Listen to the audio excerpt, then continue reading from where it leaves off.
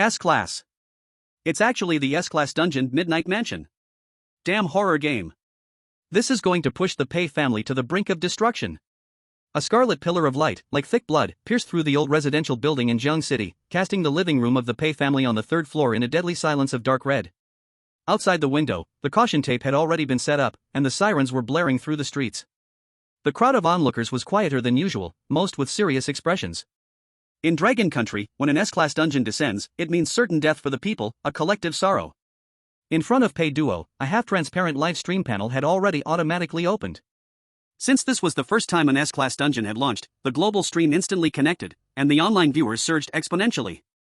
And in the bullet comments section, it had already become a carnival of schadenfreude from various countries. IP, pretty country, God. Again, Dragon Country? What luck, S-Class Midnight Mansion, even our top player Hand of God wouldn't dare touch this forbidden zone. IP, Cherry Blossom Country, yo, looks like Dragon Country's luck is about to get worse. This little girl looks so weak, I bet she won't last 3 minutes, anyone want to bet? IP, Kimchi Country, Tisk TSK, Dragon Country is doomed. In this guaranteed death trap, even gods couldn't save them. Amidst these glaring foreign comments, there were desperate and powerless rebuttals from Dragon Country's viewers. Shut up, you bunch of thieves. Duo, hang in there. Sai, stop swearing, save your energy. This is Midnight Mansion, the legendary S-Class where no one survives. Pei Duo is just a sophomore, this horror game is really going to cut the roots of the Pei family, isn't it? Pei Duo's face was pale, gripping her clothes tightly. She was only in her second year of college. Just a minute ago, the cold announcement from the horror game had exploded in her mind, without giving her any time to prepare mentally. She had been chosen. And it was that legendary S-Class dungeon, Midnight Mansion, that no one had ever cleared before. Dad, Mom. I'm afraid. I won't be able to fulfill my duties as a daughter. Pei Duo's voice trembled, and the chattering sound of her teeth echoed sharply in the deathly silence of the living room. On the offering table in the living room, there was a black and white memorial photo of her older brother, Pei Fei. 2 years ago, Pei Fei was a big shot who had cleared an A-Class dungeon, but after mysteriously getting involved in the D-Class dungeon, Carefree Grocery, he disappeared without a trace. In this world, there were no signals, no returns, and the live stream had been black for 2 years, a death certificate as solid as iron. Pei's mother, with her head full of white hair, seemed to have had her backbone pulled out. She staggered to the offering table. Her hands shook violently, the lighter clicking repeatedly, but it wouldn't catch fire. Fair, if you can hear me down there. Pei's father, who had been silently sitting in the corner smoking, suddenly crushed the cigarette. Not even feeling the burn on his hand. This usually silent man, who was like a mountain, had his eyes bloodshot.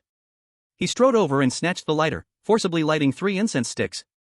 The veins on the back of his hand bulged as he spoke in a hoarse voice, as if carrying a mouthful of sand. Fair. There's already one lost at home, we can't lose Duo too. If you have any spirit in the afterlife, you must protect your sister with all your might. Pei's mother could no longer hold back and collapsed to the ground, wailing loudly, that's an S-Class. That's a man-eating hell. Fair, if you're watching from heaven, save Duo. The bullet comments in the livestream were flying rapidly. How tragic. The brother and sister both got ruined by the horror game. Although we know praying to the dead is useless, this is the only hope left in this desperate situation. IP, Cherry Blossom Country, what's the use of praying to the dead? You might as well pray to our country's yin-yang masters, maybe they can at least leave a complete corpse. Pei Duo bit her tongue, using the pain to force herself to hold back the tears. The malice in the bullet comments seemed to spill out of the screen. Despair, like a black tide, was about to drown Pei Duo's head. Ding dong. At that suffocating moment of farewell, a crisp and cheerful doorbell suddenly rang.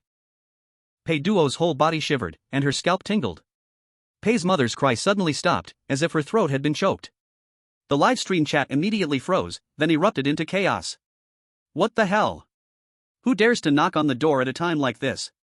Aren't they afraid of being sucked into the terrifying beam of light and being buried? Could it be that the evil spirit came early to collect souls? Is the S-level dungeon starting now? Don't open the door. Don't open the door. At this moment, Pei Duo couldn't care less about anything. There were only 2 minutes left on the countdown. It didn't matter whether it was a person or a ghost anymore. Could it get worse than this? She moved stiffly, suddenly yanking open the security door. Outside, there was no one. Only a shabby, dusty cardboard box, sitting alone on the doormat. There was no delivery slip on the box, only 2 large, crooked characters written with a brush, barely recognizable as Pei Duo.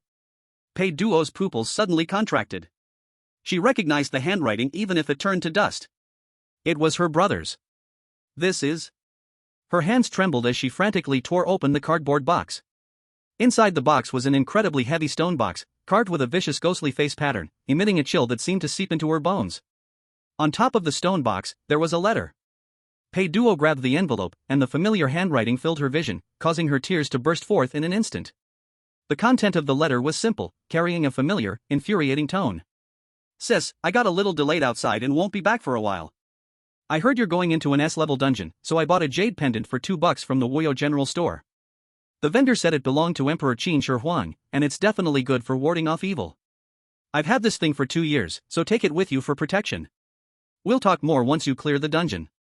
Pei Fei. Pei Duo read the letter, both laughing and crying, yet an absurd feeling rose in her heart. $2? Qin Shi Huang wore this? Brother, even if you're dead, you still can't resist fooling me, can you? What kind of timing is this? The live chat immediately exploded, the previously sorrowful and desperate atmosphere shattered by the absurdity of the letter. Did I read that right? $2? Qin Shi Huang, I'm not taking the blame for this. I never wore such a cheap item. IP, Stars and Stripes Country, haha. You're killing me. Is this the dark humor of Dragon Country? $2 worth of trash? IP, Cherry Blossom Country, as expected from a low-level civilization, even when death is near, they still mess around with this kind of feudal superstition, and it's a street vendor product too. Although it's not timely, I kinda want to laugh. Pei Duo ignored the comments. This was from her brother. No matter if it's true or not, it was her only lifeline at this moment. She took a deep breath, trembling as she opened the stone box. A musty, ancient smell hit her face, as if she had opened a tomb sealed for 1,000 years. Inside the box, a cracked black jade pendant lay quietly. It was covered in black grime, looking filthy, even slightly polished. This is the one brother said. Qin Shi Huang wore? The moment Pei Duo held the jade pendant, the fear that had filled her due to the arrival of the S-level dungeon oddly began to dissipate. Just as she was about to close the letter, her peripheral vision suddenly caught sight of a line of small writing on the back of the paper. Note, the rewards for the S-level dungeon are very rich, don't be afraid. If there's any danger, just shove this jade pendant into their faces, they'll show it some respect. Respect? Pei Duo froze, her mind momentarily shutting down. Evil spirits will show respect to people? Or show respect to a broken jade pendant worth $2? Brother, are you sure you're not scamming me?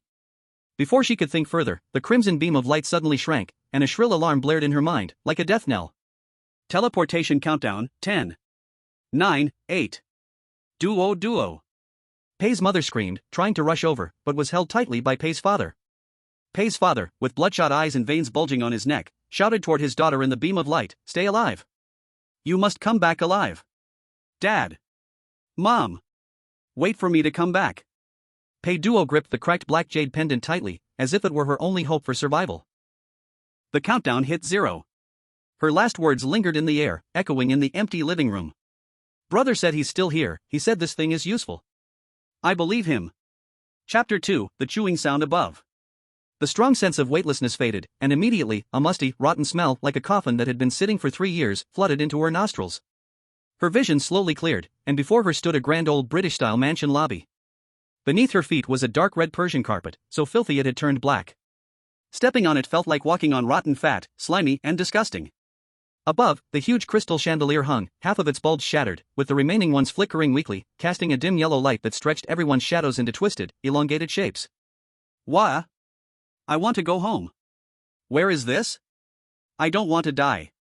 After a brief, eerie silence, the 15 people in the lobby exploded in chaos. Most were newcomers like Pei Duo, some pale as paper, others lying collapsed on the ground. Pei Duo's heart pounded wildly, her nails digging into her palms so hard that it nearly drew blood. She too wanted to cry, fear gnawing at her nerves like countless ants. But she tightly clung to her brother's words in her mind. In a horror instance, the more tears you shed, the quicker your blood turns cold. She gritted her teeth, shoving her left hand into her pocket. There, she felt a dirty, worn black jade pendant, continuously sending a chill through her, forcing down the impulse to scream. At that moment, the live stream, which had just regained signal, began to flood with comments. IP, Sakura Country, Yoshi, this time the newbies are terrible, all they know is crying like useless fools. Looks like the Dragon Country's luck has run out, this match will end in 5 minutes, a total wipe. IP, Kimchi Country, is this an S-tier instance? Looks like the Dragon Country is about to contribute 15 more dead names. This is a suicide mission, even gods can't save it. IP, Dragon Country, stop insulting them, though it's hopeless, what if there's a miracle? IP, beautiful country, a miracle? Talking about miracles in an instance that even God wouldn't dare touch? You dragon people are really funny.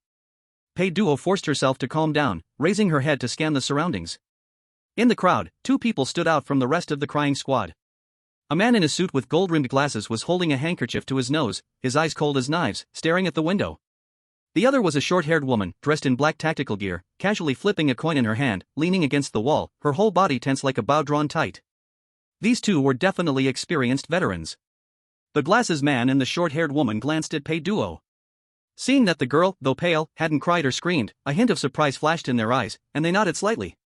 Pei Duo was about to step closer when a thunderous shout suddenly erupted in the lobby. Shut the hell up! Crying like that? You want to die, huh? A bald, burly man with a face full of thick muscle pushed his way out of the crowd.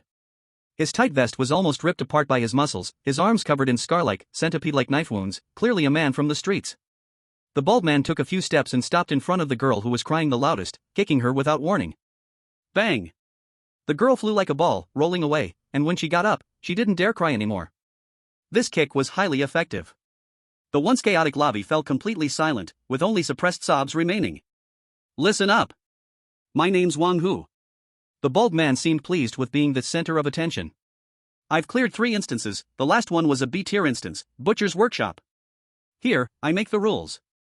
Upon hearing the words B-tier instance, the previously hopeless newcomer's eyes suddenly lit up. Brother Hu! Brother Hu, save us! Big brother, take us with you. I don't want to die. The livestream comments began to flood in. IP, Dragon Country, damn. A B-tier veteran leading the team? Maybe we can survive this one. IP, beautiful country, B-tier? That's laughable. In front of an S-tier midnight mansion, a B-tier player is just a bigger snack. Watch, the more cocky they get, the faster they'll die. IP, sun never sets, classic self-indulgence. The flag had been raised. Wang Hu sneered, hands on his hips, enjoying the flattery of the crowd kneeling before him. What's so special about S-Class? I've seen plenty of these old mansion dungeons, they're all about solving puzzles. As long as you don't mess around, the ghost won't even bother to come out and kill. Listen up, all of you, if anyone dares to run and trigger a trap, you won't need the ghost to do anything, I'll break their necks myself. His voice shook the crystal chandelier above, making it sway. Pei Duo instinctively glanced at the glasses-wearing man and the short-haired woman in the corner. The moment she looked, her scalp went numb. The two of them turned pale, as if they had seen something disgusting. They dared not even breathe, desperately shrinking into the shadows. The man with glasses pushed up his frames, his eyes filled with the mockery of someone witnessing a dead person. His lips moved, uttering 2 words. Pei Duo read his lips, fool. Her brother had told her, if the experienced ones retreat, you'd better run faster than them. Without saying a word, while the newcomers were still shouting brother who was mighty around Wang Hu, Pei Duo quietly stepped backward, until her back was pressed tightly against the cold wall. And you guys? Wang Hu didn't notice anything strange, pointing at Pei Duo and the 2 experienced ones, his eyes wide with anger. Why are you standing so far away? Are you afraid I'll eat you? Come over here. My words are ZZZZT. A strange sound of an electrical short circuit interrupted his roar. The crystal chandelier above flickered twice. The next second, it went out. The world instantly plunged into pitch blackness, with nothing visible. Wang Hu's voice suddenly stopped, as if someone had hit the mute button. In the dark, Pei Duo tightly covered her mouth, cold sweat soaking her back instantly. The live broadcast room went completely dark, only the barrage still scrolling wildly. IP, Sakura Country, it's here. This familiar plot. IP, beautiful country, oh yes. Dinner time. IP, Dragon Country, no please don't let anything happen. Everyone turn up the volume. There's water sound. Drip. Drip. The sound of thick liquid dripping onto the carpet was unusually clear in the dead silence of the hall. About 10 seconds passed. ZZZZT. The electrical sound rang again, and the crystal chandelier flickered on and off. As the light restored, everyone instinctively looked toward the center of the hall. Wang Hu was still standing there. He was still in his posture with his hands on his hips, looking imperious, his legs straight. Only his upper shoulders were gone. The cut at his neck was as smooth as a mirror, and fresh blood sprayed out 3 meters high with a ZZZ sound, as if a high-pressure water gun had been turned on, shooting straight up to the ceiling. Splash.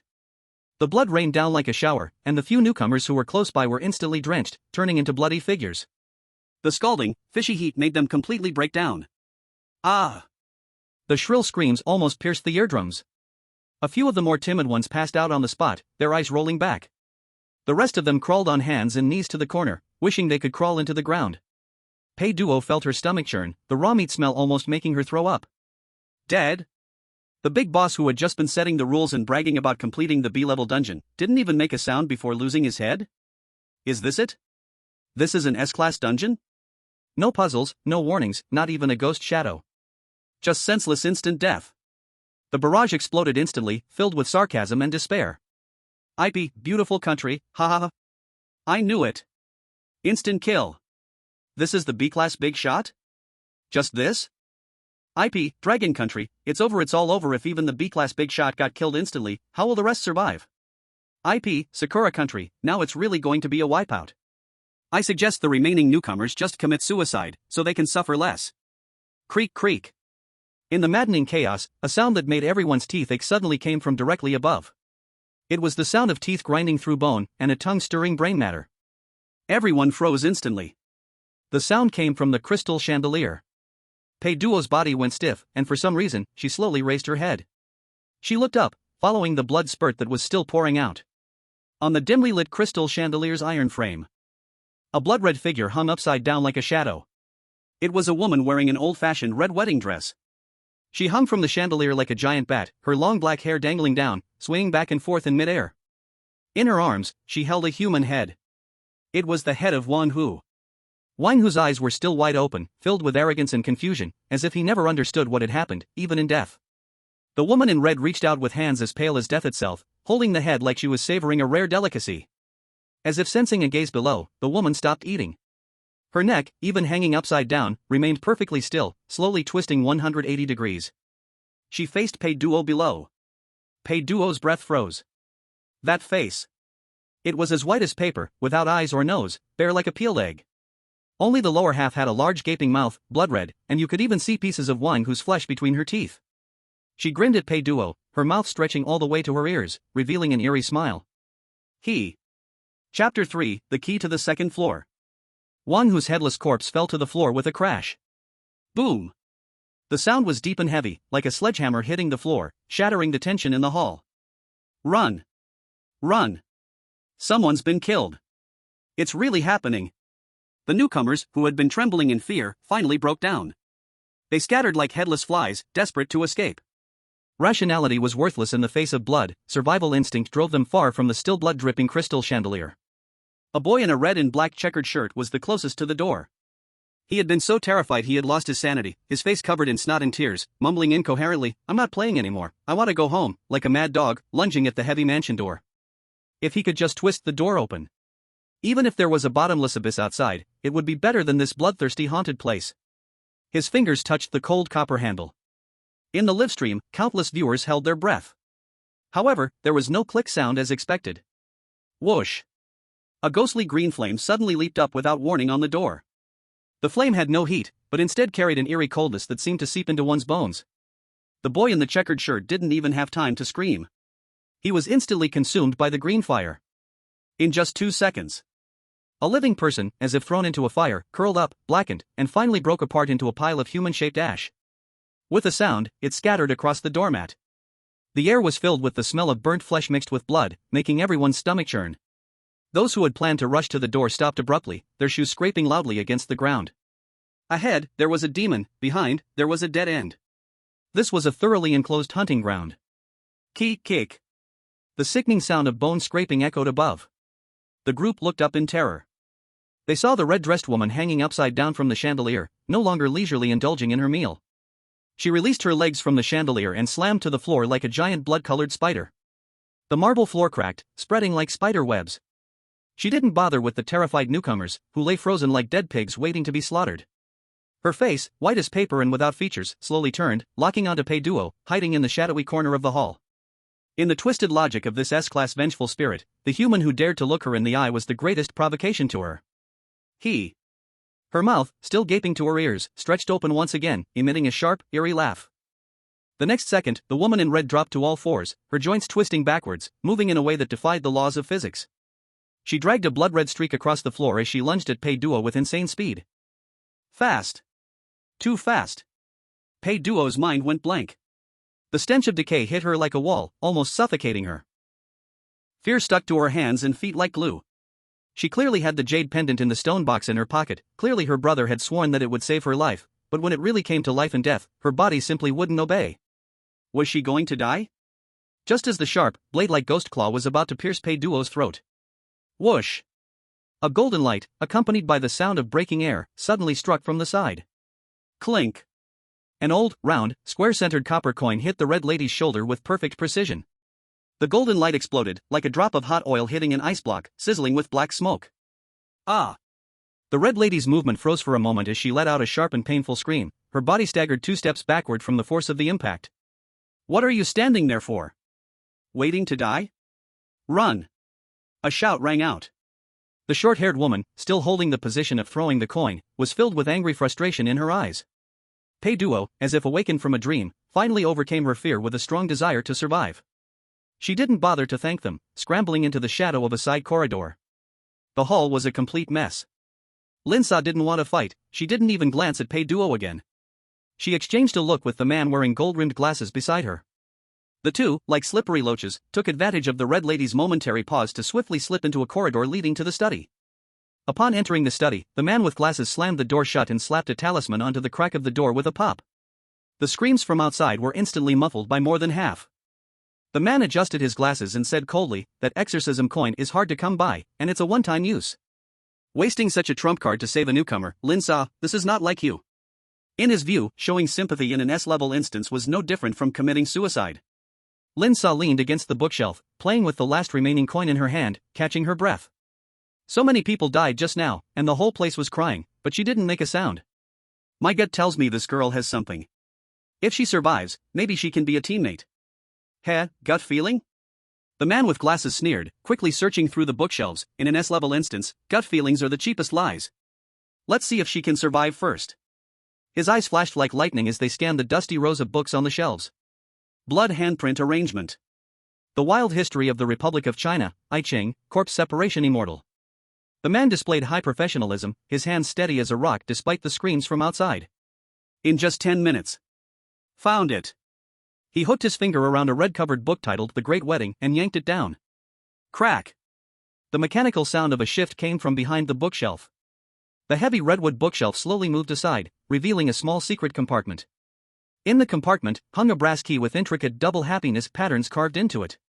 This is the key to the safe passage to the second floor. The man with glasses smirked proudly and grabbed the key. The red lady is a floor-bound spirit on the first floor. Once we get to the second floor, we'll be temporarily safe. As for those newcomers. He didn't continue, but the implication was clear. Leave it to fate, if they're lucky enough to reach the second floor. Let's go. The two of them, with the key in hand, pressed against the wall, silently making their way toward the corner of the staircase, preparing to sneak upstairs during the chaos. However, just as they turned the corner of the corridor, their footsteps suddenly halted, as if they were struck by a paralysis spell. They quickly pulled their heads back, pressed against the wall, their faces as pale as paper. Damn, how could she be there? Linsa gritted her teeth, her voice extremely low. At the corner of the staircase below. Pei Duo was leaning against the wall, curled up into a ball, trembling. And the blood-red red lady was blocking her path, less than 2 meters away. Chapter 4, Qin Shi Huang's face is really that big? The red lady's shoulder was still emitting black smoke. The pain thoroughly enraged this evil spirit. She didn't immediately kill, but instead, like a cat playing with a mouse, she slowly advanced step by step. With each step, a sizzling bloodstained footprint was left on the floor. The murderous intent, thick enough to be felt through the screen, was suffocating. At that moment, in Pei Duo's live streaming room, the barrage of comments had already covered the screen, filled with malicious gloating and despair. IP, beautiful country, oh cool, the popcorn is ready. I love watching the image of a weak prey being torn apart little by little, this is the art of an S-level dungeon. IP, kimchi country, tisk tsk, couldn't even last 3 minutes, Dragon Country's army is doomed this time. IP, Dragon Country, shut up. Duo, don't look. Close your eyes. Woo, I can't look anymore. IP, Dragon Country, is there a miracle? Oh God, open your eyes. Linsa clenched the coin tightly, but ultimately let go weakly, sighing, "There's no saving her." The glasses-wearing man coldly pushed up his glasses. "This is fate. She's unlucky, just happened to run into the barrel of the gun. Don't look, get ready to charge. While the red matchmaker is eating her, we'll have a few seconds to rush upstairs." In their eyes, the girl huddled in the corner was already a dead person. In the blind spot. A strong stench of rot rushed at them, as if someone had placed a pot of rotten pig intestines over their faces. Pei Duo had no way to retreat, her back pressed tightly against the cold wall, the chill seeping into her bones. From the red matchmaker's wide, split-open mouth, black sticky liquid dripped down, falling onto Pei Duo's sneakers, sizzling as it smoked. That pale hand slowly lifted, the long black nails like 5 scalpels, aiming directly at Pei Duo's eyeball. Fear reached its peak, only to be transformed into a burst of hysterical anger. "I'll fight." Pei Duo tightly closed her eyes, tears welling up in her eyes. "Brother, if you dare betray me, I'll haunt you as a ghost. I'll pull out your oxygen tube from below." Just before the red matchmaker's claws descended, Pei Duo shakily pulled her hand out of her pocket. That dirty, cracked, black jade pendant that looked like it had been picked up from a garbage heap, she hastily thrust it forward, directly shoving it into the red matchmaker's terrifying, ghostly face. "Stay away from me." The girl's sobbing scream echoed down the corridor. Time seemed to freeze in that instant. Far in the distance, the glasses-wearing man and Linsa almost burst out laughing, using a broken stone to block an S-level vengeful spirit. Was she out of her mind? However, there was no earth-shattering explosion, no dazzling golden light of miracles.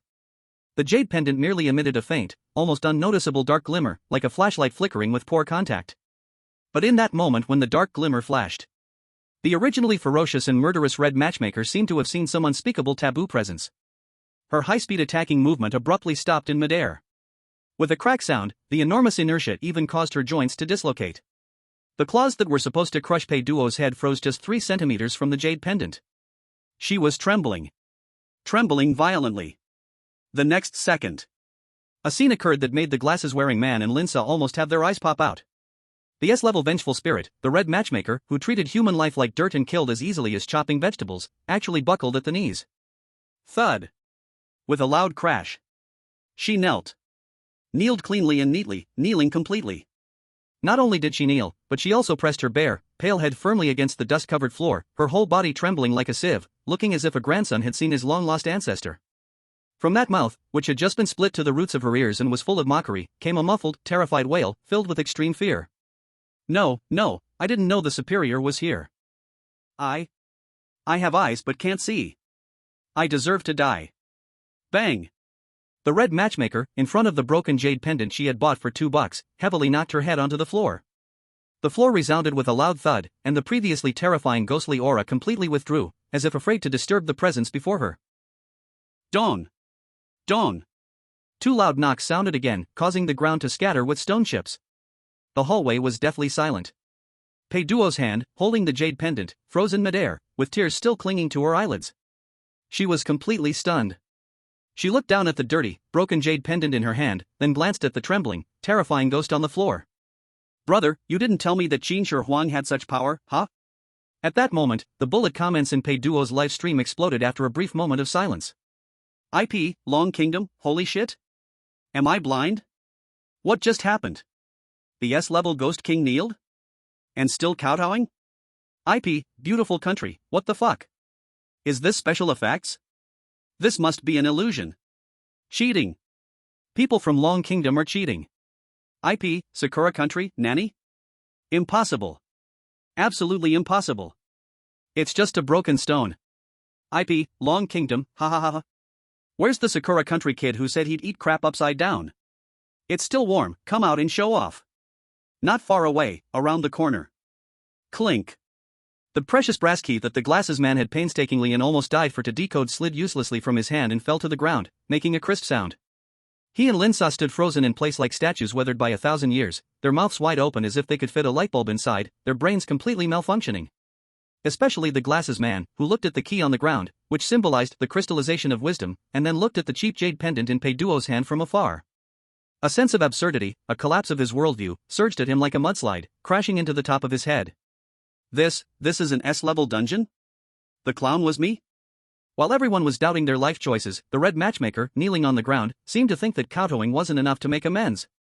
She trembled as she crawled, using her ghostly hand to frantically reach into her crimson bridal dress, digging around. After a while, she pulled out something. It was a delicate key, completely black, exuding a thick, ominous aura. The red matchmaker raised the key high above her head with both hands, as if offering a rare treasure, even wiping the bloodstains off it with her sleeve, humbly presenting it to Pei Duo. The aura this key emitted was more than 10 times stronger than the one that fell to the ground from the glasses man. The red matchmaker's trembling voice, laced with a plea, rang out again. "My lady, this is the key to the Count's study in the hidden area on the second floor. It is a token of my humble gratitude. Please accept it, and spare my worthless life." Chapter 5, The Mansion's Steward. In the real world, Zheng City. In the Pei family's living room, the elderly couple stared fixedly at the screen. On it, the red-robed ghost, who should have been wreaking havoc, was now kowtowing to their daughter, no, to that $2 broken jade pendant, causing the floor to shake with the impact. Fair. Pei's father trembled, his old eyes full of disbelief. "This damn kid, is he really hanging out with Qin Shi Huang? What do you mean by hanging out with Qin Shi Huang?" Pei's mother slapped the table, both crying and laughing, suddenly full of life. "Our Fair has made it. He's definitely passed the civil service exam in the underworld. And he's even got a permanent position, one that can actually control things." Inside the dungeon, the first floor hall. The red matchmaker didn't even dare wait for Pei Duo to put away the black key. As soon as Pei Duo's fingertip touched the key, the S-level ghost seemed to sense some great terror that was about to descend.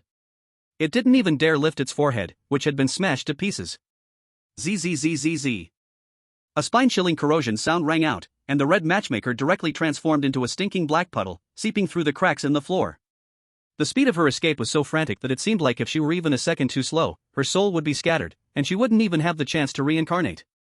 The hall returned to deadly silence. Only the black, smoky bloodstain on the floor remained, proving that what had just happened was no illusion. Something's not right. The glasses man pushed up his gold-rimmed glasses, which had slid down to the tip of his nose. The brass key could only open ordinary guest rooms, it was the common path. Pei Duo's key opened the core hidden area, it was privilege. At this moment, the glasses-wearing man's decoding worldview, which he had built over the past 3 years, cracked open a small gap. What IQ crushing! What logical loops! In front of the absolute connected person, I, the clown, am the one standing here. But after all, he was a seasoned strategist player, and after just 2 seconds of shock, his brain began to work rapidly. The matchmaker may have retreated, but that doesn't mean we're safe. Miss Pei. The glasses-wearing man did not grovel like a typical newcomer. Instead, he quickly retracted his previous arrogance, and his tone became calm and swift.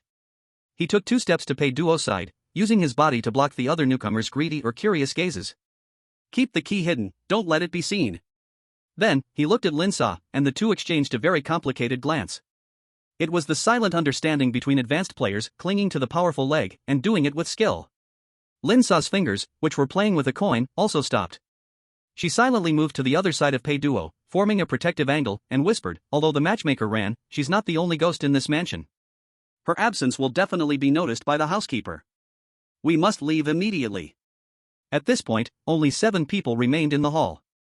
Apart from the 3 of them, 4 newcomers were huddled in a corner, trembling, staring at Pei Duo with the kind of odd gaze usually reserved for immortals, wanting to approach but too afraid to move. "Go to the second floor."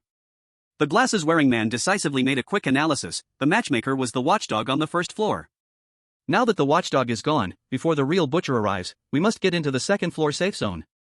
"Miss Pei, your key can open the Count's study, which is definitely safer than the guest rooms." Pei Duo was still a little dazed, the scene just now had shocked her deeply. But since Lin Sa had saved her earlier, and she felt a sense of goodwill toward the 2 of them, she instinctively gripped the jade pendant and key in her hand and nodded. "I'll follow you." The 7 of them, like startled birds, huddled around Pei Duo and rushed toward the spiral staircase at the end of the hall. The staircase was covered with a thick red carpet, and with every step, dark red liquid oozed out, as if they were stepping on the slippery tongue of some giant beast. At the entrance to the second floor was a huge, intricately carved iron gate. The gate was locked with a large, rusted padlock, separating life from death with a thin line. "Hurry! Hurry!" The newcomers behind scrambled up, and their hurried breaths sounded like the pumping of a bellows in the dead silence of the hallway. The glasses-wearing man rushed to the door, pulling out the brass key. Once this door was opened, they could temporarily escape the suffocating stench of blood from the first floor. The tip of the key was aligned with the lock. Click! The crisp sound of metal clashing echoed. Just as the glasses-wearing man was about to turn the key. "Strange, why is it so quiet in the hall?" A low, elegant, but oddly suspicious male voice suddenly came from the shadowy depths of the second-floor staircase. The voice wasn't loud, but it was like a cold hand that immediately gripped everyone's heart. The glasses-wearing man's hand froze, the key stuck in the lock, and no matter how hard he tried, it wouldn't turn. The group looked up in terror.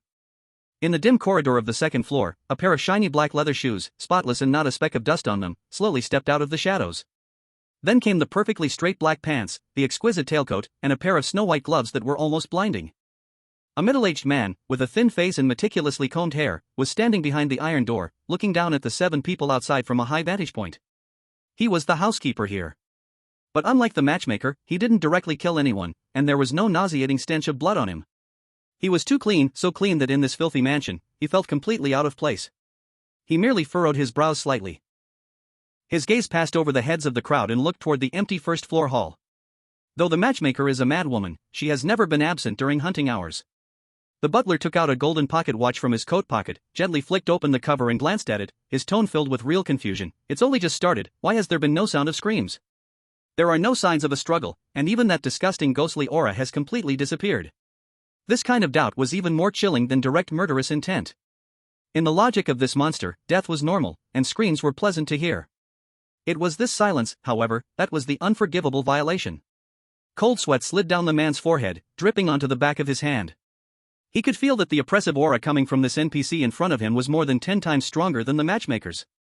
If the matchmaker was a mad dog, then this butler was a machine with no emotions, a meat grinder.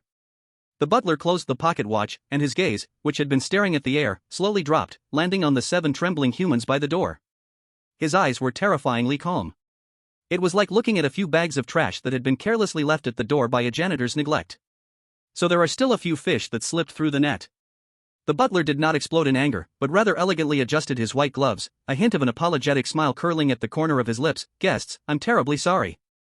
Lord Count enjoys peace, and it is nap time. The mansion doesn't receive visitors at this hour. Since the matchmaker has abandoned her post, I will have to handle it myself and clean up. The moment his words fell. Buzz. An invisible force field, terrifying beyond measure, suddenly descended, and the air around them seemed to be sucked dry, suffocating them. It's over. The man with glasses turned pale as death, collapsing against the iron gate. There was no time for decoding, the ghostly butler blocked the door, and there was no way to retreat. This time, it was truly a dead end. In order not to disturb the master's rest, please, quietly die. The butler's smile remained elegant, and he slowly raised his right hand, wearing a white glove, pointing his fingertips at the necks of the crowd, and gently sliced through the air. The breath of death instantly approached, almost within reach. At this critical moment. Wait! A trembling, high-pitched shout rang out. Pei Duo didn't know where she found the strength, but she suddenly shoved the man with glasses in front of her. She raised her hands, holding the cracked and dirty black jade pendant, closed her eyes, and with a desperate resolve, pressed it straight against the iron bars. Butler! Will this work? The butler's hand, which had been about to fall, froze in midair as if shocked by an electric current the moment it saw the black jade pendant. The emotion of surprise appeared for the first time in his calm eyes. The elegant motion came to a halt. He stared hard at the pendant that looked like it had been picked out of a garbage pile, and his hand, which had been prepared to take a life, slowly lowered. This thing. Chapter 6, VIP treatment in an S-class dungeon. The butler's eyes, once as calm and indifferent as an ancient well, contracted violently the moment they met the black jade pendant. His right hand, suspended in midair, abruptly changed direction and twisted sharply in the air. The hand that was about to slaughter pressed against his left chest, and his once straight back bent immediately, with his head almost touching his knees. I didn't realize it was a distinguished guest. The butler's voice trembled, and the previously high and mighty elegance was completely gone, replaced by extreme flattery and fear. I deserve to die. I truly have no eyes, to have kept the distinguished guest waiting at the door for so long. Click. The iron gate with intricate carvings seemed to sense something calling it, and smoothly opened on its own. Suemo pushed his glasses, frozen in mid-motion. It had opened? His brass key, which he had desperately searched for, was still stuck in the lock. Like a joke. Is this an S-level dungeon? Even the craziest third-rate novels wouldn't dare write like this. Pei Duo stiffly held the jade pendant, her hand shaking from the strain. She stared at the terrifying butler who bowed before her, her mind overwhelmed by a ridiculous thought. Brother, what exactly did you do below? Did you somehow overthrow the throne and become the king of hell? Please, honored guest. The butler didn't dare to look up at Pei Duo, bowing sideways and gesturing with a perfectly standard welcoming motion, his white-gloved hand extended. In the live stream chat, there was a brief pause before the screen exploded with, and hahaha. IP, Sakura Country, what? What is this operation? Bug. This must be a system bug. IP, beautiful country, cheating. I'm reporting this. How could a horror game allow this kind of cheat? It's unfair. We came for blood and death, not a game of house. IP, Kimchi Country, what the hell? Is this butler out of his mind? What level of item is that jade pendant? IP, Dragon Country, haha. Where are those haters now? Don't play dead, come out and walk a few steps. See this? This is called face. IP, Dragon Country, I don't get it, but I'm deeply shocked. Pei Duo, I wanted to interact as an ordinary person, but all I got was alienation. No more pretending, I'm a person protected by Emperor Qin Shi Huang. Pei Duo took a deep breath, trying to steady her legs, then cautiously stepped over the threshold. It's really fine. Even as she passed by the butler, he lowered his head even further, holding his breath, afraid that the foul air would offend the noble guest. Suemo and Lin Sa exchanged a glance, and in perfect unison, they wiped all expression from their faces, like two loyal bodyguards, closely following Pei Duo. At a time like this, clinging to the big shot is the only way to go. What's a little face? As long as we survive, what's wrong with being an ornament? The few new players behind them, seeing this, also tried to sneak in and fish for opportunities. Just as Zhao Lizi's filthy sneakers stepped onto the second-floor red carpet, the butler suddenly lifted his head. Though he was humble as dust in front of Pei Duo, when facing these people, he instantly switched back to the suffocating, demon-like mode. The butler took out a pure white handkerchief from his chest, covering his nose and mouth with disgust, his eyes as though looking at a pile of rotting garbage. Since these are the honored guests, attendants, then come on in. But remember, wipe your feet clean. If you leave even a speck of dust, I'll peel your skin off and use it as a rag. Attendants? Zhao Lizi's face turned a deep purple, and just as he was about to curse, he was swept by the butler's cold gaze. He immediately felt his throat gripped by an icy hand, swallowing the words back down, shrinking his neck as he slunk inside. Suemo pushed up his glasses with an emotionless face, secretly relieved inside. Attendants, so be it. In an S-level dungeon, being a living dog is already an immense blessing. The group walked down the dimly lit second-floor hallway. The butler led the way, his tone carrying an air of apology. Today's been quite unsettling. Some rats snuck in through the garden and back door. I've already sent people to clear them out. I hope the honored guest isn't too displeased. Clear the rats. These 4 words immediately made a cold sweat break out on Sumo's back. There are other teams. And from the sound of it, those unlucky guys were going through the same despair they had, being chased by monsters, torn apart, screams filling the air. And here they were leisurely walking along the red carpet. This massive contrast filled everyone with a strange sense of absurd superiority and luck. We've arrived. This is the room where the Count entertains his honored guests. The butler pushed open a heavy oak door, stepping aside to bow. It was a room decorated in the most lavish manner, with deep red velvet curtains and a fireplace burning with eerie green flames. On the long table, there were exquisite silver candle holders. The butler quickly walked to the main seat, pulled out the high-back chair covered with a tiger skin, and carefully wiped away the non-existent dust with his sleeve. Only then did he respectfully look at Pei Duo and say, "Please rest for a moment, dinner will take a little more time to prepare. You can relax here for now." After saying that, he stepped out and thoughtfully closed the door. With the click of the door lock, everyone in the room collapsed like a group of soft-bodied creatures whose spines had been pulled out, sprawled all over the place. We survived. Whoa, I was so scared just now, I thought I was done for. A few newcomers collapsed on the carpet, gasping for breath. The sense of exhaustion after surviving a catastrophe made them not even want to move a finger. Suemo and Lin Sa also found a sofa, taking the opportunity to restore their strength. Pei Duo was exhausted to the extreme. After all, she was just a sophomore. In the short 10 minutes, the ups and downs she experienced were more thrilling than anything she had encountered in the past 20 years. Once her tense nerves relaxed, fatigue surged like a tidal wave. She curled up in the large main chair, her eyelids as heavy as lead. The life-saving black jade pendant in her hand, as her arm drooped, half exposed outside her fingers, hung carelessly at the edge of the armrest. Soon, everyone in the lounge had collapsed and fallen asleep, leaning at odd angles. The room was very quiet, with only the crackling sound of green flames in the fireplace. No one noticed that a shadow on the carpet shifted slightly. Zhao Lizi crawled up from the floor. He was originally a streetwise scoundrel, and now, he stared greedily at the half-exposed black jade pendant in Pei Duo's hand.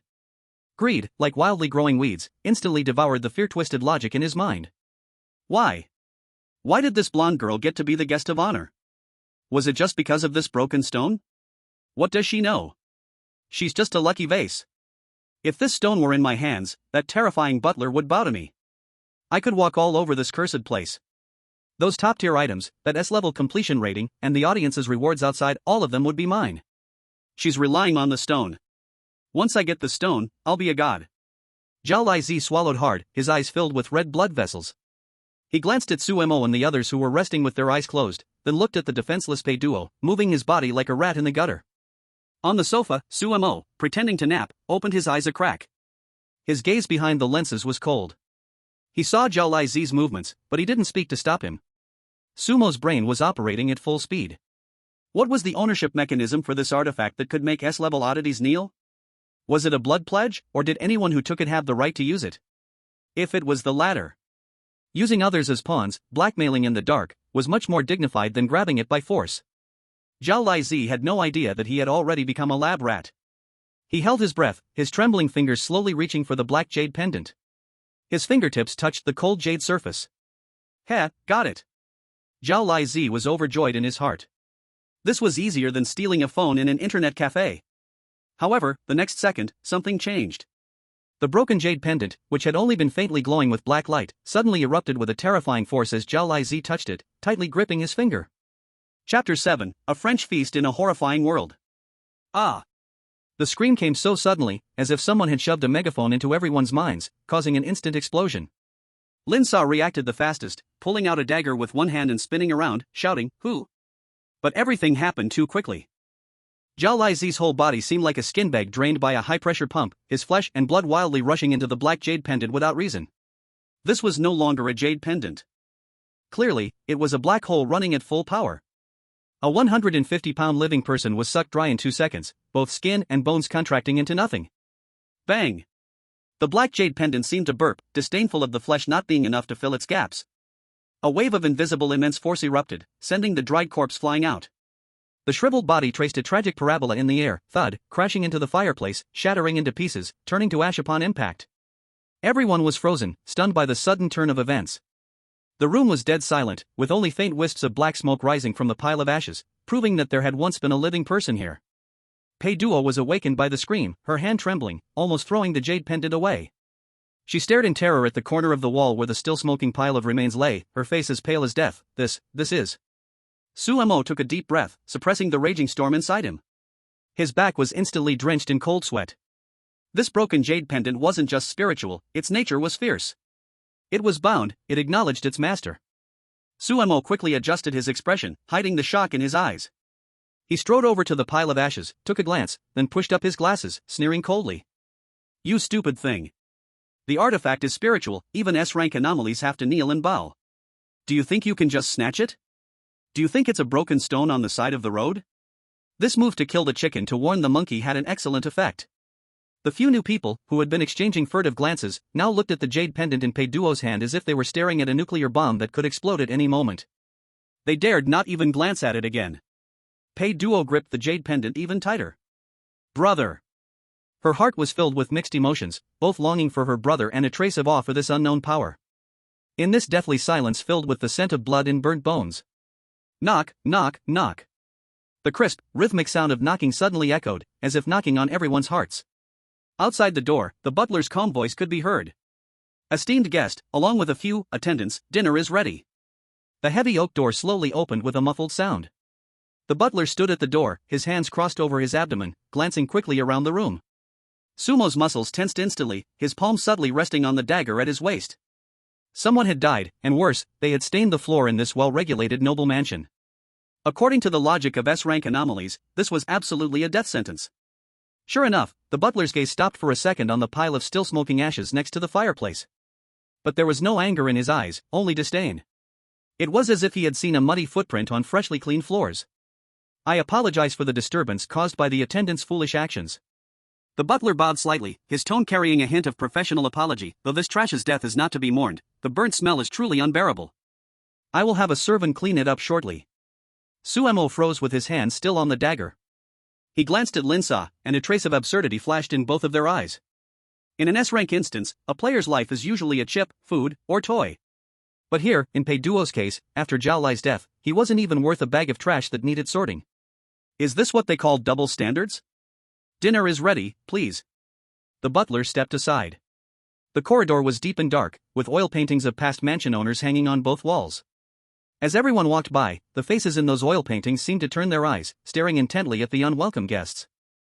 In the live stream, the bullet comments went wild because of the differential treatment just now. Beautiful country, oh god, this is ridiculous. It must be cheating. That jade pendant is definitely a system bug. Just wait, after the bug is fixed, these people from the dragon country will die even more miserably. Cherry blossom country, don't celebrate too soon. This is just the last supper, the beheading meal. According to big data analysis, the smoother the start, the more bizarre the death usually is. Sun never sets, the elegant butler is often the most bloodthirsty butcher. Watch, by the time they reach the dinner table, they will be the dish. Dragon country, sigh. Although it was quite satisfying earlier, this is an S-level instance. I also feel like it's the calm before the storm. Dragon country, stop jinxing it, okay? Duo is already in a tough spot. But this treatment really feels a bit strange, I don't even dare to look anymore. Linsa quickly took a few steps, approaching Pei Duo's side, his face serious. Pei Duo, listen up, no matter what happens, you must be mentally prepared. Linsa lowered his voice, speaking rapidly, the strange food customs here are different from ours. Whatever is brought to the table, you must eat it. Even if it's rotten meat with fur or eyeball soup, close your eyes and swallow it down. Don't spit it out. Spitting it out is an insult to the host and will trigger a death rule. Beside them, Suemo didn't speak, but he nodded, pale-faced. His Adam's apple bob, seemingly practicing how to suppress the urge to vomit in advance. Pei Duo's small face turned ashen with fear, tightly clutching her jade pendant. Really, do we have to eat eyeballs? Suemo pushed up his glasses, his eyes filled with solemnity. Trust us, this is a bloody lesson earned by countless predecessors at the cost of their lives. As they spoke, the group had already arrived at a pair of black and gold double doors. The butler stopped, elegantly adjusted his bow tie, then put his hands to work, pushing open the heavy doors. Whoosh! There was no expected nauseating smell of blood or rot. At that moment, the rich, full-bodied aroma of red wine, mixed with the unique fragrance of black truffle, swept gently across everyone's noses like a soft hand. Inside the restaurant, a massive crystal chandelier showered warm yellow light. The long dining table was covered with a snow-white linen cloth, and silver knives and forks reflected the candlelight, each detail so luxurious that it made one want to kneel. Suemo and Linsa remained frozen at the door in a defensive posture, their expressions like they had seen a ghost. No, this was even more mind-bending than seeing a ghost. Esteemed guests, please take a seat. The butler pulled out the high-back chair at the head of the table, respectfully inviting Pei Duo to sit down, even thoughtfully placing a soft cushion behind her. The rest of the group sat on either side, trembling, afraid to even breathe. In front of them were exquisite silver meal covers. Suemo took a deep breath, mentally self-hypnotizing. It's all an illusion. This must be a high-level illusion spell. Under the cover, there must be wriggling maggots. I'm not afraid. For my life. Please, enjoy your meal. The butler smiled as he lifted the meal cover in front of Pei Duo. Steam rose. It was a perfectly cooked steak, topped with a rich, dark brown Perigord sauce, with 2 thick slices of black truffle and golden foie gras on the side. The meat's texture was clear, its pinkish color so inviting that one could almost imagine how it would melt on the tongue. This was the authentic French Rossini steak. Chapter 8, Global Livestream, I Eat Michelin in a Horror World. Suemo nervously lifted the cover in front of him. The same steak, the same ingredients. Holding a silver fork, he stood frozen, as if struck by lightning. I was mentally prepared to swallow eyeballs whole, but you show me this? Is this really the legendary S-level instance with no way out? Are you sure this isn't some immersive resort developed by some rich tycoon? The bullet comments in the live stream suddenly fell into a brief moment of silence, quickly followed by an explosion of question marks. Beautiful country, WTF? This is too ridiculous. This must be a bug. I'm going to report this to the horror game mainframe. Cherry blossom country, baka. Why? Why do the samurais from our great cherry blossom country have to eat shit, while the people from dragon country get to eat French food? This is a scam. This is blatant corruption. Dragon country, ha ha ha. This is called Versailles. Who was the one earlier talking about wanting to watch Pei Duo eat eyeballs? Late at night, poison was released. Reported. I also want to go to an S-level instance to make a living, waiting online, pretty urgent. Kimchi country, West 8. That beef looks like M9 level, I've never even had that before. This. Pei Duo carefully cut a small piece and put it in her mouth. The rich juice exploded in her mouth, a taste that only top-grade M9 Wagyu beef could have, even better than the best she ever had at Pizza Hut by 1,000 times. The little girl's eyes instantly lit up. She turned to look at Lin Sa, who was beside her with a blank expression, and said in fear, "Sister Lin, you were just trying to scare me, right? This is obviously so delicious." Lin Sa opened her mouth but couldn't say a word. She mechanically forked a piece of foie gras and put it in her mouth, tears almost falling. It was so fragrant, so delicious it made her want to cry. She had crawled and fought in the horror game for 3 years, eating nothing but moldy bread and expired cans. When had she ever eaten something of this royal level? Lin Sa chewed the most expensive meal she'd ever had in her life, showing a smile that was more horrible than crying. "Sister, I just didn't expect the food here would be on par with Michelin 3-star standards."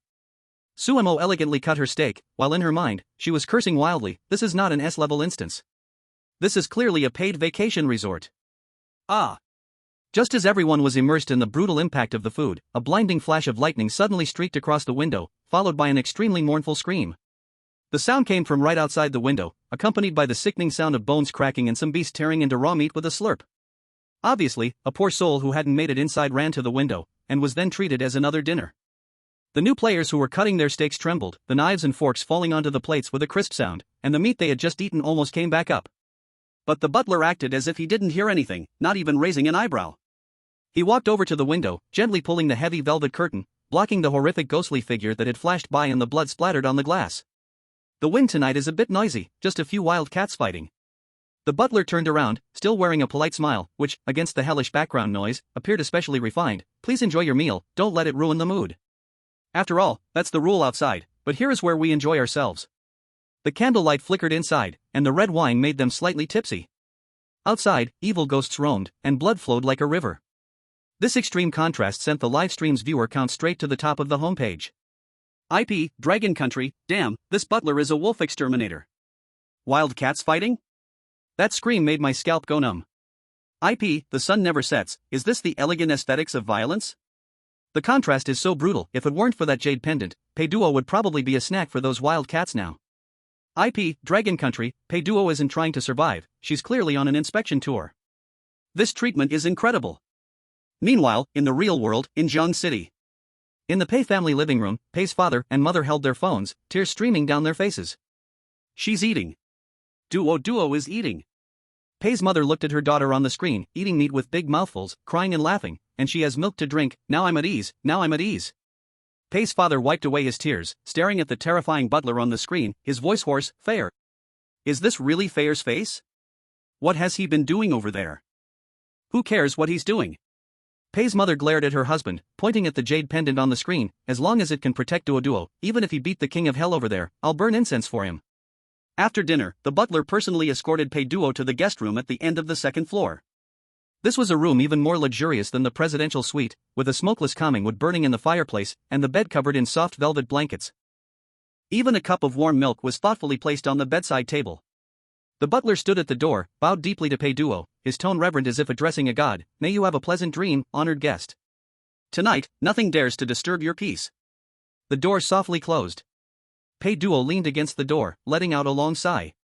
The day's experience had been too surreal, from waiting for death in despair to being treated like royalty by a vengeful ghost, all thanks to the broken jade pendant left by her unreliable older brother. She climbed onto the bed, gripping the black jade pendant tightly in her hand, as sleepiness washed over her like a tidal wave. "Brother, what kind of life have you been living over there? Are you really still around?" As Pei Duo's breathing grew steady, the semi-transparent live broadcast panel floating in front of her flickered a few times. Detected that the streamer has entered deep sleep. In order to protect privacy, the livestream will be closing soon. Thank you for watching, see you tomorrow. With the screen going black, countless viewers reluctantly scattered. But the legend of the Qin Shi Huang's jade pendant and the mysterious brother was just beginning to explode across the internet. Deep within the horror world, at the Yuming Palace of Luofeng Mountain. There was no sunlight here, only the countless drifting pale paper money and the ghostly flames that had burned for millions of years. The other shore flowers bloomed on the banks of the Wangchuan River, and countless souls queued on the Naiha Bridge. At the end of their gaze, there was a grand black hall so vast it could not be described by words. Inside the hall, 9 pitch-black stone dragons coiled around the beams and pillars, exuding a terrifying pressure that suppressed all of eternity.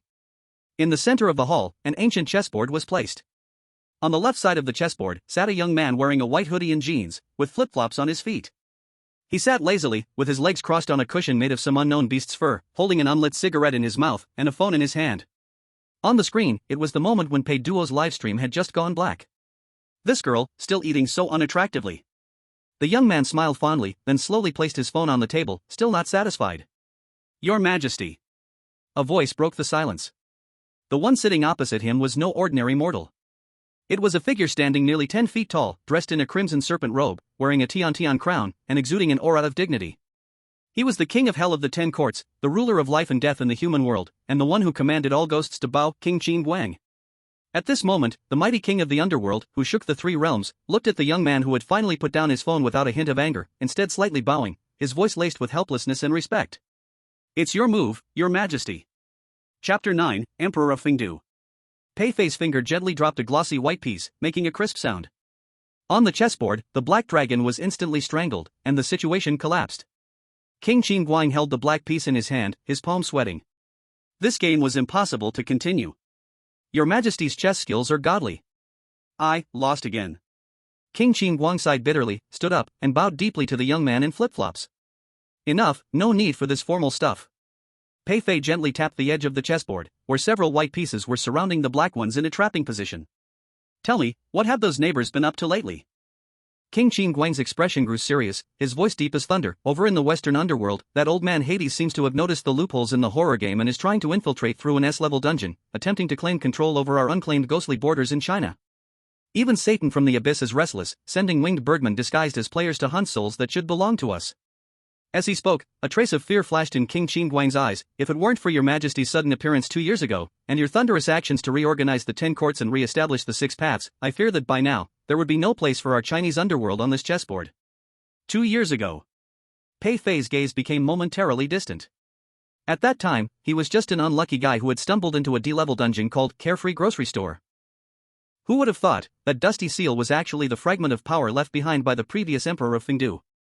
When the system presented the 2 options, S-rank evaluation, return to reality and inherit the broken underworld, forever hold the world. He stared at the soon-to-be-destroyed Chinese underworld, ravaged by evil spirits, and tore up the return ticket.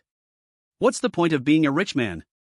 Pei Fei lit a cigarette. Though it wasn't lit, the rebellious vibe still leaked out. Where's the fun in being a boss here? Though he spoke casually, Qin Shi Huang still lowered his head, hiding the utmost admiration in his eyes. Mortal men only know the horror of the scary game, but they don't realize how brutal the mythological wars behind it are. His Majesty, with the body of a mortal, bore the entire backbone of China's mythology, and forcibly carved a path to the heavens. By the way, Your Majesty. Qin Shi Huang seemed to remember something, his gaze turned to the black screen phone, his tone carrying a hint of professional concern. The Midnight Mansion where Her Highness the Princess resides, its underlying rules come from the Western vampire system. That vampire, though just a doorman, is still on their turf. He paused, carefully considering his words. With just that jade pendant, if the rules clash, I'm afraid I won't be able to fully protect Her Highness. Clashing rules? Pei Fei seemed to hear a joke, and chuckled lightly. He gently stroked the paperweight beside him. Old Jiang, do you really think I bought that junk for $2 at a street stall? Qin Shi Huang froze. Wasn't it Your Majesty's item from the Wuyou General Store? That was the personal item of our underworld's Northern Emperor's Prime Minister, Ying Zhang, the ancestor who swept across the 6 nations, refused reincarnation, and brought with him 1,000,000 terracotta warriors to guard the underworld's frontier. What? Qin Shi Huang suddenly looked up, his usually solemn face now twisted in astonishment, as if he'd seen a ghost, though he himself was the king of ghosts. Northern Emperor's Prime Minister? Qin Shi Huang's voice cracked. Is that the one who single-handedly suppressed the 8,000 miles of the underworld sea, forcing the Western underworld's undead army to not dare cross the line? If it was that person's item, forget about a mere S-rank dungeon steward. Even if a count himself came, he'd probably piss his pants. Pei Fei watched Qin Shi Huang's expression and smirked proudly. Of course, if it was 2 years ago, it would have just been a symbol of status. But these past 2 years, it's been hanging by my side day and night. I've nourished it with the essence of Fengdu for over 700 days and nights, even infused it with a bit of my own will. Now, it's no longer just an antique. It's a part of me, and also the face of the first emperor. In this terrifying game, how can the Western barbarians' rules matter? The Chinese underworld is the true orthodoxy. Pei Fei's voice carried a domineering arrogance, as if he were looking down on the world. Don't even mention a measly vampire count. If Hades himself went to that dungeon and saw this jade, he'd have to think twice. Boom! As Pei Fei's emotions surged, the 9 stone dragons in the hall seemed to sense the emperor's anger, emitting a low roar. The dark clouds above Fengdu's sky swirled violently, as if a world-ending lightning strike could fall at any moment. Qin Shi Huang felt his scalp tingle and his breath freeze. At this moment, he truly realized how madly spoiled this emperor was toward his little sister. What dungeon rules? What inevitable death trap? In the face of absolute status, they were all jokes. I understand. King Shi Huang wiped the non-existent cold sweat from his forehead, feeling a bit of sympathy for the unlucky count. Why did he have to pick a fight with the emperor's precious little darling? Pei Fei reigned in his aura, and the hall returned to calm. He picked up his phone again, playing with it, a sly glint flashing in his eyes. It was just like that mischievous brother who used to write letters to his sister. By the way, how's the ghostly courier who was delivering the parcel? King Shi Huang quickly replied, Your Majesty, the ghostly courier responsible for the delivery did suffer a bit of backlash from the rules, injuring some of his essence, but there is no major harm. When Your Majesty forcefully tore the barrier between the realms and reversed the flow to deliver the item, it really was quite shocking. 3 days ago. When Pei Fei sensed that his sister's fate line was about to be chosen, he immediately used the Yin Emperor's command, which represented the highest authority. He forcefully burned a hole in the tight firewall of the horror game and kicked a ghostly courier inside, forcing the other to deliver the parcel before the countdown ended. The ghostly courier was so frightened that he cried. But when faced with Pei Fei's words, if you don't deliver, go to the 18th level of hell to serve as fuel, he felt that delivering the parcel was a safer option. Give him a Yin Essence pill later as a reward, and promote him 2 levels. Pei Fei casually instructed, I don't treat my subordinates who do things for me badly. Yes. King Shi Huang took note. It seemed like the matter was concluded. By rights, King Shi Huang should have withdrawn. But he saw that His Majesty had no intention of dismissing him, instead staring at the phone screen, his fingers rhythmically tapping on his knee, seemingly brewing some more crazy plan. Old Zhang. Pei Fei suddenly spoke, his voice carrying an inscrutable smile. What do you think? When this S-level instance ends, where will the system teleport the survivors? Naturally, it will teleport them back to the real world. King Shi Huang answered matter-of-factly, that's the ironclad rule of the horror game. Ironclad rule? Pei Fei sneered and stood up. His black and gold imperial robe swished behind him as his figure loomed large in front of the tall throne. Since they entered my domain, they must follow my rules. Pei Fei turned around, his back to King Shi Huang, his gaze seemingly piercing through the walls of the grand hall, looking at the distant instance space. 2 years without seeing her, how is it enough just to watch her through a screen? Deliver my decree. Send He and Bai Wuchang, bring a team of Yin soldiers, and guard the exit of the Midnight Mansion instance. King Shi Huang was stunned and didn't immediately react. Guard, what for? Escort the princess back to the human realm? Pei Fei shook his head and turned, a dazzlingly bright smile spreading across his face. No. Cut off the transmission beam. During the gain settlement interval, bring her here to Fengdu. As her brother, I haven't properly entertained her as a host, how can I let her return empty-handed? Dead silence. A 10-second long dead silence. The majestic face of King Shi Huang, now completely twisted in shock, his jaw nearly hitting the floor. Cut off, intercept? To hack the horror game's teleportation system and forcibly bring a living person to the underworld for a visit? This operation. Your Majesty. King Shi Huang's voice was trembling, a living person entering Fengdu, this violates the law of yin and yang. And forcibly cutting off the system's transmission will cause a disturbance in the rules. I've said it. Pei Fei interrupted him, his voice not loud, but carrying an undeniable decisiveness. Here, what I say is the law. He waved his hand, as if instructing something trivial. Go arrange it. And by the way, ask Mengpa to clean up the sea of flowers at the Naiha Bridge, pull out the weeds properly. Pei Fei squinted, imagining the expression on his sister's face when she received this surprise. Duo loves flowers the most. Chapter 10, a group of beggars forcibly broke into the princess's castle. The morning sun pierced through the thin mist, lazily spilling over the end of the 2nd-floor corridor. The air even carried a pleasant woody fragrance. Pei Duo snuggled in the soft, cloud-like velvet bed. This sleep was simply wonderful. Last night, the calming aromatic wood burning in the fireplace worked wonders, making her feel as if she were lounging in her own bedroom.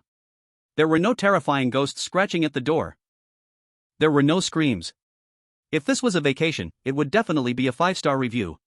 But this was the S-level instance Midnight Mansion, and the calmness itself exuded an absurd sense of horror. Bang! Bang! A violent knocking sound, like a demolition crew, instantly shattered the Versailles-like peace. Pei Duo's heart skipped a beat, and she instinctively grabbed the black jade pendant beside her pillow. Barefoot, she stepped on the carpet and cautiously pushed open the heavy oak door. As the door opened, the sense of dissonance felt as if 2 worlds had collided. Inside the room was fragrance and sunlight, outside were 2 door gods, Suemo and Linsa, dressed neatly, their expressions tense, blocking her way. And beyond them were 5 evil spirits who had just crawled out of the sewer. They were the survivors from the back garden and the kitchen area. In the middle of the night yesterday, they finally found the token and were allowed to enter the second floor by the butler, who mistook them for travelers in need of shelter. The scarred man, Lei Lai, held a still-bloodied fire axe in his hand, his entire body smelling as though it had been marinated in black blood and mud. Even from 3 meters away, the foul, nauseating stench was unmistakable. The visual impact was overwhelming. On one side was Pei Duo, dressed in silk pajamas, radiating fragrance, on the other side were the ragged, filthy survivors. It was like a group of beggars had barged into a princess's castle. At that moment, the live stream exploded. IP, Dragon Country, damn. The contrast is too intense. IP, Sakura Country, baka. Why? We're watching a horror movie, and this woman is filming an idol drama? IP, beautiful country, is this what the privileged class looks like? I'm starting to feel sorry for the guy with the axe, his mindset is absolutely collapsing. Lei Lai's mindset had indeed collapsed, but he wasn't stupid. Anyone who could survive through the night in an S-level instance had some brains. His bloodshot eyes stared fixedly at Sumo's spotless shoes, and his pupils shifted. So clean. This wasn't scientific. In an S-level instance, everyone was like dogs rolling in the mud. How come you guys didn't even mess up your hairstyles? Unless, they had some kind of invincible item, a get-out-of-death-free card. Step aside. Lei Lai's voice was hoarse, carrying the ruthless tone of a desperado. My brothers and I spent the whole night in the back garden getting eaten by mosquitoes, and we've been hacking a demon so much our hands are about to fall off, and you guys are here sleeping like nothing happened? Sumo pushed up his gold-rimmed glasses, the lenses reflecting a cold light. He didn't step back, instead, he took a step forward in disdain, his polished shoes precisely landing on the edge of the carpet, creating an invisible boundary like the Chuhan contest. This is the Count's guest resting area. Sumo's voice was soft, yet carried a condescending elitism, as if to say, the butler specifically instructed last night that no outsiders are allowed in. Especially. He took out a white handkerchief and covered his nose, casting a dismissive glance at the bloodstain under Lei Lai's feet. If you get any of your bacteria on the carpet, and the butler isn't happy, he will probably treat you like non-recyclable trash and burn you straight away. Ha! Guests? Are you kidding me? Lei Lai seemed to have heard the biggest joke, sneering and waving his axe. Don't try to scare me with NPC talk. We're all players here, what's with the big act? He stepped forward, blood dripping from the axe blade onto the carpet. You guys aren't hurt, there's no demonic aura, and no high-tier equipment. I think you just got lucky and picked up some one-time use item, huh? Lei Lai's greed was no longer hidden. Pick the softest fruit. These people looked delicate, and even if they had items, they were probably defensive ones. Once he snatched them, his chances of surviving in this hellhole would double. Brothers, these pretty boys are living so comfortably, they must have some treasure hidden inside. Survival of the fittest. It belongs to us. With a single command from Lei Lai, the 4 thugs behind him immediately surrounded them, their eyes fierce like a pack of hungry wolves. This is the true nature of a horror game. Compared to the unseen ghosts, those of the same kind, already consumed by jealousy and greed, are often more terrifying than the ghosts themselves. Ah! A scream filled with primal fear suddenly tore through the quiet of the morning. It was the other newcomer who had shared a room with the university student last night. Everyone was startled and instinctively rushed to the door of the neighboring room, following the sound. They found the roommate collapsed on the ground, his pants soaked, fingers trembling as he pointed at the room inside. In front of the vanity, the university student was sitting upright in a chair, facing away from the door, as if quietly looking at himself in the mirror. What the hell are you screaming about? What a way to start the day. Lei Lai cursed, walking over and yanking the back of the chair. Clatter. The moment the chair turned around, everyone's breath seemed to be cut off. The university student's face was still smiling. But below his neck, the skin was gone. The entire face skin hung loosely around his waist, revealing the red muscle fibers and white ribs beneath. IP, Dragon Country, ugh. High energy warning. High energy warning. IP, sun never sets, OSHXT. This dissection technique is something else. IP, Kimchi Country, this is disgusting. Was this the guy who was alive and well before? Fuck, I'm going to puke. Ugh, even though Pei Duo tried to maintain her composure, seeing this hellish scene, she couldn't help but gag, her stomach churning violently. What the hell is this thing? Lei Lai was also disgusted, taking 2 steps back, his face ashen. But the next second, his gaze fell on the clean and composed Sumo and Pei Duo. A feeling called fear wildly grew in his heart, but he quickly grasped onto this lifeline, or rather, an excuse. It's you! Lei Lai suddenly turned around, the blood-stained axe pointing directly at Sumo's nose. You two were the only ones not injured last night. The S-level dungeon must have a sacrifice rule.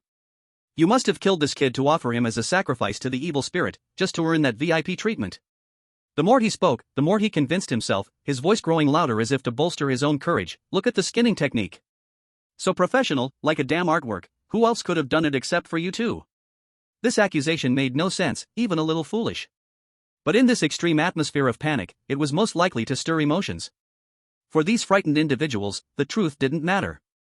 What mattered was finding a scapegoat and taking the life-saving talismans from their hands. An eye for an eye. Hand over the items. Yes. It must be them. They treated us as sacrifices. The few people from the backyard group immediately started making a fuss, like a pack of hyenas who had found their outlet for rage, closing in step by step. Lin Sa's eyes turned cold, and she grabbed her dagger, ready to act. It was useless to reason with these mad dogs in an S-level dungeon. The only solution was to be even fiercer, and directly deal with them physically. Just then, a hand firmly pressed down on her wrist. Suemo shook his head, a gleam of light flashing in his eyes behind his gold-rimmed glasses, preparing to speak. When you want to add a crime, there's no shortage of excuses. Pei Duo finally couldn't hold back anymore.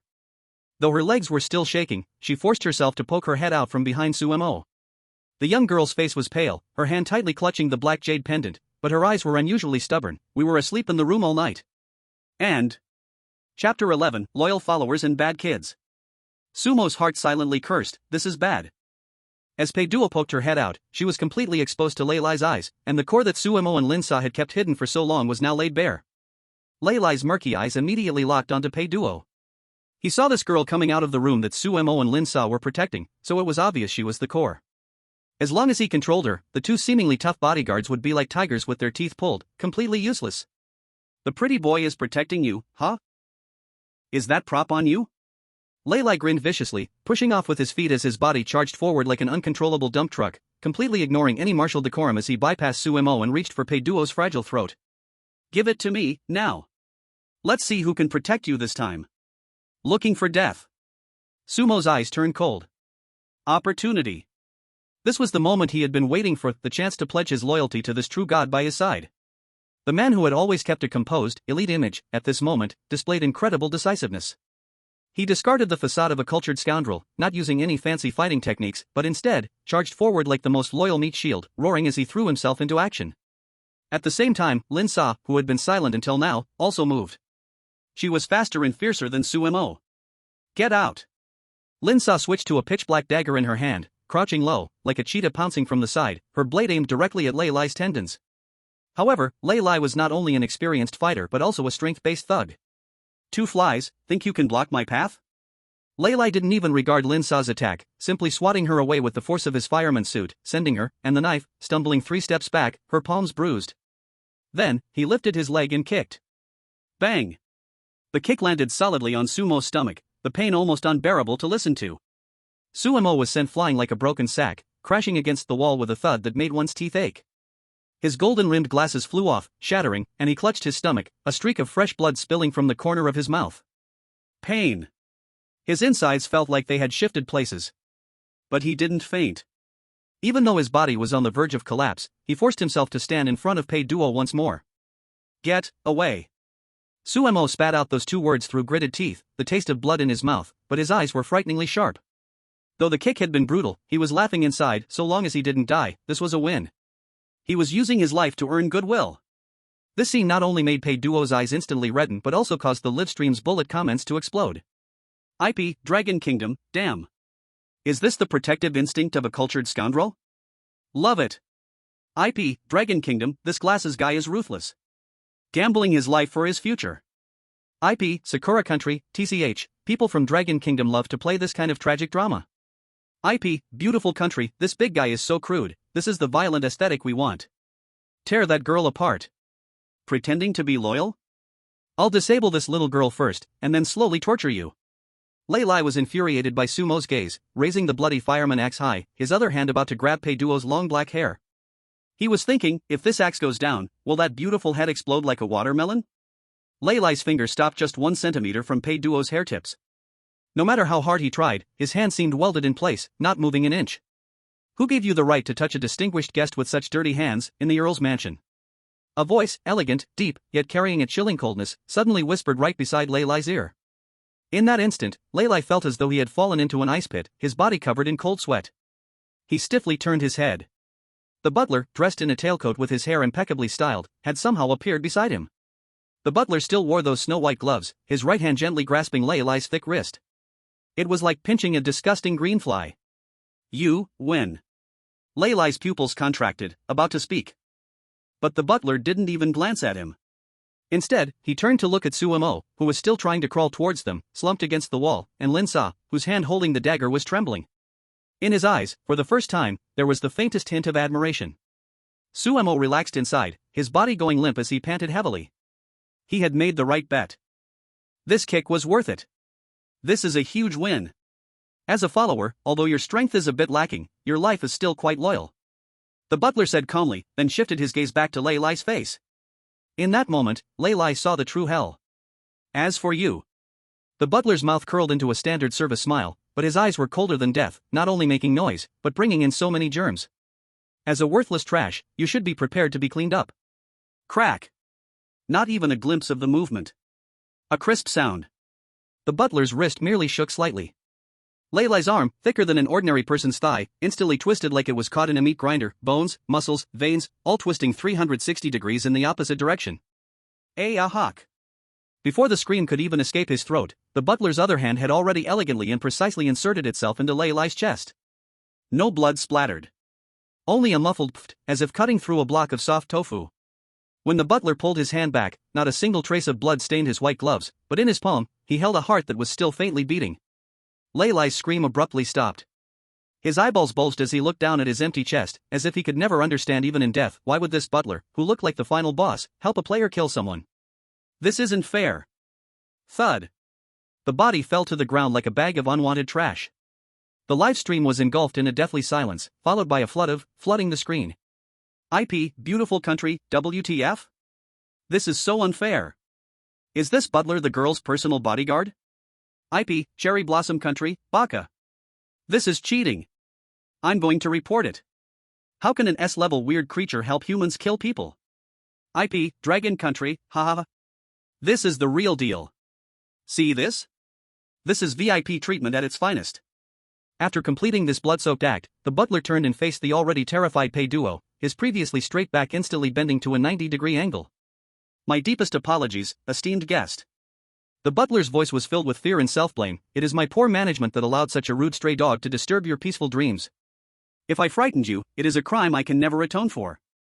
The remaining 4 people from the back courtyard were now soaking wet in their pants, the stench of fear filling the air. They looked at Lei Lai's body, now heartless, then at the S-level ghost king bowing and apologizing to Pei Duo. Their knees buckled, thud, they all fell to their knees, begging for mercy. Su Mo leaned against the wall, wiped the blood from the corner of his mouth, and flashed a smile that was uglier than crying. That thigh is damn thick. Pei Duo was stunned for quite a while before stammering and waving her hand. No need, I wasn't frightened. Only then did the butler straighten up, the gentle smile returning to his face. But he didn't leave immediately. He walked slowly to the body of the college student that had been skinned. Normally, strange creatures have a natural craving for flesh and blood, but the butler merely looked down at it without showing any hunger, instead, frowning. It was a look of disdain, as though facing a poor piece of art, and a puzzled expression. The butler stood up, his pitch-black, deep eyes slowly scanning every living person in the room, including those from the back courtyard on their knees and Su Mo and Lin Sa. Finally, his gaze lingered in the air for a moment. Strange. The butler muttered softly, his voice not loud, but it made everyone's scalp tingle again. There's no scent of our kind on this. We didn't do this. The butler looked up, his face suddenly showing a smile, one of excitement like a hunter discovering new prey. In the Earl's mansion, there's a rat who enjoys skinning. Interesting. Seems like, besides these ill-mannered stray dogs, there's also a bad child hiding here. The Count has gone to hunt for fresh ingredients. He will probably return around midnight. The butler stood at the junction of the shadow and light in the corridor, a mysterious smile hanging on his pale face. For now, you may all move freely on the second floor. After saying that, he gave a slight bow, his black tailcoat blending into the darkness like it was melting away. As the butler disappeared, the fragile order that was as thin as potato chips shattered to pieces in an instant. The survivors who had been crowded at the door now had their eyes change in an instant. Free movement. The 4 men from the backyard group who had survived instinctively stood back to back, forming a defensive stance. In their hands, the daggers covered in mud and black blood were trembling, the tips pointing menacingly at the newcomers. In the livestream, the bullet comments spread like a black virus, going wild. IP, Dragon Kingdom, it's over, the butler is raising poison. This is the classic trick of an S-rank dungeon, where the greatest rule is no rule at all. IP, Sakura Kingdom, yo, the human nature moment is here. That skin-peeling psychopath must be among this group. I bet it's that skinny monkey. It's you. It must be you. Among the newcomers, the boy named Zhao Chan completely lost it. His finger, which usually only tapped on keyboards, was now shaking as it pointed at a tall, skinny man from the backyard group. His eyes were bloodshot, his entire being on the brink of madness, ready to explode at any moment. Look at your cuffs. That's blood. Fresh blood. Just now, you were the one closest to the dead university student. Fear is the best intelligence-dumbing aura. The two companions who had been standing next to the tall man instinctively stepped half a step aside, their eyes filled with terror and doubt. The tall man, stunned by this sudden accusation, felt an overwhelming surge of anger rise to his head. In this damned place, being labeled a monster meant a death sentence. Shut your damn mouth. The tall man yelled, veins bulging on his neck, swinging the iron rod in his hand wildly, spitting as he spoke. My cuffs got splattered when Boss Lei was killed just now. Don't spit nonsense. You're the pervert here, trying to play thief and catch the thief, huh? Stop making excuses. I'll strike first. Zhao Chang had gone mad. Extreme fear had made him lose all reason. He grabbed a heavy copper vase from a decorative cabinet in the corridor, screaming as he charged forward. The scene instantly spiraled out of control, like a group of wild animals locked in a cage, ready to tear each other apart. Pei Duo stood behind Suemo and Lin Sa, her body pressed against the cold wall. Watching the scene unfold before her, her body, which had been trembling from fear, suddenly froze. Is this how the weak survive? Like mad dogs, they gnaw at each other, fighting for a tiny, pitiful chance of survival. She looked at Suemo, who was blocking her. The wound on his abdomen was still oozing blood, his golden glasses were shattered halfway, but he still stood straight, protecting her in front. And Lin Sa, the woman whose hand, gripping a knife, was torn by the force, her palm bleeding. Why? Pei Duo asked herself in her heart. Are they struggling like this because I am strong? No, it's because I hold this jade pendant, this key. I am the insider, their ticket to clear the level. If I hide behind them, what if they fall? Will I become a mad dog like Zhao Chang, blindly biting around? A chilling sense of clarity crawled up Pei Duo's spine, creeping up to the top of her head. Enough. Just as both sides were about to tear each other apart, a trembling yet clear female voice rang out. Everyone froze for a moment and turned in astonishment. They saw the girl who had been protected all this time, looking delicate, soft, and weak, now speaking up. She actually pushed Suemo aside and took a step forward. Pei Duo's small face was still pale, her calves still twitching. But in her eyes, for the first time, there was no longer the usual cowardice of wanting to hide away. She tightly gripped the black jade pendant in her hand, as if that alone could give her the encouragement from her brother, Pei Fei. If you want to die, keep fighting. Make more noise, and hopefully, you'll draw everything in the mansion over here. Pei Duo took a deep breath, mimicking the casual tone of her brother in her memory. Although her voice was still a bit weak, her presence somehow held steady. Then, when the butler comes to clean up the mess, no one will plead for you. Her words were like a bucket of liquid nitrogen, instantly freezing the heated minds. Zhao Chang froze in midair, holding the copper vase, and the tall, thin man stood motionless too. They suddenly realized that this girl in front of them was someone even the terrifying butler would have to bow to. Suemo looked at Pei Duo in surprise, a flash of delight passing through his eyes behind the shattered lenses. He quickly took over the conversation, controlling the situation. Miss Pei is right. Use your brain. Skinning is a skilled job, it takes time. The college students came in right under our noses. If you want to commit a crime under the butler's watch, it would take more than the dirty things that snuck in. Players can't do that. The butler called them bad kids, not humans, Suemo sneered, his tone mocking. Instead of internal fighting and sending people to their deaths, think about how to hold onto a big leg and survive. The tall, thin man's eyes shifted greedily, scanning the jade pendant in Pei Duo's hand, then a forced, sycophantic smile twisted across his face. Miss Pei, Su Gu, since it's a misunderstanding, how about we team up? The more people, the stronger we are, we can scout ahead. Lin Sa frowned, about to reject, but Suemo nodded, fine. Since you want to join, scouting and vigilance will be on you. The group reorganized. The atmosphere was still tense, but at least no one dared to make a move. Pei Duo walked in the middle, feeling the gazes from the tall, thin man and his group fear, flattery, but mostly greed hidden beneath. Brother, I think I understand now why you gave me the jade pendant. Pei Duo silently thought to herself. In this place that devours people, having a talisman isn't enough, you need the courage to smash it into a ghost's face. You're not here, so I have to stand up on my own. The The group passed through the long corridor filled with eerie oil paintings. 10 minutes later, a dead end appeared. At the end of the corridor, there was no door, but a huge wall made of redwood bookshelves. In the center of the bookshelf, there was a ridiculously thick black hardcover book, with a bright red inverted cross printed on the cover, and a sinister ghost-face keyhole on the spine. This mechanism was so poorly designed, it was practically screaming, "I have a problem. This is way too simple." The tall, thin man was eager to show his value in front of his new master and also to test the depth of this dungeon. He cursed and walked forward. "I've seen so many of these outdated traps. Don't touch it." Sumo's pupils shrank, and he shouted loudly to stop him. Chapter 13, The Art Salon of the Skinning Master. Too late. The tall, thin man's hand had just touched the black hardcover. Z. The inverted cross on the book cover suddenly came to life, wriggling. A dense black mist poured out, forming a semi-transparent, fawn-covered giant mouth that bit straight at the tall, thin man's hand. Ah! The scream could almost burst eardrums. The tall, thin man desperately shook his hand, rolling and crawling backward. His 2 fingers had turned pitch black, as if they had been splashed with strong acid, emitting black smoke, and the air was instantly filled with the foul stench of burnt meat. "My hand! It's ruined! It's ruined!" The tall, thin man rolled on the ground in agony, completely losing any semblance of a seasoned expert. "Idiot!" Linsa coldly spat out 2 words. "You dare to touch the vengeful spirit curse in an S-rank dungeon? Are you asking for death?" The others behind them turned pale with fear. Looking at that book was like looking at the death list of the king of hell. Sumo covered his wound, turned to look at Pei Duo, and for the first time, his tone carried a hint of questioning. "Miss Pei. That's the Earl's study, the key should be useful. But I can't guarantee there won't be a backlash, you." "I'll go." Just 2 simple words, without pleading, without any trace of crying. Pei Duo clenched the black key tightly, took a deep breath, like a warrior heading to the battlefield, step by step toward the magic book still emitting black fumes.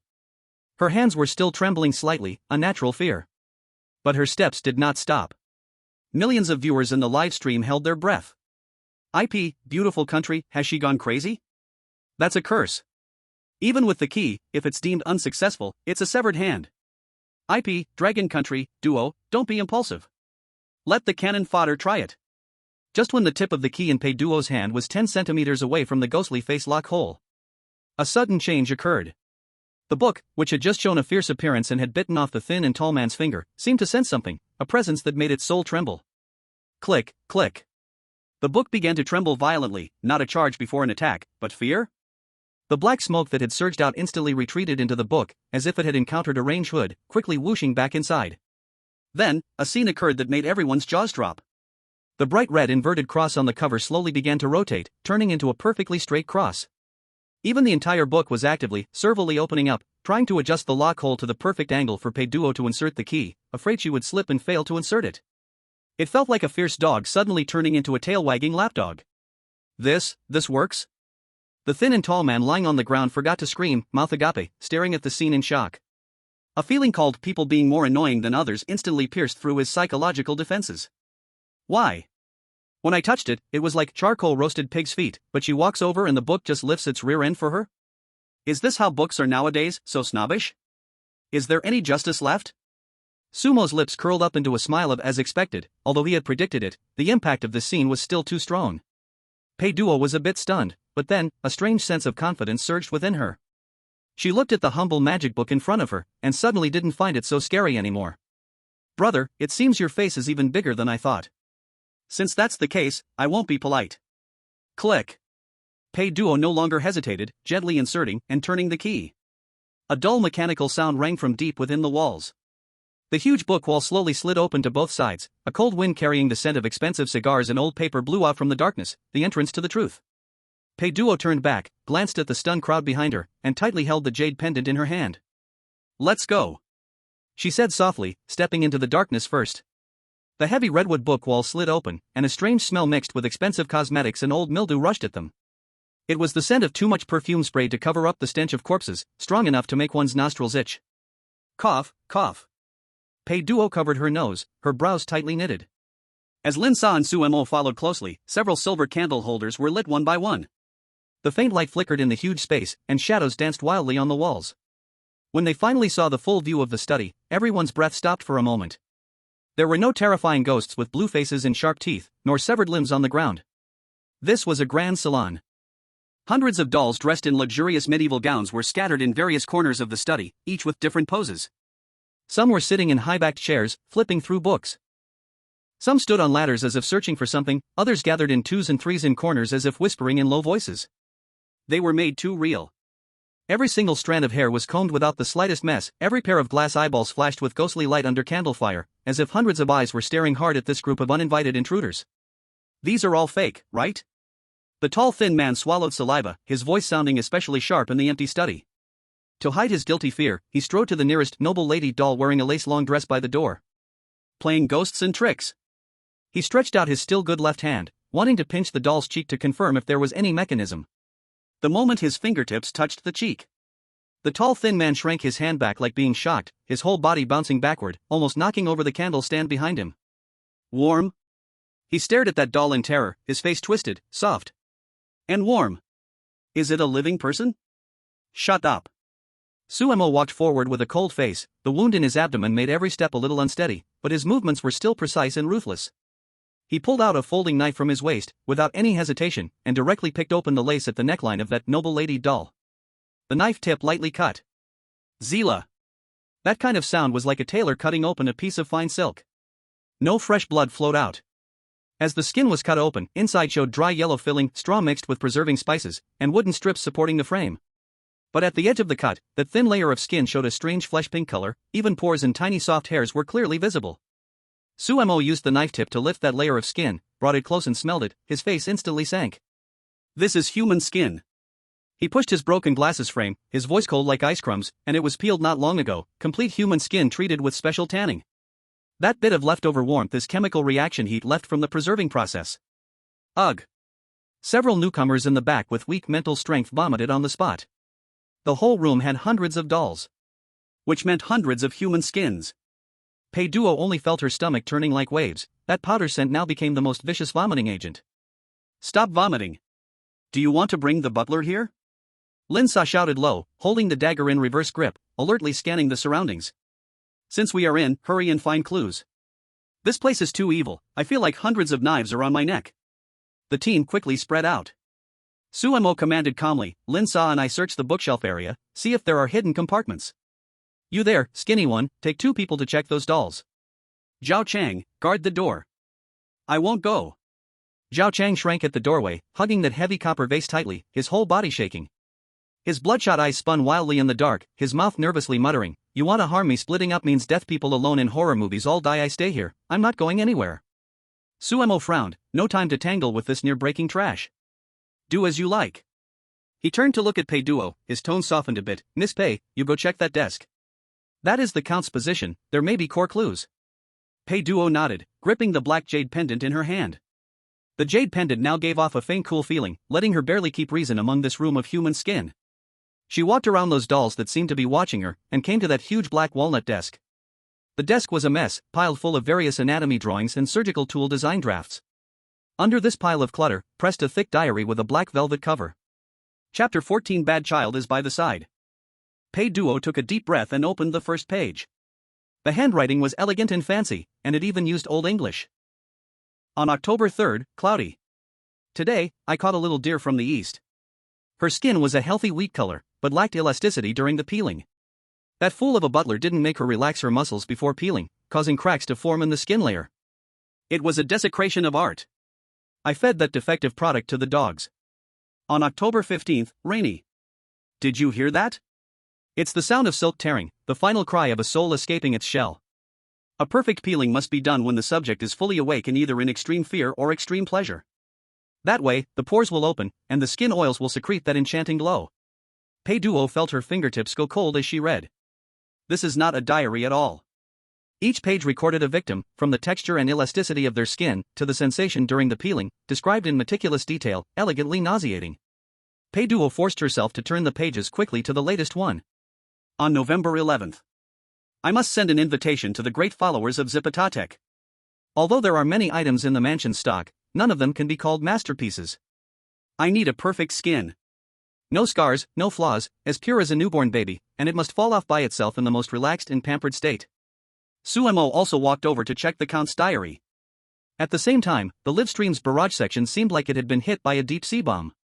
IP, Mexico, Diosmio. My god. You guys don't know Zipatotec? IP, beautiful country, here comes the Science Emperor. He's the lord of skin peeling in Aztec mythology. He is also the god of spring. This god's favorite way to sacrifice is to peel the skin off living people and wear it, symbolizing rebirth like the breaking of corn skin. IP, Dragon Country, Holy *T. Is this count occultist? IP, Sakura Country, wait, the diary says, the perfect skin must fall off in the most relaxed, most pampered state?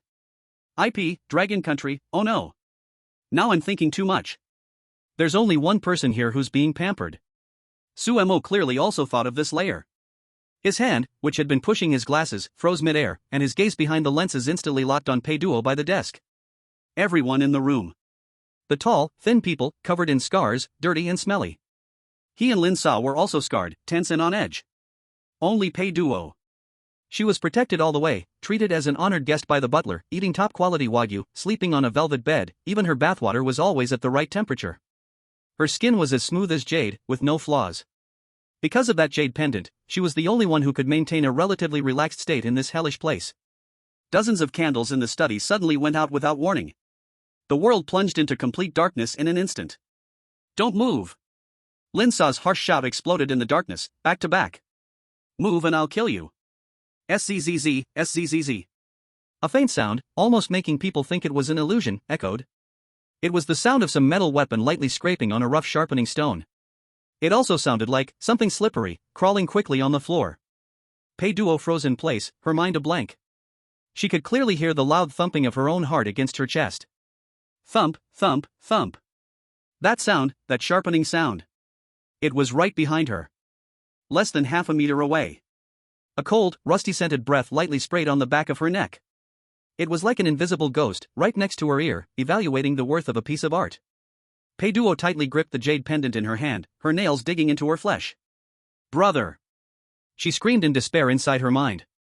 10 seconds in the darkness felt like a century. Suddenly, the cold breath disappeared. Then came the sound of hurried, chaotic footsteps, accompanied by the intense rustling of clothes. And with a dull sound of a human body colliding. Ah! A very brief, bubble-like sound, as if someone had their throat squeezed, came from the direction of the door. Slap! Lin Sa finally struck the match again. The faint flame lit up in the darkness, then ignited a candle beside her. Light once again stretched open the curtain of darkness. Suemo immediately looked towards the desk. Pei Duo was still standing there, her face as pale as paper, but unharmed. Suemo let out a long sigh of relief, just about to speak. Tick. Tick. The sound of thick liquid dripping onto the floor was exceptionally clear in the dead silence of the study. Everyone froze, slowly turning their heads, looking towards the door. That person, Zhao Chang, who had been guarding the door, the most suspicious and paranoid one, still clutching the copper vase in his hand, was standing there. But he could no longer speak. He remained in the defensive posture with both hands protecting his chest, his eyes wide open in sheer terror. But those eyes had lost the protection of eyelids. From his hairline, all the way down to just below the bridge of his nose, the skin of his face had been smoothly and neatly peeled off, as if a book was turned, by a knife so fast it seemed to be at its extreme. The bloody human skin hung loosely on his chin, swaying slightly with his rapid breaths. And beneath that human skin, the bright red muscles of his forehead, the pale bones of his brow, and two huge, completely exposed eyeballs, were spinning wildly, helplessly. He wasn't completely dead yet. From his throat came the bubbling sound of blood foam flooding his windpipe. During the 10 seconds in the dark, the killer had elegantly, precisely, and extremely calmly completed half of this artwork. And then, stopped. As if a picky artist had peeled halfway, only to find the material inside was too inferior, full of flaws, and disgustedly tossed aside the incomplete work. That skin-peeling devil hiding in the dark. Just now, it had been right beside them. Chapter 15, Internal Strife. Zhao Chang's eyeballs, exposed beyond the eyelids and bloodshot from sheer terror, finally lost their last gleam of light. His body lost support, collapsing like a pile of rotten mud. The bullet comments in the live stream exploded instantly, the screen flooded with mosaic shields. IP, Longwa, damn. High energy warning. My delivery just arrived. IP, Inghua country, is this the art of an S-class instance? Subarashi. Ugh. Too twisted. IP, Piliangwo, this skin peeling technique is more professional than the Texas Chainsaw Massacre. This is definitely not an ordinary ghost. Dead, dead.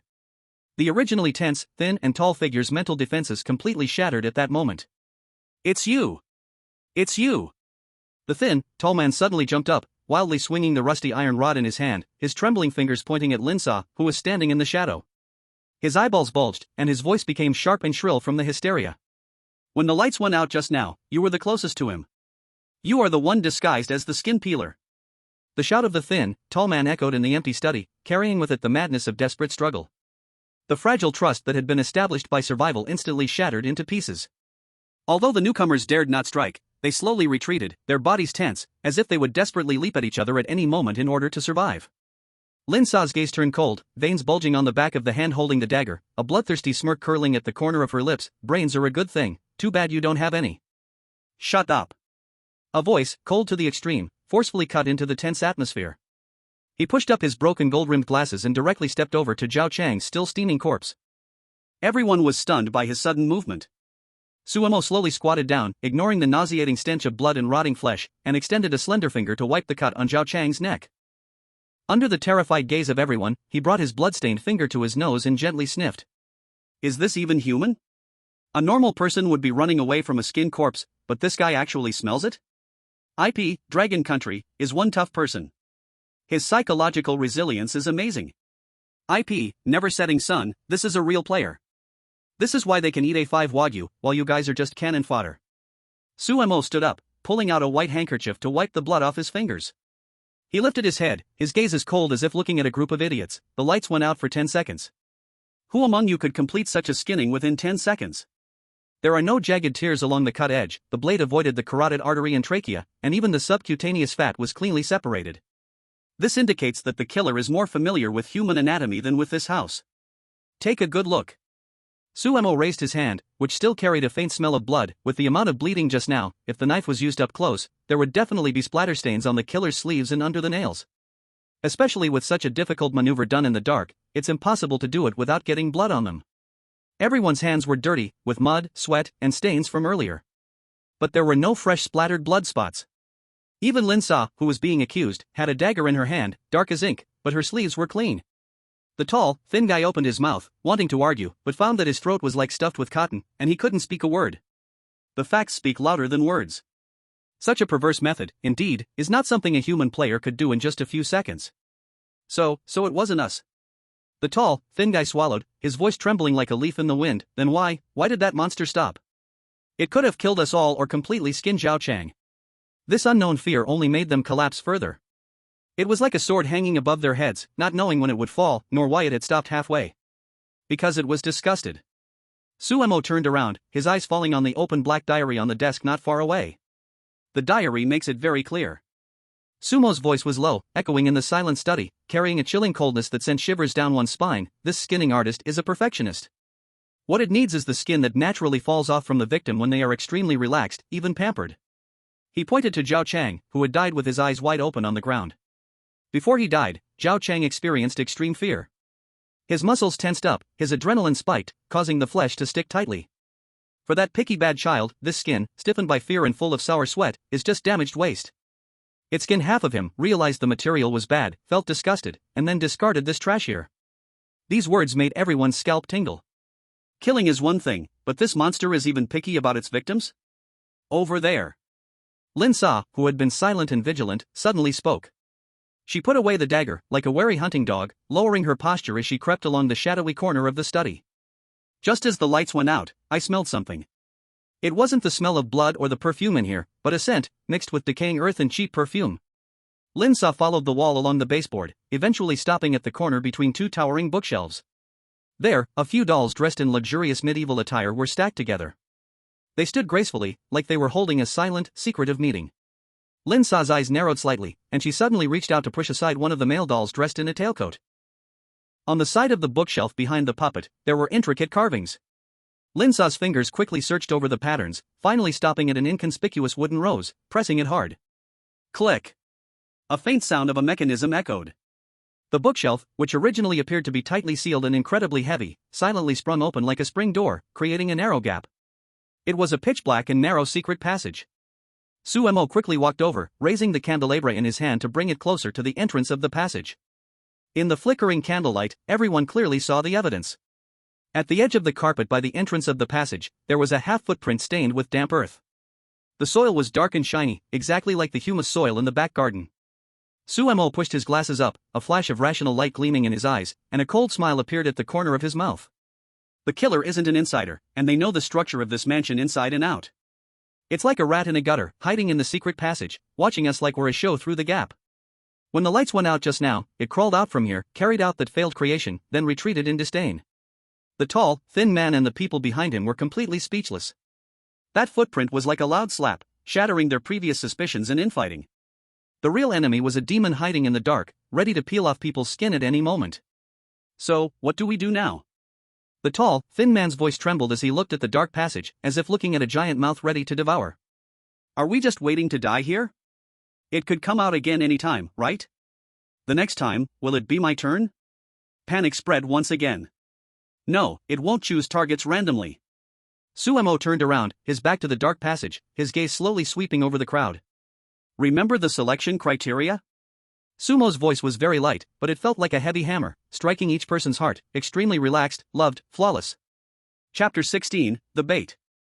You mean? Linsa's voice was a little hoarse as she looked at Pei Duo. Use her as bait?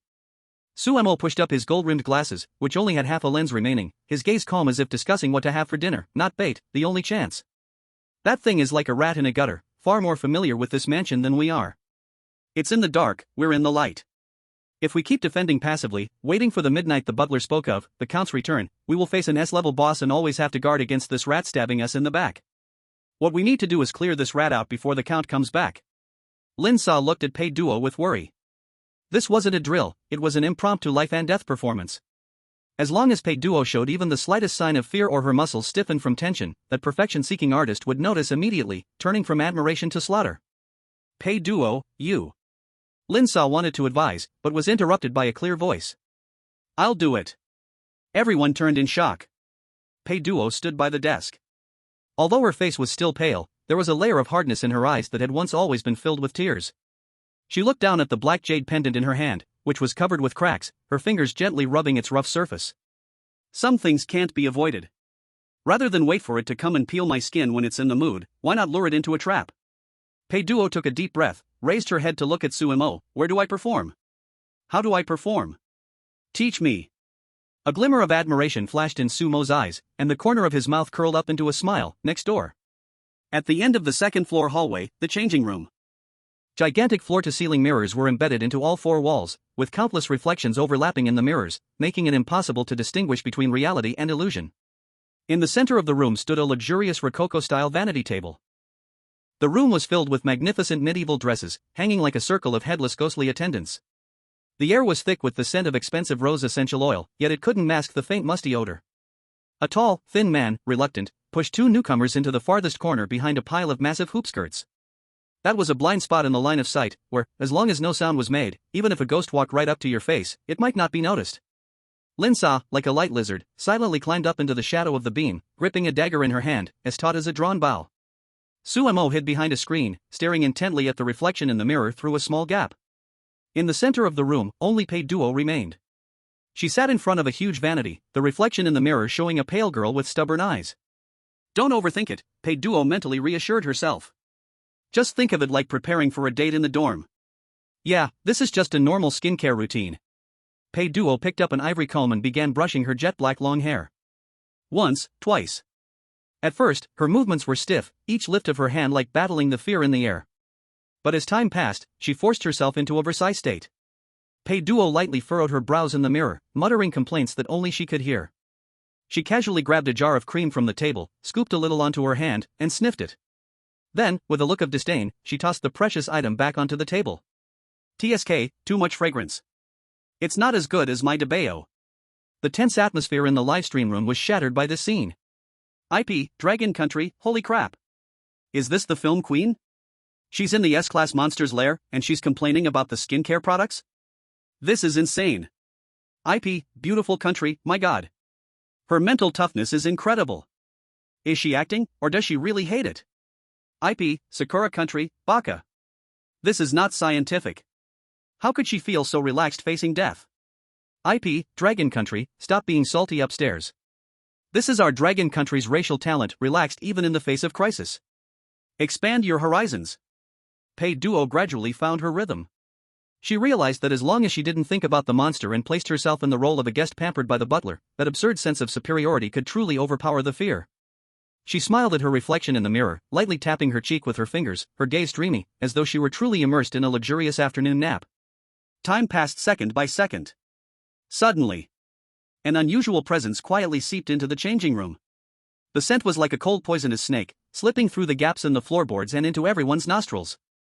Behind the screen, Sumo's pupils suddenly contracted, and his muscles tensed. It's here. The tall, thin man hiding behind the hoop skirts tightly covered his mouth, afraid the sound of his teeth clashing would give him away. Linsa gripped the dagger in the beam's shadow, her palm slick with cold sweat. Only Pei Duo remained seated in front of the vanity, her fingers weaving through her hair, seemingly oblivious to everything around her. Who? A light exhale suddenly sounded directly in front of Pei Duo. Pei Duo's heart stopped, but she forced herself not to look up, her gaze still locked on the comb in her hand. In the huge floor-length mirror directly in front of her, what had once reflected the shadows of hanging dresses suddenly moved. It was an extremely hunched figure, like a ball of dirty rags. He didn't immediately attack. Instead, he was like a scavenger who had finally found a rare treasure in a garbage heap, his movements cautious, even reverently twisted in a perverse manner. He poked half his body out from the shadows, that filthy, large nose flaring as it sniffed the air, deeply, deeply. He greedily inhaled the scent of the young girl's body. Perfect. A hoarse whisper, as if two rusty iron sheets were scraping against each other, echoed through the dressing room. By the dim, flickering candlelight on the vanity table, the reflection in the mirror finally became clear. Everyone hiding in the shadows felt a sudden chill, the hairs on their necks standing up as soon as they saw that face. It wasn't even a normal face. The person's face was covered with a fresh, blood-oozing human skin mask. The edges of the mask were crudely sewn with needle and thread behind the ears, and the eye sockets had been hollowed out into two irregular, large holes, revealing a pair of eyes shining with the fanatic gleam of religious fervor. There was no killing intent in those eyes, only a kind of obsession as though gazing at a divine miracle. He was a follower of Sepatetic, an artist of skinning. At this moment, he had laid eyes upon his long-desired masterpiece. The girl sitting in front of the mirror, combing her hair, had smooth skin and a lazy expression, with no tension in her muscles as if facing death. Every inch of her skin emitted the most deadly temptation to him. So beautiful. The Skinner muttered to himself as his gloved hands slowly lifted, pulling out a delicate surgical knife as thin as a cicada's wing from his chest. He was trembling, not from fear, but from overwhelming excitement. 1 step. 2 steps. He completely emerged from the shadows, his old, mud-stained boots lightly stepping onto the soft carpet of the dressing room. He ignored the possible dangers around him, even forgetting the caution he had exercised when escaping earlier. In his eyes, at this very moment, the whole world had shrunk to that human skin glowing in front of the vanity table. He was like a sailor enchanted by the siren's song, stepping into Sumo's carefully woven death trap without a second thought. Just a little closer. Pei Duo, looking into the mirror at the approaching monster, finally stopped combing her hair. She locked eyes with those frenzied eyes in the mirror. A slightly stiff yet sarcastic smile tugged at the corner of her mouth. Your smell is truly awful. The moment those words fell, the Skinner's foot stepped right into the danger zone, the center of the screen and ceiling's attack range. Your smell is truly awful. The words were not mockery, but rather the disdain of someone in a superior position toward a sewer rat. The Skinner's fragile nerve snapped in an instant. The obsession in his eyes turned to rage, humiliated by the ants beneath him. He let out an inhuman screech from his throat, and the obsidian surgical knife in his hand drew a sharp, wailing black line straight for Pei Duo's face. Fast. Too fast. Pei Duo could even see the muscle texture still oozing blood beneath the human skin mask. Was she going to die? Instinct moved faster than her brain, she squeezed her eyes shut and, like a drowning person grabbing a piece of driftwood, shoved the dirty black jade pendant in front of her chest forward with all her might. Ding! A crisp, intense sound of metal meeting metal rang out. No flashy effects, just a direct clash of absolute defense. The Skinner felt as though his wrist had been struck against an indestructible steel plate, and the enormous recoil surged through his arm like a torrent. Crash! The obsidian surgical knife, said to be able to cut through souls, actually shattered into dust on the spot. Ah! The Skinner let out a wail as his protective ghostly energy dissipated, exposing his frail mortal body. He was thrown back as if hit by a truck, flying more than 3 meters and crashing violently into the full-length mirror in the dressing room. The live stream exploded instantly, the barrage of comments covering the screen. IP, Dragon Nation, wow! Is this the real value of the Ancestor Dragon? This isn't just defense, this is 100-fold counterattack armor. IP, Beautiful Nation, this is impossible. What level of holy relic is that broken stone? Even the shield of God wouldn't be like this. IP, Cherry Blossom Nation, Baka. That was obsidian. The skinslayer crawled up from the shattered glass, his mask torn to pieces, but he did not retreat. The pain fully unleashed the vicious nature of the S-class monster. His tattered trenchcoat suddenly puffed up, his back muscles bulging with strange flesh lumps, and his limbs twisted unnaturally as if they were broken, his body slithering like a giant mutated spider on the ground. Perfect skin. Even if it's shattered, I will still peel it off. The next second. Whoosh! He left 4 deep bloodstains on the wall, transforming into a gray-black shadow, wildly bouncing between the ceiling and wardrobe, so fast that the naked eye could only catch a blur of black lines. The tall and thin figures hiding in the corner trembled in fear, their teeth chattering. Could this still be something a human could deal with? Die! The skinslayer swooped down from the ceiling, spiraling in an eerie, twisting force, aiming directly at Pei Duo's neck. Now's the time. Sumo, behind the screen, pushed up the half-broken frame of his glasses, his gaze as calm as if he were dissecting a frog. At the critical spot where the skinslayer was about to land, the air suddenly tightened with an almost invisible transparent thread. It was the high-carbon steel string Sumo had just taken from the old piano. The skinslayer was completely focused on Pei Duo, who would have noticed the thread beneath his feet. Puff! The tremendous force of the high-speed sprint caused the thin piano string to cut deeply into his left calf muscle, embedding itself into the bone. Aya! The skinslayer's movement suddenly froze, losing balance and crashing to the ground like a kite with a broken string, face first onto the carpet. Do it! Sumo shouted in a low voice. Linsa, who had been waiting for the moment, dove down like a hawk from the beam, her dark knife aimed straight at the skinslayer's right wrist holding the blade. If they cripple his hand, the monster's threat would be halved. However, the savagery of an S-class dungeon monster far exceeded their expectations. Even with a broken leg and a disoriented fall, the skinslayer's battle instincts remained terrifying. In the blink of an eye, he gritted through the immense pain, his left hand clawing out with a foul stench, grabbing at Linsa's throat in midair. This was a death-for-death tactic. Linsa's pupils constricted sharply. She could sever his tendons, but her own throat would be torn apart instantly. No time to change tactics. The breath of death rushed at her. In this critical moment, Pei Duo's mind flashed with a line from her brother's letter, a seemingly joking remark: press the jade pendant to your face, they'll give you some face. What if they don't give face?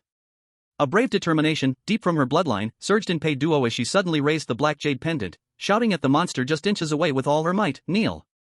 Boom! These 2 words, trembling in the air, seemed to trigger some ancient and grand rule. The black jade pendant suddenly grew hot, and a dense imperial aura swept over the room.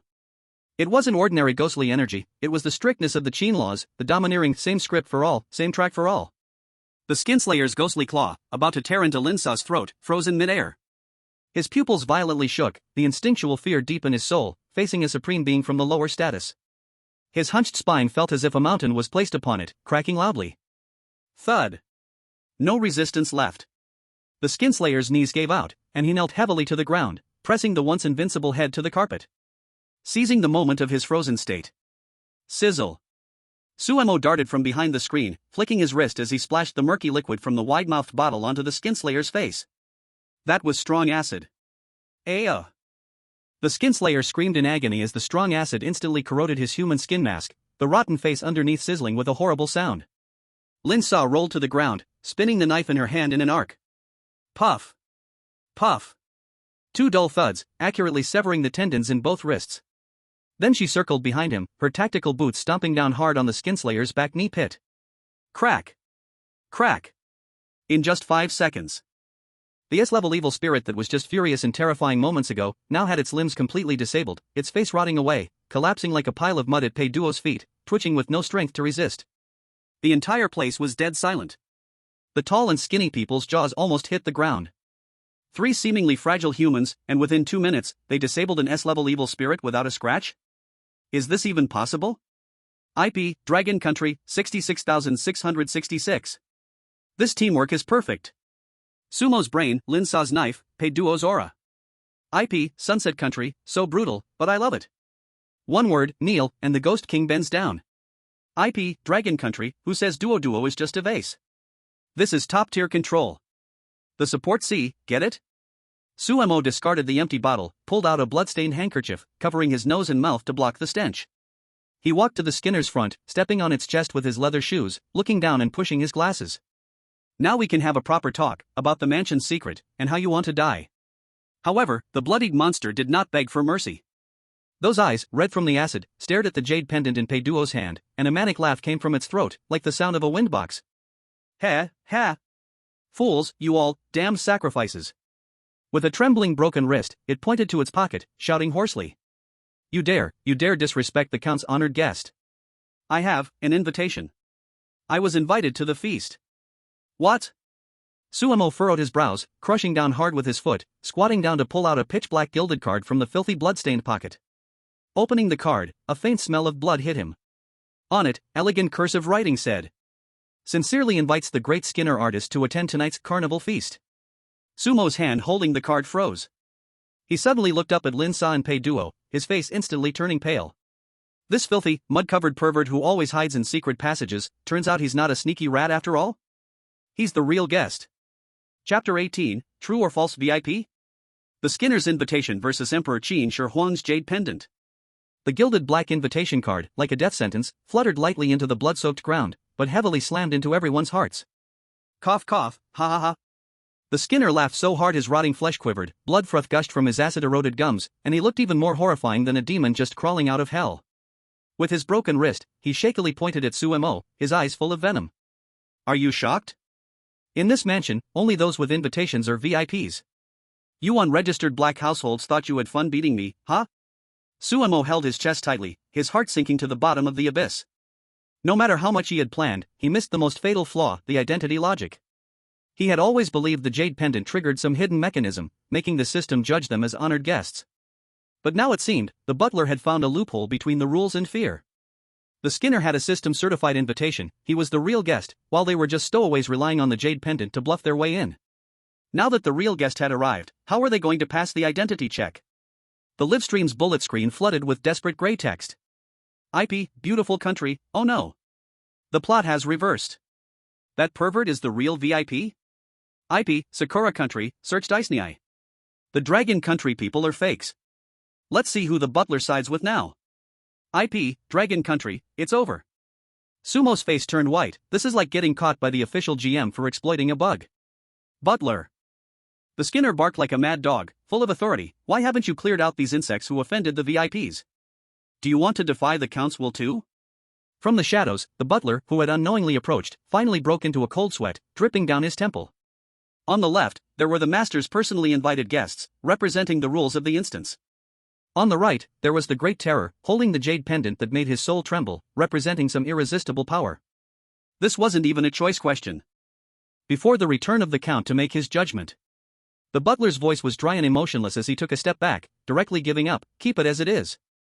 These words were, in effect, an indirect admission of the skin splitter's status. It's over. In the corner, the tall and skinny man and his two companions looked ashen, with a large wet spot appearing in their pants immediately. Did you see that? Even the dog slaves don't dare touch me. The skin splitter became even more arrogant. His broken body squirmed as he fixed his gaze on Pei Duo, his eyes full of the pleasure of revenge. Little girl, your jade pendant managed to block the butler, but can it stop the master here? This is the mansion, the Count's domain. When he arrives, I will peel off your perfect skin, bit by bit, and make it into a lampshade. Dawn. A muffled and distant bell rang, exploding in everyone's minds without warning. Midnight had arrived. The candlelight in the entire second-floor hallway instantly turned from warm yellow to ghostly green, and the walls seemed to ooze bright red blood beads as if capillaries were bursting. The elegant fragrance of cosmetics vanished, replaced by the nauseating stench of mountains of corpses and seas of blood. Boom! The double doors at the end of the hallway burst open with a loud crash. Endless red mist surged in, and countless blood-sucking bats screamed and circled, the background music carrying a crushing organ-like sound. A tall figure, dressed in a vintage black tuxedo, holding a ruby cane, stepped out gracefully through the red mist. The final boss of the S-Class dungeon, the Vampire Count. He only stood there, and an overwhelming pressure so terrifying it could shatter bones instantly swept across the room. This wasn't a system's stat-based attack, this was a pure soul-crushing force from a higher-level vengeful spirit. Bang! Bang! Bang! There was no buffer.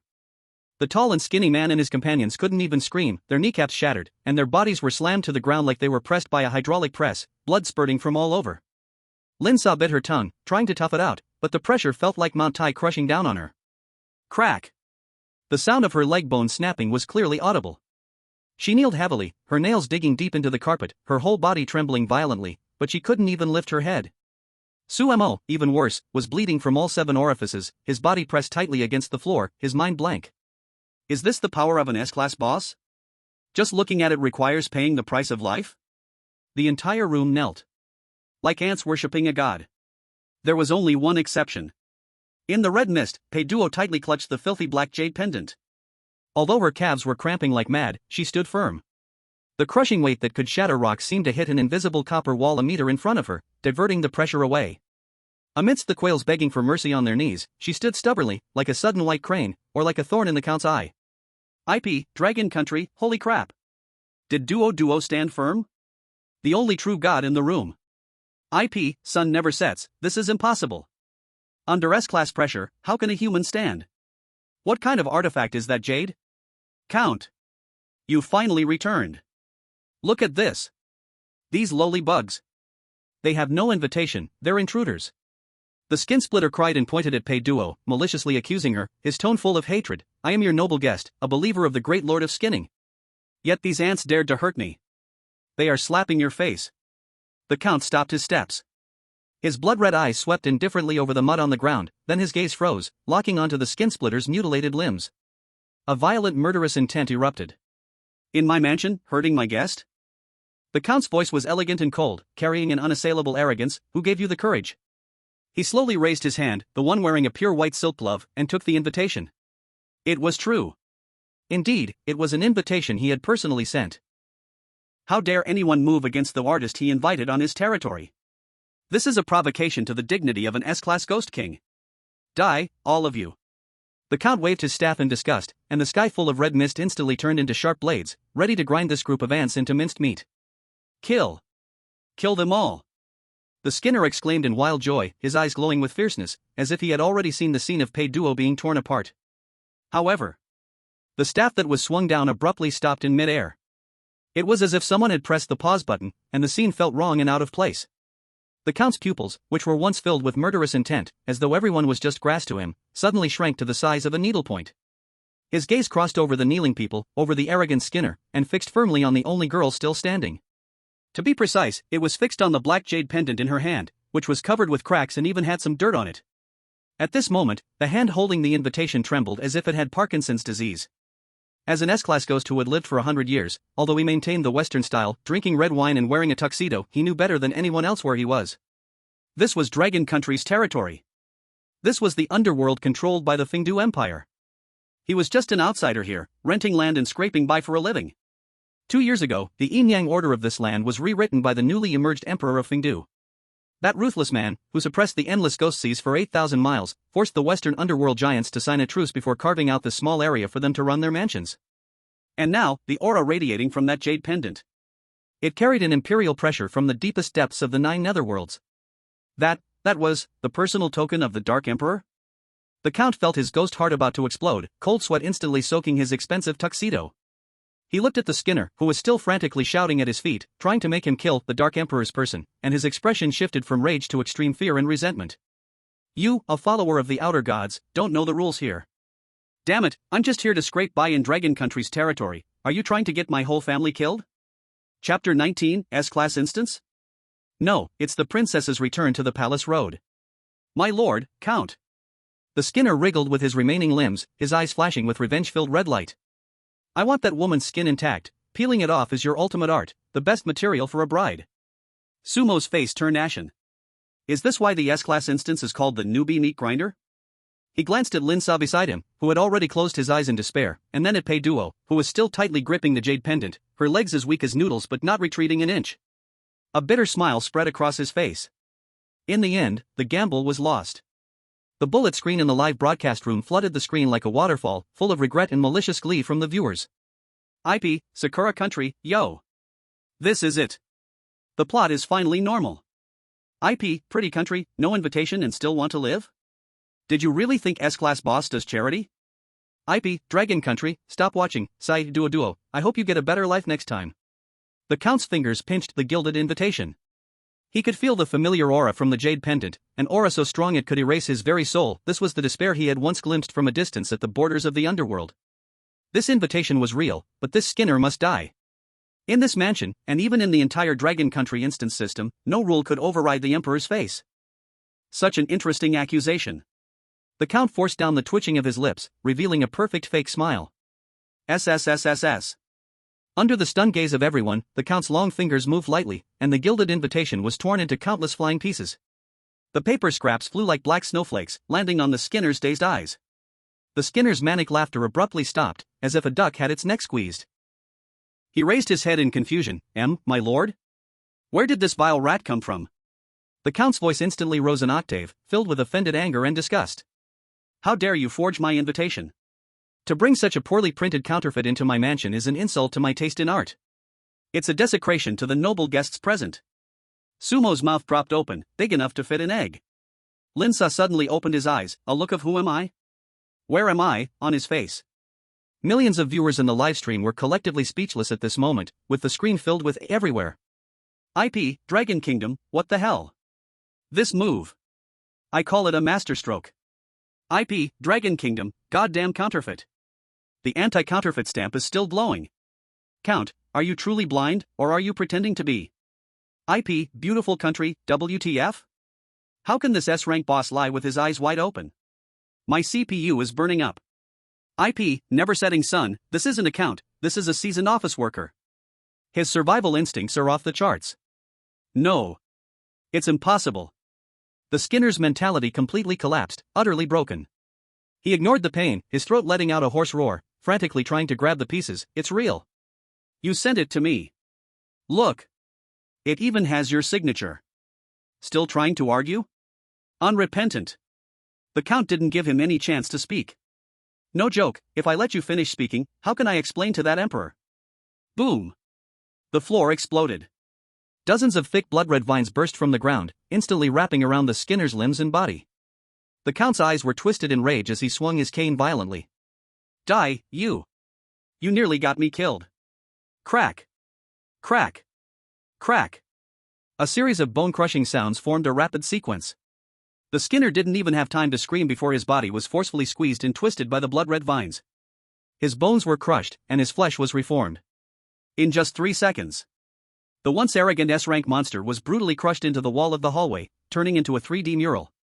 His ruined face was forever frozen in an expression of fear and confusion, with only the blood tears dripping from the corner of his eyes proving he had once existed. After dealing with the trash, the Count's face changed instantly. That brutal, arrogant aura vanished without a trace. He adjusted his slightly disheveled bow tie, turned to face Pei Duo, and his previously straight back bent smoothly to 90 degrees. So low that his nose almost touched the carpet. Honorable Eastern Goddess. The Count's voice trembled with servility. I apologize for the shock. This lowly thief who used such methods has sullied your eyes. It is my failure in security. In this mansion, only you, and you alone, are the true and only noble guest. The Count carefully lifted his eyelids and stole a glance at the black jade pendant, then quickly lowered his head again, afraid that looking too much would shorten his life. Your will is the only rule here. Sumo felt his brain tingle. He glanced at the mural on the wall, still oozing blood, then at the S-rank boss in front of him, now as humble as a dog. At this moment, he understood. What decoding, what reasoning, what system logic? In the face of absolute background, everything is a joke. Pei Duo held the jade pendant, the unreal feeling making her dizzy. So, can we leave now? Pei Duo asked cautiously. Of course. Of course. The Count looked as though he had been pardoned, quickly pulling out a pile of high-grade items glowing with orange light from thin air and preparing to activate the system to send the grand lady away. These are a token of my gratitude, please, don't hesitate to take them. However, just as the Count was about to open the teleportation portal, a sudden change occurred. Boom! The originally luxurious spatial barrier of the second-floor corridor suddenly shattered like a mirror struck by a hammer. A sinister, domineering, ancient, decaying aura filled with a deathly chill, stronger than the blood-red mist of the vampires, forcefully flooded into the British mansion. The temperature suddenly dropped. This wasn't cold in the physical sense, but a chill that pierced straight through to the soul. The candlelight on the wall instantly turned into a pale, eerie green, and the portraits of past mansion owners hanging on the wall all suddenly closed their eyes in fear, trembling violently. Shwala shwala, the heavy dragging sound of chains, accompanied by a low whisper that seemed like both crying and laughing, came from the shattered void. Two towering figures, so unbelievably tall, violently broke through the barrier of the S-rank dungeon and stepped inside. The one on the left, dressed in a white robe and wearing a tall hat with the words "Wealth comes at first sight" written on it. The one on the right, dressed in a black robe and wearing a tall hat with the words "Peace under heaven" written on it. The two were none other than the 10 Gradian commanders of the Dragon Kingdom's underworld, the Black and White Impermanents. The Count, who had just tried to maintain his last bit of dignity, suddenly weakened at the knees and collapsed onto the floor, kneeling. "Get out of the way, good dog." White Impermanence, Xiabian, looked disgusted and casually pushed the morning staff aside with no regard for courtesy. Bang! As the S-rank dungeon's boss, the Count was sent stumbling backward like an obstacle, crashing into the wall with a thud, not daring to utter a single sound. This is... Suemo and Lin Sa were completely numb now. This had far surpassed the realm of a scary game. This was the arrival of a myth. Ignoring the terrified onlookers, Black Impermanence, Fan Wujiao, locked his gaze on Pei Duo, standing in the crowd, as if his eyes were bolts of lightning. His fierce, dark face, upon seeing Pei Duo, suddenly twisted into an expression that was more painful than crying a form of gentleness. Black Impermanence slightly bowed, cupped his hands, and his voice, booming like a bell, shook the entire mansion. "By the command of His Majesty, I have come to escort Princess Chang back to the palace for a meeting." His Majesty? Princess Chang? These two words hit Sumo's mind like a hammer, making him dizzy and confused. Pei Duo was also stunned by the scene. She stared at the two imposing commanders she had only seen in mythological books. It took her a long while to react. This, perhaps, maybe, was another one of her unreliable older brother's arrangements? "Bro, how deep have you really gotten into this?" Pei Duo swallowed nervously, glanced at Suemo and Lin Sa behind her, then gathered the courage to ask, "Can I take my friends with me?" Also, about the settlement. The settlement isn't a problem. White Impermanence, Xiabian, smiled warmly, waving his hand as if he were a friendly neighbor. "Let them wait here. The princess will collect it before she leaves." He glanced at Suemo and Lin Sa, generously waving his sleeve. Go. Since they are the princess's friends, they will come with us to Fengdu for a visit." As he said that, White Impermanence cast a casual glance at the Count, who was shrinking in the corner. "You stay here and wait. The princess will need you to open the door when she returns. Understood?" Yes. "You're right. I'll do whatever you say." The Count nodded so fervently it looked like he was trying to mash his head into the carpet. "Take them away. Hurry up and take them away." Once these ancestors leave, he'd let them tear the mansion down if they wanted. "Let's depart." Black Impermanence barked sharply. A thick cloud of black mist immediately rose up, wrapping around Pei Duo and the others in an instant, all under the horrified gazes of the onlookers. Boom! The ghostly passageway opened, and Black and White Impermanence escorted Pei Duo, as if the stars themselves were supporting her, disappearing into the void.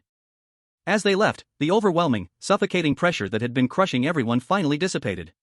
On the second-floor corridor, only chaos remained, along with the surviving onlookers. The Count sat slumped on the floor, his expensive tailcoat soaked with cold sweat. Suddenly, he let out a manic, miserable laugh. "Princess Chang, the sister of the Emperor of Fengdu. Ha ha ha ha. I can't believe I'm still alive. Z."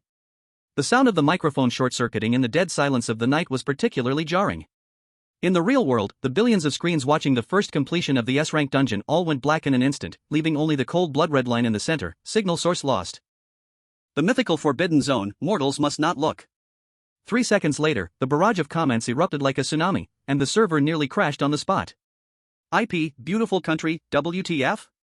What was that special effect just now? Who were those two weirdos wearing tall hats? Why did they cut the live stream? IP, cherry blossom country, baka.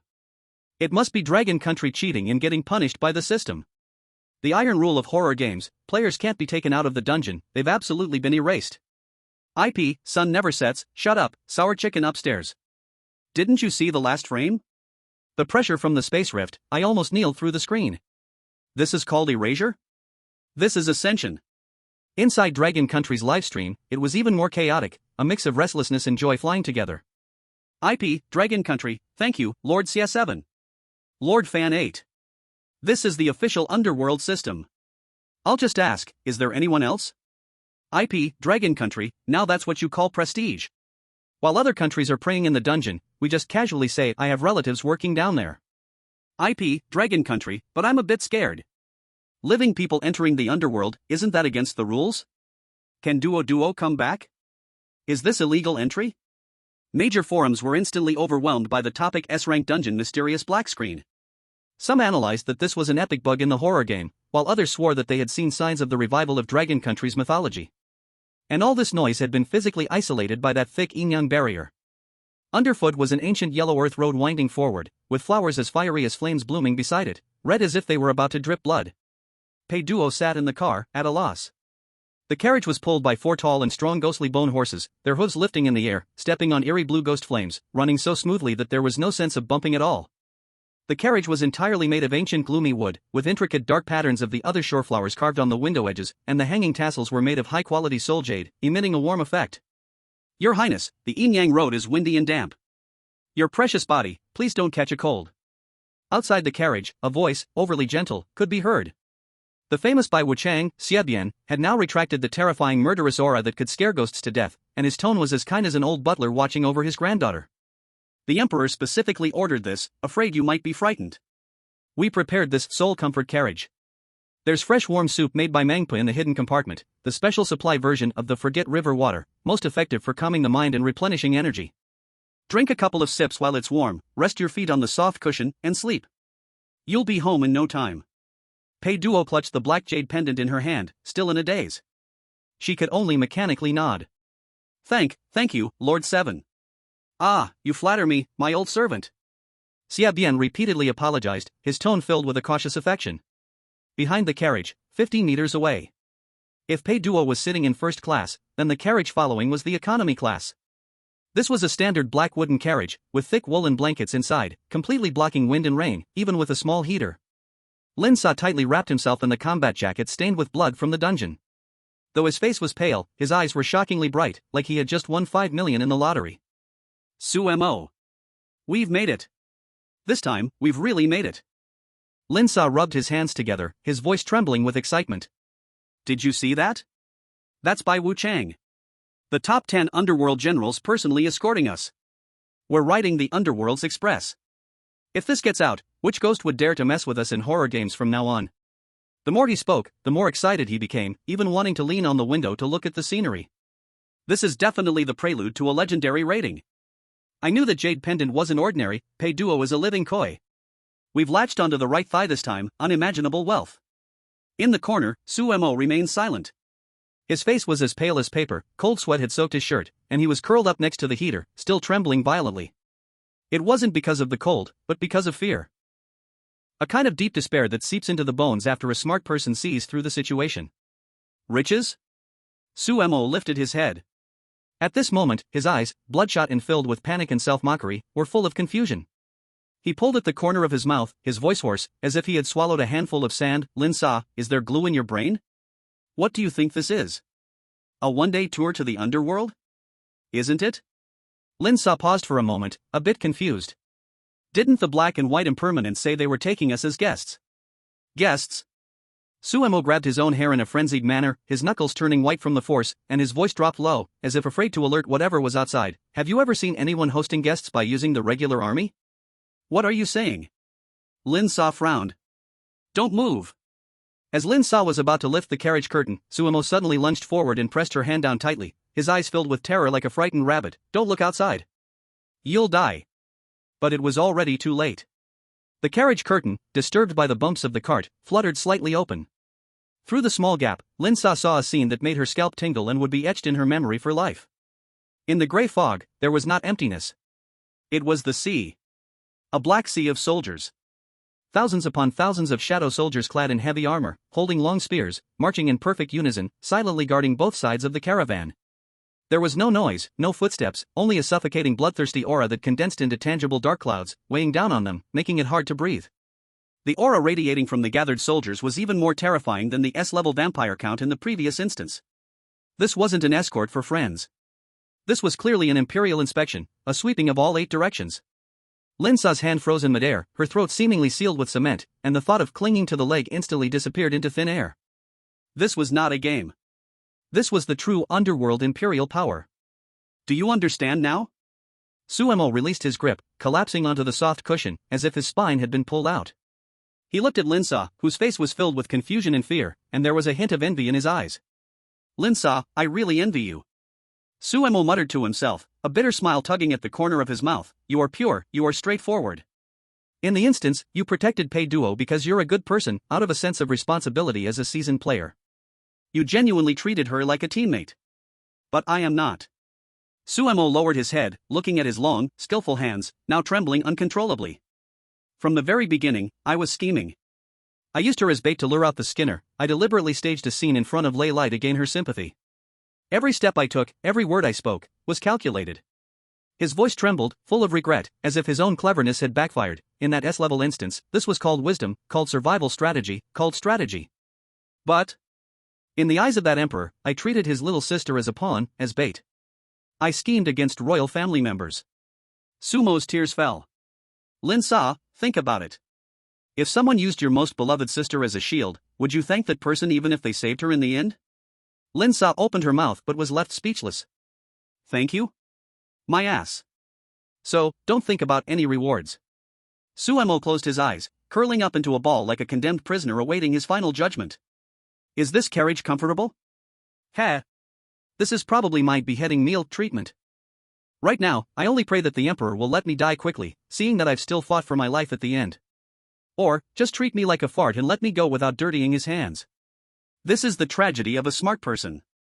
The fool only sees the thigh of the big shot and rejoices, while the smart person sees the blood on the thigh and the knife hanging over their neck. The wheels of the carriage rumbled forward, heading into the unknown depths of the underworld. Suemo took a deep breath, adjusted his disheveled collar, forced himself to kneel on the cushion, and lowered his head, even lower. At this moment, perhaps only extreme humility could earn a slight chance of survival. Chapter 21, The Passing of the Ghost Soldiers, and the Living Should Avoid Them. Inside the carriage, warmth filled the air like spring. Pei Duo held a smooth porcelain bowl, filled with a special custom-made warm soup personally brewed by Mengpa. The soup was clear and bright, without the eerie sensation that supposedly made people forget their past lives. Instead, it resembled the brown sugar ginger tea that's made at home. With one sip, the terror and chill accumulated from the S-grade instance dungeon slowly dispersed through her pores.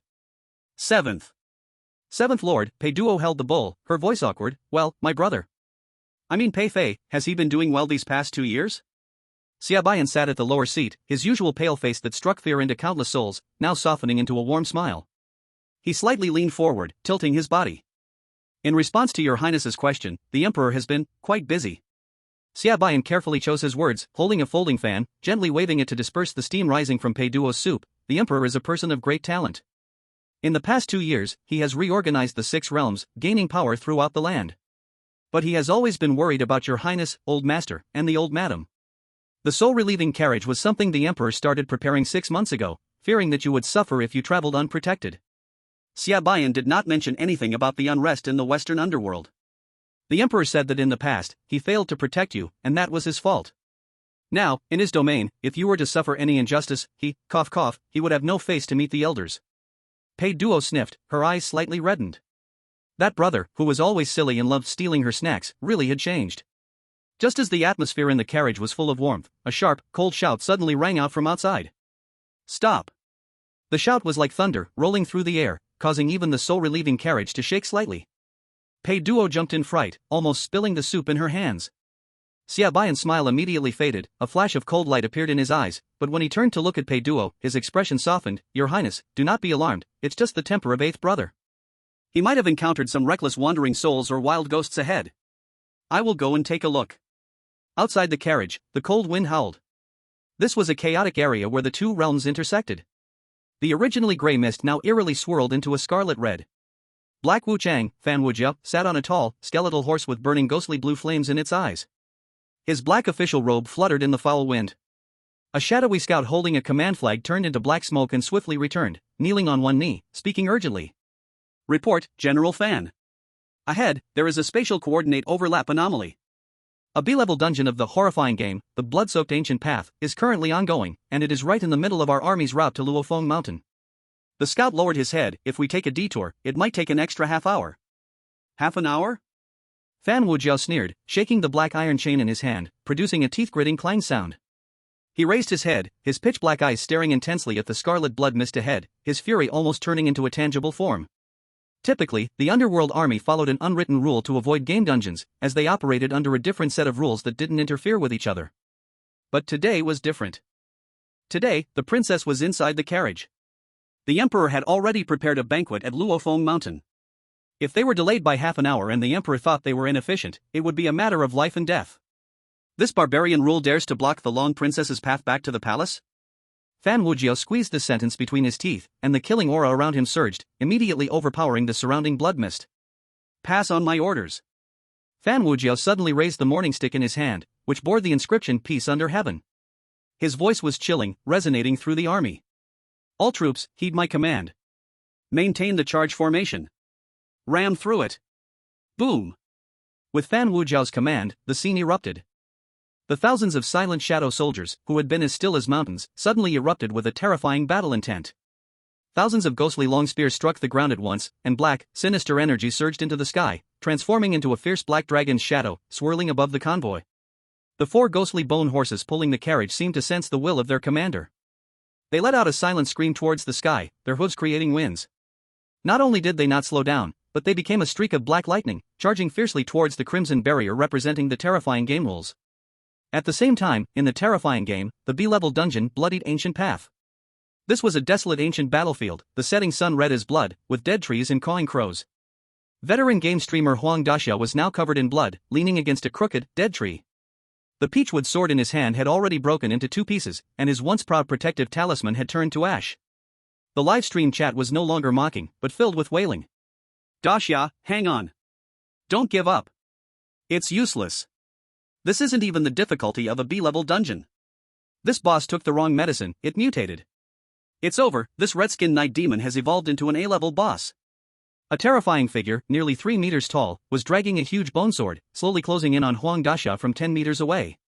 It was the dungeon's boss, the red-skinned night demon. It had just swallowed 2 of his teammates, and now, it was staring at the last prey with a pair of eyes full of mockery and cruelty. Fresh liver. It raised the bone sword, stained with bits of flesh, and aimed it at Huang Daxia's neck. Brothers. I did my best. Huang Daxia let out a bitter laugh and left his final words to the camera, next life, I won't be a streamer. This terrifying game, it's just not meant for humans to play. He closed his eyes in despair, waiting for death to come. The sound of the sword wind rushing down was deafening. However, the expected intense pain did not come. Boom. Boom.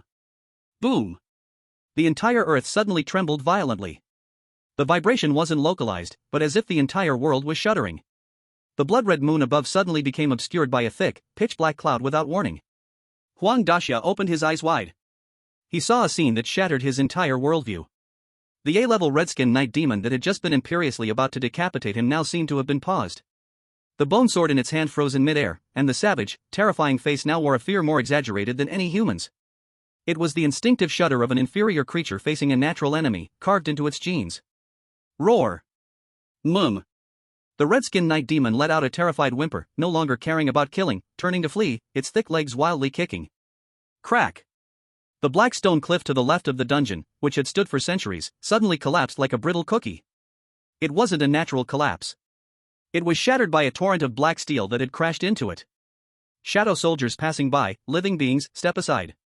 A roar that seemed to come from ancient times shattered the dungeon's rule notification. Huang Daxia stood there, stunned, watching the figure emerge from the rolling smoke. A giant, with a black iron-like face and a tall hat, rode a flaming bone horse and descended through the air. Behind him was a perfectly synchronized, heavily armored shadow soldier formation, resembling a tsunami. The air was instantly filled with a murderous aura that crushed the supposed B-level horror dungeon into nothingness. This was the regular army of the underworld. The man on the horse, Fan Wujiao, didn't even glance at Huang Daxia below.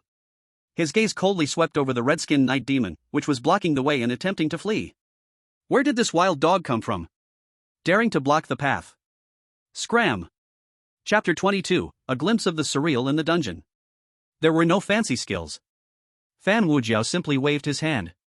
The black iron chain wrapped around his arm twisted like an awakened black python.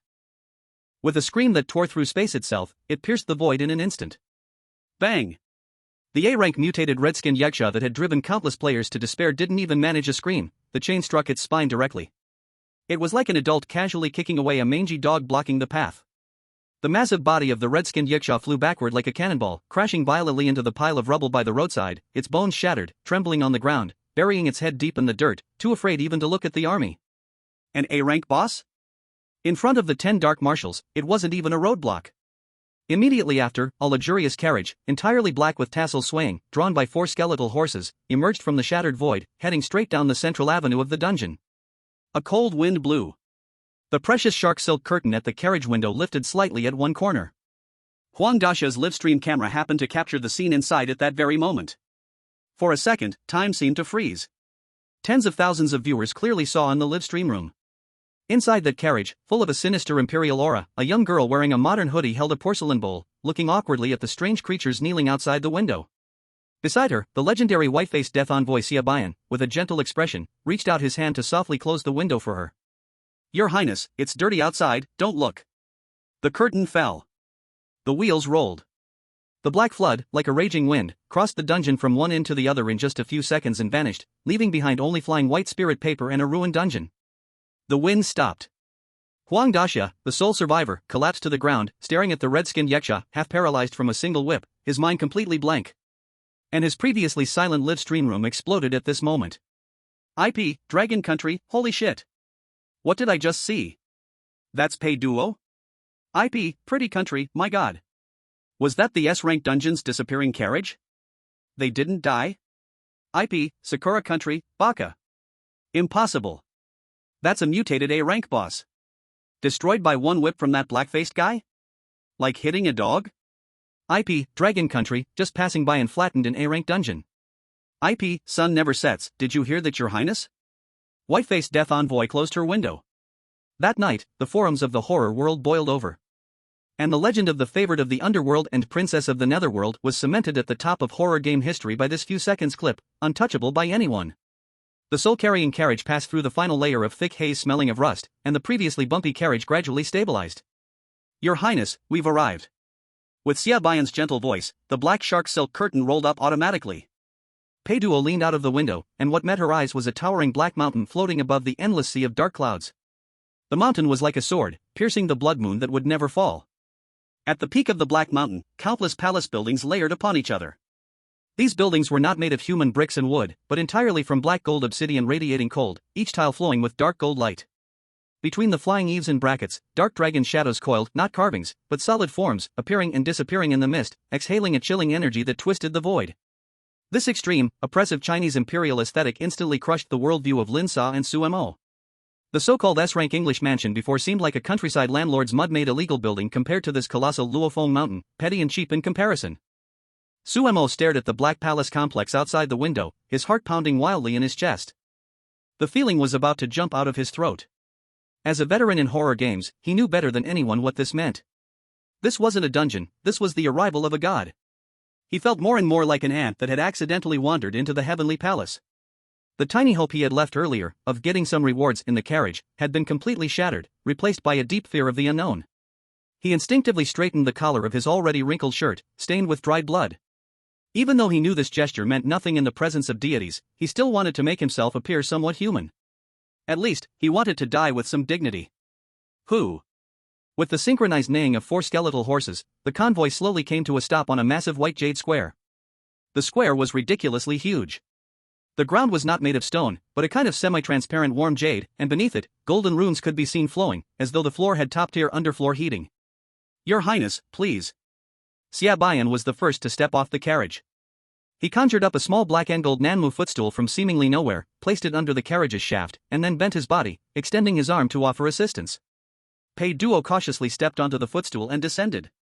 The sensation under her feet was warm and smooth, and a surge of warmth rushed up her spine from the bubbling well of her foot, driving away the cold air and even making her feel more energetic than she had ever felt in her life.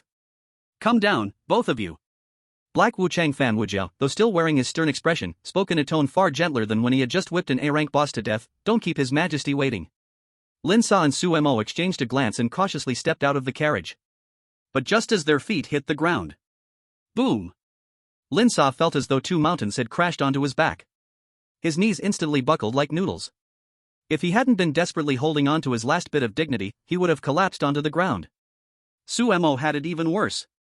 Already injured internally, he now felt the air wasn't filled with oxygen, but with thick, mercury-like imperial might. With each breath, his lungs endured excruciating pain, a reaction instinctively triggered by lowly souls when faced with the supreme mythical realm. This was still at the edge of the square. If they stepped into that great hall, Sumo's face turned as pale as paper, and he felt like he was already in line on the bridge of helplessness. Hold on. Just as black and white Wuchang were about to lead the way, the massive bronze palace door ahead, over 100 feet tall and engraved with a picture of a kowtowed devouring the sky, unexpectedly gave a thunderous mechanical sound. Boom, boom, boom. The heavy bronze door slowly opened to both sides, and a gust of wind, carrying a strong smell of iron blood and gunpowder, howled out from within. Whoosh! Whoosh! Whoosh! The sound of armored soldiers clashing in perfect unison came rushing like a tsunami.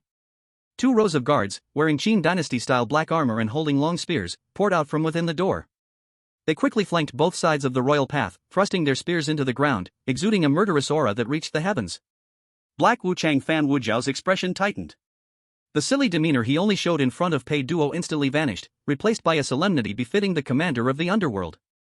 He quickly pulled Pei Duo to the side of the royal path, next to a white marble railing, and whispered, "Your Highness, please wait. The North Emperor's Prime Minister is returning to the palace after finishing a meeting. According to the rules of the underworld, even the King of Hell must step aside when encountering this person." Chapter 23, Beneath Mount Luofeng, the ancestral dragon glances back. The North Emperor's Prime Minister? Sumo's mind buzzed. He had seen this divine title in ancient texts.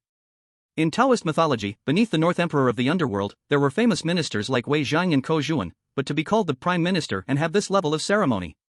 Before he could figure it out, a surge of ancestral dragon's aura, 100 times more domineering than the earlier wave of ghostly soldiers, filled the air. From that deep and shadowy palace gate, it surged out like a rolling flood. No honor guards, no music played.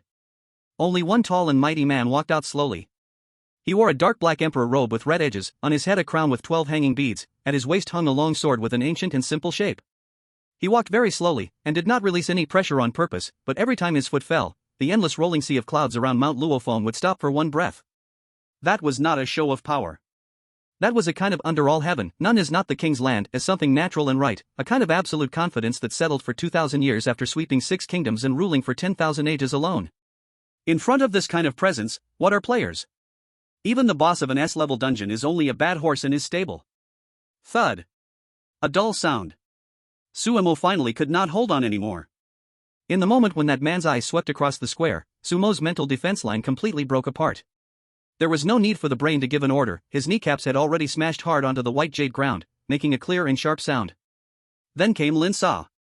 The two of them were like their spines were pulled out, their whole bodies flat on the ground, their foreheads pressed hard against the cold floor, their bodies shaking violently. This was not weakness, this was biological instinct.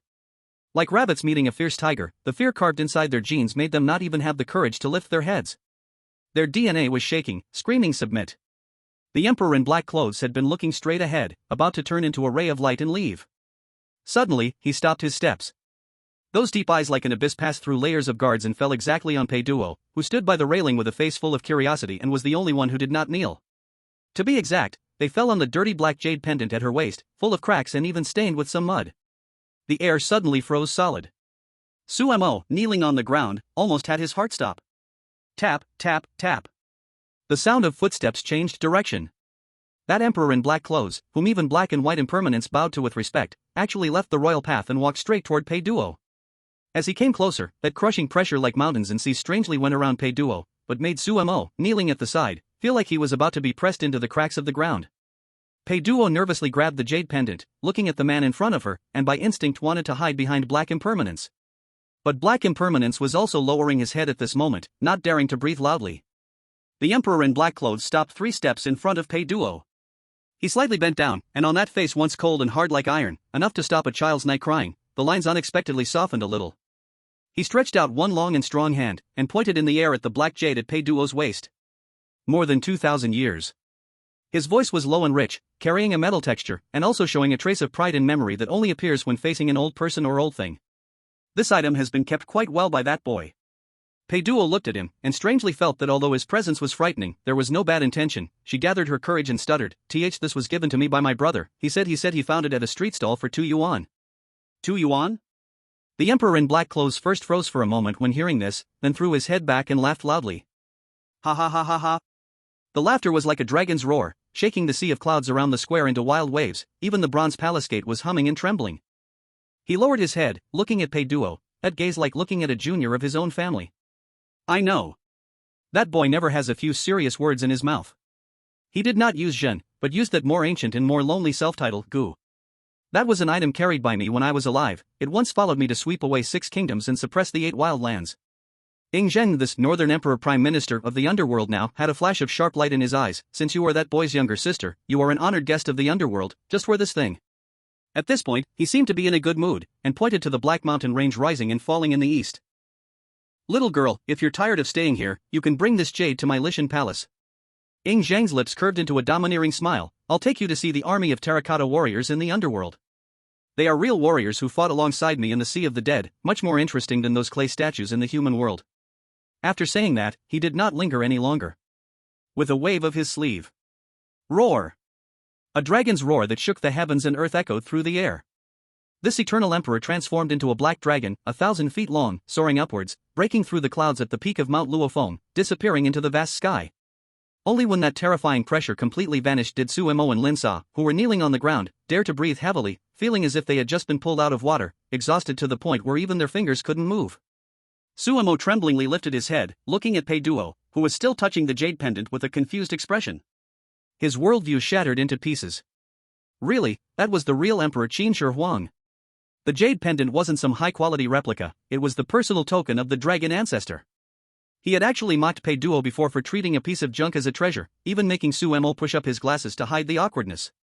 Now, Su Mo only wanted to slap himself twice. Such a thing, forget about an S-class ghost, even the 10 Yama kings would show some respect if they saw it. Pei Duo wasn't just holding a protective charm, she was clearly walking around the instance with the imperial seal of the nation. Seventh Master? Pei Duo weakly asked, looking at the Emperor Qin Shi Huang, who had transformed into a dragon and flew away. Was that uncle just now very powerful?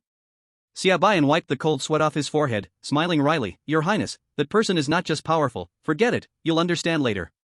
He adjusted his robe, restoring his butler-like smile, then turned and pointed to the most magnificent central hall. Let's go, Your Highness.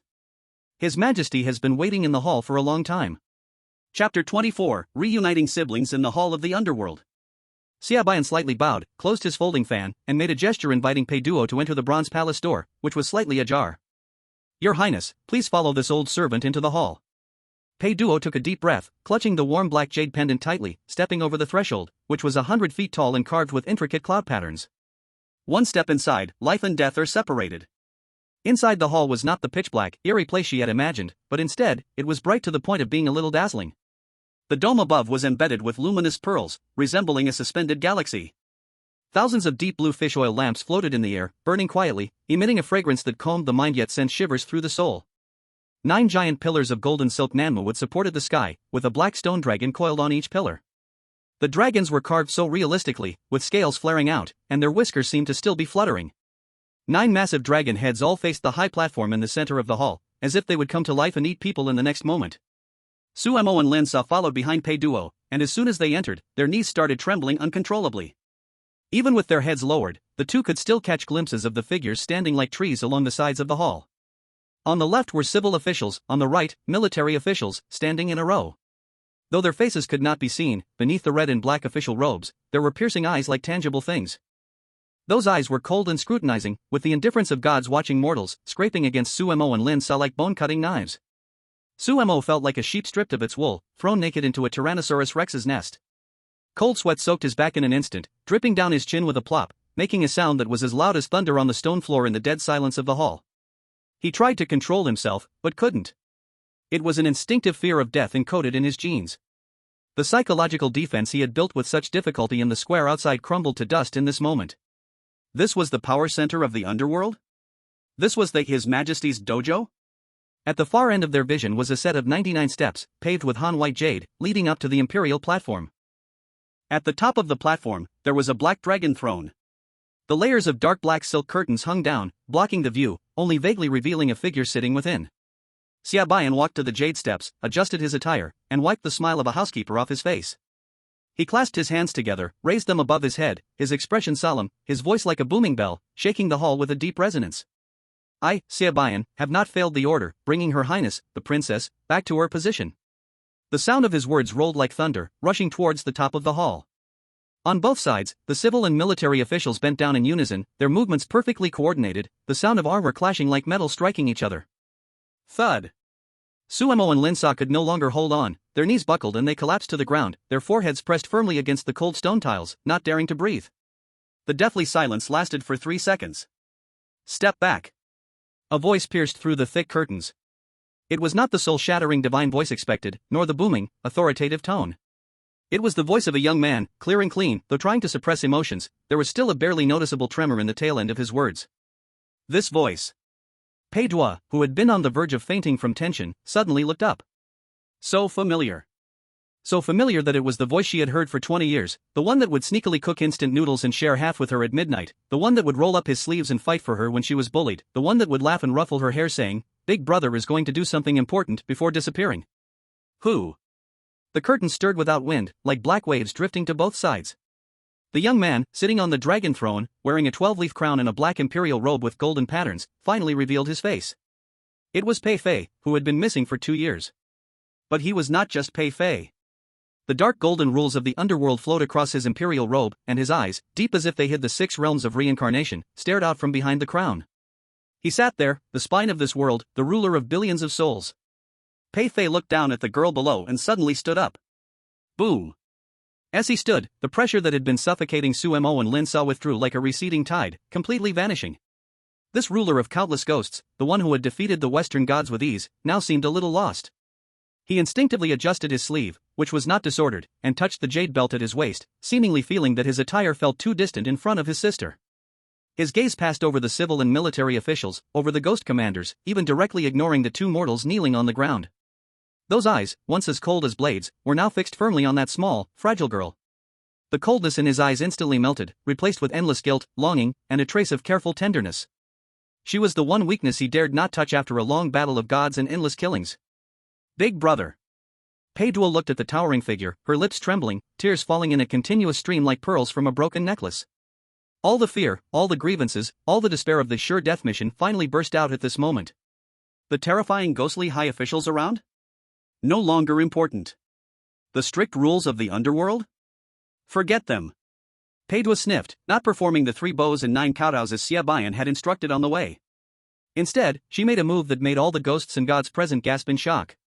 She lifted her skirt, gritted her teeth, and like an angry little cannonball, with red eyes, she rushed toward the 99-step jade stairs that symbolized supreme imperial power, the ones that could kill a mortal with just one touch. Tap, tap, tap. The crisp sound of footsteps echoed along the royal path, so sudden, yet so determined. Pei Duo stumbled as she ran, her breath uneven. When she reached the last step, her legs were still weak, and her toes caught on the jade stairs. Ah! Pei Duo cried out as her body lost balance and she fell forward. She did not crash onto the cold, hard floor tiles. The man, who had originally stood high above. He almost teleported down, catching her in his arms. Pei Fei opened his arms and steadied the figure rushing toward him. A familiar scent. There was no eerie ghostly aura, only the faint smell of tobacco, the smell of his brother. Whoa whoa. Pei Fei, you bastard. Pei Duo clung tightly to Pei Fei's priceless imperial robe, which even had the power of law woven into its stitches, rubbing her tears and snot all over it. She cried while shaking her little fists, punching bang bang bang on the emperor's chest. Do you know how scary that vampire was? I almost wet myself, do you know? The broken jade you gave me was filthy. It was covered in mud. Millions of people in the livestream are laughing at me. Why didn't you come home? Whoa whoa. I thought you were dead. Mom and Dad thought you were dead. You bastard. The hall was deathly silent. The civil and military officials lowered their heads even further, wishing they could bury themselves in the floor. Could they hear this? The princess of the current dynasty, grabbing the emperor's collar, cursing him as a bastard? If this spread, where would the dignity of the underworld be? Chapter 25, the whole underworld was stunned. She dared to grab the emperor's collar. Pei Fei's body stiffened for a moment. He let his sister's punches land on him, even though her little strength couldn't even be called a tickle to him. He tightly held the sobbing girl in his arms, as if holding a treasure he had lost and found again. His hands, which once controlled the world and changed fate, seemed particularly clumsy at this moment. He gently patted Pei Duo's back, as if comforting her to sleep when she was a child. I'm sorry, sis. Pei Fei's voice was hoarse, his noble head bowed, his chin resting on Pei Duo's hair. I'm back. No one will dare to mock you anymore. If Hades or Satan had seen this scene, their eyes would probably pop out. The ruthless emperor of Fengdu, who would annihilate an entire family over a single disagreement, actually had such a cowardly moment. Pei Duo vented her feelings, and her emotions finally calmed down. She hiccuped, not wanting to let go, hanging on Pei Fei like a koala. At this moment, a young attendant standing beside the imperial stairs, who had just been promoted and didn't know any better, saw Pei Duo crying above and the two mortals below still staring up dumbfounded. He thought it was his chance to perform. Although he didn't dare to interfere with the princess, controlling two mortals was still something he could easily do, right? Preposterous. The attendant screeched, pointing at Suemo and Linsa, who were kneeling on the ground, his voice filled with eerie anger. You mere mortals, seeing the emperor and not kneeling, daring to gaze at the emperor's face. According to the law, you should be executed. Boom. A cold murderous intent instantly locked onto Suemo and Linsa. It wasn't just pressure, it was a tangible death sentence. The attendant may have been just a gatekeeper, but as a Formalin official, killing two mortals was no different than crushing ants. Sumo's face turned pale, his heart stopped. It's over. Is this the end? Having seen the secrets of the gods, were they going to be silenced? He closed his eyes in despair, his knees giving way as he was about to collapse to the ground. Linsa was shaking all over, her brief joy from latching onto the big fish instantly turning to dust. Who told you to talk too much? A faint voice drifted down from above the high platform. Pei Fei, holding Pei Duo, who was still sobbing, didn't even look at the attendant. He waved his other hand lightly. Slap. The pompous attendant was like being slapped by an invisible giant hand, flying sideways and crashing into a pillar of the hall, unconscious before he could even scream. No one dared to help him.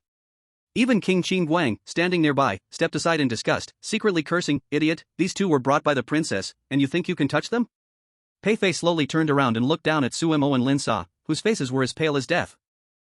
Suemo was waiting for the final judgment. However, the thunder he expected did not strike. The young man dressed in imperial robes did not unleash the majesty of an emperor. He looked at the two trembling mortals and smiled. It was a smile belonging to an elder brother, gentle and sincere. Pei Fei gave a slight nod, his voice echoed through the hall, clearly reaching every ghost and deity's ears. You two protected my little sister in that instance, keeping her safe. At the final moment, you even fought with your lives. This kindness, Pei will remember. In the great hall, the candlelight flickered. Pei Fei let his little sister's small hands, covered in mud, rub against his chest. He even reached out to smooth her messy bangs. Enough, you're all grown up, yet still crying like when you were a child. Pei Fei smiled helplessly, his tone filled with indulgence. Look at you, all covered in blood and mud, aren't you uncomfortable? Pei Duo sniffed and looked down at the battle-worn hoodie she wore from crawling and fighting in the instance. It was indeed a tragic sight, with the sleeve still stained with some unlucky soul's blood, sticky and messy. Someone. Pei Fei softly called. From the shadows beside the hall, two palace maids in flowing cloud dark patterned robes appeared like ghosts. They bowed their heads and clasped their hands in front of them. Take the princess to the back hall's hot spring. Also, prepare the set of daily clothes from the wardrobe for Her Highness to choose from. Pei Fei coaxed gently, go ahead, I'll stay here. I'm not going anywhere. After you clean up, I'll take you to eat some delicious things you can't find in the mortal realm. Wait for me, don't run away. Pei Duo tugged at Pei Fei's sleeve, shaking it, then turned back 3 times as she followed the maids toward the back hall. Until her small figure completely disappeared behind the giant screen painted with vast mountains and rivers. The warm, familial atmosphere, like that of an ordinary brother and sister, faded away like smoke. Pei Fei's smile faded with his sister's departure, slowly receding like the ebbing tide. He turned, the hem of his robe slicing through the air in a sharp arc, and sat down again. There was no deliberate release of overwhelming pressure. He simply leaned casually against the dark dragon throne, supporting his chin with one hand, his deep eyes coldly casting downward toward the two kneeling figures. The temperature in the hall dropped by 10 degrees out of nowhere. The neighborly brother who had just comforted his sister and joked with her was gone. In his place was the great emperor of Fengdu, ruler of billions of souls and master of the Yin-Yang order. Suemo knelt on the cold stone floor, cold sweat gathering into a small pool on his forehead, dripping down his nose. He knew all too well what this shift in atmosphere meant. It was a change from family dinner to courtroom. This kindness, Pei will remember. That sentence still echoed in his ears. Linsa still wore a look of joy from having survived, with a hint of excitement as if he had clung to a powerful leg. But Suemo didn't feel the same. He only felt fear. A deep, bone-chilling fear that made his teeth chatter. He was a smart man, and smart people often think more. That word kindness was meant for Pei Duo. It was meant to soothe that silly little sister's heart. If he, Suemo, took those words seriously and thought he could receive reward or gratitude in front of the Lord of the Yin realm, that would be the path to death. Reviewing the entire S-rank instance, what had he done? Used. Schemed. Set up.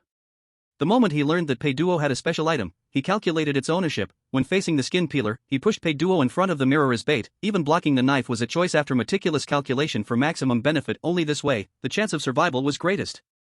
These schemes could be hidden from the pure Pei Duo, hidden from the straightforward Lin Sa. But could they be hidden from the one sitting above them? Under the divine gaze, the human heart is like a ghostly den, with nowhere to hide. If one accepts the reward now, then it would be deceiving the emperor. It would be plotting against the royal family.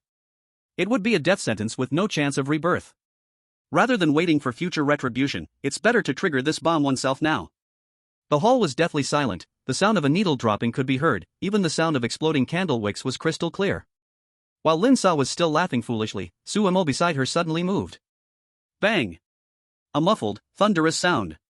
Su Amo didn't rise. Instead, he smashed his head hard onto the cold marble floor. This wasn't a showy kowtow. This blow was brutal, a real suicide attempt, and blood instantly stained the pure white floor. Lin Sa shivered in fear, her face filled with terror as she stared at her teammate. Had this guy gone mad? The commoner is guilty. The commoner deserves to die. Sumo's voice trembled, but every word was spoken clearly, echoing through the empty hall. Your Majesty, please see clearly. The commoner did not fully protect the prince in the dungeon. The commoner once used the prince as bait to lure and kill the evil spirits. The commoner approached the prince with hidden intentions. Even when risking life to protect him, it was to gain a chance of survival, a calculation of profit. While there may be slight merit in action, in heart, I deserve to die 1,000 times over. The commoner is vile, and does not dare to accept your Majesty's reward. Please punish me, your Majesty. This speech was like a deep water bomb, shattering the already tense atmosphere in the hall. Beside her, Lin Sa was completely stunned, her jaw almost hitting the ground. She stared wide-eyed at Su Amo, her CPU nearly overheating. Wait, bro, did you really blow up the truck this suddenly? Splash. On both sides of the hall, those originally motionless statues of civil and military ghosts suddenly erupted with energy upon hearing the words using the prince as bait. Several cold, murderous auras locked onto Sumo's neck instantly. A few heavily armored ghost generals even placed their hands on their blades at their waists, with ghostly flames dancing in their eyes. With just a single look from the person above, they would immediately rush forward and tear this audacious mortal into pieces. On the high platform, Pei Fei toyed with the ink jade paperweight in his hand, his fingers slightly pausing. He didn't immediately speak, nor did he even change his posture. He just slightly lowered his eyelids, quietly gazing down at the blood-covered mortal below through the gaps of the 12-pointed crown. No thunderous anger, no comforting words. This silence was more suffocating than the most vicious curse. Time seemed to stretch infinitely, with every second torturing Sumo's nerves. Just as Su Amo felt his heart might stop beating, a soft laugh rang out from the high platform. Ha! The sound wasn't loud, but it was like ice shards falling into the collar, cold to the bone. Su Amo, you have quite the nerve. Pei Fei's voice was void of emotion, yet carried a detached tone as if controlling life and death. Do you know, with just this one sentence, I could make your soul scatter, and you wouldn't even have a chance to enter the animal path? Su Amo trembled violently, lowering his head further, pressing his face tightly to the ground. His teeth bit down on his lips until they bled, yet he didn't dare to utter a sound. Pei Fei watched him, the layer of coldness in his eyes, like eternal dark ice, suddenly softened a little. However, Pei Fei slightly leaned forward, the pressure in his tone easing slightly. If you were just a foolish loyalist, only good at blocking knives, I wouldn't even bother with you. To survive in an S-level dungeon, a place where death was certain, using nothing but your human body, calculation, and planning to keep my foolish sister alive. That was your skill. Pei Fei slowly stood, hands behind his back, the golden dragon on his sleeve seemed to come alive, shimmering brilliantly in the candlelight. As the ancient saying goes, judge actions, not hearts, for no one is perfect in heart. You did scheme, but you also fought desperately. I remember your crime, I also recognize your merit, and I will reward you. In that eerie game where people are eaten, conscience is the least valuable thing, the brain is what matters. What I want is not a loyal dog that only wags its tail, but a sharp blade that can clear the thorns and protect her completely. These words were like a giant hand, instantly shattering the sword of Damocles named Death hanging over Sumo's head. Su Amo felt like he had been drained of all energy by these words, his body going limp, collapsing to the ground. Tears mixed with cold sweat and blood from his forehead flowed down, a mixture of ecstatic relief from surviving and the tremble of a desperate gambler who had won. This emperor is a tyrant who speaks reason. This self-detonation was a gamble that paid off. Pei Fei walked down the imperial steps, approaching the two of them. At this moment, he had restrained the overwhelming imperial aura, and his tone even carried a hint of helplessness, as an older brother. I hold this position, controlling life and death, but bound by rules, unable to always accompany her in those side stories. Her personality is simple. In this filthy game world, she is prone to being taken advantage of. I need smart people like you, and loyal subjects like Lin Sa, to continue protecting her. Saying this, Pei Fei stretched out his hand and lightly patted Sumo's shoulder. A pure, slightly cool underworld power quietly entered Sumo's body. In just an instant, Sumo felt his internal injuries healing at an incredible speed, even his mental strength surged. Well done, your names will be on the merit book of the underworld. From this moment on, Sumo was no longer a desperate survivor in a terrifying game but the Imperial Guard, a blade-wielding protector under royal command. Thank you for your great grace, your majesty. This humble subject.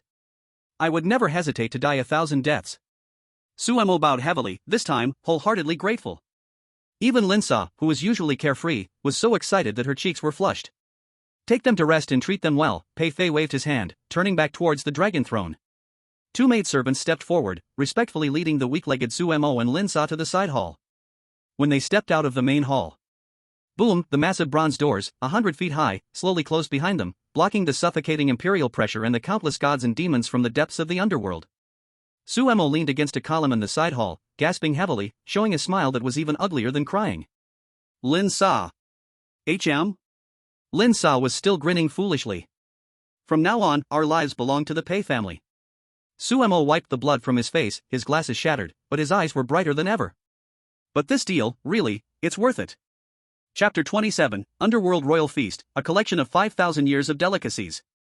Sumo changed into a moon-white brocade robe, hastily made by the Yin Division's clothing bureau. The fabric was smooth like flowing water, with intricate dark patterns embroidered on the cuffs. He instinctively rubbed his sleeve, it's a common habit of clever people. The two distinguished guests, the royal kitchen hall has arrived. Outside, the leading ghost soldier commander bowed respectfully. Sumo took a deep breath, adjusted his attire, and stepped over the threshold first. Inside the royal kitchen hall, it did not use the oppressive black and gold tones of the main hall, but instead had warm yellow carpets spread out. Hundreds of red candles, as thick as children's arms, quietly burned on the high platform, illuminating the entire hall with a soft, warm glow. There was no trace of blood in the air, instead, it was filled with the pleasant scent of sandalwood. Tap, tap, tap. Light footsteps echoed. Sumo and Lin Sa looked up, almost having their jaws drop. From behind the screen came a graceful figure. Gone was Pei Duo's tattered guard uniform, covered in mud from the side stories, replaced by a flowing, radiant red-gold cloud-patterned immortal skirt. Her hair was styled into an exquisite spirit serpent bun, with a red-gold hairpin inserted at an angle. The material of the skirt was unknown, but as she moved, it seemed like the sunset glow had wrapped around her. The whole person was glowing. This. Lin Sa rubbed her eyes. Was this the same little girl who was crying while holding the jade pendant just now? Was this the same little girl who was trembling while holding the black jade pendant in the dungeon? Hey! Why are you all standing there like fools? Sit down. Pei Duo saw the two frozen like wooden posts, waving her skirt and calling out. The noble filter shattered instantly as she spoke, hurry up, I'm starving. This dress is so heavy. On the main seat, Pei Fei had already changed out of his grand ceremonial robe. At this moment, he was dressed in a loose black robe, lacking the awe-inspiring divine aura, and more like a lazy older brother at home. He casually flipped through a bound ancient text in his hands, and when he saw everyone enter, he set it aside. Sit. Pei Fei's voice was calm, but the aura of unspoken authority still remained. Sumo sat down cautiously, only daring to rest half of his buttocks on the edge of the chair, his back as straight as a spear. Lin Sa placed her hands neatly on her knees, behaving like a student waiting for the homeroom teacher to check homework. Serve the food. Pei Fei ordered, and the beaded curtain behind the hall made a crisp sound. 2 rows of female ghost servants, dressed in palace garments, entered one after another. They glided without touching the ground, carrying trays covered with red silk, moving in perfect unison without even a whisper of sound. Here they come. Sumo's Adam's apple bobbed, and cold sweat formed on his palms. Lin Sa stared intently at the red silk, and her mind began to automatically play scenes from a horror movie, Human Meat Buns? Fried fingers? This was the underworld, what kind of proper food could there be? Brother, these sisters walk without a sound. Pei Duo, however, was curious and looked at the female ghosts before eagerly reaching out for the nearest tray. Can I lift it? There won't be a surprise, right? Lift it, it's all hot. Pei Fei smiled, his eyes full of indulgence. Lin Sa closed her eyes in despair, ready to vomit on the spot. Whoosh! The red silk was lifted. The expected stench of blood didn't appear. Instead, a golden light exploded from the tray like a special effect. Immediately after, an overpowering fragrance swept through the entire hall. It was a pure aroma that could awaken the most primal hunger deep in human genes, a perfect fusion of top-tier grains and meat. Just the smell made Suemo feel the cold energy built up by fear in his body melt away like snow under the blazing sun, disappearing completely. Damn! Lin Sa couldn't hold back, exclaiming a classic phrase. On the tray was a dish that seemed like ordinary tofu, but each piece displayed 5 faint colors, surrounded by a subtle auspicious aura, as if covered by a 10-level filter. This dish is called 5-colored cloud and mist. Pei Fei leaned back in his chair, speaking as if introducing a homemade dish. The main ingredient is made from a spiritual grain, 5-colored millet, which became extinct in the human world during the late Tang dynasty. The chef in charge was the chief imperial chef of the Tang dynasty's imperial kitchen, who has been serving in Fengdu since his death. He then pointed to the bowl of soup next to him. That's 100 birds paying homage to the phoenix. It's a secret recipe from the Song dynasty imperial kitchen, long lost in the human world. The ingredients used are spiritual birds from the depths of the underworld, simmered for 49 hours over a slow fire. Drink it and make do. Make do? This isn't ghost food. This is the essence of 5,000 years of the Dragon Kingdom all brought together. Gulp. A clear swallowing sound echoed in the silent hall. Lin Sa awkwardly covered her stomach, but it wasn't her fault, the aroma was just too overpowering. Everything fear, the separation of life and death, was all swept aside by the instinct to eat. Eat? Pei Fei waved his hand. No need to be so formal, it's just a simple meal. Pei Duo couldn't hold back any longer. She didn't care about any table manners at all and immediately grabbed a piece of bright red meat, stuffing it into her mouth. So good. Pei Duo's eyes instantly widened, her cheeks puffed with happiness, and the corner of her mouth had a little bit of sauce from the soup.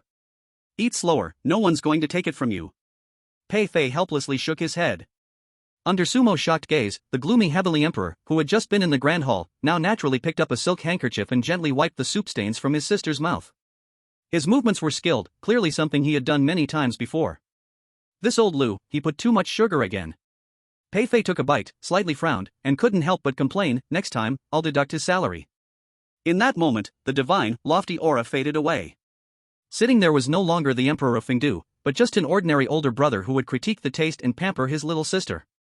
Suemo watched the scene, and the shock in his heart was even stronger than what he had felt in the grand hall earlier. He hesitated for a long time, finally mustering up the courage to ask the question that had been on his mind for so long. Your Majesty. Now that you are the heavenly emperor, you must have long since stopped eating, right? Why do you still keep the habit of eating 3 meals a day? Chapter 28, The Anchor of Humanity and the Sea of Red Spider Lilies. In his eyes, gods should be able to swallow clouds and exhale mist, detached from the mortal world. Such human behavior seemed out of place in a supreme deity. Pei Fei put down his chopsticks. He lifted his head, his deep, abyss-like eyes piercing through the rising steam, gazing at the endless, eternal night outside the hall. Suemo, do you know what the most terrifying thing is after sitting in this position for so long? Pei Fei's voice was very light. It's not those Western barbarian gods trying to stir up trouble, nor is it the endless official duties. He extended his hand, looking at his pale, slender fingers, as though inspecting the soul beneath the skin. It's forgetting. Divinity is domineering. It's like the tide, slowly consuming your humanity, wearing down your emotions, until you become a machine of pure logic, cold and merciless. I am not afraid of death, but I am afraid that one day, when I see Duo cry, I won't be thinking about how to comfort her, but rather calculating how much water is in her tears. Pei Fei withdrew his gaze, picked up a chopstick of vegetables, and slowly chewed, as if savoring some precious medicinal ingredient. So, I must eat. I must taste the sour, sweet, bitter, and spicy. I must remember. I am not just the emperor of Fengdu, I am also the son of the Pei family, and the brother of Pei Duo. This desire for food is the anchor I leave for myself. Suemo was greatly shocked. He had thought this emperor enjoyed power, but he hadn't expected that he was battling divinity just to preserve the last trace of humanity. Such a mindset was far more impressive than pure strength. Alright, stop looking so serious. Pei Fei waved his hand, seeing the atmosphere becoming heavy, and returned to his previous casual tone, hurry up and eat, it'll be ruined if it gets cold. For you guys, this is really a rare treat. Once it's gone, it's gone. A rare treat? Lin Sa could no longer hold herself back. Hearing this, she immediately picked up a piece of tofu called 5-colored cloud and put it in her mouth. It melted in her mouth. Immediately, a warm, soothing flow burst open down her throat, quickly spreading throughout her entire body. Lin Sa's eyes widened suddenly. She could clearly feel that the meridians she had damaged in the S-level dungeon were healing at an alarming rate. Even the physical bottleneck she had been stuck at was loosening with this single piece of tofu. Though she couldn't verify it right now, the sensation of power rushing up was unmistakable. Suemo also tried a sip of the 100 birds facing the phoenix soup. One sip, and it felt like giving his exhausted brain a top-tier spa, his mental strength instantly soaring, and his whole being feeling clear and transparent. The two exchanged a glance, both seeing shock and joy in each other's eyes. This wasn't just eating. This was clearly eating a full attribute recovery pill. And it's the kind that never runs out.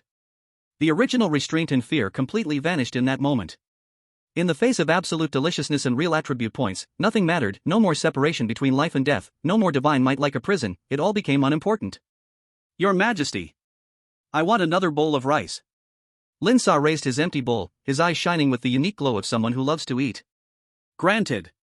Pei Fei chuckled silently. The red candles burned brightly, filling the air with a fragrant aroma. In this place of death and endings, deep in the underworld, a uniquely intimate family feast was unfolding.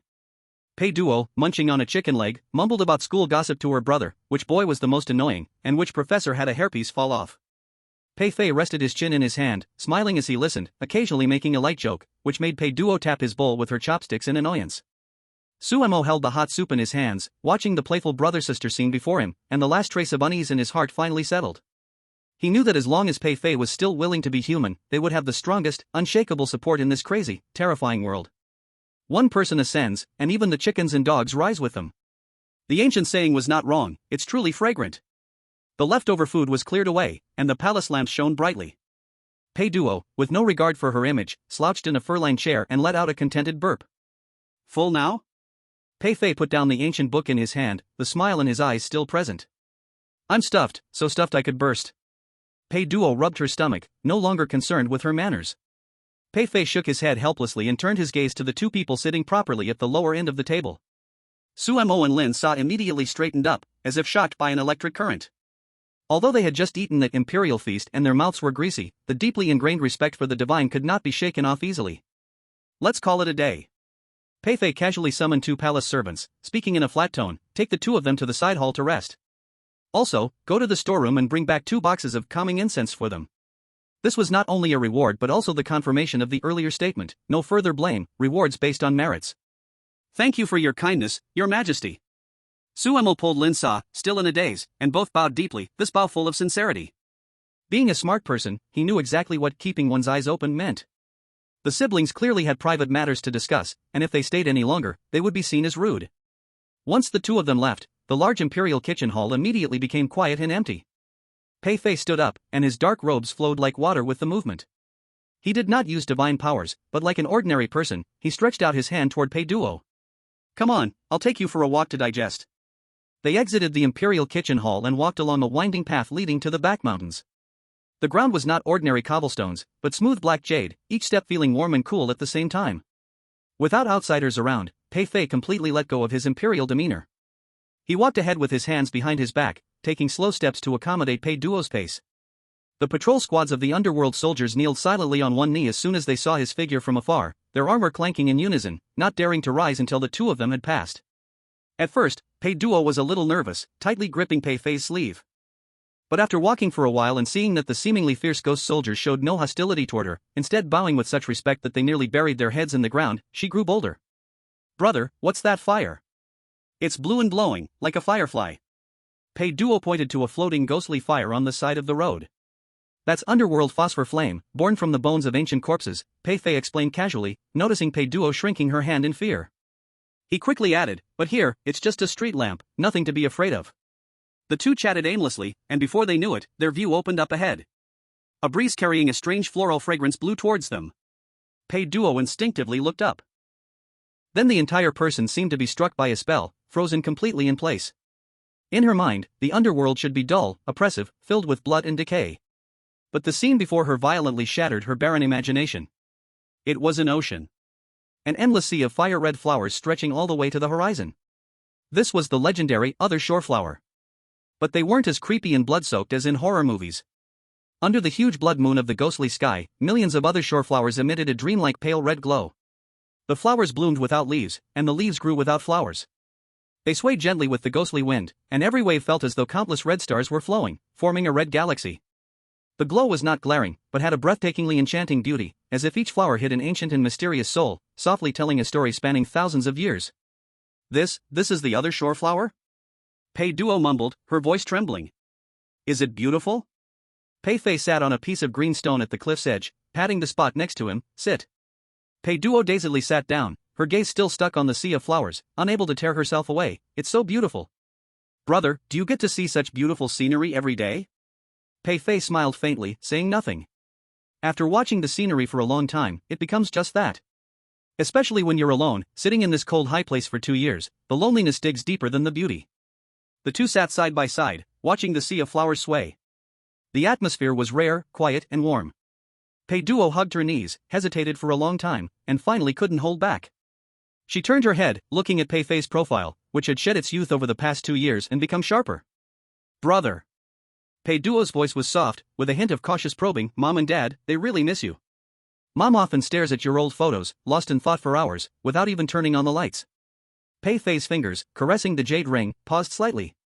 Now you're so powerful, even Emperor Qin Shi Huang listens to you, and the black and white impermanents are your subordinates. Are you able to go back home at any time? Pei Duo's eyes sparkled with hope. Even if you don't live there, occasionally coming back for a meal would be fine. Chapter 29, the Emperor guards the gates, only for the lights of thousands of homes behind him. The wind stopped. The once swaying sea of flowers seemed to freeze for a moment because of this question.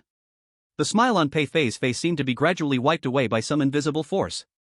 In his deep eyes, a faint trace of melancholy and heaviness flickered. This silence, at this moment, was more unsettling than a rejection. Pei Duo keenly sensed the change in the atmosphere, her smile froze, and she nervously grabbed the edge of her clothes. If it's inconvenient, then forget it, I was just asking, you don't have to. It's not that I don't want to go back. Pei Fei suddenly spoke. He stretched out his hand, and a flower from the wind landed in his palm. He looked at the blood-red petals, and his voice was low, as if squeezed from his chest. These 2 years, brother hasn't been as carefree as you see. Those old guys from the West, Hades, Satan, Anubis, they've been envious of the Eastern soul resources for a long time. When the horror games came, and the rules broke, they tried to stretch their hands into Dragon Country's territory, wanting to turn this place into their own backyard. Pei Fei stood up. At this moment, his back seemed particularly thin, yet he stood like an insurmountable mountain. The reason you can study peacefully in Jiangcheng, the reason Mom and Dad can still watch TV at home, is because brother is here, keeping the door shut. Pei Duo was stunned. Look over there.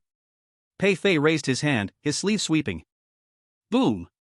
The once peaceful and serene sea of clouds in front seemed to be torn apart by a giant hand.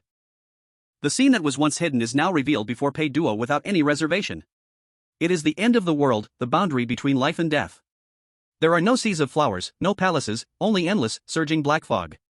And beyond that fog, there is a semi-transparent barrier glowing with golden light. Dawn! Dawn! Dawn! The dull banging sound, even from thousands of miles away, still shook Pei Duo's heart, making it ache painfully. Through that layer of barrier, she saw countless twisted and ferocious giant beasts' phantom images.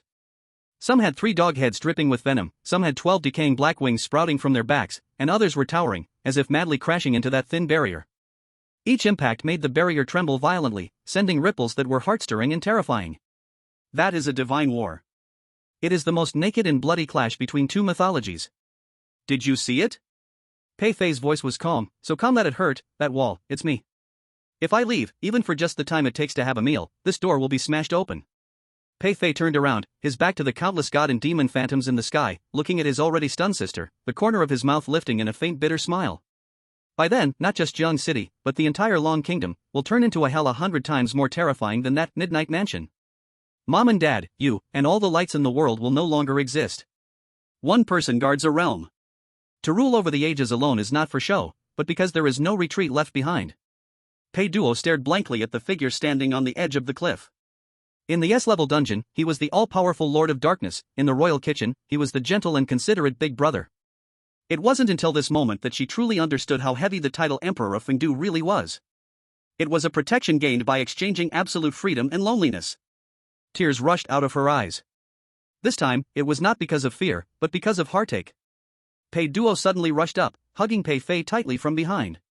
She buried her face in her brother's cool, worn-out clothes, crying like a wronged child, yet not daring to make a sound, afraid to disturb the heaviness in the air. I won't ask anymore. I won't hurry you to come home. Pei Duo's voice choked, broken and intermittent. Brother, don't go back. Stay here. I just want you to be okay.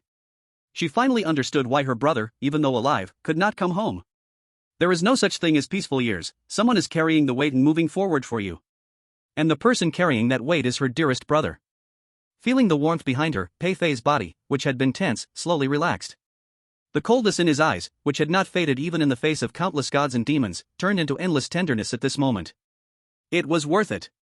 Even if he had to draw a line around himself, as long as he could protect this girl's tears, protect the peace of their parents, everything would be worth it. Pei Fei turned around and returned the embrace to this crying, tear-streaked fool, gently patting her back. Silly girl, why are you crying? Pei Fei laughed softly, his tone carrying a hint of heroism. Now I'm the Lord of Darkness. Who in this world can bully me, except myself? Besides. He suddenly winked mysteriously, reached out, and took the black jade pendant from Pei Duo's waist, shaking it in his hand. Although I can't go back, I can still pass messages. This jade pendant, I've infused a bit of my soul into it. It not only protects from disasters, but it's also a hell version of 5G phone. Pei Fei carefully reattached the pendant to his sister's waist, speaking seriously, when you go back and miss me, just shout at the pendant. As long as I'm not busy beating up those Western scumbags, I'll be able to hear and respond. Really? Pei Duo, with tears hanging from her eyes, suddenly brightened. Video call?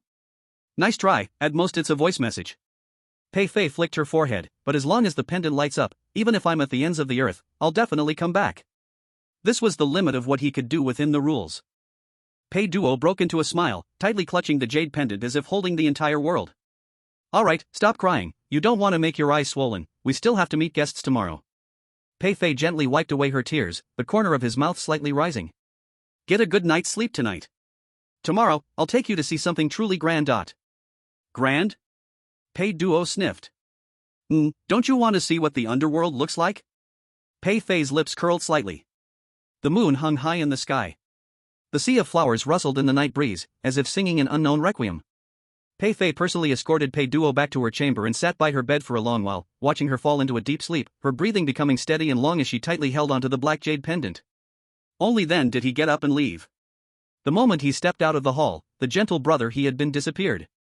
Outside the hall, the black and white impermanents stood like statues, waiting. Pei Fei stood with his hands clasped behind his back, his gaze fixed on the distant, swirling dark boundary. The lines of his face became sharp and cold, and an imperial aura radiated from him. Pass on the orders to the 5 ghost emperors. Pei Fei's voice was icy, carrying a chilling killing intent. Strengthen the patrols along the boundary. If those scoundrels from the west dare ruin the princess's mood at this time, kill without mercy. Understood. The black and white impermanents bowed and immediately vanished into the night. That night, Luofeng Mountain was as solid as iron. And deep within the most terrifying, core forbidden area of this entire horror-filled world, Pei Duo slept soundly under her blanket, unaware of anything. The next morning, the ancient and distant sound of the bell shattered the sea of clouds over Luofeng Mountain. Inside the palace, 2 half-transparent female ghost attendants were holding trays. In front of the copper mirror, Pei Duo gazed at herself in the reflection, a red-gold cloud-patterned gown, her hair tied up high. The youthful innocence of a college student was subdued by the attire, replaced by the dignified aura of a princess of the underworld. Your Highness, this golden jade hairpin was brought by Yang Guifei long ago. His Majesty specially had someone fetch it from the storeroom. The attendant softly whispered, inserting the hairpin at an angle into her hair. It looks beautiful on you. Outside the hall, Suemo and Lin Sa were already waiting like 2 door gods. These 2 were in an incredibly good mood. Last night's imperial feast, which was comparable to a divine remedy, along with 2 boxes of soothing incense reserved only for Yin Shui-level individuals, had rejuvenated them entirely. Suemo, who had once had a gloomy look from calculating too much, now had eyes that sparkled, brimming with energy. Lin Sa felt like he could now punch yesterday's self into the ground. Watching the passing Yin soldiers on patrol, Lin Sa no longer felt fear in his eyes, but an uncontrollable excitement. This was the real official backing. This was a golden opportunity. Creak. The hall doors opened. Pei Fei stepped out. Today, he wasn't wearing the complicated, ceremonial robes. Instead, he wore a dark golden cloud-patterned black robe with a jade belt around his waist and black boots on his feet. There was less of the intimidating divinity, but more of a sharp, handsome air. Awake? Pei Fei looked at his newly refreshed sister, his eyes lighting up, and then naturally extended his hand. Come on, the weather's nice today. I'll take you for a walk around our backyard. Not taking the carriage? Pei Duo, holding her slightly heavy skirt, felt a bit unaccustomed. Walking feels more grounded. Pei Fei smiled casually, his tone relaxed. Plus, it's a good chance to get familiar with the place, so you won't get lost later. The group slowly made their way down the Han Baiyu royal path. The black and white impermanents, like 2 faint shadows, carefully kept a distance of 10 steps, protecting them. Further away, a fully armed regiment of Yin soldiers silently followed. The oppressive aura caused wandering spirits and wild ghosts along the way to immediately fall prostrate, not daring to lift their heads. After passing through several palace gates, the scene ahead suddenly changed. It was not the eerie, terrifying wails of ghosts as imagined, but instead, a bustling and orderly scene. It was strikingly similar to a top-level government hall. Above the massive, circular halls, the 4 golden characters 6 cases gongqiao hung in midair. Thousands of civil servant ghost officials in various colored robes scurried through the paperwork, like precise gears in motion. Countless documents glowing faintly danced in the air, filing themselves automatically. The efficiency was enough to make even a supercomputer from the mortal realm feel embarrassed. Suemo stared in awe. In the horror game dungeon, the rules were chaotic, twisted, and filled with malice. But here, everything was orderly and perfectly aligned. Every stroke of the pen, every seal, represented the absolute balance between the 2 realms of life and death. This is the central nervous system of the underworld. Pei Fei stood with his hands behind his back, as if introducing his personal study. When I took over 2 years ago, it was as chaotic as a market. After killing a group and replacing them, the rules finally took shape. The casual mention of killing a group sent a chill down Sumo's spine, but deep inside, a sense of excitement stirred within him. Now, that's what you call a ruler's method. As they walked, Lin Sa suddenly pointed to a high platform on the left, whispering in surprise, that man in the red robe, with a crescent moon on his forehead. Is it? Everyone looked over. Behind a desk piled with documents, a red-robed judge with a face as dark as charcoal and a crescent moon on his forehead furrowed his brows, rapidly marking the death ledger with his red brush. The sight of him working overtime was like the top corporate drone of the underworld. That's Bao Wenjiang, Pei Fei casually introduced, currently the head of the inspection department, still has the same foul temper, and last month he slammed the table at me over a public fund reimbursement issue. Bao Wenjiang? Bao Zhang? Lin Sa's jaw almost hit the ground. On the mortal realm, he's a deity worshipped in temples and portrayed on TV. Here, he's the department head whom His Majesty criticizes for having a foul temper? It seemed Bao Zhang noticed their gaze, and despite being overwhelmed with work, he immediately stopped writing and respectfully bowed to Pei Fei from across the desk. There was no flattery, just absolute respect for authority and order. Suemo felt his scalp tingle. This reality, where history and mythology intertwined, was far more shocking than any Hollywood special effects. Every brick, every ghost or god here carried the deep weight of 5,000 years of Chinese culture. Compared to this, those Western dungeons with only a few hundred years of history seemed like nouveau riche built shoddy sets. Passing through the administrative area, the terrain began to slope downward. The temperature dropped sharply, and the air filled with the strong stench of rust and burning. The once bright lights turned into eerie green phosphorus flames, while from the distant abyss, dark fog swirled and faint, sorrowful screams echoed. The sound was not human, it drilled into the top of one's skull, making one's bones freeze with fear. Pei Duo's face turned pale, and she instinctively shrank behind Pei Fei. Brother, where is this? 18th level of hell. Pei Fei stopped and pointed ahead to a vast abyss engulfed by a red lotus fire, the foundation of the underworld's laws. When you make a mistake, you must pay the price. As they drew closer, the visual impact intensified exponentially. Tongue-pulling, boiling oil, knife mountains, those legendary tortures were now laid bare before them. Countless evil spirits wailed in agony on the torture devices, their flesh and blood in a grotesque, continuous cycle. Ah! Pei Duo let out a scream after glancing at the scene. In the next moment, a warm, broad hand covered her eyes. Don't look! Pei Fei's voice rang softly in her ear, carrying a warmth that reassured her. When your mind is stronger, I will take you to examine these crimes. Although Pei Duo's eyes were covered, Suemo and Lin Sa could still see clearly. And in that boiling oil, Suemo saw a scene that sent a chill through his soul but somehow gave him a sense of strange satisfaction. In the swirling, boiling oil, not only were Eastern evil spirits being fried. Among the rolling hot oil, a few blonde, blue-eyed vampires with bat wings and several giant werewolves were struggling in despair.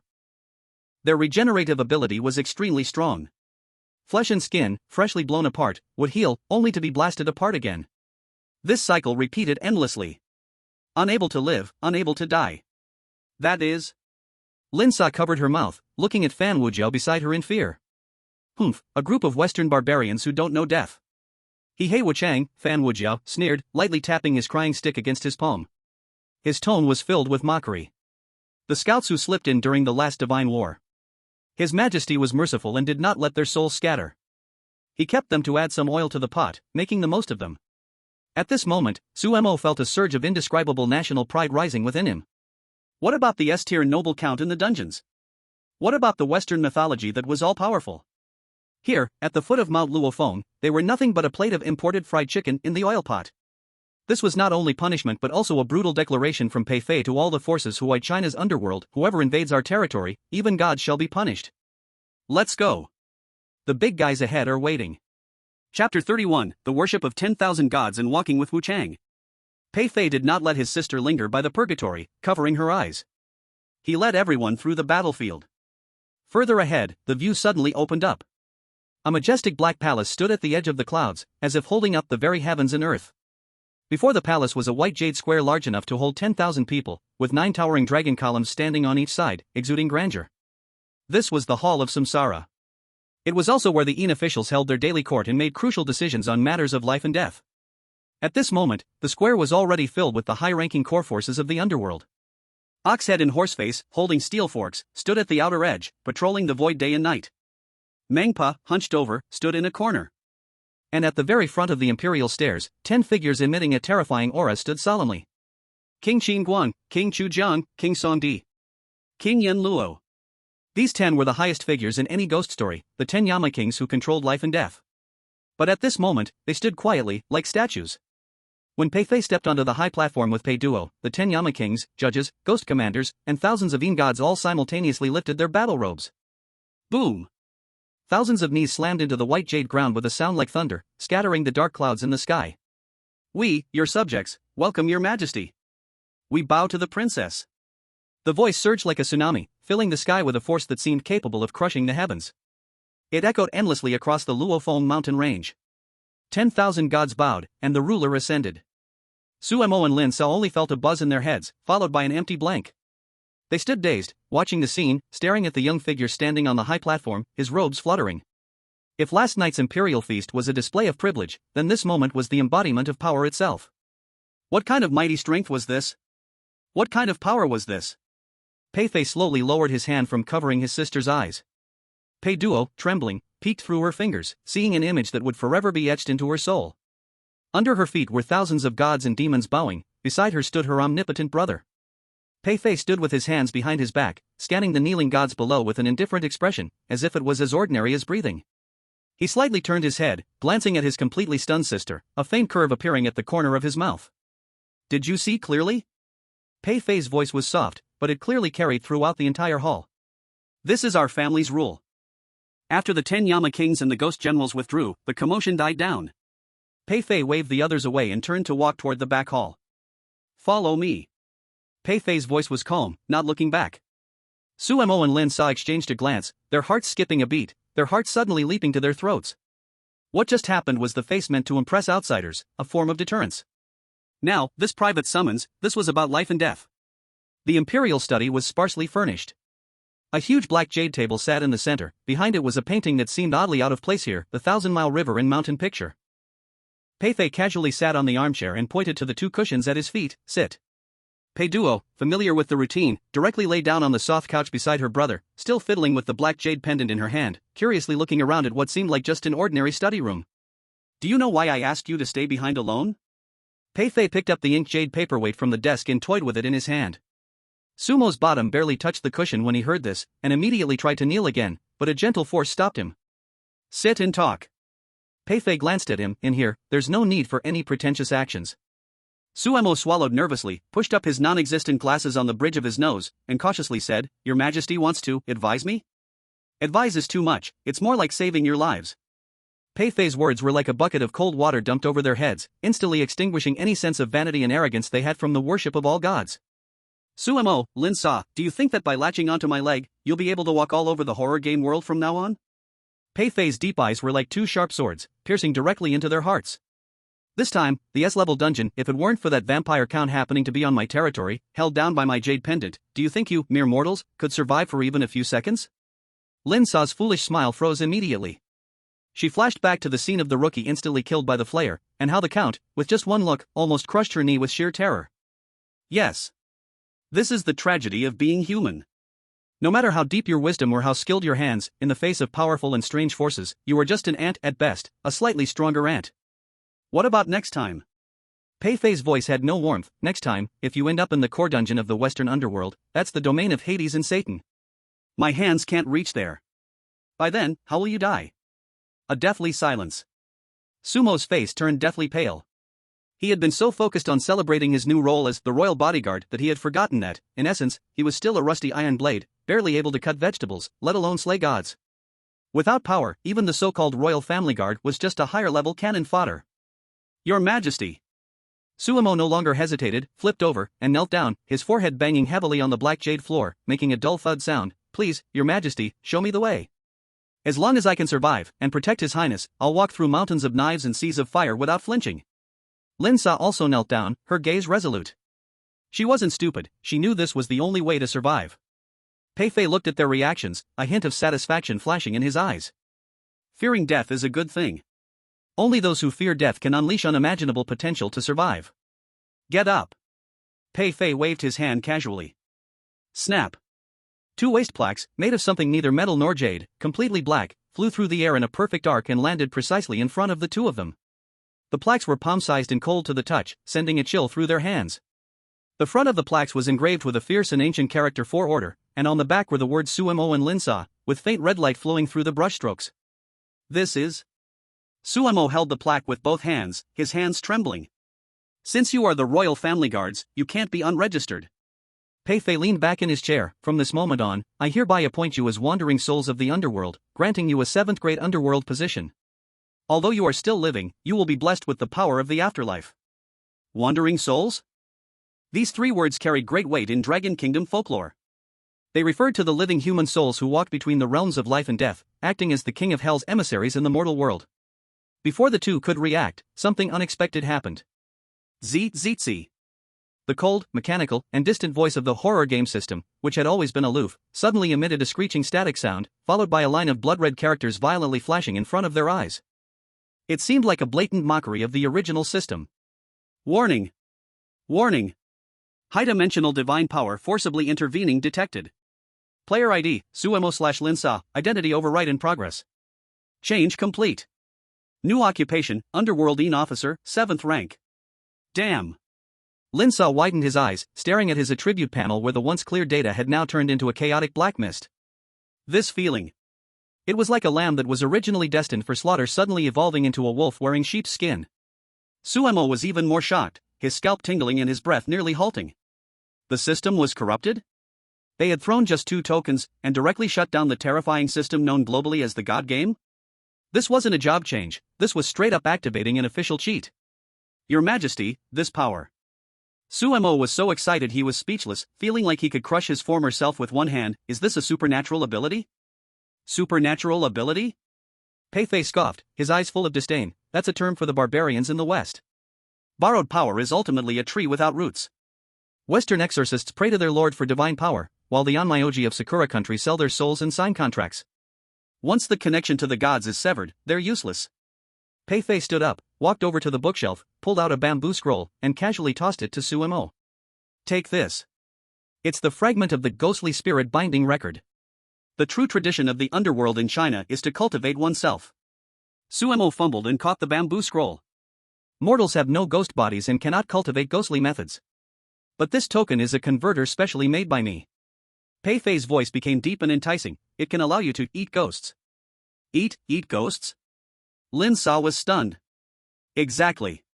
Pei Fei's eyes flashed with a cold gleam. Since you've chosen to walk the path of impermanence, you must have the methods of impermanence. Whether it's a vengeful ghost, an evil spirit, or even a vampire or werewolf, once you kill them, you can use the token to bind them, refining them into the purest ghostly energy and feeding it back to yourself. Refine the gods with ghosts, forge the body with evil spirits. The more ghosts you kill, the stronger you become. Until one day, your physical body becomes sanctified, and you ascend during the day. Boom! These words exploded like a nuclear bomb, completely shattering Suemo and Lin Sa's worldview. In the horrifying world, what were Dragon Country players? They were pitiful creatures who screamed and fled at the sight of ghosts and monsters. Even the top players in Dragon Country could only barely cope with the help of items.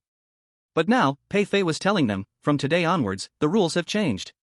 Those terrifying ghosts in the dungeons were no longer the grim reapers seeking lives, but walking experience bags. The roles of hunter and prey had completely reversed in this moment. Lin Sa looked at the token in his hand, and the fear he had once felt was long gone. Your Majesty, this is too precious. Sumo's hand trembled violently as he held the bamboo scroll. He knew exactly how valuable this thing was. This was a path to heaven, a road to divinity that would drive all players worldwide crazy. I, Suemo, swear. Suemo suddenly raised his head, his eyes bloodshot, a sign of extreme excitement. This matter will remain in my heart, not a word will be leaked. If anyone else knows, I will present my head. Pei Fei, however, looked at him like he was an idiot. Keep it in your heart? Pei Fei raised an eyebrow. Then why would I give you this? As a family heirloom to treasure? Ah. Suemo froze, unable to comprehend what was happening. The core spirit binding technique indeed requires the token to be used, and others can't learn it. Pei Fei pointed at the bamboo scroll, but the basic methods of breathing exercises, body tempering, and the ways to deal with ghosts. You can take them back to the world of the living. Pei Fei paused, his tone casual to the point of being frightening. They can be taught. As long as they are clean of any suspicion and trustworthy people from Dragon Country, they can be taught. Boom! There was no thunder outside, but Sumo's mind exploded like a thunderclap. He suddenly lifted his head, his eyes behind the glasses instantly bloodshot due to overwhelming shock, his chin nearly dislocated. This was not a personal reward. This was a spark. Suemo is a smart person, and smart people often see through things with just a little hint. Pei Fei's move is not really to train 2 bodyguards. He wants to use them to cast a big net in the human world, planting a seed called extraordinary in the Dragon Kingdom. As long as they operate correctly and with the officials' cooperation, this system will spread like a virus among the elites and the army of the Dragon Kingdom. At that time, the Dragon Kingdom will no longer be a passive victim of the horror games, but a terrifying war machine that can mass-produce exorcists. Gulp. Suemo struggled to swallow a mouthful of saliva.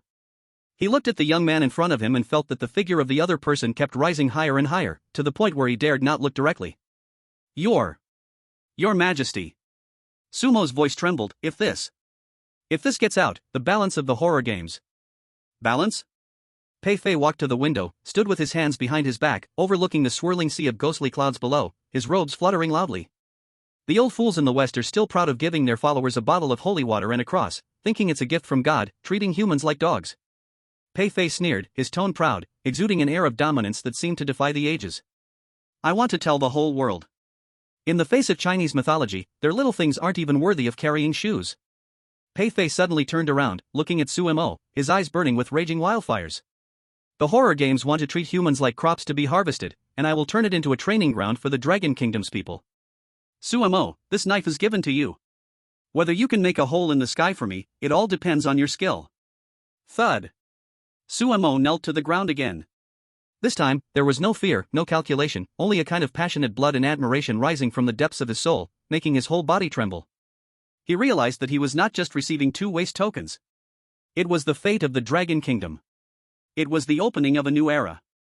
Your subject receives the Imperial Edict. Chapter 33, Master Fan's Special Training.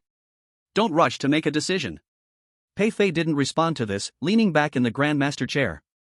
We don't have much time left here. Before you go back, you need to see blood first, so you don't embarrass me when you go out later. After saying this, he casually called into the empty space outside the hall, Old 8, come in. Before his voice even landed, the temperature in the study whooshed down to freezing point. The door was pushed open, and a figure squeezed in. Black Wu Chang, Fan Wuzhou.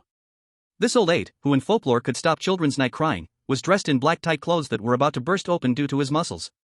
Black chains wrapped around his exposed arms, and his gaze made anyone feel as though they were staring at a dead person. Your Majesty. Fan Wuzhou knelt on one knee, his voice deafening. These 2, I leave to you. Pei Fei tilted his chin towards Suemo and Lin Xian, set up a crash course. As long as they don't die, train them to the limit. Fan Wuzhou slowly turned his head. His eyes, glowing with a cold green light, scanned the 2 without hiding his contempt, sneering, Your Majesty, you are making it difficult for an old minister. The martial arts of the underworld are meant for the dead. These 2 mortal bodies, let alone training, if I leak even a bit of killing energy, they'll become fools. The naked disdain.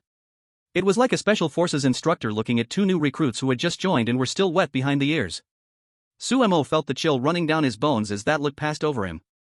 But his quick mind instantly realized this was a heaven-sent fortune. The underworld general was personally giving special training. This was like having Sun Wukong teach you to wield a staff. What more could you ask for? Old 8. Suemo gritted his teeth and cupped his hands in salute. We are not afraid of death. As long as we can become stronger, even if it means shedding a layer of skin, we accept it. Lin Xian was even more straightforward, his neck stiffening. Yes. As long as we don't die, do whatever you want. Fan Wujiu raised an eyebrow, a cruel, playful smile appearing on his dark face. Alright, you have quite a mouth. Let's see if you can last more than half a stick of incense. He stood up, waving his sleeve, summoning a gust of cold wind. Follow me.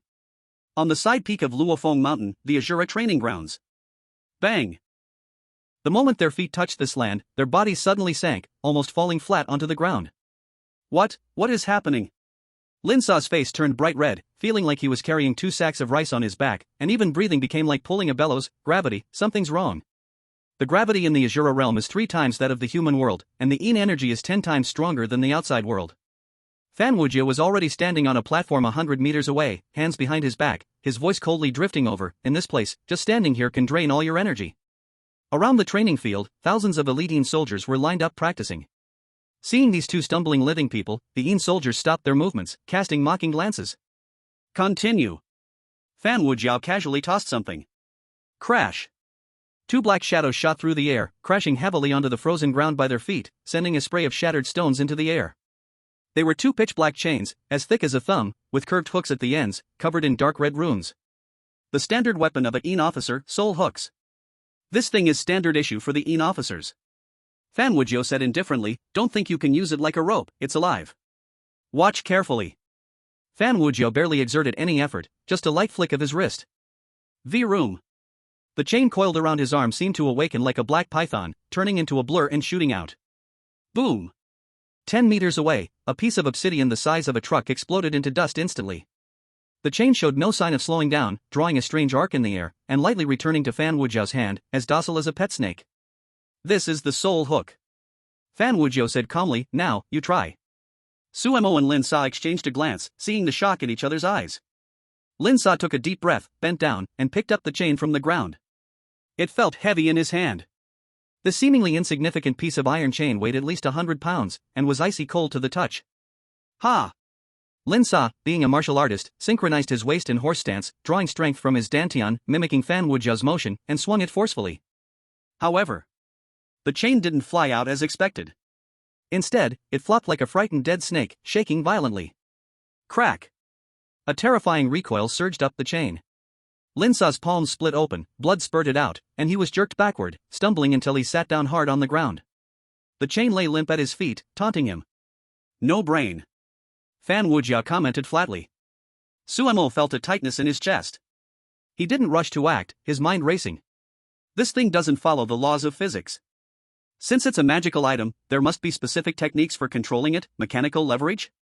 Centrifugal force? Or aerodynamics? He took a deep breath, trying to use his knowledge of physics to control it. He swung carefully, trying to find the point of force. The result was even worse. The chain didn't fly out, and instead it tied itself into a knot in the air, nearly trapping him. Ha ha ha ha. The surrounding Yin soldiers erupted into a low, mocking laugh. Where did this soft shrimp come from? Go back to the human world and drink milk. The harsh mocking voices stabbed into their ears like needles. Sumo's face turned pale, beads of cold sweat forming on his forehead. Lin Sa gritted his teeth, his eyes turning red, blood dripping from his palms onto the frozen ground, a heartbreaking sight. It was too difficult. This was not a version for mere mortals to handle. Looks like His Majesty made a mistake.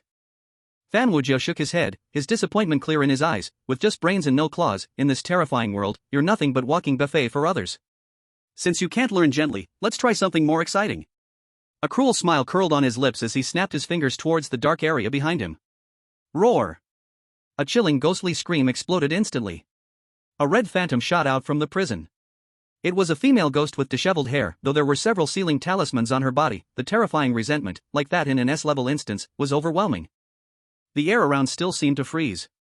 The red-clad vengeful spirit. Starting at S rank. This is the ferocious spirit we just captured. I've sealed 70% of its power. Fan Wujiu stepped back, directly clearing the area. Use the chains you have, and kill it. By the way, unless you are about to die, I won't intervene. Sumo's pupils shrank sharply. 8th Master. It's starting. Fan Wujiu coldly interrupted. Roar.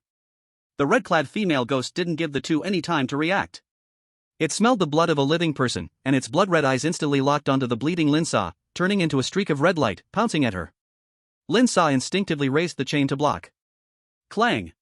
A tremendous force hit her, and Lin Sa was thrown through the air, crashing heavily to the ground, spitting out a mouthful of blood. Lin Sa! Suemo shouted in panic, trying to help, but the female ghost was too fast. It turned its head and swiped at his throat with a claw. Suemo awkwardly rolled on the ground, narrowly avoiding it, but a blood-red scratch was left across his face by the ghost's energy, burning with pain. Sumo's heart raced, fear making his hands and feet cold. But he was a smart man, and the more desperate the situation, the faster his mind worked. Why can't the chain be used? Why didn't Lin Sa's immense strength work? The tools of the Yin court, the waist token, the bamboo slips. Suemo suddenly reached into his chest and touched the cold waist token. In that moment, the first incantation from the bamboo slips echoed in his mind. A mortal body cannot control the Yin, use the Yang to overcome the Yin, commanding the ghosts and spirits. Use the waist token. This is the controller given by the Emperor. Lin Sa. Don't use brute force. Suemo screamed while barely dodging, use your blood to rub the waist token. Treat it as part of your body. Command the chain with it. Treat it as proof that you are a Yin envoy. Chapter 34, Yin Court's Edict and the Royal Treasury. Over there, Lin Sa had just climbed up and, seeing the ghost charging again, a flash of determination crossed her eyes. Listen to advice, and you'll fill your stomach. She ripped off the black token from her waist and squeezed it tightly in her bleeding palm. Blood seeped into the token. Buzz. A strange rhythm flowed from her arm into her brain. She felt it. That heavy chain now felt like an extension of her arm and her senses. In Court's Edict, rise. Lin Sa swung her hand forcefully. Whoosh. This time, the chain was no longer a lifeless object. The dark red symbols on it suddenly lit up, like a venomous snake that had smelled blood, drawing a sharp and precise path in the air, wrapping perfectly around the red-clad ghost's ankle. Got it. Lin Sa opened her eyes, shouting in wild joy. The ghost's body froze, and it let out an angry shriek, trying to break free. Trying to run? At this moment, Suemo also entered the zone. He no longer dodged, tightly gripping the waist token and pouring all his energy into it, yelling at the ghost. In Court's Edict. Soul, kneel quickly. Boom. The waist token erupted with an immensely pure In Court's pressure. The red-clad ghost was struck by the pressure, its soul instinctively trembling. Its movements froze, and the vicious look in its eyes turned into fear. The entire place was silent. The Yin soldiers, who had been mocking, suddenly stopped laughing, their eyes wide open. A mortal really controlled the soul-binding chain? And even used the official power to suppress the vengeful spirit? On the stage, Fan Wujie's eyes, once cold, suddenly burst into a sharp light. Interesting. His fingers moved slightly, silently undoing a layer of seal on the female ghost. Roar. The ghost sensed the loosening of the restraints, and its ferocity erupted. It tried to struggle with all its might, even resisting Sumo's pressure, almost breaking the chain. Lin Sa felt like her arm was about to be torn off, her body sliding on the ground. Suemo. I can't hold on much longer. I'll lend you mine. Sumo's eyes were bloodshot. He understood the logic, this was a battle of energy. He took a deep breath and frantically activated the breath control method on the bamboo slips, forcefully drawing the densing energy from the surrounding air into his body. Through the waist token transformation, it was then delivered to Lin Sa. Kill. With Sumo's blessing, the chain in Lin Sa's hand surged with red light, instantly thickening by a circle. Die. Lin Sa used the force to leap into the air. While in midair, the chain, like a mad snake emerging from its hole, shot forward with a sharp, piercing sound, brutally piercing through the red-dressed female ghost's peep of bone. Poochie. A muffled sound echoed.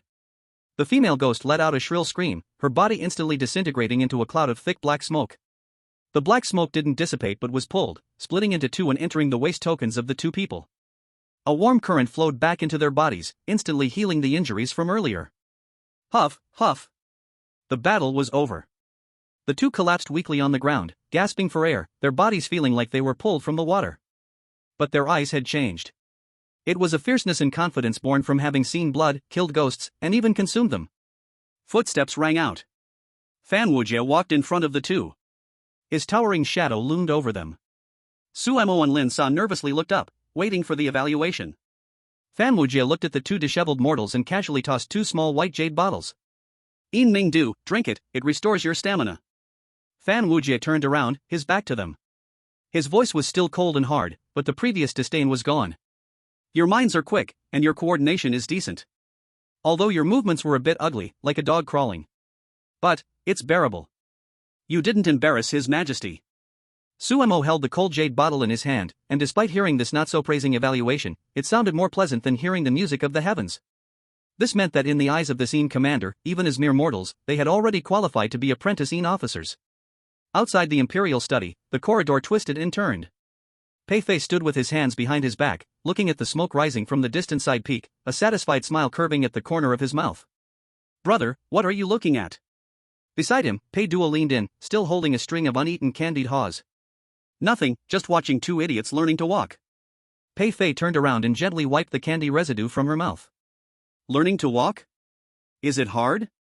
Pei Duo blinked her big eyes. "You?" Pei Fei laughed silently. He gently ruffled Pei Duo's head, his tone carrying an unquestionable dominance. "Things like fighting and killing, let Suemo and them do it. You are the eldest princess, you just need to look beautiful." Saying this, he took Pei Duo's hand and walked deeper into the palace, his eyes growing more profound. "Come, I'll take you to a really fun place. Some things you should know now." Pei Fei led Pei Duo through the depths of the palace, directly arriving at the heart of Luofeng Mountain. In front of them was a door. The door stood 30 zhang tall, made of unrefined Shou mountain copper, so heavy it seemed it could crush mountains. The door had no ornate decorations, only 9 bronze evil dragons, pierced through the peep of bone with thick chains, lying lifeless on the door, exuding a suffocating, ancient oppressive force. There were no soldiers guarding this place. Not even a ghost shadow in sight. Because this door itself was a living forbidden spell powerful enough to strangle any strange creature. Pei Fei approached the door, not using any key, but raising his right hand and pressing out a drop of golden imperial blood from his fingertip, snapping his fingers. The golden blood precisely hit the brow of the leading bronze dragon. Rumble. The sound of an ancient mechanism awakening, after who knows how many years of slumber, exploded in the mountain's core. The 9 bronze dragons seemed to come alive in an instant, their bronze eyes opening, their bodies slowly writhing, retreating to both sides, revealing a pitch-black passage. "Stay close." Pei Fei stepped in. Pei Duo followed closely behind, and the moment she stepped through the door, she was struck by the sight in front of her, her steps frozen as if rooted to the ground. It was an excavated mountain belly, so large it could fit 2 football fields. There were no delicate antique shelves. Only piles of junk piled up like mountains. On the left, there were black ores messily piled together, each one emitting a coldness that could freeze the soul, casually stacked into small coal mountains. On the right, countless broken swords, shattered knives, and broken shields were thrown on the ground like scrap, but the dark red murderous aura that swirled around them was 100 times more terrifying than any boss she had encountered in the dungeon. At the end of her line of sight, there was a row of floating crystal grids. Inside, there were sealed, still beating ghost hearts, fragments of fingers emitting pure white light, and even a few leather books with eyes on the covers, wildly blinking. Golden light and treasures intertwined, divinity and evil coexisted. This was the royal treasury of Emperor Fengdu. "Brother! What is this?" Pei Duo felt her worldview struck again, pointing at the pile of coal mountains that looked like roadside stall junk. "What is that?" "That's 9 nether cold iron." Pei Fei casually picked up a piece and tossed it like a stone. "The Western Dwarf King can forge a divine hammer with a piece this big, but here, I'd use it for paving the road, it's too uncomfortable." He pointed at the pile of broken copper and scrap iron. "Those are relics from the ancient battlefield. Even though they're broken, just take one out and you could destroy some nobleman's mansion." This was the ultimate display of luxury. Pei Fei didn't let her pick a greeting gift. He walked to the center of the large vault, his smile faded, and his expression became unusually serious. "Rise." Pei Fei formed hand seals, and the casual posture vanished completely. A dark golden light curtain spread from under his feet, instantly covering a 10 zhang radius. Countless complex Tao patterns rotated on the light curtain, isolating everything from the outside, including the waves of the world, secrets, and even the fluctuations of rules. The world instantly became silent. In this absolute private space, Pei Fei looked at his sister, his tone serious. Duo, you must engrave the following words in your mind." Chapter 35, The Divine War Behind the Horror Game. The main brain of the horror game, although a mindless program, has a self-correction mechanism. This time, the bug that brought you here caused too much of a stir. The system is already madly patching it. After you go back, even I will have a hard time bringing you here like this again in the short term. Pei Duo's heart tightened, the shock from earlier instantly dissipating, leaving only panic. "So, does this mean I won't be able to see you again?" "You can still see me, just not for a while." Pei Fei interrupted her sadness and pointed at the black jade pendant at her waist. "And this thing? It is indeed a part of me, but remember, it's not a perpetual motion machine." Pei Fei raised his hand and pointed to the void dome above. "My source power must always be guarding the boundary between yin and yang, resisting the impact of the Western scum. The power inside the pendant decreases every time it's used. If it encounters a mindless, fearless rule-based monster, it can only keep you alive, but can't help you clear the area. And the divine war will only become more intense. Pei Fei's voice grew solemn. S-level dungeons are just a beginner's village. He waved his hand, and grotesque projections appeared in the air. With the complete infiltration of the Western mythology system, the difficulty of future dungeons will rise exponentially. SS level, mythical level.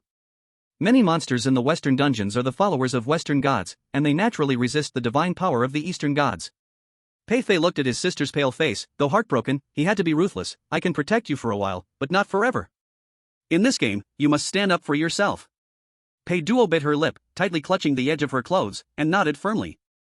She didn't want to be a burden. Also, this horror game is essentially a gamble.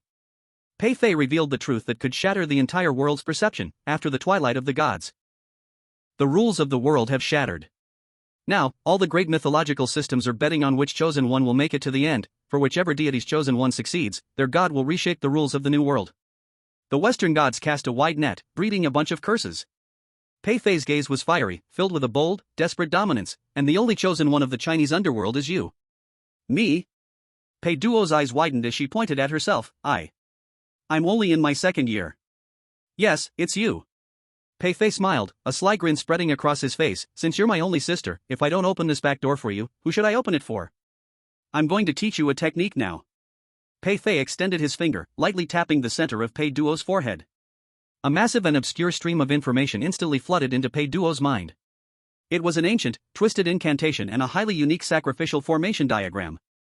This is called the Fingdu sacrifice technique. Pei Fei withdrew his hand and explained, the regulation of the horror system is strict.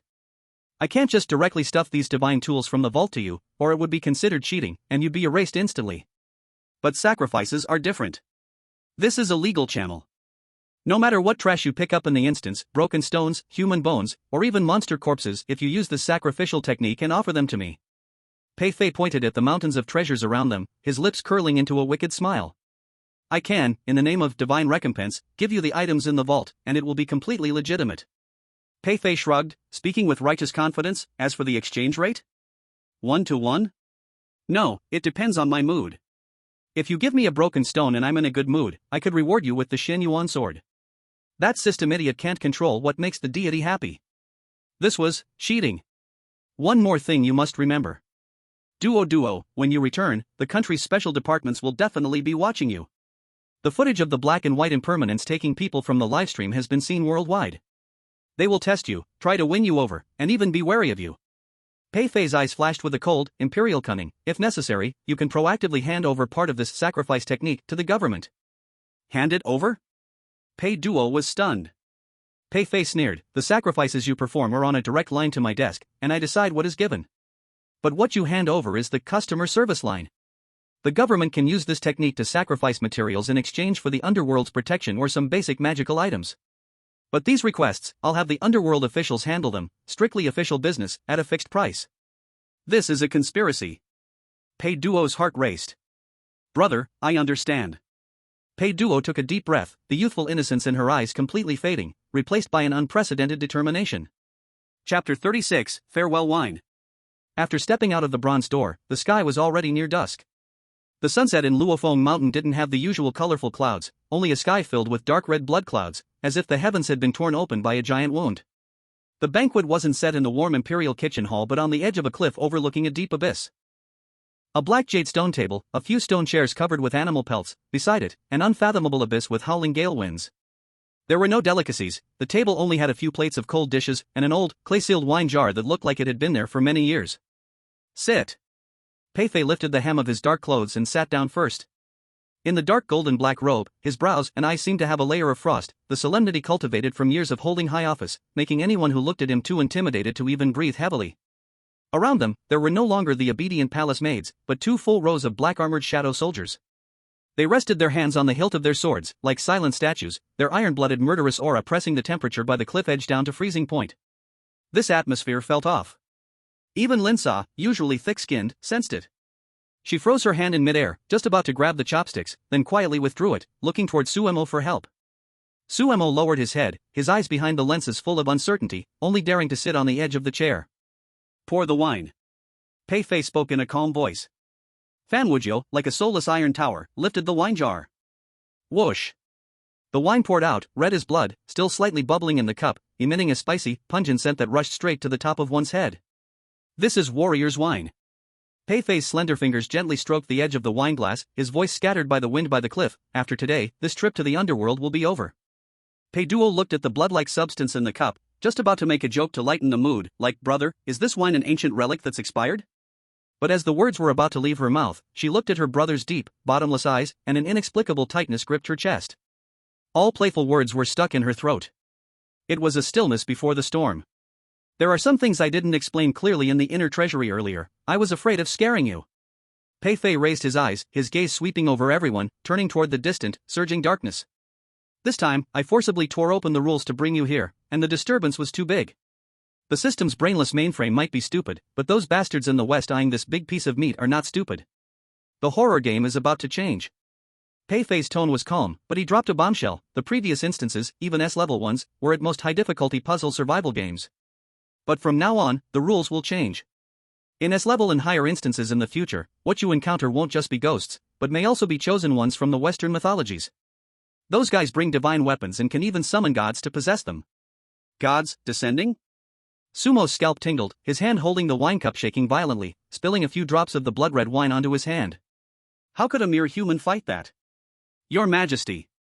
Sumo's throat felt dry, trying to regain a little confidence from the Qin official's order he had just received. We have the inheritance of the underworld and the soul-binding rope in hand. Even the Western chosen ones might not be unbeatable. Unbeatable? Pei Fei seemed to hear a joke, laughing lightly. That laugh carried no mockery, only a kind of hopeless pity. Old 8, show them what a god is. Fan Wujiu stepped forward expressionlessly, his large hand waving. Buzz. A massive phantom shadow appeared above the cliff. The image wobbled, clearly a real-time recording.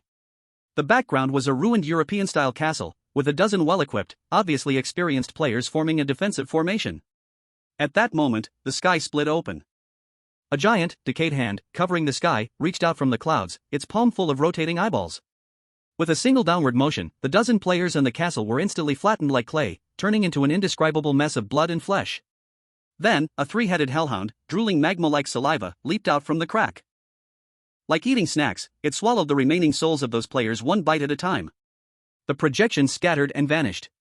At the edge of the cliff there was a death-like silence, only the wind wailing. Lin Sa's face was pale like paper, and Sumo was even more like falling into an ice cellar. That bit of heroic ambition that had just risen because of getting a cheat was crushed into pieces in front of that giant hand. This is the world you will face after you go back. Pei Fei's voice was like judgment. Without the suppression of the rules of the underworld, on the Western home ground, you are living targets. A kind of powerlessness that went deep into the bone marrow spread in the hearts of Sumo and Lin Sa. However, just when the mentality of the two people was about to collapse, Pei Fei suddenly stood up. When he stood, it was as if a towering mountain rose from the ground, blocking all the howling dark wind behind him. Since you are my people, there is no reason to let outsiders bully you. Pei Fei walked in front of the two people, and from the fingertip of his right index finger forced out a drop of imperial blood glowing with pure golden light. Raise your heads. An order that allowed no doubt.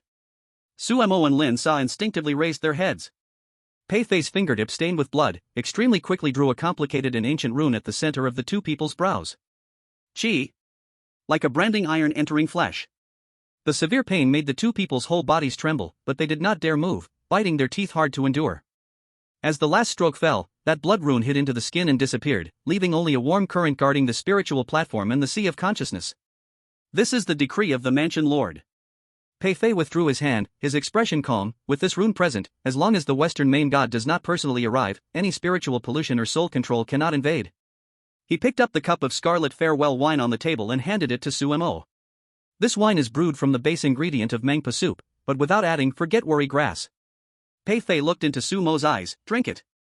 Although it cannot give you strength, it can let you keep absolute clarity when facing the unspeakable great terror. Sumo looked at that strong liquor like blood. He knew this was a road of no return, but he had no choice already. This minister thanks your majesty for granting wine. Sumo received it with both hands, raised his head and drank it in one gulp. The spicy liquid entered the throat, turned into a ball of blazing fire exploding in the chest cavity, burning his eye sockets red, yet also burning away the last fear at the bottom of his heart. Bottoms up.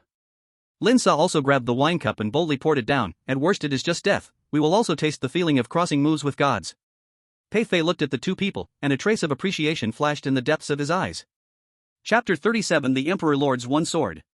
Early the next morning, at the peak of Mount Luofeng. There was no grand honor guard, no 100 officials seeing them off. Only the cold wind rolled ghost paper, spinning circles on the empty white jade square. Black and white impermanence stood at the center of the square, joining hands to cast several magic seals. Rumble. Space trembled, and a huge pitch-black vortex slowly formed, inside revealing dots of starlight. That was the road leading to the Midnight Mansion. Time is up. Black impermanence looked at the sky color and reminded in a low voice. Pei Duo stood in front of the vortex, her feet seeming to have grown roots. She tightly grabbed Pei Fei's sleeve, even pulling wrinkles into the expensive dark black brocade robe.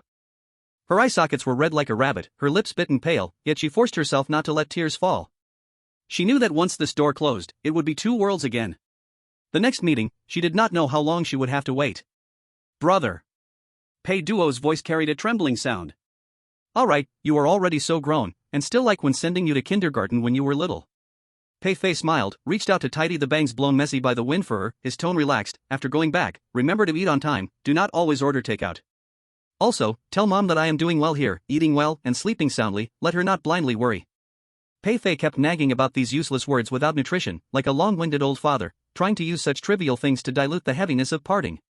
Pei Duo nodded desperately, and the tears finally could not be held back, falling down with pat-pat, smashing onto the back of Pei Fei's hand, hot enough to make the heart flustered.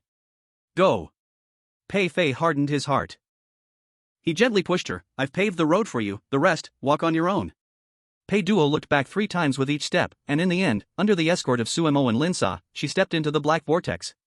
We, your subjects, bid you farewell, your highness. At the moment when they were about to be swallowed by the darkness, Suemo and Linsa turned around and knelt, bowing deeply. Pei Fei stood still, a gentle smile on his face, waving his hand. Until the last corner of her robe vanished, until the black vortex slowly contracted and closed, finally turning into a point of light, disappearing completely into the air. Only the sound of the wind remained between heaven and earth. Who? Pei Fei's smile at that moment seemed to vanish like smoke blown away by the wind, gone without a trace. What replaced it was an oppressive, brutal coldness, to the extreme. In his deep, dark eyes, there was not a hint of warmth left. Only the murderous intent of a sea of corpses and rivers of blood. Boom! A terrifying imperial might exploded from within him, shaking the sea of clouds within a 10-mile radius to pieces. Even Luofeng Mountain trembled under this pressure. Your Majesty. Bai Wuchang lowered his head, not daring to even breathe. Pei Fei paid no attention. He slowly turned around, not walking toward the palace, but stepping forward. Shrink the ground into inches. In the next second, his figure appeared at the boundary between Yin and Yang, tens of thousands of miles away, before the black fog sea that Pei Duo had seen before. Outside the boundary wall, the crashing sounds were even more intense than yesterday. Through the translucent, golden glowing barrier, countless monstrous, distorted figures could be clearly seen. Angels with 12 pairs of glowing wings were chanting, titanic giants as large as mountains were swinging war hammers, and hellish demons with sulphurous fire flowing all over their bodies were frantically tearing at the barrier. They were celebrating, yelling, greedily wanting to rush into this ancient Eastern Pure Land. A bunch of trash. Pei Fei stood before the barrier, his figure so small it seemed like a speck of dust, but that back was more majestic than Luofeng Mountain behind him. Do you really think I won't open the door because I'm afraid of you? Pei Fei slowly raised his right hand, gripping the sword at his waist, the sword that had never been unsheathed, symbolizing the highest authority of the underworld. Clang! The sound of a dragon's roar echoed, and the sword light was as dark as ink. Pei Fei made no defensive move, facing the illusions of gods and demons in the sky. He did something that drove all ghosts and gods mad. He held the sword with both hands and swung it fiercely toward the boundary wall that had guarded the Chinese underworld for 2 years. Since you want to play, I'll play with you on a grand scale. Open for me. Boom! That golden barrier was actually cleaved open from the inside with a single strike. When the gap opened, a 100-foot-tall western beast projection that had been shouting beyond the barrier was instantly exposed to the edge of Pei Fei's sword. Before the monster could react, a jet-black sword aura, spanning tens of thousands of miles, carrying the rules of reincarnation that could destroy the world, struck down directly from its head. Put! Like a hot knife slicing through butter. The western giant beast, which could dominate this world, didn't even have time to scream before it was split in half, exploding into a rain of golden divine blood. This sword shattered the void and severed the arrogant pride of the western gods. The once noisy boundary wall outside became dead silent in an instant. The angels, demons, and titans stood frozen in place, staring in horror at the Eastern Emperor standing at the gap, bathed in divine blood. Pei Fei held the sword in one hand, its tip pointing toward the ground, his black robe fluttering in the fierce wind. He stood alone, with his back to the thousands of lights behind him, facing the entire Western mythology. On his pale yet handsome face, a bloodthirsty and insane smile curled. Send orders to the 5 ghost emperors, the 10 Yama kings. Pei Fei's voice wasn't loud, but it clearly spread through the crack opened by his sword, reaching the ears of every watcher in both the Yin and Yang realms. From this moment on, the underworld enters a full-scale wartime state. He raised his sword, pointing straight at the sky full of gods and demons. Whether they are angels or demons, if they dare to stretch their claws into my territory. If one comes, I'll kill one. If a pair comes, I'll chop off a pair. ZZZZ. ZZZZZ. Signal connection in progress. Reconnection successful. Hundreds of millions of viewers who had been staring at the black screen of Pei Duo's livestream all over the world felt their hearts skip a beat. In the footage, 3 figures appeared out of nowhere and landed steadily. Be on guard. The moment they landed, Suemo growled lowly. His muscle memory from the intense training on Luofeng Mountain instantly exploded, his back arched, his right hand firmly pressing on the cold Yin Chai order at his waist, and his left hand guarding his side. Lin Sa, protect her highness. Got it.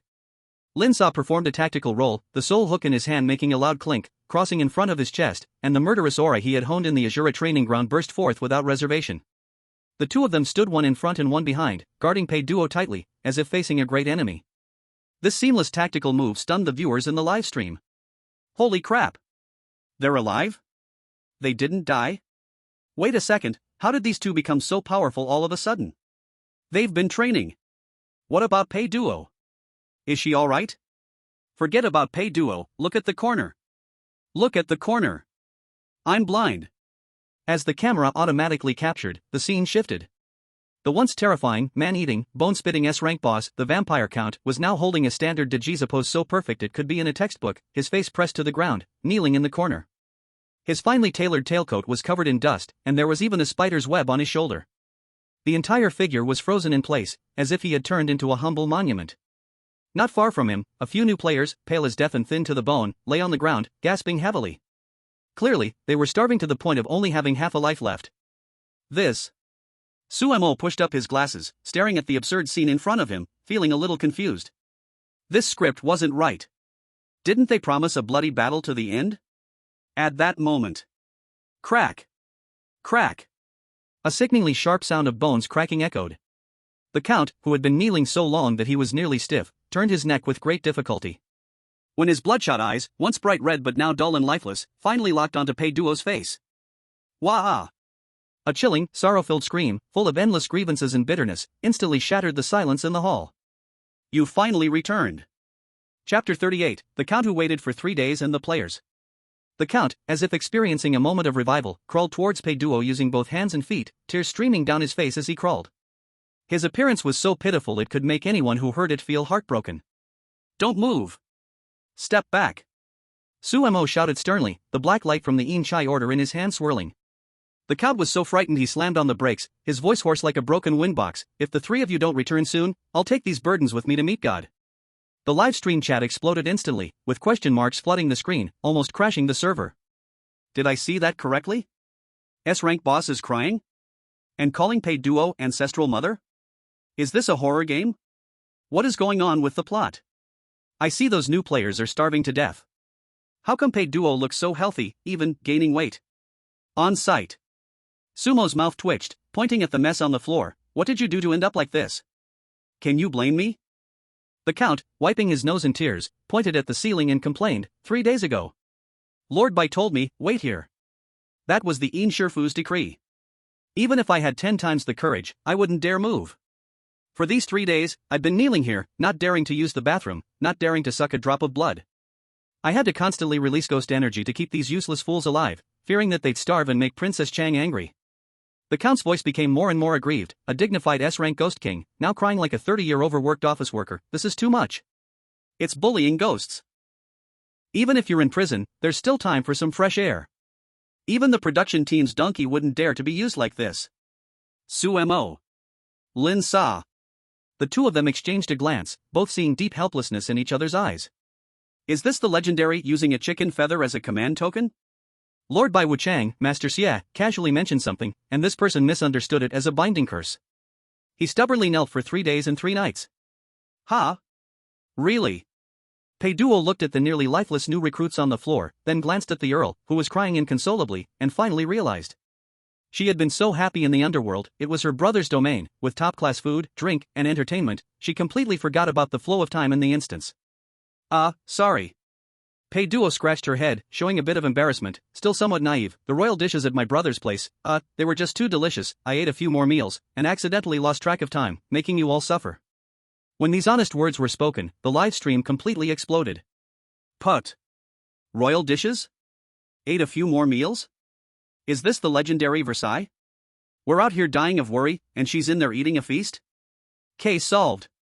Pei Duo's extra weight is from a work injury. Earl, so I kneeled for 3 days just to wait for you to finish eating? My mindset has completely collapsed.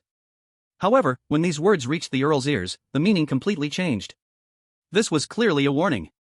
What she meant was, I have someone in power above me, I'm a guest in the shadowy palace, I can come back whenever I want, leaving you hanging for a few days is just me giving you face. This is a display of power from the royal family itself. I dare not. I dare not. The Earl shivered in fear, his head smashing heavily into the floor, cracking the expensive marble tiles. It was my poor hospitality. I didn't have the eyes to see. Your Highness, please don't be angry. At this moment, the Earl had only one thought, get this living nuclear bomb out of here. This is no player, this is walking destruction. Quick. Settle it. I want to settle it. The Earl acted like a madman, not giving the terrifying game system any chance to count down. He reached into his chest, into his personal space, the ghostly world. Crash. 3 dazzling orange glowing treasure chests were forcefully pulled out and stuffed into the arms of Pei Duo, Sumo, and Lin Sa. S-grade perfect clearance reward. In the live stream, countless international viewers' eyes turned red. What is this? Lin Sa, holding the heavy treasure chest, was a bit dazed. This is a small token of my appreciation. Local specialties. Not worth much. The Earl spoke quickly, like a machine gun. Inside there's the blood clan Count's Fong, the Kane's protection scroll, and... anyway, it's all good stuff. Please take it. He looked at Pei Duo with longing, his gaze as humble as it could get. As long as you accept it, we can consider this matter settled, okay? Please don't come back again. Pei Duo was a bit stunned and subconsciously nodded. Oh, then thank you. Phew. Hearing the thank you, the Earl relaxed completely, as if he had just been let down from the execution block. Since you've accepted the gift, then, may the mountains remain unchanged, the rivers flow forever, and may we never meet again. The Earl dared not delay, and with one hand, he swiftly waved toward the center of the hall. Rip! Space was forcibly torn apart. A portal leading to the real world appeared before everyone, faster and smoother than ever before. The exit. We survived. In the corner, those new recruits who had been lying there like corpses, when they saw the light portal, suddenly erupted with a terrifying survival instinct. The tall, thin one scrambled with both hands and feet, rolling and crawling, faster than Bolt himself, crying and howling as he rushed into the portal, fearing that it would close any second. Let's go too. Sumo took a deep breath, looked back at the place that had once filled him with despair, but now seemed somewhat ridiculous. His mindset had completely changed. If before he was the survivor groping in the dark, now, the torch in his hand was enough to ignite the entire world. Your Highness, please. Sumo and Lin Sa stood on either side, like the most loyal guards, escorting Pei Duo toward the light gate. Pei Duo held the treasure chest, glancing back one last time.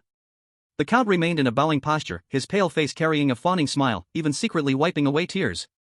Goodbye. Pei Duo waved her hand. Your Highness, take care. Please, do take care.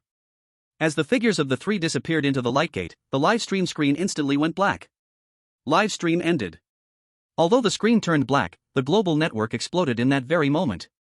S-class boss kneels to give gifts? A living person returns from the underworld? Various hot terms exploded online. In the real world, Jiang City, a high-end apartment. A flash of light passed. Sumo's figure appeared in the center of the living room, surrounded by familiar modern furniture, with the neon-lit night scene and bustling traffic outside the window. He didn't rush to open the S-class treasure chest that would make global players envious, but instead slowly reached into his chest, touching the cold, bone-chilling black token that made him feel deeply reassured. Yin Chai Ling. The sensation from his fingertips was so real it made him shudder. This wasn't a dream. That grand and vast underworld world, that young emperor with absolute power over all, they were real. He took out his phone, his fingers skillfully dialing a number. Beep. The call was picked up instantly, and Lin Sa's excited voice came through. Hello? General Su, you landed? Suemo pushed up his glasses, looking at the thousands of lights outside the window, a deep, meaningful curve forming at the corner of his mouth. Half an hour later, same place. Chapter 39, Official Fanatic Fans. The Blue Duke Lounge was hidden at the back of a bustling shopping district, where the air flowed with lazy jazz music and the scent of low-alcohol drinks. In a half-open booth in the corner, Lin-sa sat alone. She had changed into a minimalist black spaghetti strap, her tight, smooth arm lines exposed, looking like a sophisticated urban woman who had just finished work and come to drown her sorrows in a drink.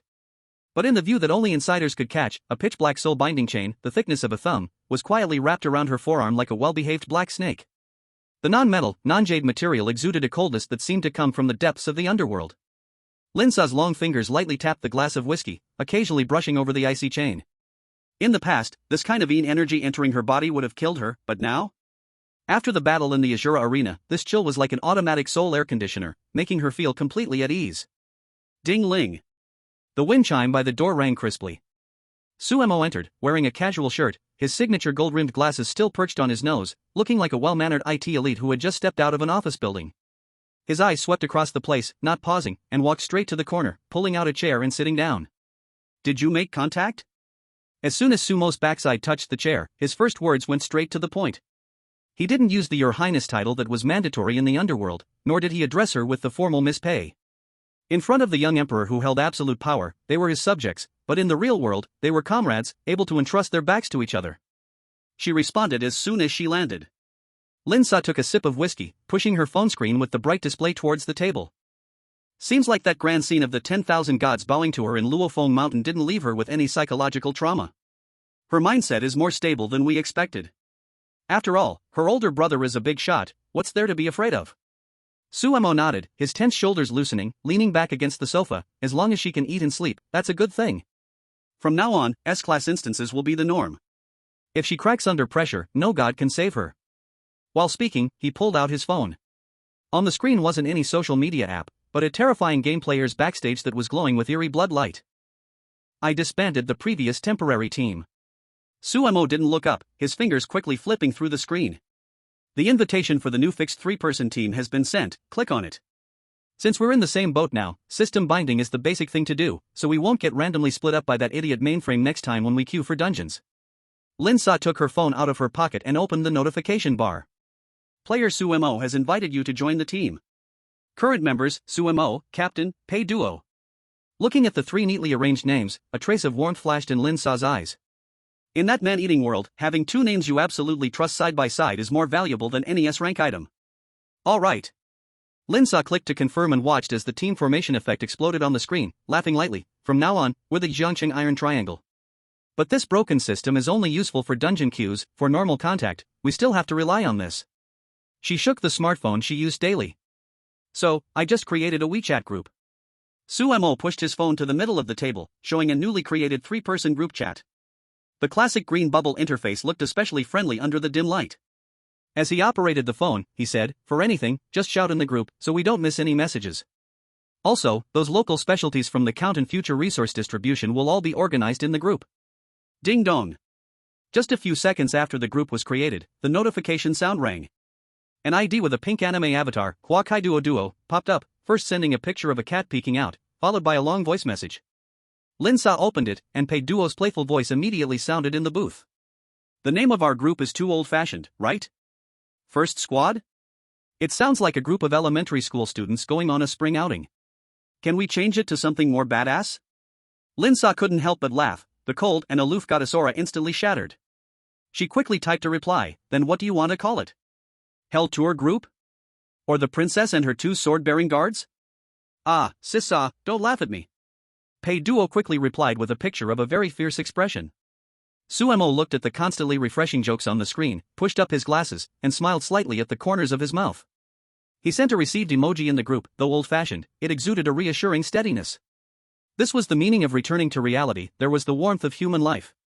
After chatting for a while, the drink in the cup reached the bottom. Lin-sa put away her phone and slightly straightened up, looking at Suemo. "Are you free this weekend? Let's go meet her. After all, she just got back, and the things from the Count's treasure chest are a bit complicated. We need to help her sort them out face to face. We have to check how to use those items, whether there are any side effects. We need to make sure everything is in order." She paused and then spoke more casually, also, let's get familiar with the place, so it'll be easier to show up for meals later. She didn't mention the word protection nor defense, but both of them understood silently getting familiar meant bringing Pei Duo's life circle into the absolute defense zone. Okay. Su Mo agreed without hesitation. The two of them chatted casually, as if arranging a weekend dinner like ordinary urban white-collars. Though Sumo's sitting posture seemed casual, his back remained subtly tense, and the front of his feet was firmly planted on the ground. This was a defensive stance, ready to strike at any moment. Meanwhile, Linsa lazily leaned on the sofa, her eyes half closed as usual, but her peripheral vision constantly scanned the area around their booth like a radar. Strength was no longer their show-off capital, but the foundation of their daily breath. At this moment, Linsa's fingers holding the wineglass slightly paused. A faint sense of being watched, like a fine needle, gently pricked the back of her neck. It wasn't an ordinary passerby admiring a beauty, but a gaze that carried warmth and desire. Her gaze was calm, scrutinizing, and full of intent. She didn't turn around, not even a flicker of emotion in her eyes. She simply raised her glass to her lips, tilting her head to drink, and her eyes swiftly scanned the large decorative mirror behind the bar. In the reflection of the mirror, the man at the next table, wearing a black cap and an inconspicuous jacket, was looking down, playing with his phone, but his body was subtly angled towards them. Moreover, the pack of cigarettes he had placed on the table had its lid half open, and the reflection of the cigarette box was aimed directly at Sumo's position. A pinhole camera. Linsa's eyes moved slightly, and she glanced at Sumo without a sound. Sumo's finger was tracing a not-so-smooth circle on the dark table, using the condensation on the side of his glass. He had noticed it too. The two exchanged no glances, made no extreme reactions, not even a slight pause in the speed and rhythm of their conversation. Sumo picked up his glass of soda water, pushed his glasses up, and the reflection on his lenses in the light obscured his gaze. Looks like I'll need to pay more attention to my image when I go out in the future. His voice was flat, but with subtle meaning, he said lightly, after all, becoming a celebrity, some official fans might be a bit more enthusiastic. Linsa understood and smiled, her smile lacking fear, only a composed sense of superiority. She finished the last sip of her drink, casually placed the napkin with the Blue Duke logo on the table, perfectly covering the still wet water ring.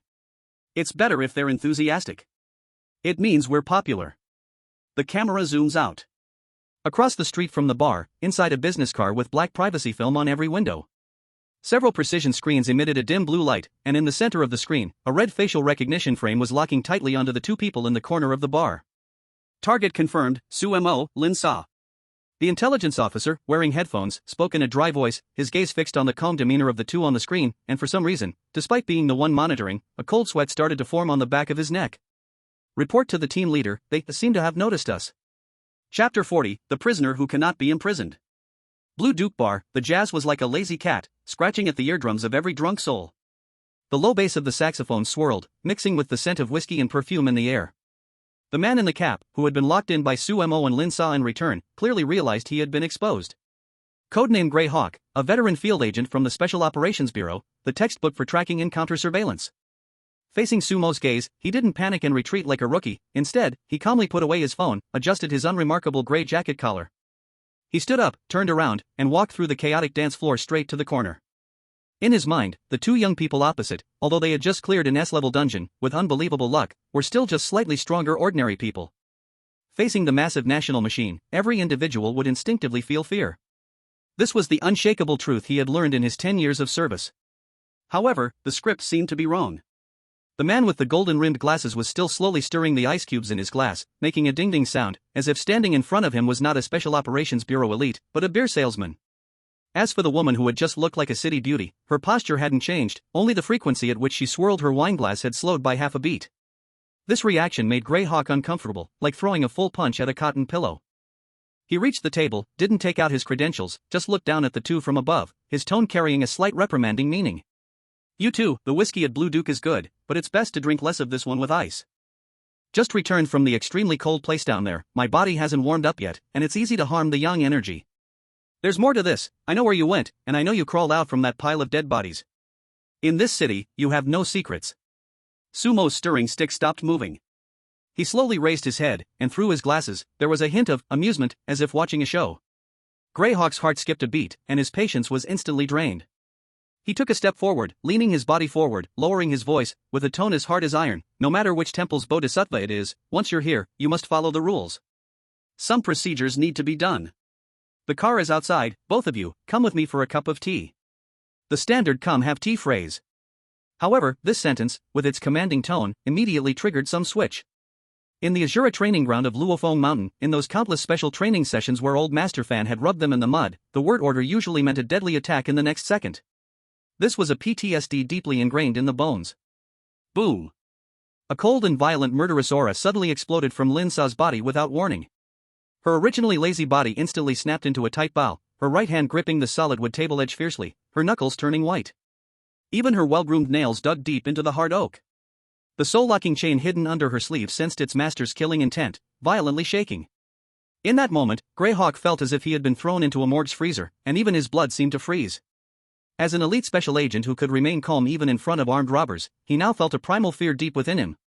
His hair stood on end. Cold sweat instantly soaked his back. His right hand instinctively reached for the quick-draw gun holster at his waist, but the moment his fingertips touched the gun handle, his brain screamed wildly. Drawing the gun is useless. You will die. Absolutely die. Just as the tension was at its peak, with Lin Sa's soul-locking chain about to strike and harm someone, a slender finger lightly pressed on Lin Sa's tightly tensed forearm. Lin Sa. Sumo's voice was light, but it carried a strange calming power. Don't scare the guest. We are law-abiding citizens, taxpayers, not wanted criminals. That one casual sentence instantly cut off Lin Sa's killing intent. The bloodshot red in Lin Sa's eyes faded away, her muscles relaxed, and the eerie killing aura that seemed to freeze the air dissipated. She glanced at Greyhawk and picked up her wineglass again, as if the demon-like figure just now was nothing more than a hallucination on his part. The pressure eased drastically. Greyhawk took a deep breath and only then realized that he had forgotten to breathe just now. He looked at Sumo in confusion. This man, wearing glasses and looking gentle, could actually suppress the terrifying woman with just one sentence? No matter which department, tonight is not suitable. Sumo turned his head and resumed stirring the ice in his cup, his tone as calm as if he were rejecting a promotional flyer. We just landed, have jet lag, and we're tired. Please leave. Direct rejection. Greyhawk was stunned. He had worked on cases for many years, seen people begging for mercy, seen them running away, even seen them fighting police officers, but he had never seen anyone completely ignore the pressure from the national machine and directly give the eviction order. The attitude these two displayed was not that of suspects facing law enforcement, but one of tolerance. Like looking at a clueless child. Do you know the consequences of refusing to cooperate? Greyhawk gritted his teeth, trying to regain control of the situation.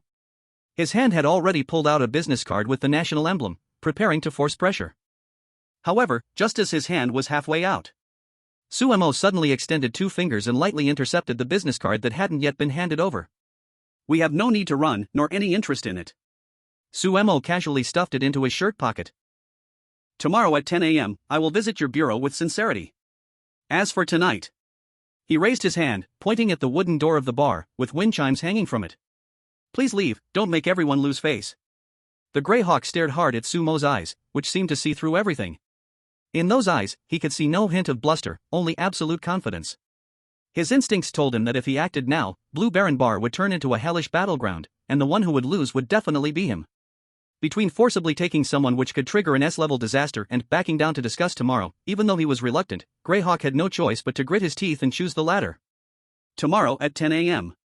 Greyhawk took a deep breath, suppressed his arrogance, and cast a deep glance at these two young men, who were completely out of control. I hope you two keep your word. We will be waiting. He turned and left, his footsteps still steady, but his back looked a little embarrassed. As he watched the black business car with anti-peep film turn the corner, Lin Sa finally loosened his grip on the edge of the table, leaving 5 clear finger holes on the oak table. Why not use the Yin Chai order to intimidate them? Lin Sa took a sip of his drink, somewhat puzzled. Intimidate? No need. Sumo smiled, stood up to settle the bill, and walked out of the bar with Lin Sa. The night wind was slightly cool, blowing away the smell of alcohol on them. Lin Sa, remember, to the state apparatus, personal force intimidation is the most foolish behavior. It's a declaration of war, it's seeking death. Sumo pushed his glasses and looked at the neon lights flashing on the street. Why doesn't he dare to arrest us? It's not because he's afraid of death, but because players of the horror game are caught in a special prisoner's dilemma. If we were ordinary criminals, we would just be locked up. But players are different. If you are locked in a detention center, the next second the instance starts, and you vanish out of thin air. The cameras can't catch it, the guards can't stop it. When you come back after completing the instance, what if you bring back some S-level cursed item? The whole prison would have to be buried with you. Sumo's lips curled into a sarcastic arc. To the state, people like us are like hand grenades in the pocket. You can't throw it, you can't lock it up, and you can't shoot it. So, either completely erase US, or use us. The three of US were taken by the black and white impermanents in front of everyone. What does that mean? It means we have a mythic system behind us. The state is now more eager than anyone to know the truth of the underworld and how to survive in this crumbling world. Suemo turned his head, looking at Lin Sa, his eyes flashing with ambition. This is our bargaining chip for tomorrow's negotiation. We are not suspects going to accept interrogation. He adjusted his collar, his tone firm. We are going as consultants. Chapter 41, The First Demon Extermination Team of the East. At 10 a.m., at the entrance of Jiangcheng Special Operations Bureau, a dozen fully armed special police officers fanned out in a semicircle.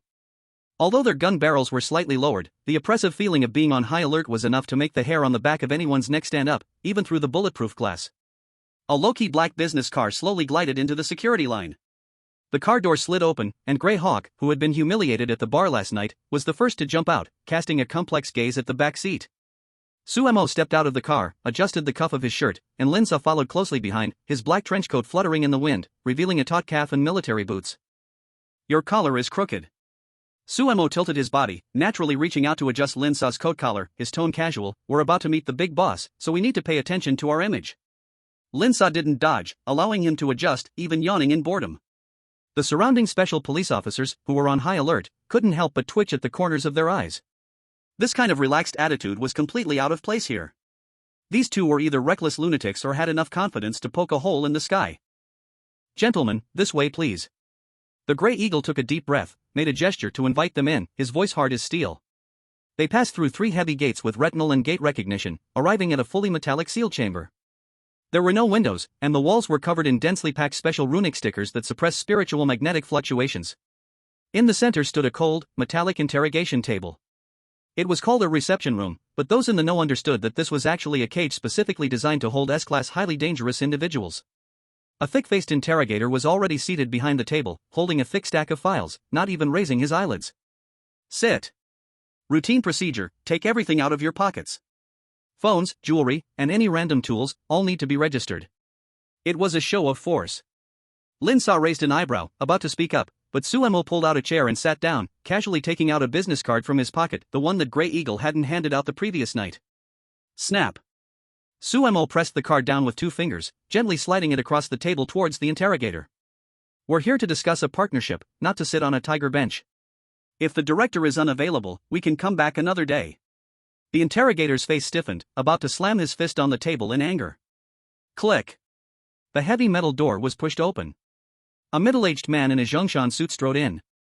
His hair was streaked with gray at the temples, but his back was straight as a rifle. The aura of someone long in power made the already somewhat cramped room feel even more suffocating. It was Zhao Guobang, the head of the special task force. He had a plain black earpiece in his ear, as if he had just received an order, nodding slightly as he entered. Everyone out. Zhao Guobang waved his hand. His voice was not loud, but it carried an unquestionable authority. The interrogator and the Grey Eagle exchanged a glance. Though reluctant, they could only salute and leave quickly. The metal door closed behind them. Only the 3 of them remained in the room. Zhao Guobang pulled out a chair and sat down across from them, without any pleasantries. His gaze was sharp, like that of a hawk. I am Zhao Guobang, head of the special task force. The black and white impermanents captured you, S-class dungeons first clear. Your files are now classified as top secret by the state. He tapped the table, getting straight to the point. The state is not blind, and it acknowledges your special abilities. But I am curious, in that S-class dungeon where gods and humans dance together, how did 2 ordinary people, with no divine favor, manage to survive? And why did that entity value you so much? It was a test. The state machinery was assessing their value. If they had survived purely by luck or by sacrificing their dignity, then this so-called partnership would be nothing but a joke. Suemo smiled. He turned to Lin Sa and nodded slightly.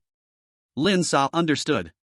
She slowly raised her right hand and placed it on the metal table, her fingers spread wide. Voo! A chilling, brutal, yet pure energy instantly exploded from her palm. The room's temperature plummeted below freezing in the blink of an eye, and frost quickly formed on the surface of the table. There was no physical destruction, but the oppressive force from the depths of the underworld caused the temperature to drop sharply. Zzzzz. The explosion-proof light bulbs above flickered wildly, emitting a sound as though they were on the verge of breaking. The indicator lights of several surveillance cameras in the corners turned bright red, and the screen turned to static. Zhao Guobang's pupils contracted sharply. He had seen countless so-called ability users and those who borrowed the power of Western gods, the chosen ones. Their powers, though strong, always carried an air of emptiness and uncontrollable madness. But the power Lin Sa demonstrated was different. It was a controllable force of order. This is the trump card. Sumo's voice was calm. Director Zhao, this is not a gift from the gods, nor is it dark magic that drains life. This is the legitimate inheritance of the Eastern underworld, a power that humans can master through cultivation. He stared into Zhao Guobang's eyes. He threw out that super chip capable of changing the fate of the nation. Sumo spoke slowly, we can help you, turn the elite troops into warriors who can face the supernatural head-on. Zhao Guobang maintained his posture, but his breathing became a little hurried. He slowly straightened his back, raised his hand to press on the earpiece, but his gaze remained locked on Sumo's face, as if waiting for some order. After a moment, it seemed that an elderly yet firm voice came through the earpiece. Zhao Guobang's tense shoulders relaxed. What do we need to give up? No pleasantries, straight to the point. The highest access to National S-level supernatural files, absolute security for Pei Duo and the Pei family, and 2 special instructors' identities not subject to regular control. Zhao Guobang nodded, turned around, picked up the red confidential phone on the table, and dialed a 3-digit number. After a brief exchange, Director Zhao looked back at Sumo. The higher-ups agreed. As long as you prove your strength, the documents will be drafted immediately, and Sumo and Lin Sa will be specially appointed as tactical chief instructors for the Special Operations Bureau, with resources allocated, unlimited. Sumo heard the answer he was hoping for, a satisfied smile curved at the corner of his mouth. Then what are we waiting for? Let's start. 10 minutes later, on the 3rd underground floor of the Special Operations Bureau, in the Special Forces Training Ground. This place, originally used for anti-terrorism CQB training for the elite soldiers, was now crowded with hundreds of elites. Each of them had defiant looks in their eyes, staring at the 2 paratrooper instructors in casual clothes in the center. Though discipline kept them silent, their eyes carried a hint of defiance, as if saying, if you're capable, you do it. Who are these 2? They look like celebrities. Can they even fight? Shoo, I heard the higher-ups approved them, they're the real deal. Lin Sa listened to the whispers around her, and instead of getting angry, she felt a bit of warmth. A few days ago, she had been in the same situation in front of the 8th Elder. A few meters in front of her stood a heavy explosion-proof shield made from special alloy. This thing could withstand an RPG rocket attack without breaking, representing the physical limit of individual defense. Lin Sa casually grabbed a piece of ordinary nylon training rope from a nearby rack, which was used for binding practice and had no lethal power. With a flick of her wrist, the soft nylon rope seemed to be infused with some terrifying wool, instantly stiffening like an iron spear. Black sinister energy spread along her arm, completely covering the rope's surface, forming a visible black glow, like the rope was coated in black gold. Break! Lin Sa whispered, her waist in horse aligning, her arm snapping like a whip, striking with force. The nylon rope, wrapped in black light, struck the alloy shield with the power of an enraged black dragon, ignoring air resistance, crossing a 50-meter distance before landing heavily on the shield. A dull, teeth-grinding ripping sound followed, like a hot knife cutting through butter. Boom! The alloy shield, which couldn't even be pierced by a rocket launcher, shattered like a fragile soda cracker. Metal fragments flew, deeply embedding themselves into the cement load-bearing wall behind, with smoke and dust filling the air. And the nylon rope remained completely intact.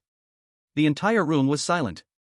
Hundreds of elite soldiers stood with their mouths wide open, looking at the shattered shield, then at the rope in Lin Sa's hand, their materialistic worldview built over decades crumbling to the ground. Lin Sa casually tossed the rope aside, her gaze sweeping across the room, her voice cold as a blade. Anyone who wants to learn, step forward. Boom! The next second, the sound of synchronized footsteps shook the entire underground base. Sumo stood on the viewing platform, watching the scene unfold, adjusting his glasses with a satisfied smile on his face. The seed had been planted. When this demon-slaying army exclusive to the East was formed, the so-called chosen ones in the West still playing with divine intervention. I'm afraid I won't be able to sleep tonight. Chapter 42, The Return Gift of the Princess of Hell. Director Zhao. Sumo walked up to Zhao Guobang and, without any pleasantries, went straight to the point. The trump cards are all laid out, now let's talk about your sincerity. Zhao Guobang took a deep breath, forcing down the shock in his heart. After all, he was the top leader, and his facial expression management kicked in quickly. Rest assured, Instructor Su, the special red-headed document will be issued within half an hour, and resources will be sufficient. The Special Duty Bureau never messes around. Quick and to the point. Sumo nodded and then, pushing up his glasses, he changed the subject. But I have a question. As a high-profile protected person, why hasn't there been any movement on Pei Duo's side? I've sent messages since last night, and all I get are red exclamation marks. Upon hearing this, Zhao Guobang's face showed a strange bitter smile. He gestured to the technician behind him. It's not that we don't want to make contact, it's that we can't get through. You can see for yourself. The giant screen on the wall lit up, displaying a night vision surveillance video. The screen was a ghostly green, showing several fully armed agents walking up an old hallway. However, when they set foot on the third floor where Pei's family lived, something strange happened. The image on the screen suddenly distorted, like snowflakes being disturbed by a strong magnetic field. Immediately after, these agents began to spin wildly at the corner of the third floor. Despite desperately trying to move forward, the camera shook, but they were still stuck in place. Some were shouting at the air, others were huddled in the corner shaking, as if they'd seen something so terrifying it drained their sanity completely. Is this a ghost hitting the wall? Sumo's brow twitched. It's much worse than that. Zhao Guobang pointed at the screen. We were watching in the command car, helplessly seeing these elites spin around like headless flies for 3 hours. Until the rooster crowed in the morning, we had to carry them out, frothing at the mouth, and they're still on sedatives. Before Sumo could process this, Zhao Guobang opened another audio recording. This was recorded when the technical department tried to forcibly tap into Pei's family's landline. Brace yourself. He tapped the screen. Amidst a noise that could drive a normal person insane, faintly, the wailing of countless ghosts from the abyss could be heard, followed by a low, unclear whisper that carried an overwhelming pressure. Just one word. Even through the recording, Sumo could feel his heart being gripped by an icy hand, his breath stopping. That was a warning from the 18th level of hell. Did you hear that? Zhao Guobang turned off the audio, his face not looking too good. The operator wearing the headphones bled from all 7 orifices on the spot. He's still lying in the psychiatric department at the military hospital, and the doctors say it's severe PTSD. He spread his hands, a helpless expression on his face. Instructor Su, it's not that we're not trying. Pei's family right now is a mythical forbidden zone. Forget about protection, our people don't even have the qualifications to knock on the door or deliver a package. Sumo fell silent. The ghostly amulet in his arms sent a warm sensation through him. He suddenly realized what the prince of the underworld left behind was even more domineering than they imagined. Worldly protection? That monarch wouldn't even look at it. I understand. Sumo put away his phone, his gaze firm. I'll handle Pei Duo's side. Some doors still need our people to knock on. Time rewinds, 24 hours ago. In Pei's family's small but cozy living room, the air was still filled with the smell of braised pork. Pei Duo, having survived the ordeal, was tightly embraced by her mother, while her father sat nearby, wiping his tears as he offered incense to the memorial tablet of his deceased son, muttering, "Son, bless us." In the S-level dungeon, it had been life and death, but now, back at home, looking at the familiar faces of her parents, Pei Duo finally relaxed her tense nerves. Mom, let go, I'm really fine. Look at my face, hasn't it gotten rounder? Pei Duo smiled as she wiped her mother's tears. Brother is doing just fine over there. Bang! Bang! Bang! Before the warm atmosphere could last for 10 minutes, an extremely violent knocking on the door shattered the peace. The anti-theft door was slammed so loudly that the dust was falling down in showers. Who is it? What's all the noise about? Pei's father frowned and stood up, ready to open the door. Pei Duo's heart skipped a beat. She quickly grabbed her father's arm. Dad, wait, let's check through the peephole first. Her experience in the S-level dungeon made her stay alert to any sudden situation. She walked over to the door and peered through the peephole. The smile on her face instantly vanished. There was no vengeful ghost, nor was there any monster. But the person standing outside made her feel even more disgusted than a ghost. A middle-aged man wearing a loose suit, his face oily, stood at the door, holding a cigarette in his hand, puffing smoke towards the anti-theft door. Behind him, 5 or 6 men and women, holding gimbals and large bright lights, crowded together. Their eyes gleamed with greed, eager to shove the camera into the peephole. Folks. See this? This is the Yintianzi's old home. I'm his uncle. Come on, big brother, send me a rocket.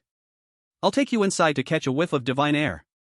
The spitting man outside was Pei Duo's uncle, Pei Dongsheng. Pei Dongsheng? Pei's father trembled with rage, his body shaking. This bastard. He still has the face to come here? 2 years ago, Pei Fei had just disappeared in the dungeon and was presumed dead. It was this so-called uncle who, the next day, came with a group of thugs. They weren't there to console the grieving parents, but to force them to hand over Pei Fei's inheritance while they were still mourning their son.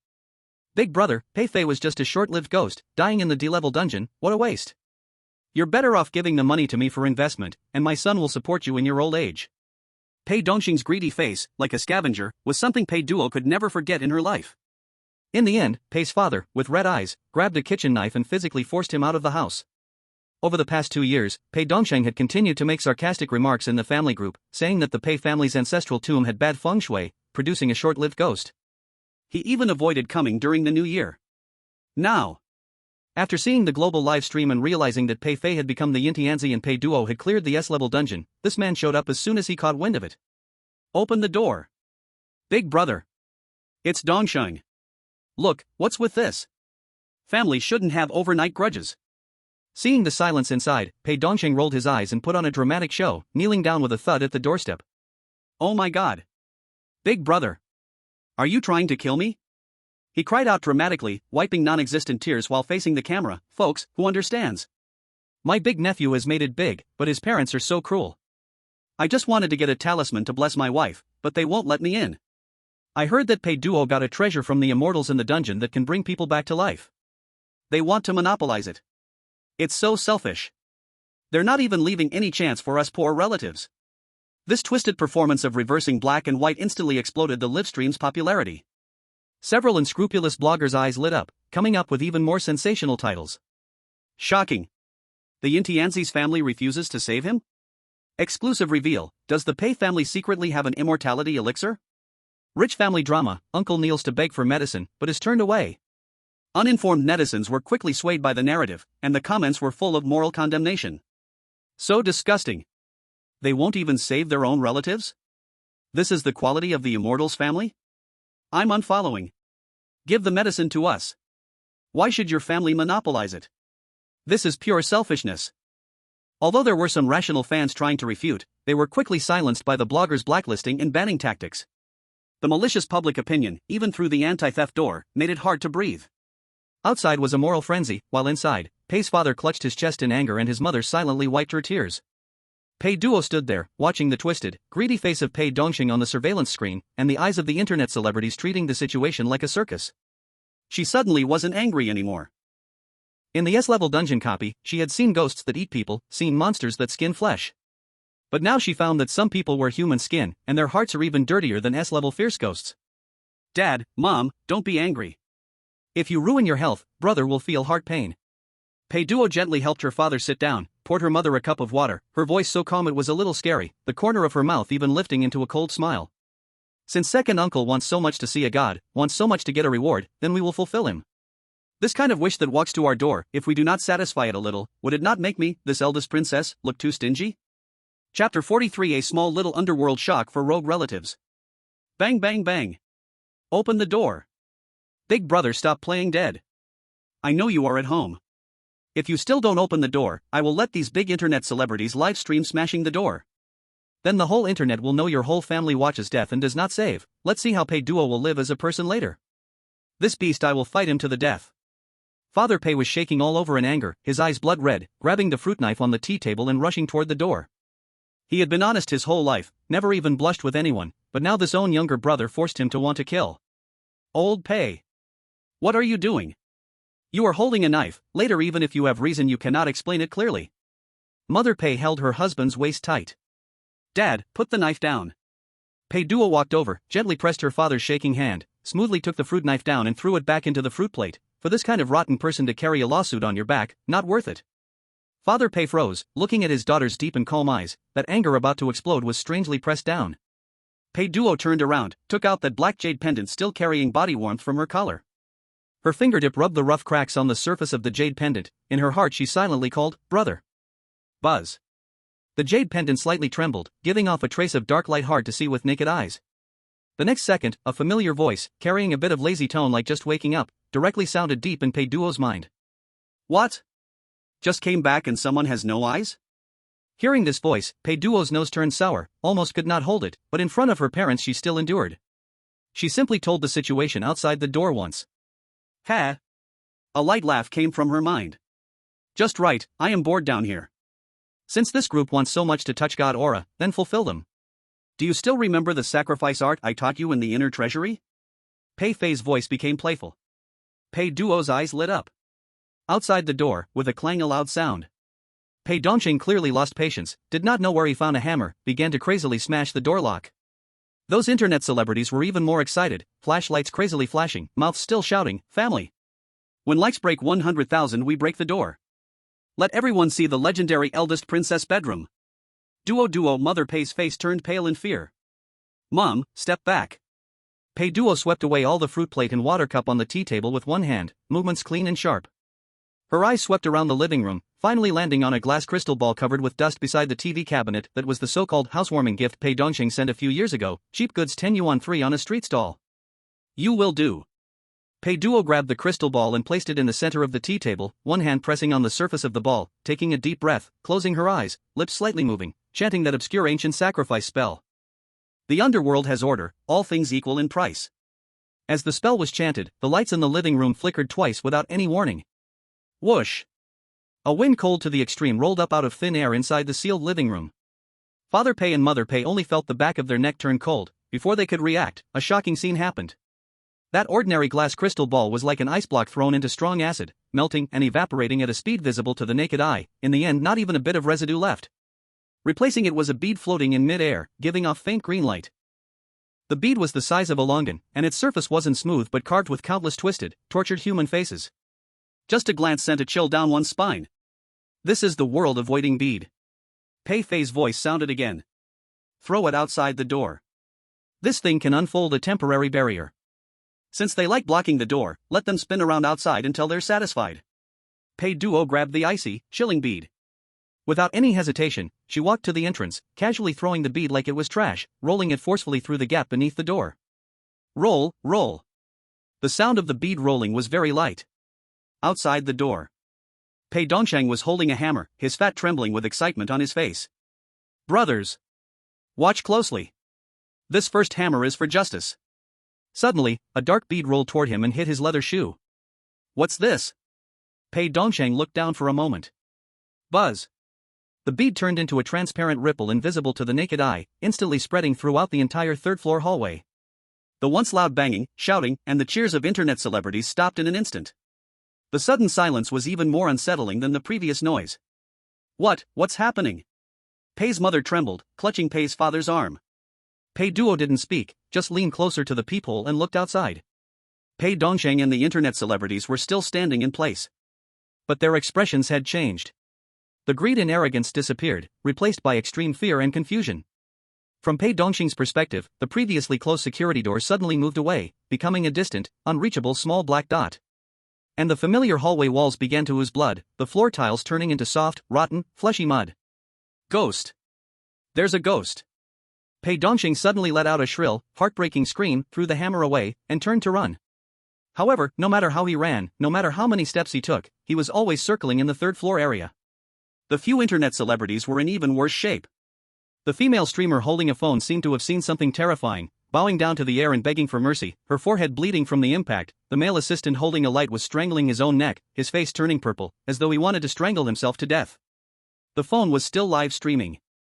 Thousands of viewers in the livestream room watched in horror as the image twisted and changed colors, seeing the once arrogant group of people spin like rats in a washing machine, running around the hallway, screaming.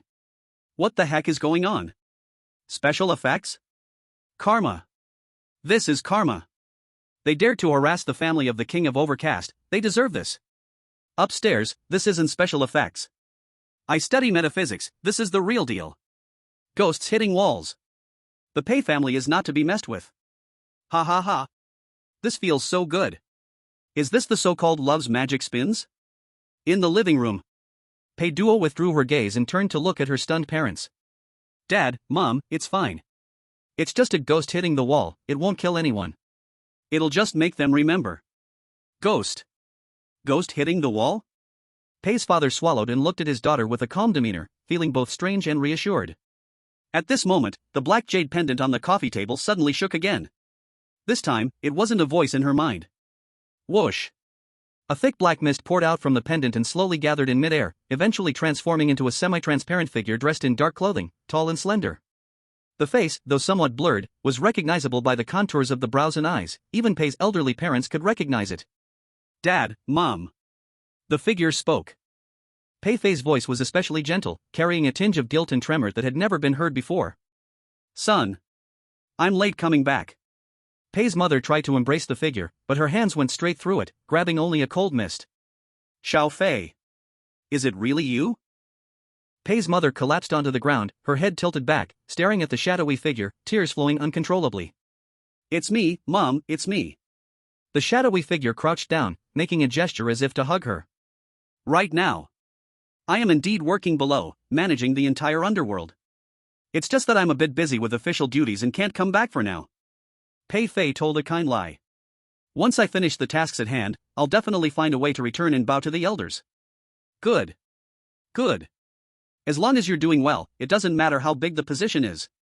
Pei's father wiped his tears, his previous despair vanishing, and his back straightened without him realizing it. "I knew my son would be successful. You're a person destined for great things, don't worry about home matters, Duo is here." Yes, that girl Duo has become capable now, able to handle things on her own. Pei Fei glanced at his sister, admiration flashing in his eyes. The family of four, separated by the realms of life and death, finally reunited in this somewhat messy living room. The conversation lasted for over 10 minutes. Until the black mist began to thin, Pei Fei's voice also showed signs of instability, a slight stutter. "Cross-realm manifestation consumes too much energy, I can't stay long. Duo, take care of Mom and Dad." Buzz. The black mist dissipated, and the jade pendant returned to its place on the tea table, once again appearing inconspicuous. The living room returned to silence, with only the faint sounds of wailing from outside the door, as if reminding everyone that what just happened was not an illusion. Chapter 44, The Deal with the Devil. In the depths of the underworld, an ancient battlefield that had just been plowed by the gods' war. The earth was torn like a rag, with void cracks spewing black smoke everywhere. In the scorched soil, broken angelic wings, like rotten leaves, were sticking out everywhere, the black blood on them still sizzling.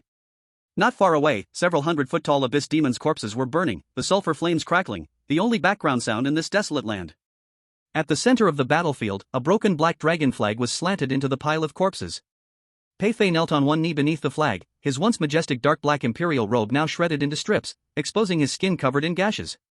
The golden imperial blood dripped from the hem of his clothes, burning deep smoking pits into the ground. He looked as though he had only one breath left, ready to fall with the next breeze.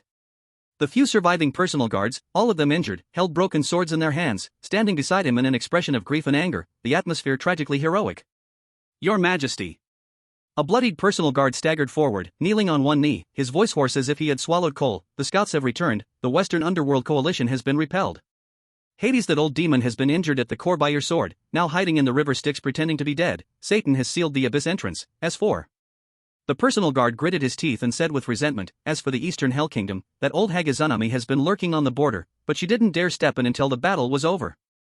"She didn't come?"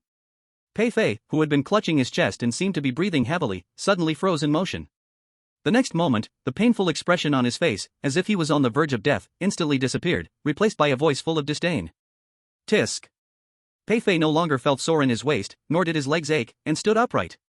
As he rose, mysterious ripples spread out like a game refreshing itself, and those fierce wounds, golden imperial blood, and the tattered imperial robe instantly healed. His black robe fluttered, spotless. He had transformed back into the mighty emperor of Fengdu, sitting high in the clouds, even his hair untouched. That old woman Izanami, living for tens of thousands of years, how come her courage is smaller than a mouse's? Pei Fei patted non-existent dust from his sleeve with regret. "I performed so hard, used up 2 tons of blood packs, and she could actually resist not coming for a sneak attack? I was even thinking of using self-defense as an excuse. Swallow the land of the underworld and expand our hell." The surrounding ghost generals had clearly long been accustomed to their king's fishing enforcement. In an instant, they stopped their sorrowful expressions, which resembled that of someone who had just lost their father, and began skillfully cleaning the battlefield, rummaging through the angel corpses for rings and weapons. "Your Majesty, these Western gods are as clever as monkeys. The psychological trauma you left them when you split the barrier last time was too great." "Boring." Pei Fei shook his head, gazing at the battlefield's mess. "Gather the troops, return to camp. I need to go back to Luofeng Mountain for a nap. Acting is even more exhausting than fighting." Pei Fei waved his hand and turned to leave. However, just as his foot was about to step forward, his movement paused slightly. A wave, extremely obscure and filled with a heavy sulfuric stench and chaotic aura, drifted from the far-distant chaos void. "An invitation." Pei Fei's lips curled into a playful smile as he waved away the guards who tried to follow him. "You go back first." Before his words even finished, he raised his hand and tore apart the void in front of him. His figure turned into a wisp of shadow and vanished in an instant. The chaotic void, a place where no mythological system governs. In the dense, dark depths, a massive shadow slowly emerged. It was a terrifying being, with huge goat horns and molten lava-like magical patterns flowing across its body. Satan, the Lord of Western Hell. The space slightly distorted as Pei Fei's figure suddenly appeared, hovering opposite Satan. Compared to Satan's enormous demonic body that blotted out the sky, Pei Fei was tiny, like a speck of dust. Yet, with his hands behind his back, the imperial power radiating from him forcefully pushed back the swirling black mist around them for 3,000 feet, standing tall against Satan. The Eastern Sovereign. Satan's vertically slanted eyes, burning with demonic fire, stared fiercely at Pei Fei, his voice harsh. Your acting may fool that hypocritical old man in heaven, making him think you are all show with no strength, but it won't fool the instincts of demons.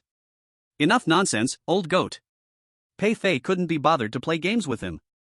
He gently ran his fingers over the hilt of the emperor's sword at his waist, producing a soft tap, tap sound. Didn't you retreat your army? What's this? Are you itchy now and want me to loosen your bones? Rude Eastern man. Satan didn't get angry. Instead, a strange smile appeared on his gigantic goat face. I'm here to deliver a great gift. Great gift? Pei Fei raised an eyebrow. What good intentions could you have? The crazy couple from the Aztec pantheon, Michelin-star and his wife, have been getting restless recently. Satan lowered his voice and revealed a shocking piece of intelligence. The Aztec mythology, famous for human sacrifices, skinning, and bone removal, is a bloodthirsty pantheon. Those madmen have no idea that your Chinese underworld has already been revived. Satan's eyes gleamed with cunning. To them, the East right now is an untended feast, a vast hunting ground with no divine protection.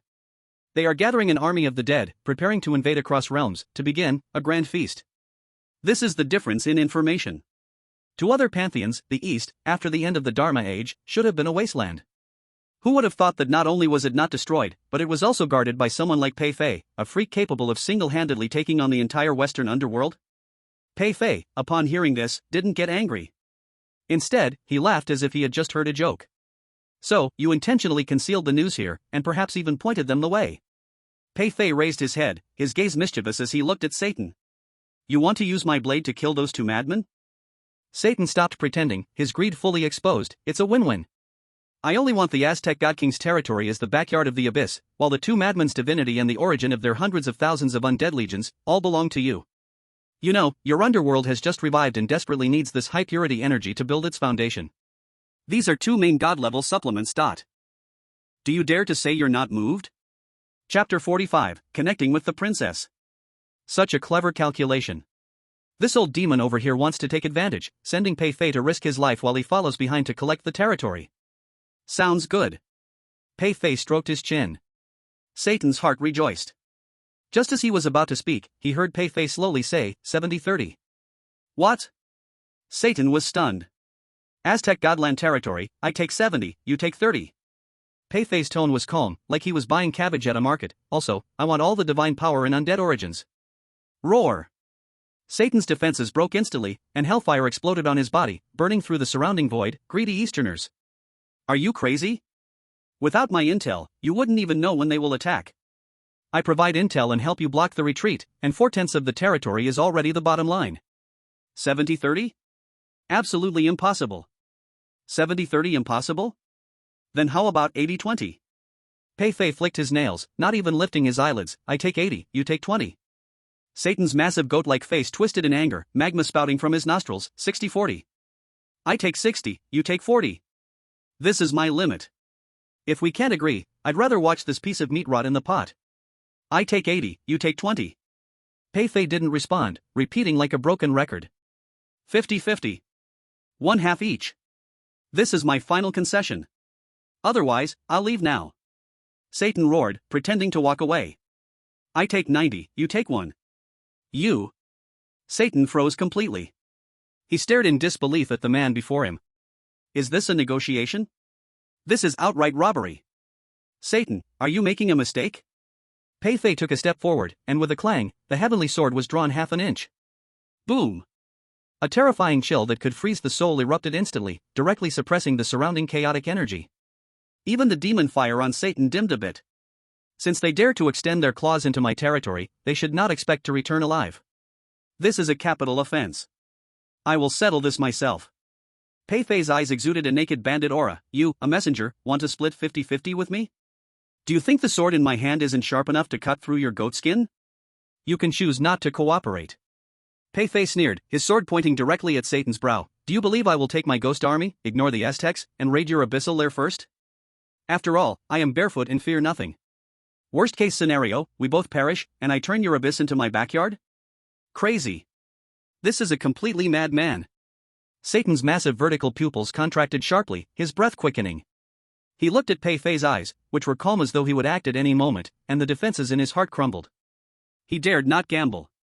Having just gone through a great battle, Satan's energy was severely depleted and couldn't withstand the torment of this Eastern madman. 46. Satan gritted his teeth, squeezing out a few words from deep in his throat.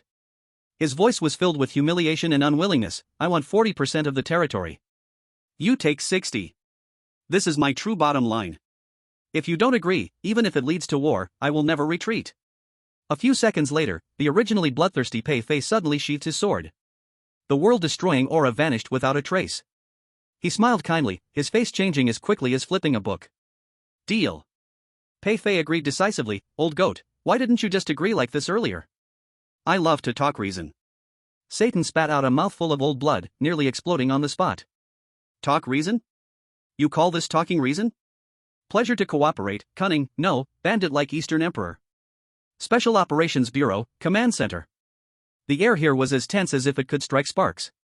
On the huge holographic screen, the old residential building of the Pei family looked like a black hole, surrounded by countless red high-risk pop-up windows. Director, it's impossible. This place is simply toxic. The head of the technical department was sweating profusely, typing so hard that sparks flew from the keyboard, his voice cracking. The magnetic field is a mess. Don't even mention satellite signals, just the quantum communication device we just adjusted. Once it enters the building's 10-meter radius, it turns into a brick, all full of garbled code. The screen flickered, and the image shifted to the frontline soldier's recorder. It was 10 minutes ago, the final footage sent back by a special operations team attempting to enter the third floor. In the video, these heavily armed elite agents didn't encounter any monstrous creatures with 3 heads and 6 arms, they were just spinning in circles in the hallway on the third floor. Like donkeys grinding millstones, they spun wildly in circles. That's a wall. Don't crash into it. My God. The communication officer at the command station shouted until his throat was burning, but the agents on the screen, as if possessed, charged at the mottled white wall. Some even screamed and collapsed into hysterics as if they had seen a horror film scene that drained their sanity. So far, 3 agents have shown signs of mental collapse, and the medical team just carried them out. Sedatives aren't even working. The department head slumped hopelessly in his chair, looking at Zhao Guobang. Director Zhao, this is no longer something science can explain. That building is now a mythic forbidden zone. A deep sense of helplessness engulfed everyone's hearts. Zhao Guobang took a deep breath, turned around, and his gaze landed on Su Mo, who had been silently sitting in the corner the whole time. His eyes were complicated. There was scrutiny, but also a silent plea for help. Su Mo stood up. Director Zhao, there are experts for every field. He didn't explain any grand principles, but slowly reached into his chest and pulled out the Yinsha order. In this world on the brink of collapse, some doors can't be blown open with explosives. Su Mo said as he slapped the Yinsha order, which emitted a faint cold aura, onto the back of the phone with a crisp sound. Buzz. The dark as ink Yinsha order instantly shimmered with a visible dark light. The light wasn't blinding, but it domineeringly enveloped the entire phone. Signal connecting.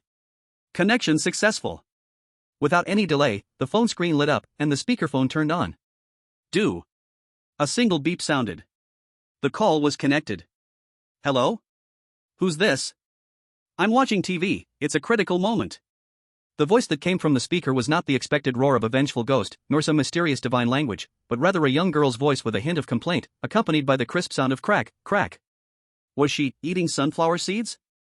In the background, there were also lines from a soap opera on the TV, and faint, sorrowful, blood-curdling screams from outside, help! There's a ghost. Pei Duo, you heartless. Ah! The air in the command room froze. The technical director's stylus snapped in two with a loud crack. They were on this side, desperately working their heads off, even deploying national strategic-level resources to break through, and the target person was inside, eating sunflower seeds and watching drama? What the hell kind of magical realism is this? Sumo's lips curled ever so slightly, and he calmly spoke into the phone, Your Highness, it's me, Sumo. The sound of sunflower seeds stopped on the other end of the line. Oh, it's military advisor Su. Pei Duo's voice immediately became lighter, what's up? Sumo's tone was respectful, I'm downstairs at your place. I have Special Operations Bureau Director Zhao Guobang with me. We'd like to get involved in the security work for the Pei family, to help you clear out those bothersome flies at the entrance. Director Zhao? Pei Duo paused. Officials? Yes. The state is bringing its utmost sincerity. Suemo glanced at Zhao Guobang and added, also, I'm now a specially appointed instructor with the Special Operations Bureau. If it's your team, then it's fine. Let's do a video call. Suemo opened the camera. Pei Duo's figure appeared on the big screen. She was wearing simple home clothes, sitting cross-legged on the sofa with a pillow in her arms, looking like an ordinary neighbor girl.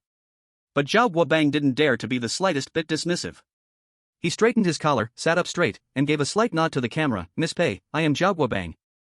I apologize for disturbing you in this way. Director Zhao, you're too polite.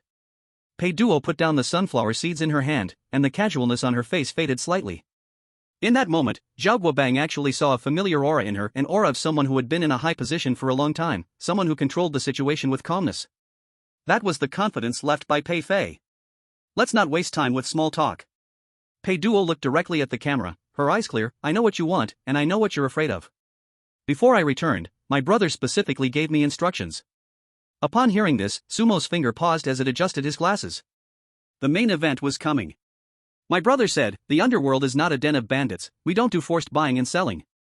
Pei Duo raised one finger and waved it. What matters is, an equal exchange. Equal exchange? Zhao Guobang sharply caught this word. That's right. This is a method my brother taught me, called Fengdu sacrificial technique. I'll pass it on to you. You can perform a sacrifice ceremony through the altar. Collect some specific materials, like ancient jade, antiques, or some special rare metals. Then, through this sacrificial technique, offer them to the underworld as tribute. Pei Duo paused, her lips curling into a sly smile. As a return gift, the underworld will send some basic supplies through this channel. Things like talismans that can ward off evil, concentrated mengpa soup that can soothe mental trauma, and even, some blessed standard weapons. Boom! These words exploded like a nuclear bomb in Zhao Guobang's mind.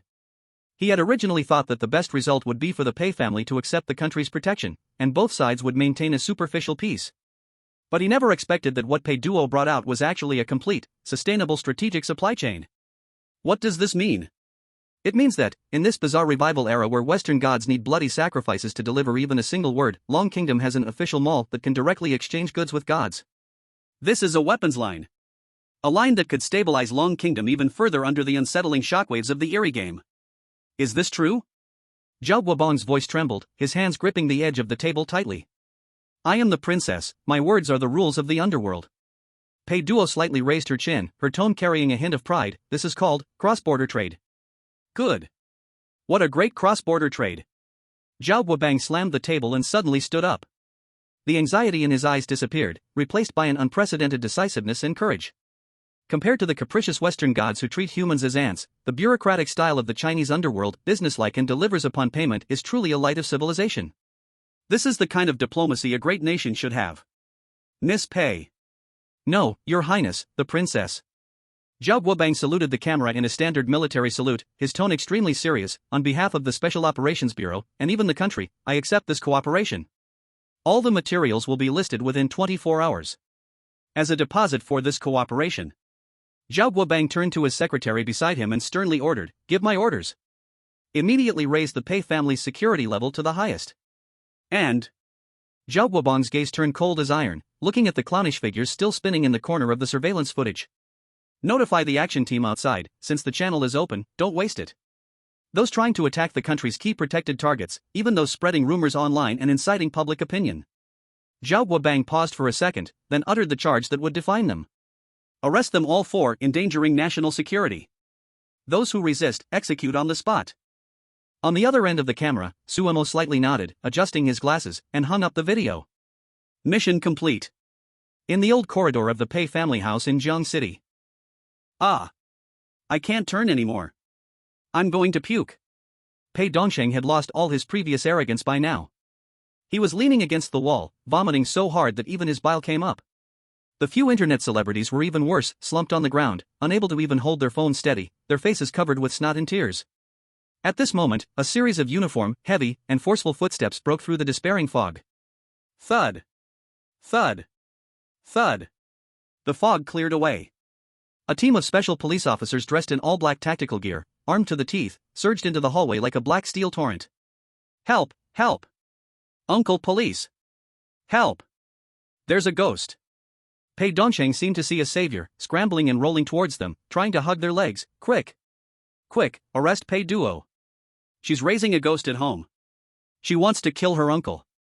However, what greeted him was not a warm helping hand, but the cold muzzle of a gun and the icy handcuffs. Click. The cold sensation of the handcuffs instantly sobered Pei Dongsheng half up. Comrade police, you've got the wrong person, right? I'm the victim. Pei Dongsheng struggled wildly. I'm the uncle of Yin Tianzi. You can't arrest me. Shut up. The captain of the special police kicked him to his knees, his voice colder than ice shards. Pei Dongsheng, you are suspected of provoking trouble, spreading rumors, and endangering national security. Take him away. What? Endangering national security? I just knocked on a door. Pei Dongsheng was dumbfounded.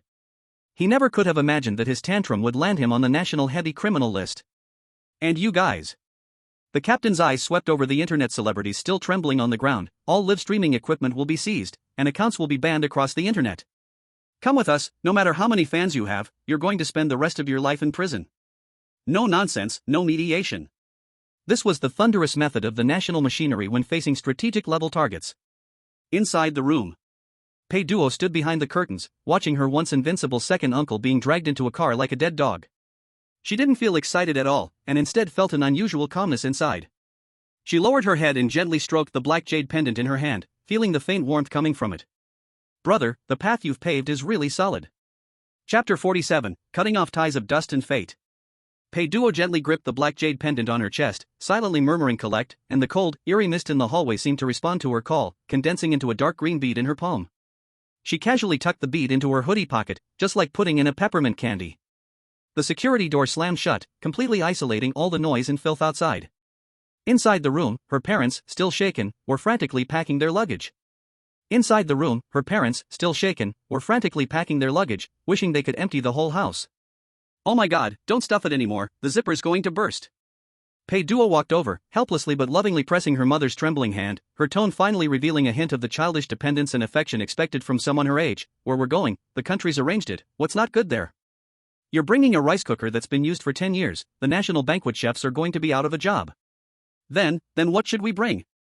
Pei's father was still holding 2 thermoses, looking confused. We can't go empty-handed, can we? How are we going to live from now on? Looking at her father's expression, Pei Duo's eyes became wet. She sniffed, stepped forward, and linked her arm through his, smiling. Live, of course.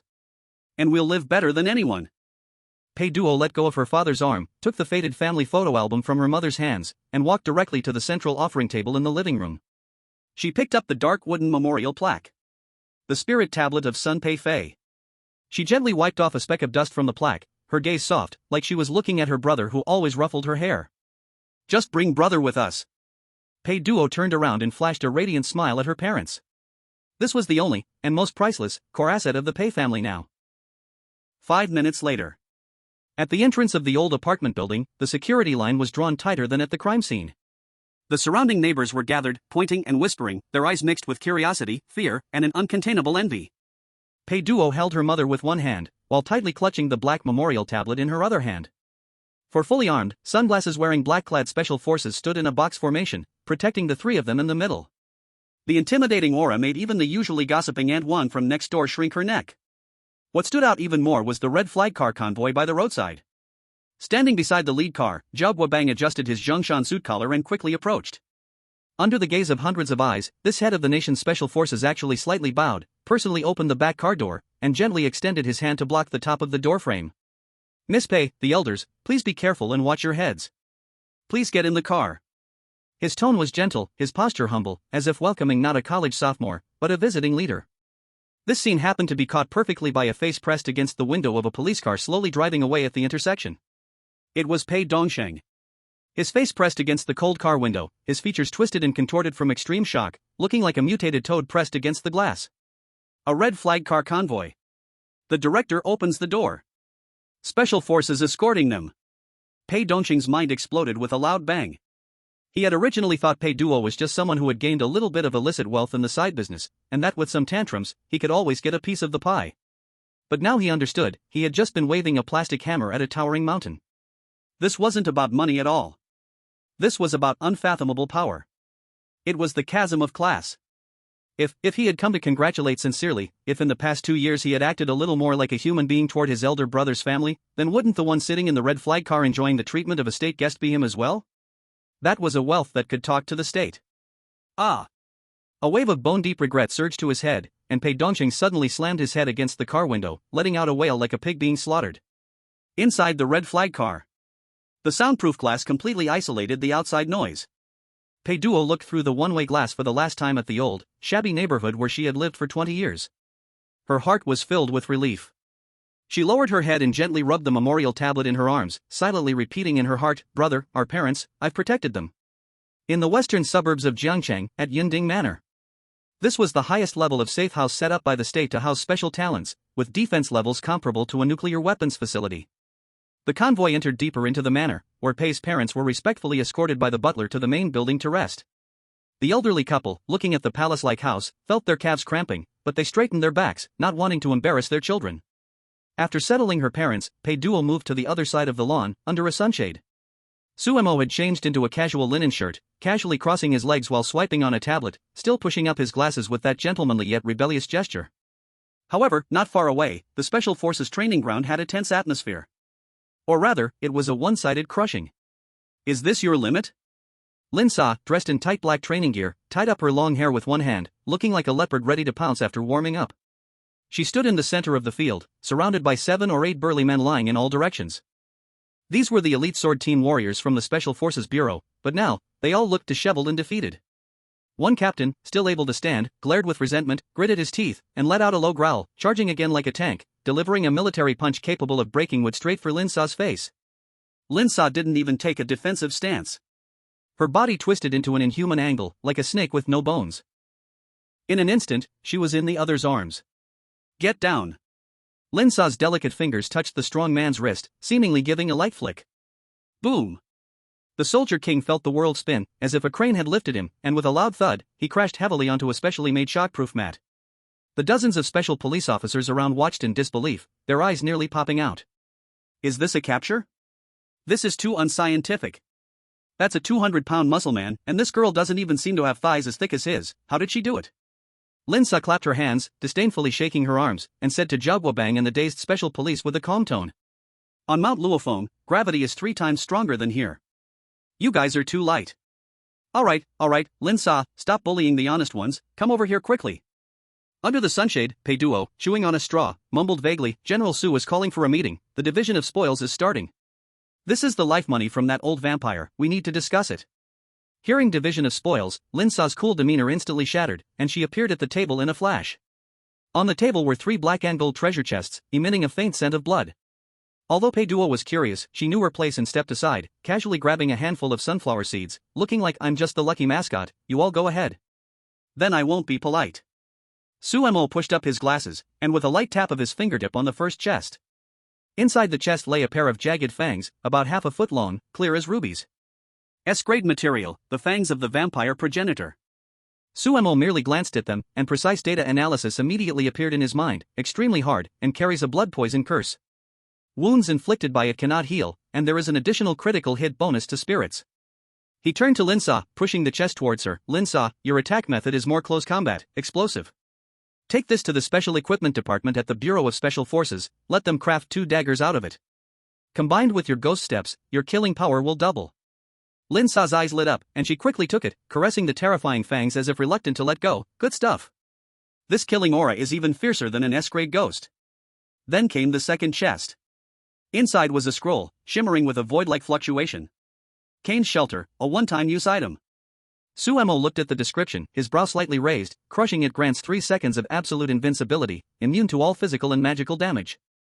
He pondered for a moment, just as he was about to hand the scroll to Pei Duo. Pei Duo waved her hand, spitting sunflower seed skins into the trash can. "Don't look at me, I have a jade pendant my brother gave me, this thing conflicts with me." "General Su, you keep it." "Me?" Suemo was taken aback. "Yeah." Pei Duo said naturally, "In our team, you're the weakest. You're the strategist. If you die, who will take me through the dungeons in the future?" Suemo looked into Pei Duo's clear eyes, a warm feeling passing through his heart. He didn't refuse in a pretentious manner and solemnly placed the scroll in his chest pocket. "Then I'll accept your grace, your highness." The third chest was a piece of parchment, Blood River contract. This can forcefully enslave a vampire of count rank or lower. Suemo was a bit hesitant. This thing is a bit useless, we don't have anywhere to catch vampires right now. Pei Duo thought for a moment and pushed the contract towards Suemo. Take it for now, maybe we'll encounter a vampire we like in the future during a dungeon run? We can capture him as a butler or a laborer. I saw that the Count's butler had great service. Chapter 48, Invitation to the Trap. Chaos and void, at the outer wall of the boundary.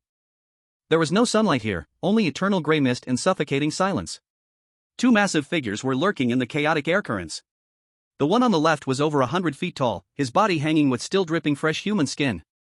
Each human skin's mouth was silently screaming. He was none other than the lord of the underworld in Aztec mythology, Michelin-star. Beside him stood a slightly smaller figure. Her lower body was made of stark white bones, but her upper body was adorned with a seductive, alluring form, holding a grim lantern crafted from a baby's skull. This was his goddess, Michelin-star. My dear, is the information from that old Satan reliable? The king of the underworld greedily inhaled the rich vitality leaking from the barrier, yet there was a hint of beastly caution in his voice. The Eastern gods, have they truly fallen to the point of not even having a main god? Don't worry, our spies from the abyss have reported countless times. The queen of the underworld extended a skeletal claw and lightly traced the seemingly fragile crack on the barrier. Her eyes flickered with madness. That sword mark, though it looks terrifying, is the last dying light of the East. Now, the hell of China is just a piece of meat with no owner. She stuck out her crimson tongue and licked her lips. Satan said that as long as we act quickly and devour the East's essence, we can escape that barren corner of South America. We could even challenge those hypocrites on Olympus. This was like a pie falling from the sky.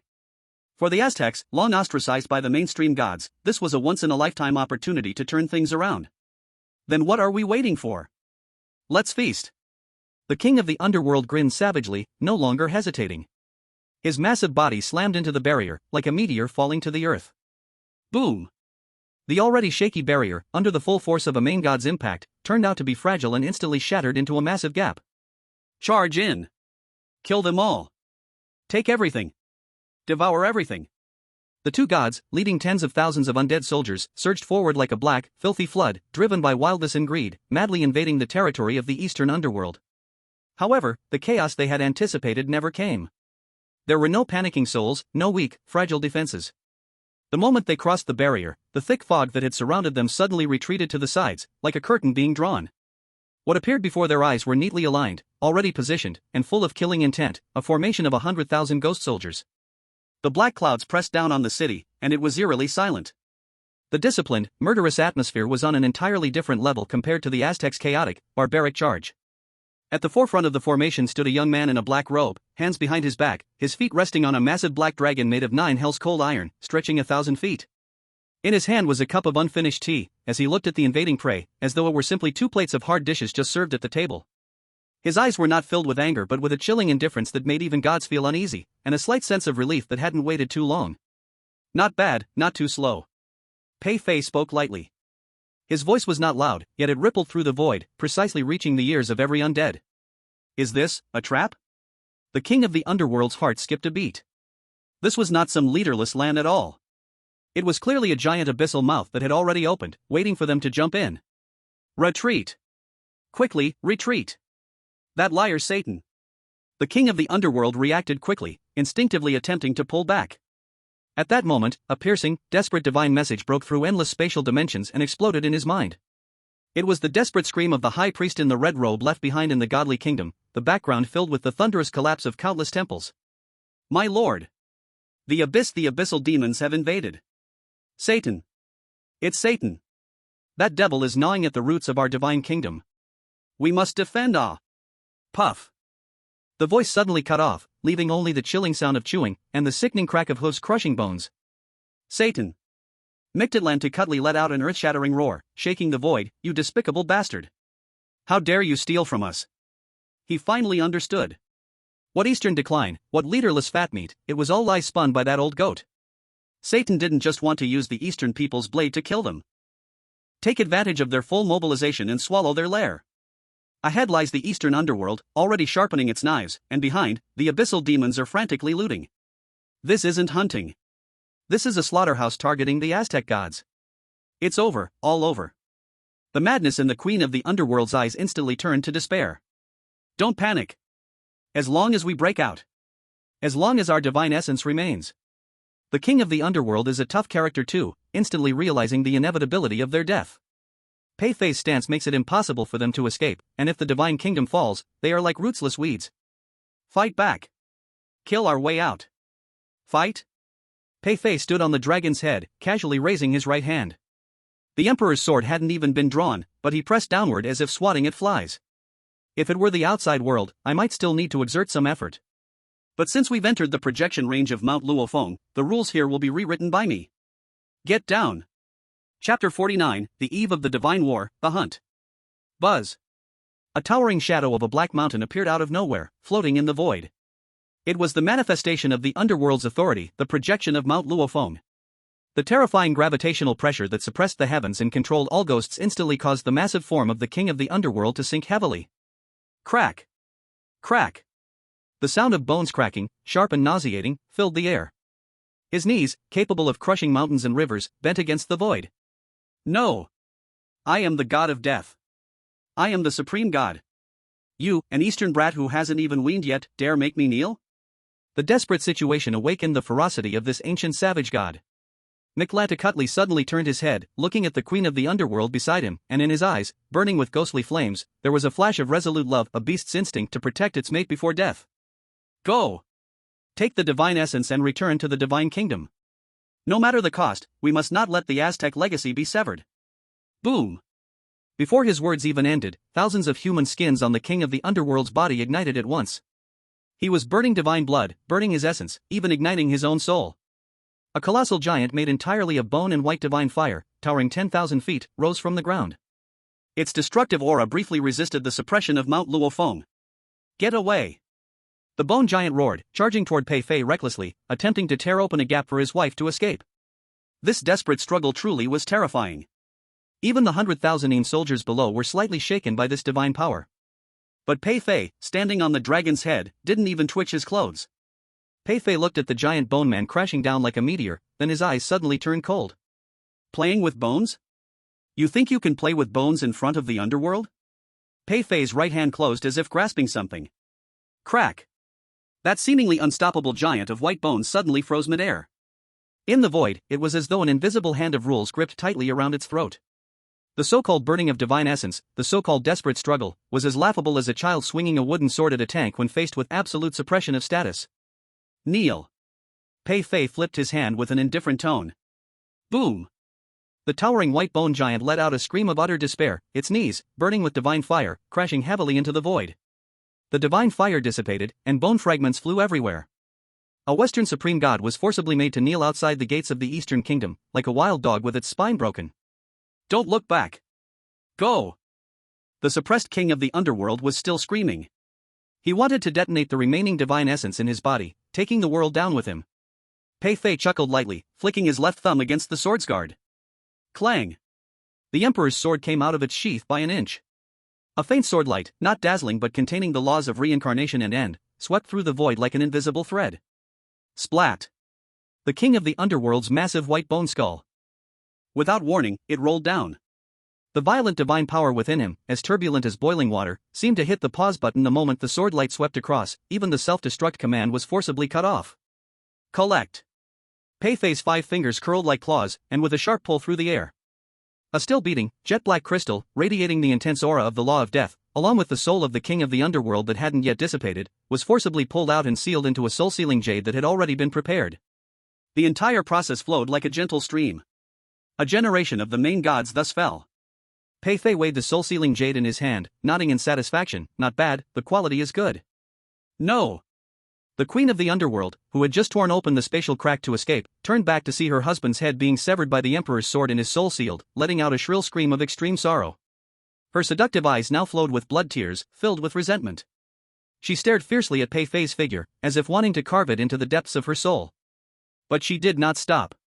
She knew this was the only chance her husband had bought with his life. I will make you Easterners pay the price. The queen of the underworld transformed into a burning bloodlight, filled with endless hatred, and plunged into the crack, fleeing desperately. The crack slowly healed, and the void returned to deadly silence. Your Majesty, aren't you going to chase her? That's letting a tiger return to the mountain. The Black Wu Chang, Fan Wujie, couldn't help but ask. Chase what? That's bait I released. Pei Fei put away the Emperor's sword, turned, and looked at the Yin soldiers cleaning the battlefield, the corner of his mouth curling into a playful cold smile. That old Satan is too greedy. I need to find someone to go back and burn his mouth. If I kill them all now, the Aztec Divine Kingdom's territory will become leaderless, and would Satan be willing to spit out what he has already swallowed?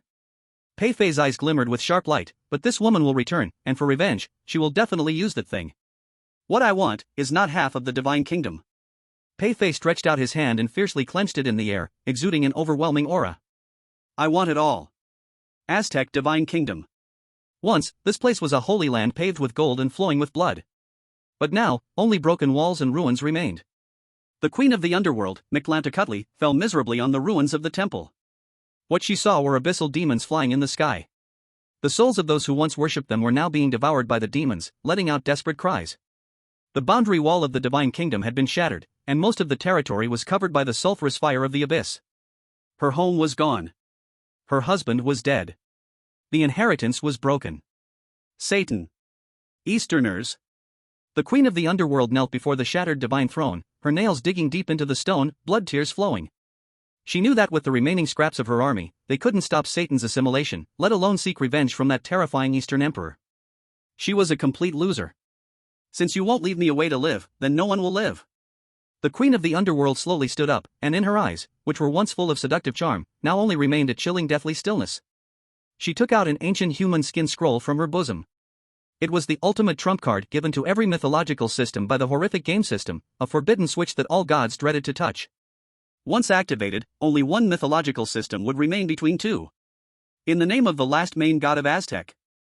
The queen of the underworld raised the scroll high, her voice piercing and shrill, echoing through the entire broken divine kingdom, carrying the madness of burning everything. I sacrifice my soul. I sacrifice the Aztec divine kingdom. I sacrifice all our rules and powers. Chapter 50, The War of Gods begins, the princess's infinite budget. Yunding Manor, underground safe house. With a soft hissing sound from the temperature-controlled box's valve releasing, the white mist dispersed. Lin Sa gripped the pair of entirely crimson daggers, her fingertips just touching the handle, when a piercing scream of countless bats exploded in her ears. Such vicious things. Lin Sa flicked her wrist. Two red glows slashed through the air, forming an X of a death line. The air seemed to be split open, and a faint smell of blood clung to the nostrils, impossible to shake off. The Special Operations Bureau's Equipment Division, a group of lunatics, had stayed up all night, grinding those ancestors' fangs of the bloodline into these blood kisses.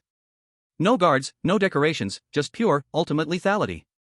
On a sofa not far away, Suemo was holding a surgical needle, like an old hand mending socks at a roadside stall, carefully sewing a yellowed sheepskin scroll into the innermost layer of his shirt.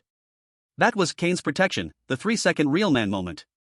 For someone like Suemo, who believed in, as long as you're alive, you have value, once you're dead, you're just a corpse, top-tier veteran, life-saving gear wasn't just about being welded to his body, he'd even implant it under his skin if he could, always wanting more security.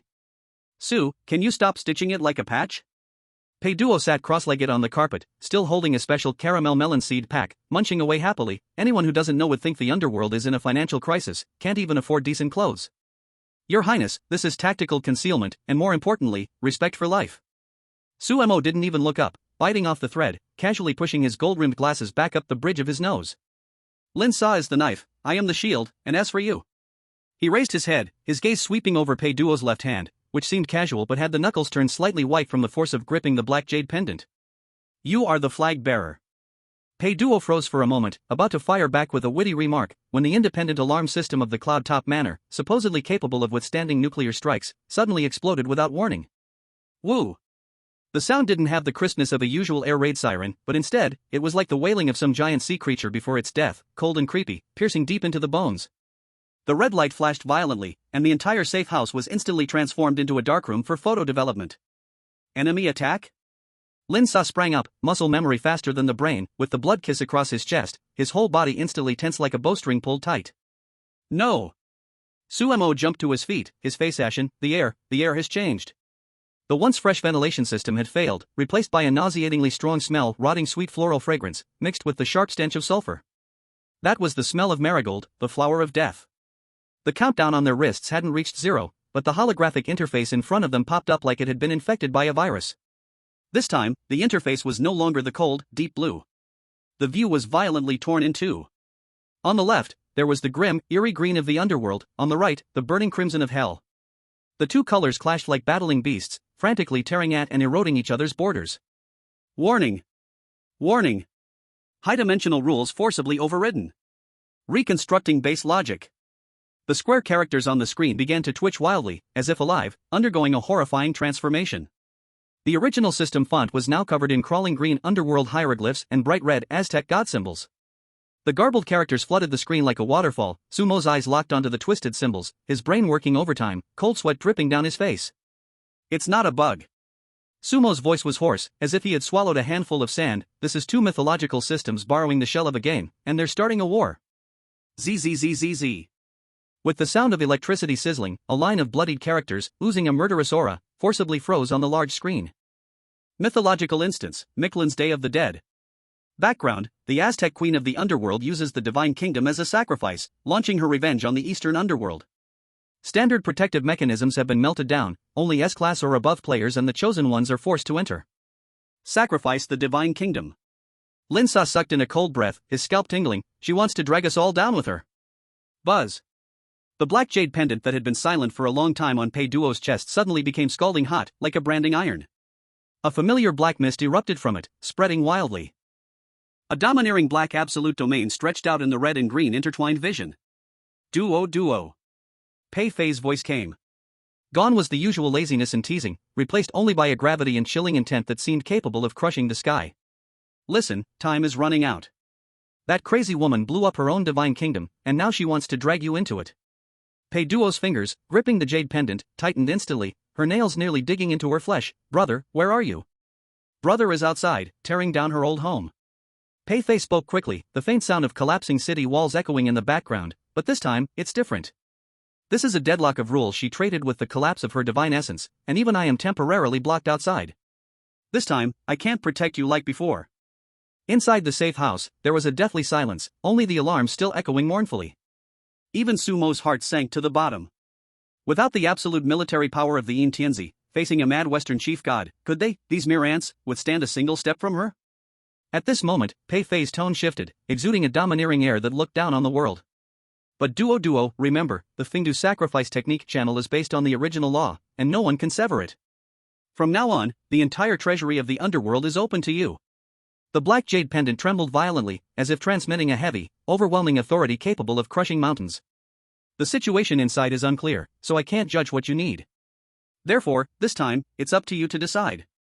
When to sacrifice, what to use as a bargaining chip, which underworld army to call upon to break the deadlock. Pei Fei's voice was like a mighty bell, crashing heavily into Pei Duo's heart. Everything, you have the final say. Remember, you are the eldest princess.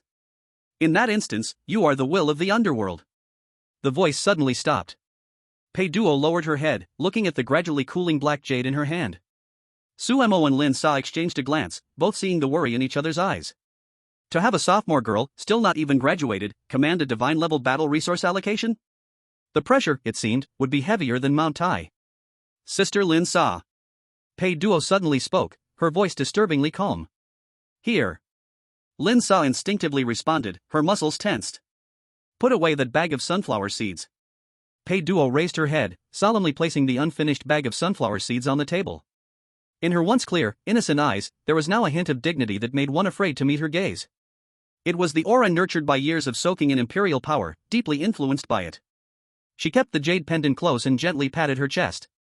This instance, brother can't enter. It's because he's restricted by the rules. Pei Duo's lips curled into a cold smile, a smile with traces of Pei Fei, but he gave me the key to the national treasury. Since we're helping brother fight, we must do it beautifully. We can't lose face for the underworld. Sumo looked at Pei Duo, his hand pushing up his glasses slightly trembling. He realized that the sister who would only hide behind her brother and cry was gone. The person standing before them now was the true eldest princess of the underworld, with trillions of ghost coins in her grasp, backed by 100,000 ghost soldiers. Sumo took a deep breath, immediately stepping into role, his eyes shining with fierce brilliance. Your Highness, give the order. Boom! A deafening sound as a thick pillar of light violently shattered the dome of the safe house. This strange teleportation pillar was filled with red and green energies, fiercely clashing. The red light tore with brutal force, trying to crush the three into dust, while the green ethereal glow protected the three, like an unbreakable eggshell. Duo. A heartbreaking cry came. Pei's father and mother, disregarding the SWAT officer's obstruction, stumbled into the chaotic living room. Seeing their daughter standing at the center of that bizarre storm, Pei's mother nearly collapsed, almost kneeling to the ground. Dad, Mom.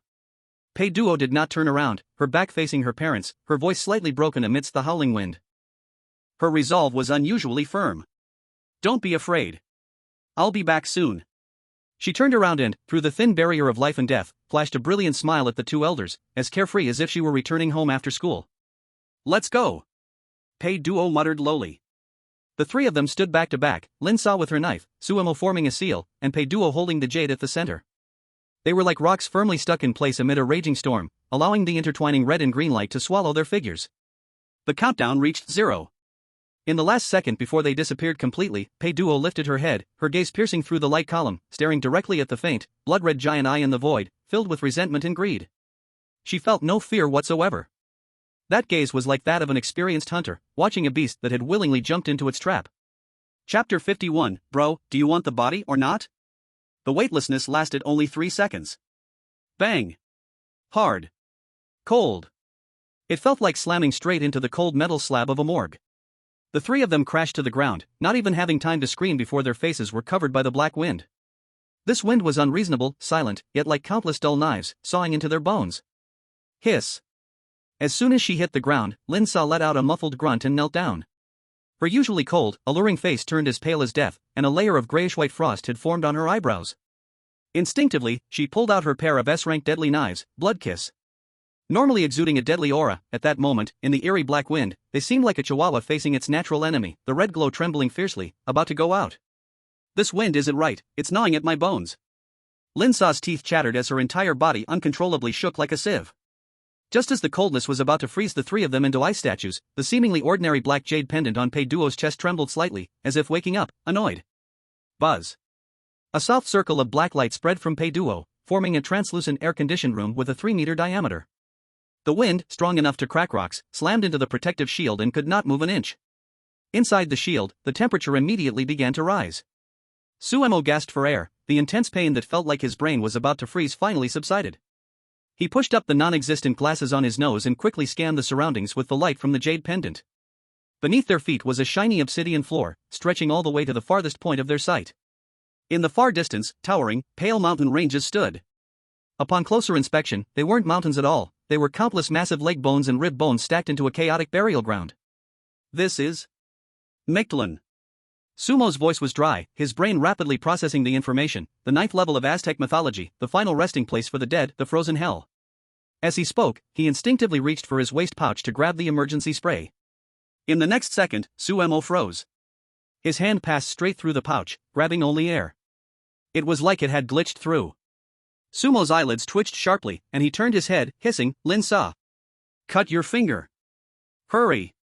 Without hesitation, Lin Sa used her dagger to slash her fingertip. There was no blood. Instead of red liquid, blue light particles, like fireflies, drifted out from the wound, vanishing in an instant. As expected. Sumo's face darkened as if he'd swallowed a fly, the physical body has been stripped away. We're in pure spirit form now. Spirit form? Pei Duo curiously raised her hand and looked at it. Aside from being slightly translucent, it didn't feel much different from before. Your Highness, this isn't a joke.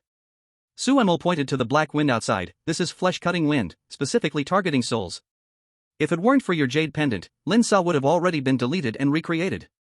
He took a deep breath and threw out an even worse conclusion, and this is a double death countdown, either the spirit here gets blown away, or the physical body outside will turn into a vegetable from being separated from the soul for too long. Lin Sa's fingers, gripping the dagger, became slightly transparent due to the force she applied.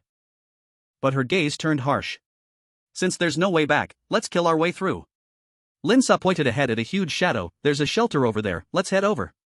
It was the only mountain at the end of their line of sight.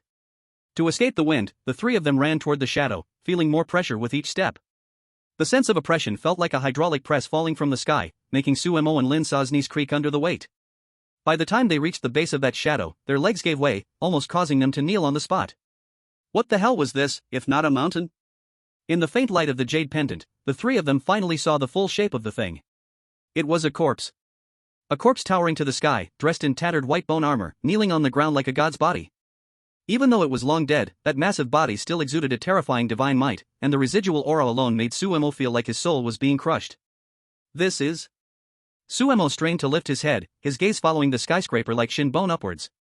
Above the corpse's shoulder, it was empty. No head. The neck cut was smooth as glass, still carrying a hint of an incredibly domineering sword intent. Just one glance made Sumo's eyes sting, as though his very soul was about to be cleaved apart by the lingering sword energy. Michelin-star, the Aztec god of death, the highest deity who controls death. Suemo swallowed, feeling his materialistic education in the past years sounding alarms in his mind. This is a god-level existence. But he's dead? Beheaded like chopping vegetables? Who did this? Suemo stared at the sword mark, and a black-robed figure on Mount Luofeng suddenly flashed through his mind. The Dark Emperor, Pei Fei. The vibe is just too right, exactly like that emperor. So this is what my brother meant by we're tearing down her old home. Pei Duo gazed up at the giant corpse, her eyes devoid of fear, instead filled with admiration, like seeing family do a great job. But, Your Highness, the road is blocked. Lin Sa was covered in cold sweat. This god's corpse was like a sighing wall that had to be crashed through. The surrounding space was locked by some kind of rule, trying to bypass it? Unless you could teleport. Force through? With their current spiritual strength, they'd likely be shattered by the residual pressure of the god's corpse. Breaking through? This dungeon difficulty is completely unreasonable. Suemo gritted his teeth, this was clearly a deadlock. Just as the two experienced players fell into despair, Pei Duo suddenly released her hand from covering her nose. She stared at the colossal corpse, and her brother's words before entering the dungeon suddenly echoed in her mind. When to offer sacrifices, what to use as bargaining chips, it's up to you to decide. Pei Duo's eyes lit up. This wasn't a roadblock, this was a gift of achievements delivered right to their door. Commander Su, this thing, though ugly and a bit smelly, should be quite valuable, right? Pei Duo suddenly spoke, her tone as casual as if she were shopping at a flea market. Ha! Suemo was momentarily stunned, his CPU overloaded. It is valuable, yes, it's a god's corpse, full of divine materials, but... Before he could finish saying can't move it, Pei Duo had already taken big strides towards it. Under the VIP protection of the black jade pendant, the soul-crushing pressure automatically parted to make way. Pei Duo reached the gigantic toe bone, which was larger than a house, and extended her delicate hand to slap it with a loud smack. Fingdu ritual technique, rise. Her clear voice echoed in the dead silence of the underworld. The next second, she shouted something that shattered Suemo and Lin Sa's worldview.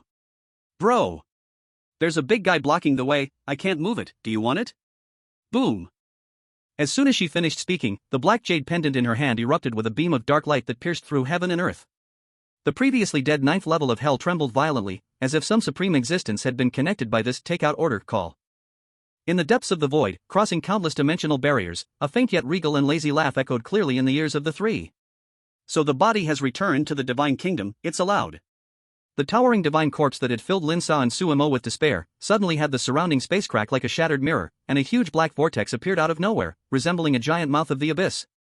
Whoosh! The once imperious divine corpse was swallowed up like a small shrimp devoured by a giant whale, without even causing a splash, instantly sucked into the black hole leading to the eastern underworld. What had blocked the sky just a moment ago, was now gone, reduced to flat ground in an instant. Simple, clean cut. This is the efficiency of the underworld's work. Next, the black hole did not disappear but started to reverse. Whoosh! A torrent of golden light from Merits and the dense, indissolvable purple aura of the underworld poured down like a waterfall from the black hole, directly turning the dark hell into a sacred, luxurious golden color. It was a return gift of affection from the elder brother. Reward. The golden light dispersed. A purple Qian bag, embroidered with golden cloud patterns and radiating ancient fluctuations, gently fell before Pei Duo. Chapter 52, The World Where Only I Don't Exist. The purple Qian bag lightly fell into Pei Duo's palm. Your Highness, what's inside? Lin Sa asked, a trace of excitement hard to hide. After all, it was a return gift from the underworld's ruler, and Pei Duo's own older brother. Pei Duo was about to open the bag when her hand was gently interrupted by Suemo. Don't look, put it away first. Suemo cautiously scanned the surroundings. There are many enemies in the myth dungeon. This isn't the place for opening blind boxes, let's find a safe spot first. I'll listen to the strategist. Pei Duo nodded and quickly tied the Qian bag to the most convenient spot on her waist.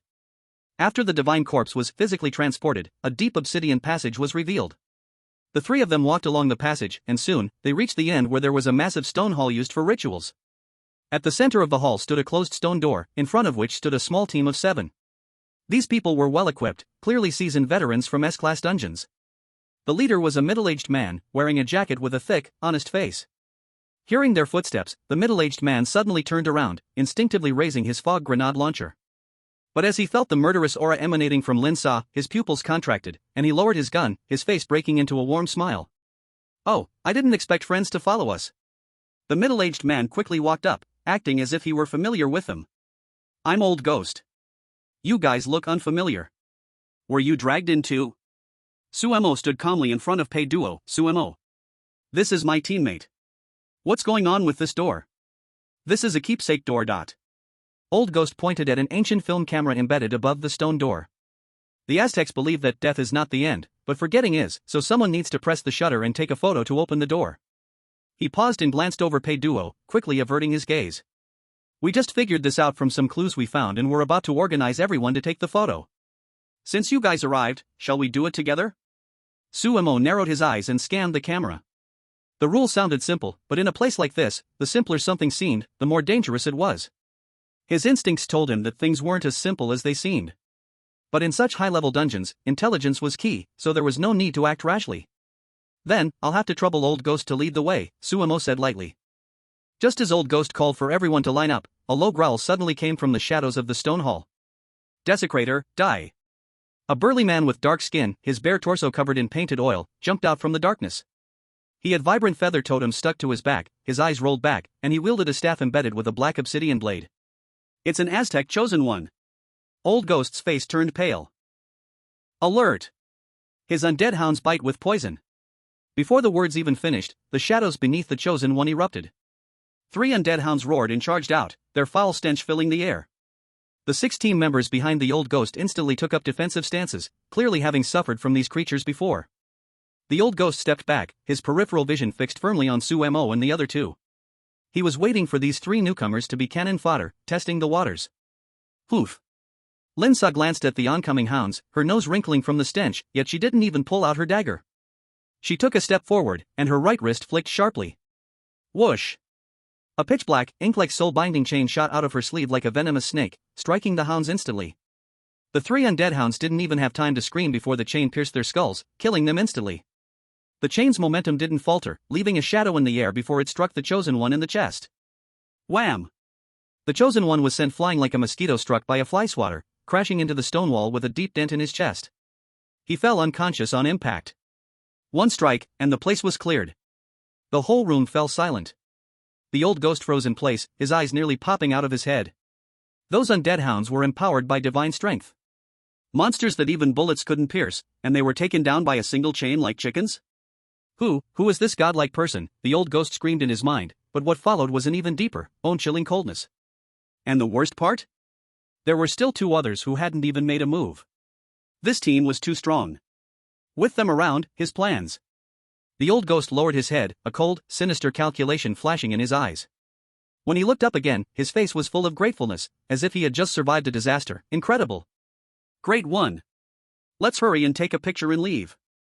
There are many chosen ones here, and if we get discovered, we won't be able to leave. Under the Old Ghost's command, the original 7-person team quickly took the center position for the camera. Suemo and the other 2, being cautious, didn't squeeze into the center but instead stood at the far right edge of the group. Suemo and Lin Sa stood on either side, protecting Pei Duo in the middle. All right. Everyone, look at the camera. 3, 2. The Old Ghost held the shutter remote connected to a long wire, his finger poised to press down. Suddenly, his movements froze, his brows knitting tightly together. Ah, no. The Old Ghost quickly lowered his hand, a frustrated look crossing his face as he pointed to a stone platform in the right corner of the hall, the spotlight. How is the spotlight crooked? He looked at the 3 people on the far right of the team. It's too far for me to reach over there, could you 3 please help straighten it? Just get it right. At this moment, Pei Duo was standing on the outer edge of the group, only a few meters away from the stone platform.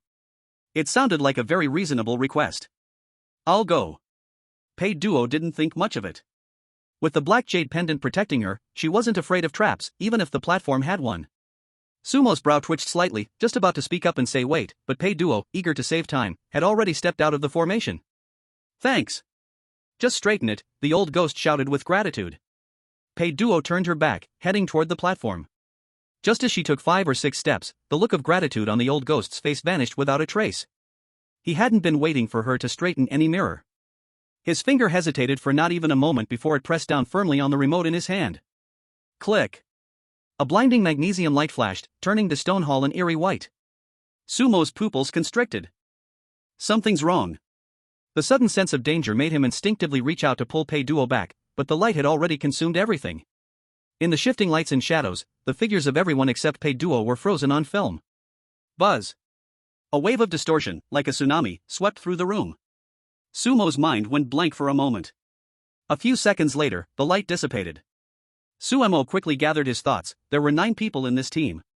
He was the strategist, Lin Sa was the fighter, and they were following the old ghost, the temporary team leader, on an exploration mission. He was the strategist, Lin Sa was the fighter, and they followed Lao Gui, the temporary team leader, to scout ahead. Everything felt so natural. But his hand remained in the gesture of reaching out, his fingers grasping at the air, empty. Strange. For some reason, Sumo felt a huge emptiness rise within him. Brother Su, what are you zoning out for? The door's open, let's go. Lao Gui still wore his simple and honest smile, then turned around and walked toward the loudly creaking stone door. Sumo gave him a cold glance. Though he didn't know why, he really wanted to kill this person right now.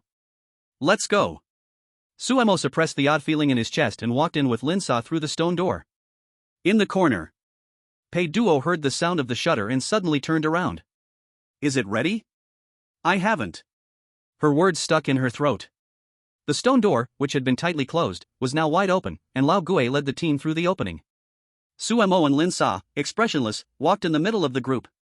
They passed by the spot where she had been standing just moments ago but didn't even glance back. It was as if that place was just a piece of air. Sumo. Lin Sa. Pei Duo's heart panicked, and she ran forward, reaching out to grab Sumo's sleeve. Her hand passed right through Sumo's body without any resistance. Sumo paused, a bit confused, and turned around to look at the empty space behind him. He frowned and muttered, "Why does it feel like someone's calling me? Who's there? Stop being paranoid, hurry up." Lin Sa urged coldly, then walked straight through Pei Duo's body and into the stone door. Pei Duo stood there dazed, watching the others disappear into the darkness inside the stone door. The black jade pendant on her chest emitted a soft, ghostly light. The original power of the Yin Sky Emperor forcefully resisted the annihilation of the rules but couldn't reverse the rules' corrections on others. In this instance, Pei Duo was already a non-existent ghost. If she were still the old university student Pei Duo, she would probably have cried out of fear by now. But now, she was the princess of the underworld. The panic in the young girl's eyes gradually faded, replaced by a burning anger. Alright, so you want to play dirty with me? Old man, I'll remember you. Chapter 53, The Eighth Layer, The Nine Rivers Realm. Boom! The heavy stone door slammed down with a loud bang, and before the dust could reach their faces, a sickly sweet smell that made one's scalp tingle rushed into their nostrils. Sumo covered his nose and mouth, his brows furrowed. Before them was a river. Or rather, a huge wound forcibly pieced together by 9 colorful liquids. Dark red blood plasma, sickly green poison, ghostly blue ice flows. They flowed clearly separated from each other, yet they were incompatible. Though there was no wind above the river, waves as high as several meters surged, and occasionally, huge white bones could be seen floating in the waves. This is the 9 curves of the river of the underworld. Lao Gui stood at the front of the group, his face dark. It's the 8th layer of hell from Aztec mythology. They say this river connects to the abyss, and no matter how strong a spirit is, if it falls in, it will be dissolved completely. Then, how do we get across? The scout, named Quan, trembled, instinctively pulling out a low-grade spirit stone from his bag and throwing it with all his might towards the other side of the river. Zzz. Before the spirit stone even reached the other side, it was hit by the mist rising from the river's surface and instantly turned into a wisp of green smoke, vanishing without a trace. Hiss.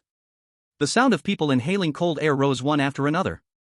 Sumo pushed his glasses up his nose and subconsciously rubbed his fingers inside his sleeves. There should have been a life-saving trump card hidden there, but right now, his mind was blank, and he couldn't recall what it was at all. There's no way forward. Lin Sa spoke coldly, her blood-kissed dagger emitting a faint hum, a warning from the divine weapon sensing imminent danger. Lao Gui gritted his teeth and turned around in place twice, suddenly bringing his hands together and loudly chanting to the void, "Great guide dog spirit Zuluatir. Your followers are here, seeking protection." Sumo coldly watched, cursing inwardly, calling him a fraud. If this S-level divine battle dungeon could be solved by praying to gods, then what would players be needed for? Why not just bow to the gods together and call it a day? Just as everyone fell into despair, Pei Duo, who had been standing at the edge of the team, forgotten by the world, looked at this scene with a blank expression. She reached out and grabbed at the empty air, her fingers penetrating Sumo's shoulder. The suffocating feeling of being treated like air by the whole world made her anger surge within her. Old man, pretending to be a god, not afraid of the wind blowing your tongue out? To protect Suemo and Linsa, who were still in the team, and also to continue pushing the dungeon forward, Pei Duo rolled her eyes, snorted coldly, and bent down to untie the purple Qin Shi Huang bag embroidered with golden cloud patterns at her waist. Brother said there's everything inside, hopefully, I can find some kind of transportation. She fumbled around inside like she was pulling things out of Doraemon's four-dimensional pocket. Suddenly, her fingertip touched a cold wooden model, and a stream of information instantly poured into her mind. Wanchuan boat, standard flagship of the underworld, ignores all erosions of the weak water. You're the one. Pei Duo flicked her wrist, throwing the palm-sized wooden boat towards the turbulent river surface. Whoosh! As soon as the wooden boat hit the water, the originally violent river surface seemed to hit the pause button. Then, a large mass of thick black fog exploded. A completely black boat, emitting an ancient and eerie underworld aura, defied all physical rules and, like a black dragon breaking through waves, steadily stopped at the bank filled with corrosive liquid. The entire area fell into silence. The old ghost's prayer gesture froze in mid-air, his mouth open wide enough to fit a light bulb. He had just intended to put on an act to stabilize the morale, who knew he had actually summoned the boat. Could it be that I am the chosen one?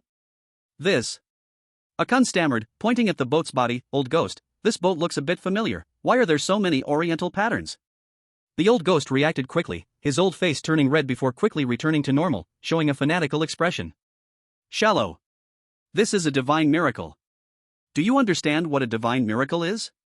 The god of Shilitel is omnipotent, and manifesting in the form of the East is to take care of our homesickness. Hurry! Get on the boat. The gods are watching us, stop dawdling. Sumo's lips twitched violently.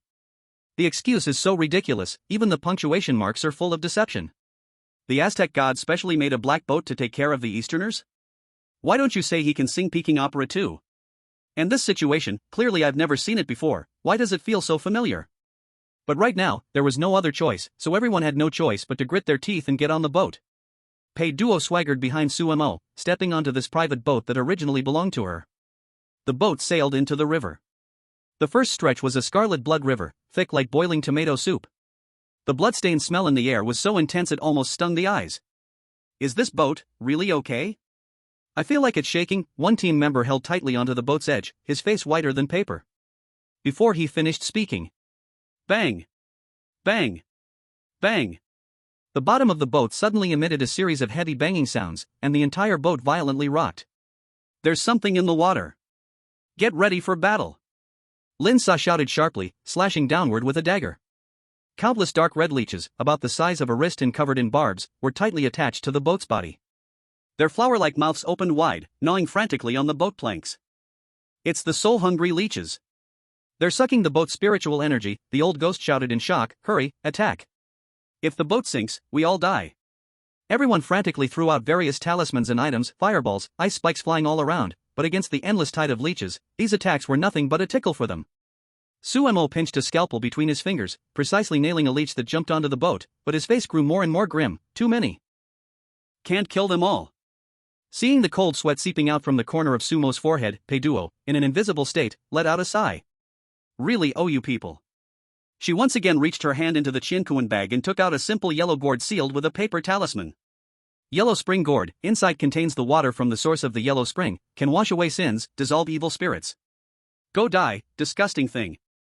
Pei Duo pulled out the stopper and flicked lightly toward the river surface. A few drops of crystal clear water beads, glowing with faint yellow light, fell into the surging blood river. Sla! It was just like pouring a basin of cold water into a pot of hot oil. Those few drops that looked unimportant, at the moment they touched the river surface, burst out with unimaginable power of purification. The originally violent blood river instantly boiled, and those ferocious leeches were like meeting their natural enemy, letting out shrill screams. In just a blink of an eye, all the leeches within 100 meters around the ship turned into blood water and were completely dissolved. The river surface instantly became calm and quiet, even that fishy stench was pressed down by more than half. Everyone on the ship kept their attack posture, looking at each other in shock. This Aquan swallowed a mouthful of saliva. Old ghost, this is also Shiritel's protection? This is too fierce, right? Old ghost was also full of confusion, but he quickly adjusted his expression and nodded in a profound and unfathomable way. If the heart is sincere, it works. The protection of God is invisible. Suemo pushed his glasses, his gaze sweeping back and forth between the river surface and old ghost, the doubt in his eyes growing heavier. This old thing really has such great ability? Chapter 54, A family portrait that eats people. The moment the ship body broke through that layer of strange fog, the surrounding style suddenly changed. The air directly changed from dead gray to poisonous dark green, and taking one breath made the lungs feel like rubbing against sandpaper. Voila! The water surface exploded without any warning, the movement so big like a deep water bomb detonating. A 9-headed giant snake as tall as 3 floors broke out of the water. 18 snake pupils flashed greedy and vicious light, each head showing a strange color. It did not talk about martial virtue at all, opening its mouth and directly sending a full screen covering 5-colored poison rain. Finished. Lin Sa's pupils suddenly shrank. This kind of range damage, on a narrow ship, was simply a sure kill. Fight! Old Ghost roared, gritting his teeth and taking out a turtle shell shield carved with inscriptions, clearly a treasure pressed at the bottom of the box. Suemo had already made the preparation to die, tightly holding the only defensive item in his hand. However, the expected severe pain did not descend. Why? A light gray semi-transparent light curtain suddenly opened above the ship body without any sign. Underworld divine artifact Nether shield. The sky full of poison liquid splashed on the light curtain, just like raindrops hitting tempered glass, sliding down, evaporating, not leaving even a trace. Immediately after, Pei Duo once again raised that yellow spring gourd. There are so many things in this river, is this reasonable? This time she did not stint, directly turning the mouth of the gourd downward and pouring a large stream of yellow spring water into it. This water was not the previous purification version, but dead water with extremely strong decomposition attribute. Boom! The water quality of the poison river instantly underwent a qualitative change. The 9-headed snake that originally felt like fish in water suddenly seemed to fall into a strong acid pool, large pieces of scales falling off its whole body, flesh and blood blurred. Sighing. The 9-headed snake let out a miserable scream, 9 heads painfully entangling together, smashing into the water bottom with a loud crash, never daring to show its head again. The Forget River boat, under the protection of the light curtain, leisurely passed through the poison fog. On the ship. Suemo slowly put down the hand protecting above his head, his eyes staring hard at the light curtain. The light curtain was also done by Shuratel? This Aztec god, the sense of service is too advanced, right? This is not god protection, this is simply feeding food directly into the mouth. Old Ghost. Suemo suddenly opened his mouth, his tone carrying a bit of deep meaning. Your belief, recharged VIP, right? Old Ghost wiped the cold sweat on his forehead, gave 2 dry laughs, his eyes also full of confusion. If the heart is sincere, it works. If the heart is sincere, it works. But in his heart already set off stormy waves, did this S-level dungeon have a BUG? Why does it feel like entering a beginner village? The next glacier region. It was even more certain than ever. A 10-meter-tall ice giant was about to stop them, but was immediately melted at the legs by a scoop of hot spring water thrown down by Pei Duo, shattering like a collapsing iceberg into pieces. The Forgotten River boat carried a group of players who were unscathed, even a little dazed, and smoothly crashed onto the shallow shore on the opposite side. We've arrived. Everyone jumped ashore, feeling like they were dreaming. The legendary, certain death 9 curves of the Nether River, they had just passed it so smoothly? What is this damn feeling of safety? On the shore, a massive black sacrificial stone door stood tall. There was no lock on the door, only a groove carved with a skull relief. And above the stone door, that familiar ancient camera was still embedded. The Old Ghost looked at the camera, his eyes flickering for a moment. He turned around, pointing at the still-churning Nether River behind him, his face serious as he looked at the scout in the group. Quan, we can't let our guard down in this S-rank dungeon. That Hydra we saw earlier may not be dead, if it crawls ashore and ambushes us, it will be trouble. Quan, instinctively shrinking back, asked, what do you want to do? We need someone to watch the riverbank. The Old Ghost patted Quan on the shoulder, speaking sincerely, brother, you've got the whole team's back now. If anything happens, shout out, and we'll open the door and call you in immediately. But... Quan looked at the eerie river water, instinctively resisting. Quan, don't decline now, whether we live or die depends on you. The Old Ghost stressed his tone, then subtly gave the others a look. The remaining teammates were sharp as well. They all understood the better you than me mentality, and immediately chimed in, yeah, Quan, you're our team's eagle eye, this mission is yours. Right, just a few minutes. Suemo and Lin Sa were even more happy about this, after all, they were less familiar with this temporary teammate. Under the praise and moral pressure from everyone, Quan, though uneasy, could only grit his teeth and nod, alright. But you better move fast. Make sure to back me up. Saying this, he nervously held his gun and walked to the riverbank, 10 meters away from the stone door, with his back to the group, staring intently at the river's surface. Pei Duo stood to the side, coldly watching this scene. As the only outsider, she knew very well what the Old Ghost was up to. This was no mere watch. This was a sacrifice. Alright, everyone, gather in position. The old ghost quickly returned to the stone door, calling the rest to line up. He skillfully raised the shutter remote connected to a long wire, wearing that kind of honest, faultless smile on his face. Get closer, this camera's wide angle isn't enough. Suemo frowned tightly as he stood in the line. That overwhelming sense of discord surged again in his heart. He instinctively glanced at Aquan, who was still standing alone by the river, and suddenly spoke, "Old ghost. Aren't we waiting for Aquan to come back? We're not all here." "Yeah, aren't we waiting for him?" Linsa also gripped her dagger, her intuition telling her something was wrong. The old ghost's finger was already on the button, his eyes flashing a barely noticeable trace of malice, but his voice was casual. "It's fine, I've checked the rules of this door. As long as the number is right, we don't need everyone. Once the door opens, we'll call him. Don't waste time." "But..." Suemo still wanted to say something. Click. Without hesitation, the old ghost decisively pressed the shutter. The glaring magnesium flash exploded again, lighting up the small area in front of the stone door, turning it pale white. In the distance, Quan by the river seemed to hear the noise, instinctively turning around. "Huh? Why are you?" His face was swallowed by the blinding light. Pei Duo stood outside the circle of light, watching Aquan's figure distort and flicker in the air like an old TV signal losing reception, and then... pop! He completely disappeared. Like he had never existed. The stone door suddenly crashed open, revealing a deep passage behind it. The light faded away. Suemo shook his head, the dizziness from his brain being forcefully formatted made him feel a bit nauseous. He glanced at Lin Sa beside him, then at the old ghost ahead and the other team members. 1, 2, 3, 8 people. The numbers are complete. Sumo's brain automatically corrected the logical chain. We, the 8 of us, under the protection of the god of Zuluotel, have successfully crossed the river of the underworld. There was no sense of incongruity. "The door is open, let's go." The old ghost wore a satisfied smile, stepping through the stone door first. The team members followed, chatting and laughing as they discussed the miracle they had just witnessed. Suemo gave one last glance at the empty bank of the river of the underworld. Only the black river water slapped against the rocks, making a crashing sound. "Why does it feel like something is missing?" Suemo murmured to himself, but quickly shook his head, adjusting his glasses and catching up with the team. Chapter 55, The Seventh Layer, The Banner-Waving Realm. Boom! The massive stone door slammed down, cutting off the roar of the river of the underworld. Before they could catch their breath, a stench like that of an old morgue assaulted their senses. The world before them was ruled by a suffocating dead gray. There was no sky, only oppressive black rock above their heads. The ground was littered with countless dead trees, like dried-up ghostly hands stretching out from hell. The trunks had a sickly, dried-up flesh color, looking revolting to the eye. Hanging from the branches were not leaves, but wind-dried human skins, and vengeful spirits pulled into strips, semi-transparent.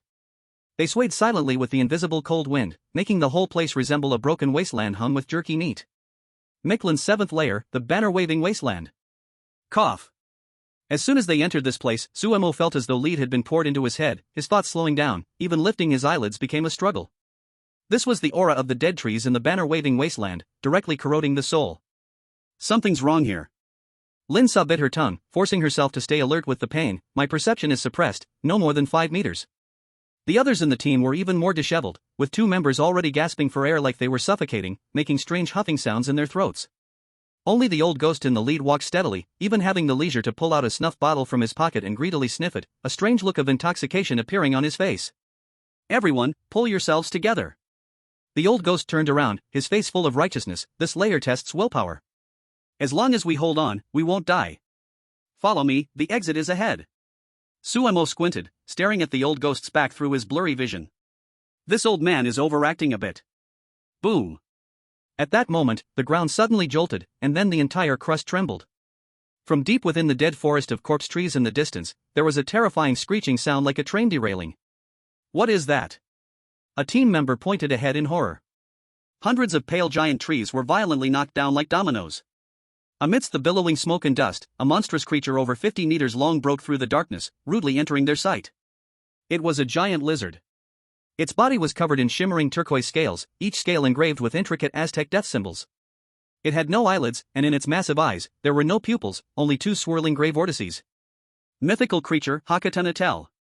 The gatekeeper of this layer of hell, also the embodiment of despair. Roar. The giant lizard opened its enormous mouth, large enough to swallow a tank, but instead of a beastly roar, it released the simultaneous screams of thousands of souls. Where the sound waves passed, the corpse trees along the way instantly faded from their pale white, turning into dead gray stone. Soul petrification. Sumo's pupils suddenly shrank, realizing that this level of monster was simply something players couldn't possibly contend with at this stage. Split up and run. The target's too big.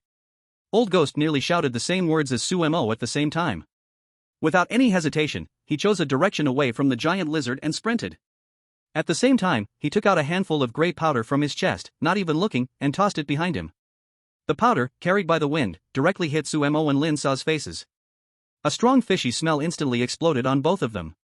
Damn! Sumo instantly realized he had been sold out. The giant lizard, which had been hesitating over which target to hunt, locked onto Sumo the moment it smelled the scent, letting out an extremely excited roar. It scraped the ground with its four limbs, like an out-of-control high-speed train, ignoring everyone else as it charged straight toward Sumo and Lin Sa. Old bastard! Sumo cursed inwardly. This way! Lin Sa grabbed Sumo by the collar, holding her dagger in reverse, pulling him into the dense forest of corpses at the side. Help! Help me! At this moment, a muscular man named De Zhuang from the team had been running too slowly and got his ankle tightly caught by the corpse flags hanging from the trees. The human skin seemed alive, crazily tightening, making his bones creak under the pressure. The others were all fleeing, with Old Ghost already nowhere in sight. Lin Sa's steps faltered. Forget him. It's too late.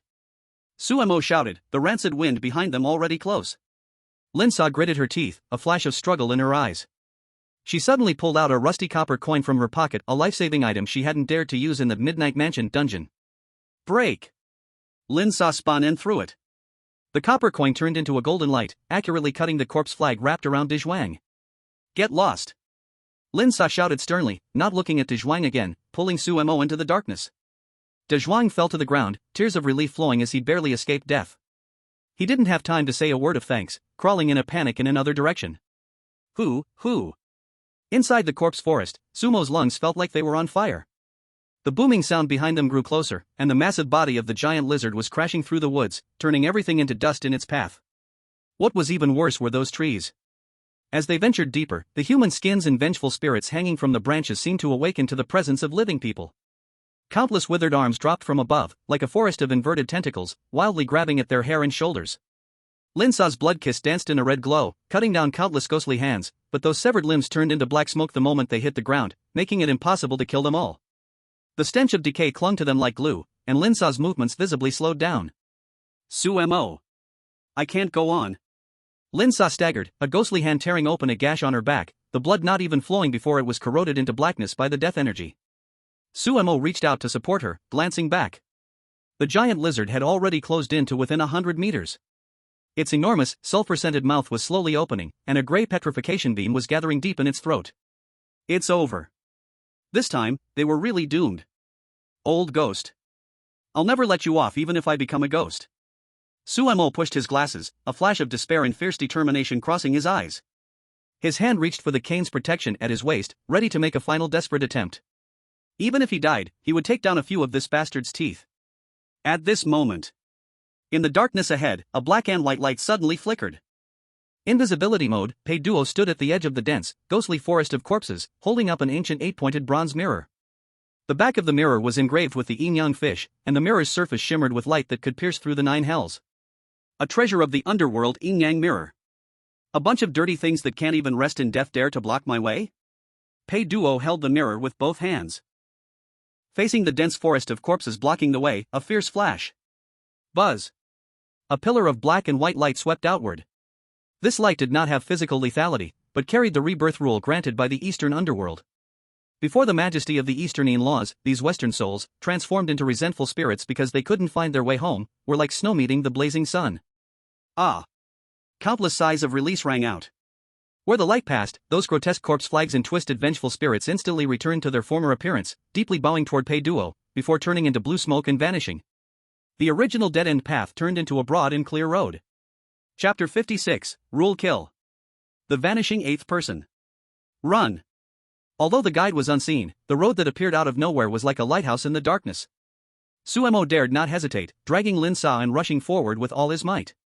The giant lizard behind them was unaffected by the yin-yang mirror. It was the embodiment of divine power, a perfect killing machine.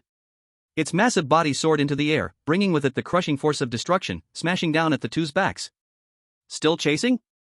You want more? Pei Duo looked at the monster, then glanced at the scrambling Suemo and Linsa, her cheeks puffing up in anger. She gritted her teeth, reached into her Qianquan bag, and her fingertip brushed against a cold, crack-ridden gray stone shard. On it, a lingering ancient aura flowed, one that made the 6 realms of reincarnation shudder. It was one of the treasures her brother Pei Fei had left her, hidden deep in the bag, the 6 realms reincarnation disc fragment. Pei Duo felt no pain, swinging her arm around and throwing the shard fiercely at the giant lizard in midair. Whoosh! The gray fragment cut a subtle arc through the air, accurately striking the center of the giant lizard's forehead. A faint gray ripple spread out, like water ripples. The next second, the scene froze. In that gray domain, time seemed to be paused by an invisible hand, stretched infinitely until it solidified. The roaring giant lizard's vicious gleam in its eyes quickly faded. Its once frenzied charging posture gradually slowed and grew heavy in the air. Its eyelids, as if weighed down by 1,000 pounds, uncontrollably drooped. In just a breath's time, this S-level mythic beast, still maintaining its savage-killing posture while charging, was forcibly pulled into reincarnation sleep. Boom! The giant lizard's massive body crashed to the ground like a sculpture with no power, landing without raising much dust, strangely falling asleep. Suemo, who had narrowly escaped death, stopped and looked back at this unbelievable scene. That gray power, that reincarnation rule with an ancient Eastern flavor. It was so familiar. Who is it? Suemo shouted into the empty void, "Are you right here with us?" In the void, Pei Duo floated in front of Suemo, the two so close they could almost touch. She looked at Suemo, nodded vigorously, and shouted loudly. "It's me! You idiot strategist! I'm right in front of you!" However, the wind still blew, and the corpse trees swayed. Under the cursed isolation of rules, Suemo heard nothing. He only saw a void of deathly silence and the sleeping giant beast. After waiting a few seconds, the light in Sumo's eyes gradually dimmed, eventually turning into a bitter smile. "Did I overthink this? Let's go." Suemo turned around, supporting Linsa and continuing to dash toward the altar. Pei Duo's outstretched hand froze in midair, passing through Sumo's back. A sense of being forgotten by the world surged in her heart. She wiped her face fiercely, her eyes turning ruthless again, and turned to look toward the altar. "Old ghost. I've remembered this debt. Wait for me." 10 minutes later. The black altar, the end point. The old ghost and the remaining team members had already arrived. They were panting, their souls still shaken. The crowd was gathered in front of the stone door. "Hurry! Everyone, adjust your positions. The monster is still behind us, we need to take the photo and open the door quickly." Old Ghost tightly gripped the shutter release connected to the camera, his eyes flickering as he urged them on non-stop. He really didn't want to wait. He was the one who scattered the powder to lure the monster. If Suemo and the others really came back alive, it would be hard to explain. Better take action now. "Wait. Old Ghost, just wait." It was De Zhuang speaking. This burly man was covered in sweat, standing firmly in front of the camera. "Linsa just saved my life. If it weren't for her knife, I'd have been strangled by the corpse flag." "De Zhuang, you're being foolish." Old Ghost said with a face full of sorrow, "That's an S-class monster. There's no way they're still alive. If we stay here and waste time, if the monster catches up, we're all dead. Can you bear the responsibility for that?" "I don't care. I'm staying here to wait." De Zhuang was stubborn, neck raised, refusing to step aside. Just when both sides were locked in a deadlock. Huff, huff. Two disheveled figures rushed out from the dark passage. It was Suemo and Linsa, both covered in blood. For the first time, Old Ghost's honest face showed a crack, his expression one of sheer terror, as if he had seen a ghost. In his plan, even if these two had 9 lives, they should have turned into the monster's waste by now. How could they still be alive? And so soon? "What's the matter?" disappointed. Suemo coldly stared at Old Ghost, his eyes sharp as knives behind his glasses, despite his battered appearance. "Sorry to disappoint you, we're tough, the king of hell won't take us." Old Ghost's face twitched for a moment, quickly putting on a smile that looked worse than crying. "No, no. This is wonderful. I knew you two were destined for good luck." "Destined for good luck? Then what about the powder you scattered?" Suemo wasn't buying it, stepping closer. "That was soul-attracting powder, wasn't it? The kind that attracts undead creatures. You think I'm some fool?" Old Ghost's face changed, and it seemed like he was about to rip his mask off. At this moment, roar! From deep within the passage, the roar of the giant lizard that had just awoken echoed again. The sound was very close, clearly, the monster had broken free from control and was wildly chasing after them. The ground began to shake violently. "Not good. It's coming." Linsa's face turned pale. She was already at her limit, holding on by sheer willpower. Hearing the roar, her legs gave out, and she uncontrollably fell forward. By some unlucky coincidence, she fell right at the edge of the altar, just one step away from the camera's viewfinder. Lin saw. Suemo instinctively reached out to pull her back. At that moment, a glint of viciousness flashed in Old Ghost's eyes. A perfect opportunity. As long as he pressed the shutter now, Lin Sa, who wasn't in the frame, would be erased by the rules. As for Suemo, he would be powerless on his own. The monster's here. We're all going to die. It's too late. Old Ghost yelled loudly, giving himself the perfect excuse, his finger ruthlessly pressing the shutter button. Wait. She's not in yet. Sumo's eyes almost split with rage as he tried to rush out to pull her back, but his teammates held him back tightly. In this critical moment, a tall figure suddenly dashed out from the crowd. It was De Zhuang. This simple-minded man had no complicated thoughts. He only knew that he couldn't leave his teammate behind. He stepped out of the frame, quickly grabbing Lin Sa from the ground. Sister, get in! De Zhuang roared, using all his strength to throw Lin Sa forcefully into the crowd within the viewfinder. Lin Sa was thrown into the safe zone, crashing heavily into Suemo. But due to the immense recoil, De Zhuang stumbled and fell out of the viewfinder, completely exposed to the darkness. He turned around, ready to leap back. Click! Old Ghost didn't even give De Zhuang that 1 second, a cruel smile still hanging on his lips as he pressed the shutter down hard. The blinding flash of magnesium light exploded instantly. The strong light froze everyone's expressions in that one moment. The light faded, and the roar of the giant lizard disappeared with it. Suemo shook his head and glanced at his teammates beside him. 7 people. Although he vaguely felt that something was wrong, looking at the 7 people in front of him, his brain told him this was the reality. Phew, that was close. The door opened. Let's go. Old Ghost was the first to rush into the suddenly opened stone door. Suemo helped Lin Sa up, and just as he was about to move, Lin Sa suddenly froze. She reached into her pocket, her brow furrowed. Strange. What's wrong? Suemo asked. My exorcism money is gone. Lin Sa looked at her empty pocket, her expression confused. I remember. I seem to have used it? Used it to save who again? She tried to recall, but there was only a blank in her memory. Maybe it fell on the way. Suemo pushed his glasses up, the strong sense of discomfort made his heart race, but no matter how he thought, his mind kept seeing the image of 7 people. Let's go, don't delay. The group entered the door in single file. Only Pei Duo. She stood alone on the altar, looking down at the photo that had just been spit out on the ground. In the photo, the faces of 7 people were clearly visible. And in the shadows of the background, a vague human-shaped black shadow, holding a pushing posture, gradually dissipated into the darkness. Chapter 57, The Sixth Layer, The Realm of Beast Herds. The group passed through a long corridor, and their vision suddenly widened. Michelin's sixth layer, the realm of beast herds. Grey mist pressed down on them like moldy cotton, hanging above their heads. The ground was covered with a thick layer of chilling white bones, and with each step, a crack sound echoed beneath their feet, sending shivers down their spines. Be careful, everyone. Old Ghost's expression became more serious than ever before, and he lowered his voice. This layer is the playground of beast spirits. Jaguars hunt the souls of fear, rattlesnakes attract with desire, and the harpies in the sky are responsible for harvesting the unholy souls. He stopped and turned back to say, according to legend, the only way to survive here is to keep your heart as still as water. In this place, the smell of fear and sin attracts them more than blood. Don't make eye contact, don't provoke them, understand?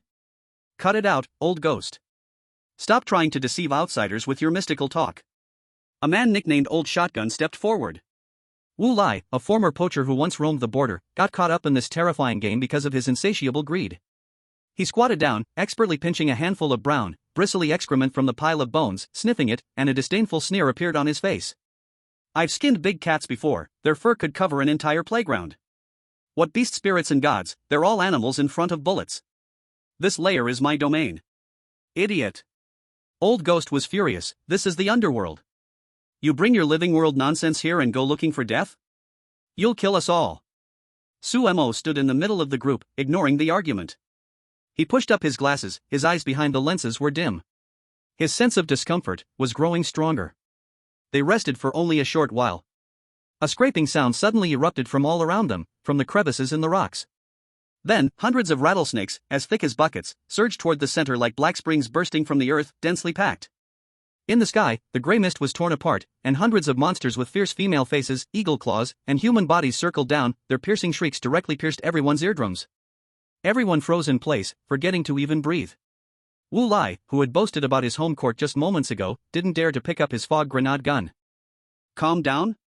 How the hell am I supposed to calm down? One team member, watching a poisonous snake crawl across his foot, broke down psychologically and drew his Nepalese army knife, hacking wildly. This movement was enough to completely stir up the hornet's nest. Roar! The special traps that Wu Lai had proudly set up were shattered in an instant under the monster's claws, more fragile than tissue paper. No, this is impossible. My trap is made of alloy. Wu Lai's exclamation hadn't finished when it was drowned out by the deafening roars of the beast herd. The defense line collapsed in an instant, and the group fled in panic across the white bone wasteland, like ducks being chased. These useless pig teammates. On a weathered giant rock, Pei Duo, who was in an invisible state, helplessly placed a hand on her forehead inside. She saw clearly that the black jaguar had already fixed its eyes on Lin Sa's back. Its dark green eyes were full of cruel amusement, as if it were playing with a mouse. Pei Duo took out a small black triangular flag from her Qin Shi Huang bag, 9 Hell's command flag. This was a token for summoning the Yin soldiers of the underworld for patrol by the official army of the underworld. Although suppressed by rules in the Western instances, preventing the summoning of 100,000 troops, summoning a few illusory shadows to hold the scene was still more than enough. 9 Hells, obey the command, Yin soldiers, open the way. Go! Pei Duo flicked her wrist, and the flag flapped in the wind with a sharp sound. Boom! The previously hot and fetid wasteland suddenly dropped to freezing point. The void shattered, and dozens of Yin soldiers, clad in dark gold heavy armor and wielding 2-meter-long halberds, descended with a booming sound, their feet leaving a trail of thick ghostly smoke. These Eastern Yin soldiers made no unnecessary moves and showed no sign of fear. They simply formed into 3 neat rows and slammed their giant, dark shields into the ground in unison. Boom! A muffled sound, like a heavy hammer striking a drum. The black jaguar, which had been charging fiercely toward Lin Sa and Su Mo, seemed to collide head-on with a moving Mount Tai. Its massive body was forcibly pushed back in midair, letting out a painful whimper before awkwardly rolling back into the beast herd. What is this thing? Su Mo abruptly stopped, the soles of his shoes sparking as they ground against the bone-laden earth. He stared at the ghostly, Eastern-style shadow guards that had appeared suddenly in front of him, his mind momentarily freezing. Could it be? Lin Sa, clutching her injured arm, instinctively tried to say the name of the system, but as the words reached her lips, they were forcibly erased from her mind by a powerful force of rule. The beast herd was completely enraged by this foreign power, and more monsters roared as they charged out of the mist. Oh, still not convinced? Pei Duo snorted coldly, putting away the flag and revealing a dazzling, blood-red lotus flower, karmic fire red lotus. Since you all don't want to reincarnate, then let's burn you all, so you don't have to wait in line. She flicked her fingertip lightly. The red lotus floated gently toward the center of the beast herd. Fire. Not the golden fiery sun, but a deep, judgmental blood-red karmic fire that silently bloomed in the center of the wasteland. This fire did not burn the white bones on the ground or the rotting dry grass. It only climbed up those beasts' sins and souls, spreading wildly. Ayo. The once indomitable black jaguar was instantly consumed by the red lotus, not even having time to struggle, its powerful body turning into a handful of shimmering disaster ash within just 3 seconds. Immediately after, the fire spread. The rattlesnakes and harpies, like harvested wheat, were burned to nothing in patches, leaving not even a trace. The terrifying pressure of the eastern underworld forced a vacuum zone of 100 meters in radius to be cleared on this wild divine realm's territory. A miracle. It really is a miracle. The old ghost was the first to react. This old veteran, even though his knees were shaking, had his mind working faster than anyone else. He plopped down again, kneeling to the ground, and began bowing furiously to the air, his eyes gleaming with a fanatical yet cunning light. Thank you, Lord Xiao Luo's protection. Everyone, look. This is the reward from the gods to the devout. It is the divine fire that has purified these filths. The other team members, who had been terrified, also knelt down upon seeing this scene, their eyes filled with reverence for their miraculous escape from death. Lin Sa's brow furrowed deeply. Old ghost, those soldiers are wearing Eastern armor. Where did the Aztecs' shadow soldiers come from? Ignorant, the old ghost scolded, the gods can take countless forms, it's for the sake of our aesthetics. Now we've been saved, that's the truth. Lin Sa was about to lash out when a hand pressed down on her shoulder. Sumo's gaze lingered on the fading flames of hell for a moment, and he said quietly, stop arguing. Let's go, move ahead to the valley. The old ghost is right now, it doesn't matter who holds the lifeline. What matters is that we're still alive. He turned around, but his mind kept turning. This nanny-level protection, the frequency was too high, and the blunt, aggressive style of clearing the field, why did it feel so familiar? Using the residual power of the hellfire, everyone fled into a hidden valley shaped like a gourd. The entrance was narrow, an excellent defensive point. Wu Lai, trying to recover the dignity he lost earlier, volunteered. He scowled and, using the last of his top-tier special steel ropes and homemade high explosives, set up a complex series of traps at the valley entrance. Don't worry, as long as anyone dares to step into this valley, I'll blow it to pieces. Wu Lai slapped his gun. Chapter 58, Flesh and Blood is Ink, The Last Defense of Memory. The old ghost led the group deeper into the valley to search for the stone door. While everyone was busy, Lin Sa quietly walked to Wu Lai's side. Hey, old shotgun, Lin Sa's voice was hoarse. Wu Lai turned around and looked at Lin Sa. What's up? Want to learn a few tricks? Give me 2 remote detonated bombs and a set of animal traps, Lin Sa said bluntly, her tone brooking no argument. What do you need these for? Wu Lai furrowed his brow and instinctively shielded his backpack.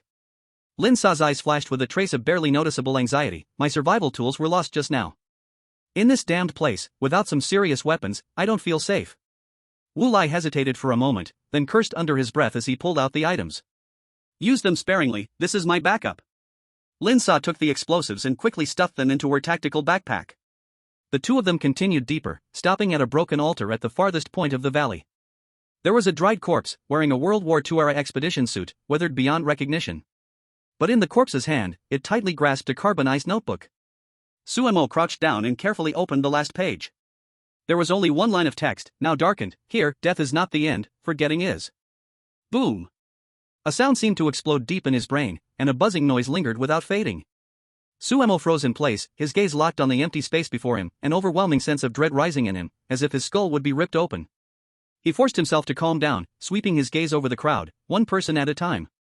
The numbers match, no one's missing from my memory. But why were his hands shaking? His brain was instinctively warning him his memory had been tampered with. A decisive look flashed in Sumo's eyes, and he walked over to Lin Sa. Lin Sa, give me the dagger. Sumo's voice was hoarse, as if it had been scraped across sandpaper. What's wrong with you? Lin Sa furrowed her brow, sensing something was wrong with Sumo's condition. Trust me, give it to me. Suemo raised his head, his bloodshot eyes locking onto hers. Lin Sa was shaken by his gaze, and in the end, she released the dagger. Taking Bloodkiss, Suemo didn't hesitate for a second and swiftly rolled up his left sleeve. The cold blade pressed against his skin without him even flinching. Splat! The flesh was torn open, bright red blood instantly splattered, and warm liquid dripped down his forearm. He carved a twisted, grotesque number 7 deep into the most sensitive muscle tissue of his body, the wound so deep it almost reached the bone. Lin Sa sharply sucked in a breath, just as she was about to step forward to stop him. Sumo's cold stare nailed her in place. Suemo expressionlessly lowered his sleeve, letting the blood spread and thicken in the fabric. He put on that cold, almost cruel mask again. Step back to the center of the altar. The eyes can deceive, the brain can be rebooted, but the pain carved into the bones will never lie. At this moment, the old ghost had found the secret door behind the mountain wall, and that evil camera reappeared from the altar. The old ghost had found the stone door hidden behind the mountain wall, and that familiar camera, embedded in the altar, appeared again. Quick! Everyone, come over and stand properly. The beast horde might be returning, we'll be safe once the door opens. The old ghost's voice was urgent. He had been watching Suemo, the clever man who seemed to have discovered his secret just now. Old ghost. Why are you standing so far? We haven't even entered the viewfinder. Suemo suddenly shouted fiercely. No time. Listen to the noise, the monster has entered the valley. The old ghost's honest face disappeared completely, replaced by a frenzied, hysterical grimace. His finger had tightly gripped the shutter cable. Lin Sa. Stop him. Sumo's command was as fast as lightning. Lin Sa's instinct to kill fully erupted, the soul lock in her sleeve shot out like a black dragon from its cave, instantly wrapping around the old ghost's ankle and pulling him back violently. Ah! The old ghost screamed in pain as he was yanked to the ground, landing in an embarrassing position. In the moment of falling, with a mad "if I can't have it, I'll destroy it" look, the old ghost fiercely pressed the shutter button. Suemo seized this moment, pulling Lin Sa's arm, and both of them rushed into the camera's viewfinder. Click! A blinding white light exploded instantly, and in that moment, it felt as if even the soul was forcibly frozen. When the white light dissipated, the world fell into a dead silence. Suemo felt his brain undergo a reboot, the emptiness almost making him gag. Lin Sa stood there in a daze, still tightly gripping the soul lock, her eyes filled with confusion. She looked at the old ghost who had just gotten up and tilted her head in confusion. Strange. Why did I just pull this old man? The team members behind them also began to criticize. Are you too crazy? At the crucial moment, you act against the only living map. Do you want to die? Exactly, without the old ghost leading the way, we'd have died in those bone piles just now. Suemo didn't respond, his face as white as paper. He was desperately searching through the fragments of his memory. Why did he act against the old ghost? His mind was blank, like a painting that had been forcefully erased. Alright, the door is open, let's go quickly. The old ghost dusted off his clothes and turned around. In that moment, the resentment and coldness had replaced the dullness in his murky old eyes. Everyone hurriedly packed their supplies and crossed the stone door. Lin Sa, carrying her backpack, walked last. While adjusting her backpack, she felt a twitch in the corner of her eye. There were still 2 explosives and a trap inside the bag. Whose are these? Lin Sa picked up the explosive package and held it in front of everyone. Not mine, my bag is already packed full. Not mine either, who would dare carry this around? It could blow up and kill yourself. The team members shook their heads, looking at Lin Sa as if she were an idiot. The old ghost walked over, his indifferent gaze swept over. Maybe you picked it up and forgot. Lin Sa, stop being paranoid, hurry up. Suemo didn't speak, falling to the back of the team. Until the entire team stepped into that shadow that devoured everything, he quietly stopped. He took a deep breath and slowly and tremblingly rolled up his left sleeve. On his arm, the fresh wound was still bleeding constantly. A vivid and somewhat twisted red number, 7. Counting himself, this team now only had 6 people. Suemo stared at the old ghost ahead, who was laughing and talking with the team members.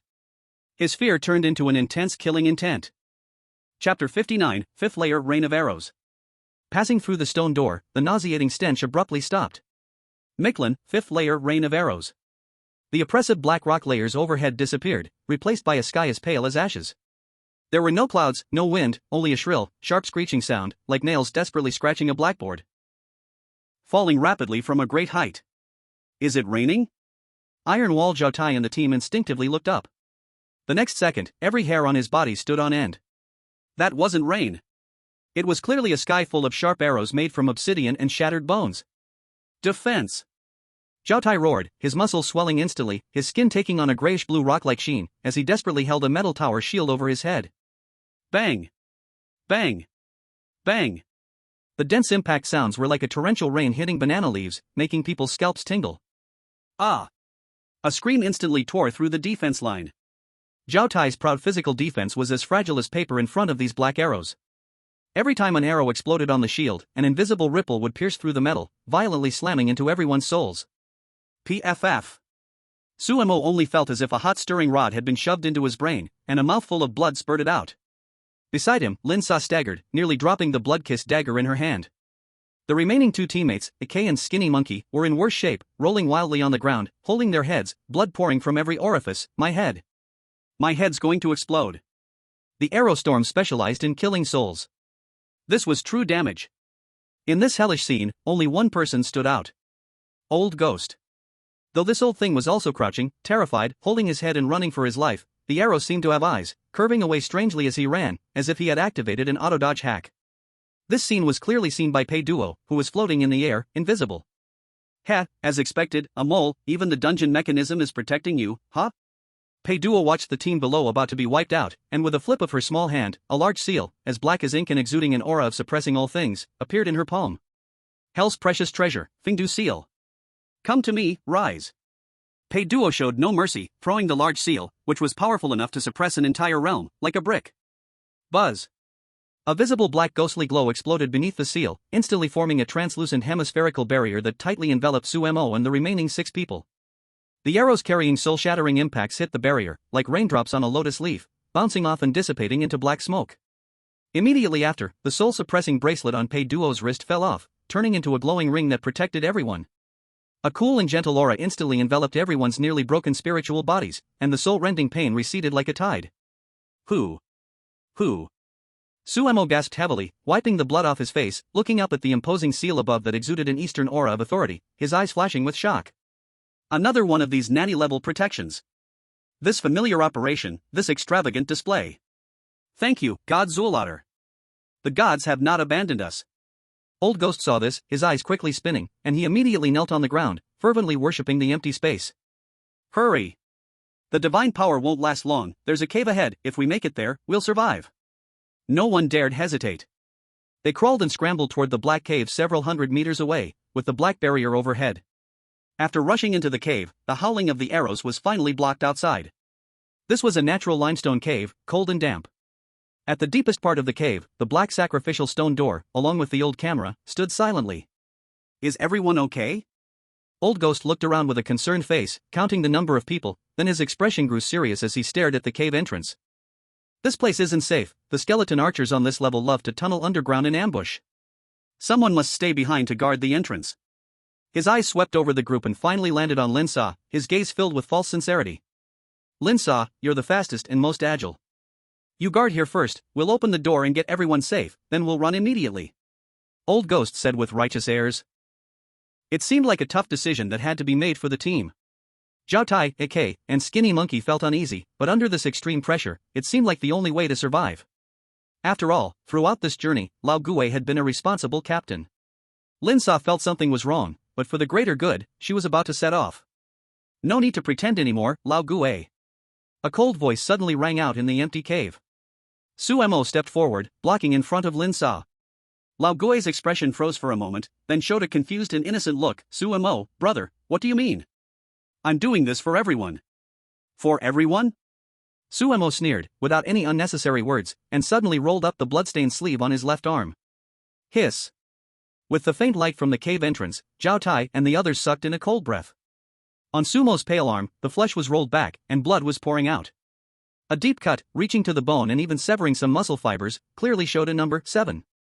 The number was carved in a crooked and vicious manner, clearly made in extreme pain and haste. Before we entered this lair, Sumo's voice was calm to the point of being terrifying. There were 7 people in this team. The whole cave instantly fell into dead silence. Zhao Tai and AK exchanged a confused glance. In their memory, the team had always been 6 people. Where did the 7th come from? I know you don't believe me, and I don't remember who the 7th person was either. Suemo pointed to his temple. Our minds are altered by the rules, and our memories are erased. This is the most disgusting part of this instance. But... He raised his arm and pointed to the still bleeding wound. The pain in this body doesn't lie. This wound was carved by my own hand. To remind myself, this team has been losing members. And every time a member is lost, it happens after a photo is taken. You're crazy. Lao Gui's face changed drastically, panic flashed in his eyes, and he scolded loudly, Suemo. I think the arrow rain injured your soul, and now you're hallucinating. Don't listen to his nonsense. We've always been 6 people. Hallucination? Suemo didn't give him a chance to breathe. A mocking smile appeared at the corner of his mouth. He grabbed Lin Sa's backpack and dumped everything out with a loud crash. Among the mess, 2 sensor-activated explosives and a large alloy animal trap rolled out.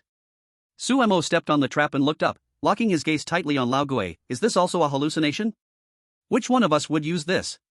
Chapter 60, a group photo of only 5 people. Suemo stepped on the heavy animal trap, his eyes locked onto Zhao Tai and AK like hooks, his voice cold enough to freeze. Zhao Tai, AK, let's be clear. Who would use this thing? Zhao Tai stood frozen, his gaze flickering back and forth between the pile of weapons on the ground and Sumo's arm. The sense of mismatch made his heart race. None of us would use it on the way here, Zhao Tai stammered. That's right, no one would use it. But this thing was in Lin Sa's bag. Sumo's voice suddenly rose, because the owner of this explosive was erased in the photo from the previous layer. We forgot about him, but his things remain. These explosives are solid evidence. Suemo suddenly turned his head, staring at Lao Gui, his eyes filled with murderous intent. This is not some photo-taking door. This is a sacrifice camera. Every time a photo is taken, a teammate has to be sacrificed to gain the qualification to move forward. This reasoning hit like a heavy hammer, shattering the mental defenses of everyone. Zhao Tai, AK, and Skinny Monkey instinctively took 2 steps back, their eyes filled with terror and doubt as they looked at Lao Gui. Bullshit. Complete nonsense. Lao Gui, furious, pointed at Suemo and shouted, You made this up. You're trying to split the team. Stuffing the trash into Lin Sa's bag to frame someone? Don't believe him, everyone. If we don't take a photo, how will the door open? Everyone will die here. Since you are so confident. Suemo interrupted his shouting, a cold smirk curling at the corner of his mouth. Then let's do a test. He pointed at the camera. If this is just the key to open the door, and not everyone needs to be present. Old Ghost, you've worked hard guiding us on this floor, so give us the chance to take the photo. You stand outside the shot and rest, while the 5 of us go in and take it. As long as the door opens and no one gets hurt, I'll bow down and apologize right here on the spot, even commit seppuku to show my regret. How about that? Fair enough? As Suemo finished speaking, the air in the cave seemed to freeze. It was as if Old Ghost was being roasted over an open flame. Zhao Tai and the others all turned their gaze toward Old Ghost, waiting for his response. The muscles on Old Ghost's face twitched wildly, and his once well-masked, murky old eyes slowly lost their innocence and grievance, replaced by a look of hatred and madness, forced into a corner. He couldn't gamble. Without a sacrifice, the door wouldn't open. Once the rules were exposed, his plan to slowly wipe out everyone would be foiled. Ha ha ha ha. Old Ghost suddenly started laughing quietly, his voice raspy and grating. He abruptly looked up, his face full of grimness. Good Sumo. Never thought that after all these years of hunting wild geese, today I'd have my eyes pecked out by one. The truth revealed itself like a dagger from a hidden map. Since you're asking for death, then go die. Before his words even finished, Old Ghost suddenly pulled out a bone shield covered in eerie blood-red symbols from his chest, charging forward instead of retreating, and like a cannonball, he rushed straight toward the camera. He was going to forcefully press the shutter. At this distance, if only he was near the camera while everyone else was outside the frame, according to the rules, everyone would be erased. Stop him. Sumo shouted fiercely, his voice even breaking at the end. Lin Sa, already ready for action, flashed a cold gleam in his eyes, his wrist sharply flicking. Whoosh! The pitch-black soul hook shot out like a snake, with a mournful wind whistling, aiming straight for Old Ghost's back. Get out of the way. Old Ghost didn't even turn his head, swinging the bone shield behind him to block. Clang! The clash of metal sent sparks flying. The Old Ghost's strength was shockingly great. Though the soul hook hit the shield, the enormous recoil pushed him forward even faster, bringing him within 3 meters of the camera. Quick, get into the frame. If you don't want to die, get in there. Sumo screamed, grabbing Lin Sa and crazily rushing toward the open space in front of the stone door. This wasn't a fight, it was a race against death. They had to appear in the frame the moment the shutter clicked. Kay and the skinny monkey were also snapped out of their daze by the shout. Their survival instincts overtook everything else, and like frightened wild dogs, they scrambled forward, tumbling toward the front. Closer. Even closer. Old Ghost's finger was already on the shutter release, his face twisted in perverted delight. Disappear. Without hesitation, Lin Sa, using the momentum of his run, suddenly spun his body to the side, like a bowling ball, crashing into Sumo, who was already diving onto the altar. At the critical moment when Old Ghost was about to slam the shutter button, Sumo, Lin Sa, Zhao Tai, and AK. The 4 of them collided like stacked Chinese puzzle pieces, falling awkwardly into the camera's viewfinder. And at the very back of the group, the man called Skinny Monkey had started too late, tripping over the scattered stones on the ground. In desperation, he reached out his hand, his fingertips just 10 centimeters away from the edge of the viewfinder. Click! The blinding magnesium light exploded once more. In that extreme white light, time seemed to stand still. As the light dissipated, a photo slowly ejected from the camera. In the photo, Sumo and the others looked hideous, their bodies twisted as they fell to the ground. The background was a dim cave, and standing next to the camera was Old Ghost, his face full of shock and unwillingness. At the edge of the photo, there was only a blurry hand, seemingly trying to grab something, but it eventually vanished into the darkness. Booming sounds. The heavy stone door emitted a painfully grating noise as it slowly slid open to both sides, revealing a passage to the next level. Damn!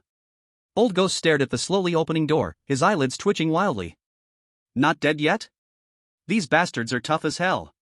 Now, he's lost his disguise as a guide and turned into a full enemy. Facing combatants like Lin Sa and Zhao Tai, if he confronted them head-on, he would definitely die.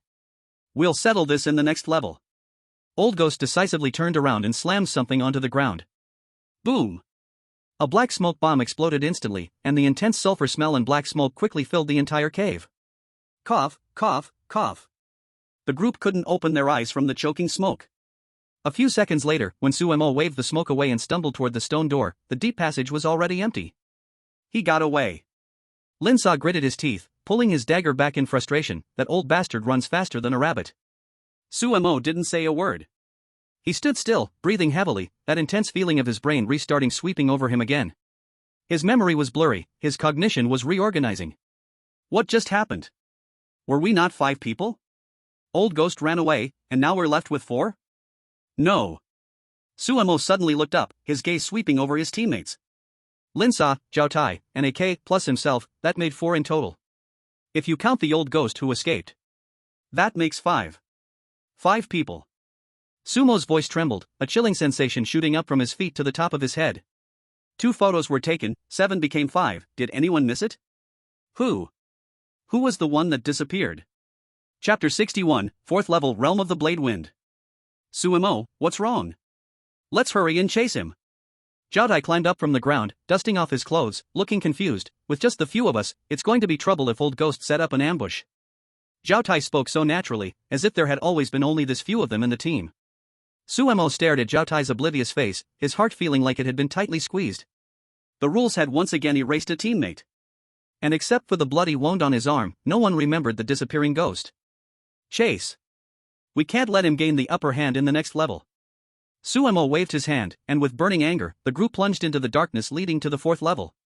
As they reached the 4th level of Michelin realm of the blade wind, the sound of arrow showers was completely cut off. No time to adjust their breathing, a suffocating dryness instantly sucked all the moisture from their nostrils. Their vision became extremely vast, yet desolate enough to send chills down their spines. Above them was a pale sky as white as ash, and before them, only a dead, silent gray wasteland. The ground, besides the jagged black rocks, was littered with countless sharp white bones, weathered to razor blade-like edges. Who? The sound was light but sharp, like fingernails scraping a blackboard. It was countless tiny high-speed airflows, crazily cutting through the air. This wind is wrong. Akei, a slender young man, stared at the swirling yellow sand and couldn't stop his teeth from chattering. It's like it's alive, watching us. Before he finished speaking, the strong wind that had been blowing from the left suddenly spun in midair, like a school of sharks that smelled blood, turning abruptly and charging at the group. The yellow sand filled the sky, and countless translucent wind spirits emerged in the sandstorm, showing twisted human faces, their mouths wide open, emitting shrill howls. Hide behind the rocks. Hurry! Zhao Tai shouted at the top of his lungs, his muscles suddenly bulging, and the already pockmarked tower shield was firmly placed in front of him.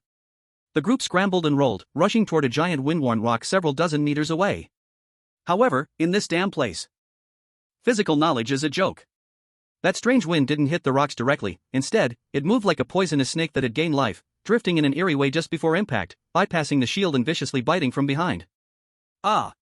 The scream instantly tore through the formation. Zhao Tai's proud rockskin was as fragile as an A4 sheet of paper in front of these black winds. Countless tiny wind blades, like invisible scalpels, instantly sliced through his flesh. The blood didn't even have time to flow before it was sucked dry by the raging wind, forming dark red blood scabs. Akei was even worse off, half of his shoulder was shaved down to the bone, his body was like it had been thrown into a meat grinder, and his protective gear barely flickered before shattering into pieces with a loud pop. This was no natural wind. Each wind blade didn't just cut flesh, it was torturing the soul. The pain was magnified tenfold, and his mind was filled with the illusion of being sliced into thousands of pieces. It's over. Zhao Tai fell to his knees, dropping the tower shield, staring helplessly as a second, even more violent wind spirit gathered into a huge ghostly face and came down on him. A doomed situation. What kind of wandering ghost dares to show off in front of me? Hidden in invisibility, Pei Duo sneered, her eyes full of disdain. She flicked her small hand. A black and white oil paper umbrella, adorned with an ancient fish symbol, appeared out of nowhere above their heads. Underworld treasure, Yin Yang umbrella. Open. Pei Duo's red lips parted slightly. In an instant, two mysterious air currents, one black and one white, poured down, turning into a slowly rotating Tai Chi energy shield, firmly protecting everyone within. SZZZZZ. The terrifying wind spirits, capable of slicing through gold and jade, hit the black and white air currents and instantly melted away with a screech, like snowflakes falling into boiling oil. You think you can run? Pei Duo lightly flicked her fingertip, and a dazzling red lotus flower suddenly flew out. Karmic Fire Red Lotus. The palm-sized flame shot into the furious wind, rapidly growing larger. Boom! The once gray sky was instantly painted red as blood. The red lotus karmic fire burned against the wind, and the once arrogant wind spirits turned into torches, twisting and disintegrating in pain midair. In just 3 seconds. What was once a wind blade hell, resembling the end of the world, was now calm, with not even a speck of sand daring to rise. Only the oil paper umbrella remained, quietly floating in midair, its thousand silken threads hanging down, bringing a slight underworld shock to this desolate land. Akei, who had narrowly escaped death, stared blankly at the umbrella above him, his knees buckling, and he instinctively tried to kneel into the empty space. Thank you, Lord Shuluot. It was the divine who saved us again. Get up. Suemo grabbed Akei's collar and forcibly pulled him up. He pushed his blood-stained glasses up the bridge of his nose, pointing at the slowly rotating oil paper umbrella, his voice cold and sharp. Open your dog eyes and see clearly. This is an oil paper umbrella. This is a Tai Chi diagram. This is our ancestors' thing. Would the Aztec gods use this thing? That old ghost was toying with us the whole time. Akei froze, his lips trembling, unable to speak. Suemo turned to look at Linsa, his eyes deep. Linsa, you should have felt it already. That power, it's familiar. Lin Sa gripped the dagger in his hand tightly, staring at the umbrella, a spark of heat flashing in his eyes. That's right. Whether human or ghost, the one protecting us is definitely one of our own. And an incredibly powerful one. Let's go. Let's take down that traitor. Suemo waved his hand, and the four-person team, their morale greatly boosted, quickly crossed the desert under the umbrella's protection. After the storm subsided, the scene ahead gradually became clear. A black temple, half buried under the sand dunes, was revealed. The temple's style was rugged and bloodthirsty, with walls covered in worn-out murals. Suemo quickly scanned the mural, his steps briefly pausing. This records the legend of Xiao Luot. Suemo pointed to one of the paintings, speaking rapidly. In the 5th solar era, during the creation of the world, the gods had to jump into a fire pit and self-immolate to power the sun. All the gods jumped in, except this Xiao Luot, who was afraid of dying. He first turned into a corncob, and when discovered, changed into a agave plant, and finally turned into a salamander to hide in the water. But in the end, he was dragged out and executed. The cowardly god afraid of death. Zhao Tai spat, no wonder that old bastard believes in this. People worship whatever god they are. Enough nonsense, the altar is ahead. The group passed through the temple, and at the end of their line of sight, a sacrificial stone gate stood at the edge of the cliff. On the other side of the stone gate, a hunchbacked figure sneaked his head out from behind a rock. It was the old bastard. The guy was preparing to take a photo, but when he saw Suemo and the others emerge unscathed, his face turned as white as a corpse. He's over there. Don't let him escape. Sumo's eyes flashed with a sharp gleam, the killing intent surging. Lin Sa said nothing, pushing off the ground with force, and in a flash, his body shot forward like a cheetah. Zhao Tai followed closely behind, though without his shield, he was a heavy tank on his own. Help, help me. The old bastard, seeing Lin Sa's murderous aura closing in, was scared out of his wits. Panicking, he pulled out a bone shield and held it in front of him. Die. Lin Sa flicked his wrist, the soul snare flew like a venomous snake, drawing a strange arc in the air. It bypassed the defense blind spot of the bone shield and stabbed directly at the old bastard's heart. This strike was a guaranteed kill. Just as the soul snare was about to pierce the old bastard's heart, a loud clang echoed. A dark, obsidian-glossed, ancient long blade slashed down from the air, its blade glowing with bloodlight, sending the eerie soul snare flying away. Lin Sa felt his palms tremble violently, and he was forced back 3 steps by the counterforce. His expression turned instantly serious. Behind the sand dune, 5 men dressed in animal skins and brightly painted faces slowly emerged. The leader was a human tank, his muscles covered with intricate Aztec god tattoos. Without even glancing at Lin Sa, he raised his foot and kicked the old bastard's ass, as if kicking a dead dog by the roadside. Bang! The old bastard was sent flying in a perfect dog-eat-shit posture, sliding 2 meters on his face. Useless. You can't even handle such a small task, and you brought the tail with you. The burly man spoke in harsh Chinese, his eyes vicious as if he wanted to eat people. I already said, picking a useless waste like you to be an undercover was the biggest mistake. The old bastard, covered in mud, scrambled up and clung to the man's large leg, looking like a tail-wagging, begging dog. Lord Mateo. Save me. These Dragon Kingdom people are too sinister. They have something strange. Mexican chosen ones. Suemo stopped and squinted his eyes behind his glasses. So this was the old bastard's trump card. This old man was of Mexican-Chinese descent, and from the very beginning, he had come into this instance with a mission of the Imperial Army asked me to deliver a message to you.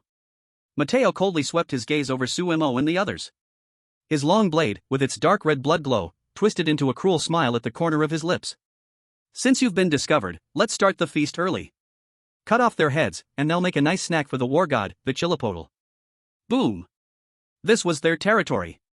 With the blessing of the rules, their god tattoos glowed with blinding light, and their strength and speed instantly tripled. A priest swung his staff, and a dark yellow earth wall rose from the ground, sealing off the group's escape route. Kill! Mateo shouted loudly. The long knife, carrying the power to split mountains and shatter stones, swung down at Lin Sa's head. It was too fast. Lin Sa tried to block, but he found his dagger being firmly suppressed by the gravity field released by the opponent's priest. His movements slowed as if he were in water. Zhao Tai roared as he charged forward, attempting to take the blow with his body, but another chosen one struck him in the chest with a punch. The sound of broken ribs was clearly audible as he was sent flying, blood pouring from his mouth. Crushed. With the blessing of divine power on home ground, this was nothing but a slaughter. Die, rat of dragon country. Mateo grinned savagely, the long knife now less than 10 centimeters from Lin Sa's neck. Lin Sa could even smell the aged scent of blood on the blade, his skin on his neck already covered in goosebumps from the pressure of the blade's aura. In this life or death moment. TSK, this is called borrowing divine power? Pei Duo reached into his qianquan bag and pulled out a black shield shaped like a turtle shell. Hell's heavy treasure, the ghost shield. A semi-transparent black giant shield instantly formed in front of Lin Sa. Ancient seal characters flowed on the surface of the shield, exuding an unwavering majesty. Clang! Mateo's blow, capable of cleaving tank armor, struck heavily against the ghost shield. It did not shatter, not even leaving a white mark. The surface of the ghost shield rippled slightly, and then, a terrifying rebounding force exploded instantly. F***K. Mateo screamed in pain, his tiger's mouth instantly splitting open. The long knife flew from his hand, and he was bounced back, stumbling back over 10 steps, sitting on the ground, spitting blood. The entire arena fell silent. Don't just stand there. To the altar. Su Mo was the first to react, pulling the still questioning Lin Sa and Zhao Tai. With the absolute defense turtle shell in front, everyone fought while retreating, barely holding against the violent attacks of the 5 chosen ones, and they eventually retreated to the altar on the edge of the cliff. Damn! Damn! Mateo roared angrily, picking up his long knife and wildly hacking at the light shield, but it was useless, only causing his hands to go numb. This was the dimensional suppression of a divine rich person against a first-time donor. Su Mo stood in the viewing frame of the altar, looking up, coldly staring through the light shield at the old ghost hidden behind the chosen ones. At this point, Lin Sa, Zhao Tai, and AK had all entered the viewing frame. The old ghost looked at the ghost shield, which even divine power couldn't break, then glanced at Su Mo standing beside the camera, his face indifferent as if watching a dead person, and finally realized something. A fear originating from the depths of his soul made him tremble all over. No, no! The old ghost madly rushed towards the light shield, slapping it desperately, tears streaming down his face. Mateo, master. Break the shield. Let me in. I don't want to die. Mateo's face turned ashen. Could he break the shield just like that? Goodbye, old ghost. Sumo's face was emotionless, and a cold gleam of light reflected off his glasses as he looked at Mateo through the barrier. Under the desperate, contorted gaze of the old ghost, Sumo's finger pressed the shutter button hard. Cheese. His lips moved, but no sound came out. Click. The blinding magnesium flash burst again. In the face of this absolute force of rules, even the chosen one's power was nothing but a joke. The old ghost's hands that were still slapping at the light shield suddenly became transparent, like a poorly received projection. Then his body followed, and his piercing scream could be heard. Save me. Da!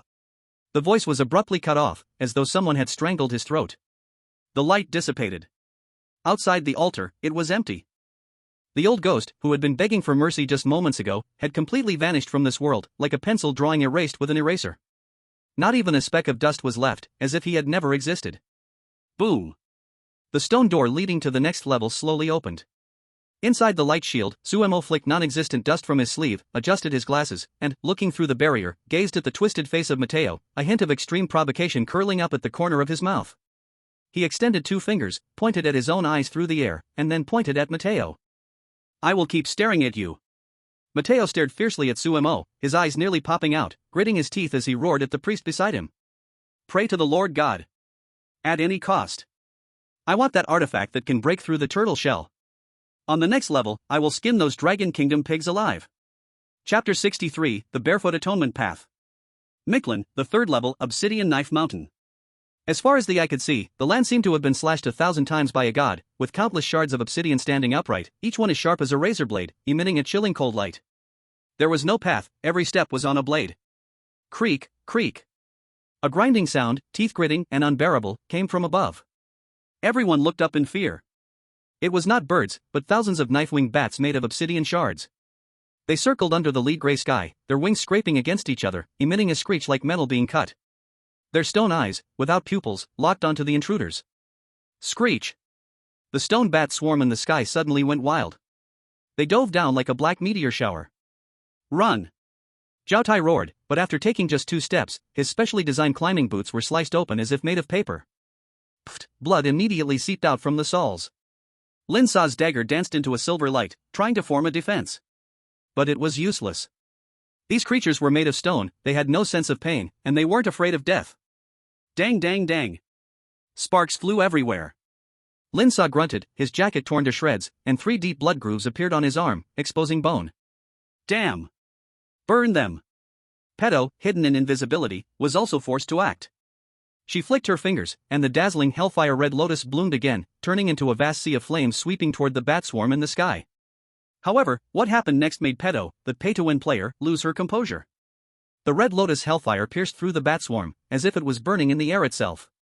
These stone bats were pure dead things. They had no souls, no sins, and the soul-attacking hellfire couldn't do anything to them. Useless? Pei Duo gritted her silver teeth, watching Lin Sa about to be overwhelmed, and had no choice but to forcibly activate the underworld shield on her wrist.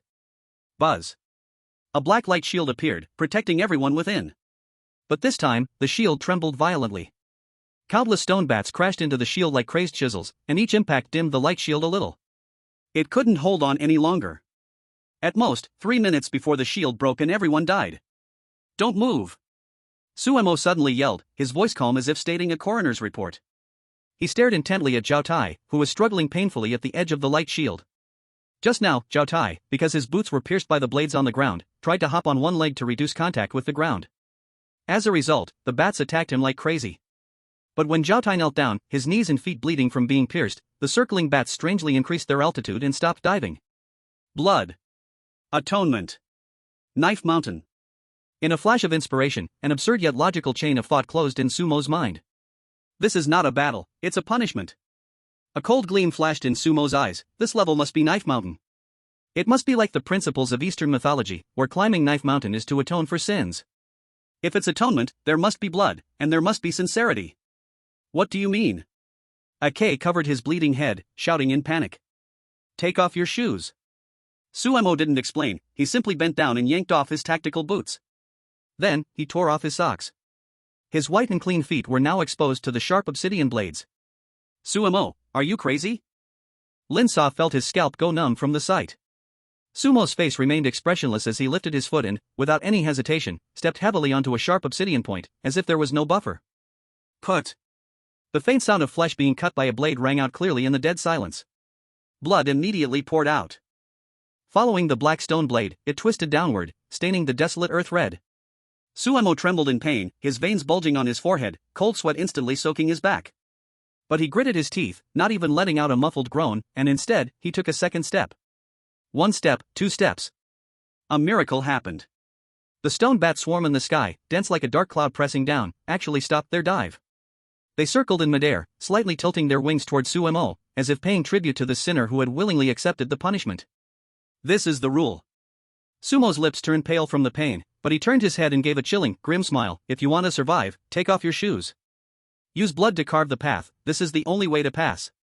Everyone looked at the 2 rows of horrifying blood footprints, their scalps tingling. But the countdown to death was ticking above their heads.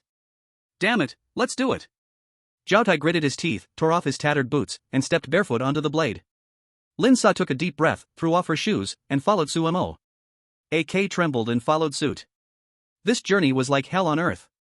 Each step was a piercing agony, each step brought a clear sensation of the blade cutting through the sole of the foot. Blood trailed behind them like a winding river. Pei Duo, who was invisible, watched this scene, her eyes filled with shock. Although she could float past with the protection of her underworld shield, Sumo's self-destructive way of breaking the situation made her feel awe for this mortal for the first time. Finally. The 500 meters felt like walking through a century. When everyone, feet covered in blood, helped each other climb up to the natural cave altar halfway up the mountain, they all collapsed to the ground, exhausted as if they had been pulled from water. We survived, AK cried, holding his ruined feet. Clap, clap, clap. At that moment, a mocking round of applause came from the entrance of the cave. Suemo suddenly raised his head, his eyes turning cold and sharp as a knife. Outside the cave entrance, Mateo stood there, carrying the blood-stained long knife, with 4 chosen ones, as if watching a guerrilla performance. They wore heavy alloy combat boots and walked on the Blade Mountain as if it were flat ground. This was their home ground, and the gods had opened the back door for them, they didn't need to atone. Wonderful, really wonderful. Mateo looked at the people sprawled on the ground like dead dogs, a cruel grin on his face, as expected from the Dragon Kingdom, so ruthless to yourselves. What a pity, running this far, you still have to die. Running? Why aren't you running anymore? Mateo stepped forward, his long knife dragging sparks on the obsidian. The last level had the turtle shell to protect you, but this level, let's see what you used to block it. Desperation. Lin Sa and Zhao Tai were badly injured on their feet, barely able to stand, and had no fighting strength left. Whum! The air trembled. At the critical moment, Pei Duo didn't care about exposing herself. The underworld shield appeared out of nowhere again, blocking the entrance of the cave tightly. A black light screen flowed, blocking Mateo and the others outside. This damned thing again. However, Mateo did not rage like last time. He stopped and pulled out a pale, small mirror made from an unknown skull. Bone corrosion mirror. This was a forbidden artifact specifically given to him by the Aztec queen of the underworld to deal with pedo. Mateo grinned, showing his yellow teeth. Break it for me. He suddenly raised the bone mirror. A pale, corpse-like, muddy light column instantly struck the underworld shield. Sizzle, sizzle, sizzle. The indestructible underworld shield, upon contact with this light column, began to violently bubble and melt as if snow met hot oil. The black runes quickly dimmed, and the originally perfect defense layer was visibly corroded, creating a large hole. What? Pedo was struck with shock. The shield was broken. Chapter 64, The God Song of World Weariness. Die. Dragon Kingdom Rat. This roar was like a death sentence. The chosen one standing behind Mateo had already prepared to attack. The arm muscles bulged, and the obsidian spear in his hand let out a sharp scream as it tore through the air, like a black lightning bolt hurled with a thunderous crash. Thud. After a dull, sharp sound of a blade sinking into flesh, Ike, who had just recovered from excruciating pain, found that his scream was caught in his throat. The spear pierced straight through his chest, the immense impact sending his body flying. Thud. He was slammed against the rock wall behind him, pinned there. Ugh. Ike's eyes bulged out, blood foam gushing from his mouth in large, uncontrollable bursts, his hands weakly clawing at the air, as if trying to grasp at fleeting life. The next second, his head tilted. Completely cold. This spear not only killed a man, but shattered the last bit of psychological defense in the crowd. AK. Zhao Tai's eyes were about to crack, his scream shrill and distorted. What are you shouting for? Don't rush, a family should stay together. Mateo stepped over the gap in the ghostly shield, a cruel smile of a cat toying with a mouse on his face, raising his large knife high, the blade aimed directly at Sumo's skull. Next, it's you. Sumo's brain was still desperately calculating for a sliver of hope, but his body felt as if it had been filled with lead, unable to keep up with the speed of his thoughts. Just as the bloodstained blade was about to fall. Boom!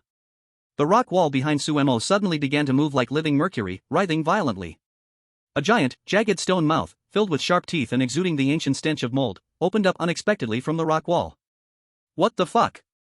Mateo, shocked by this sudden change, instinctively recoiled, stumbling backward. The giant mouth paid no attention to Mateo, but instead, like a beast guarding its food, it lunged forward, and with a loud "whoa," swallowed Sumo, Lin-sa, Zhao Tai, and Pei Duo all at once. Crack! The rock wall instantly closed, returning to its original state. Mateo's knife slashed through empty air, striking sparks everywhere. Fuck! Who is it? Inside the cave, Mateo's frantic roar echoed, filled with desperation. Darkness. Then a soft, ghostly light. Sumo felt like he had slid down the throat of a giant monster, and he could even smell the stale, earthy stench.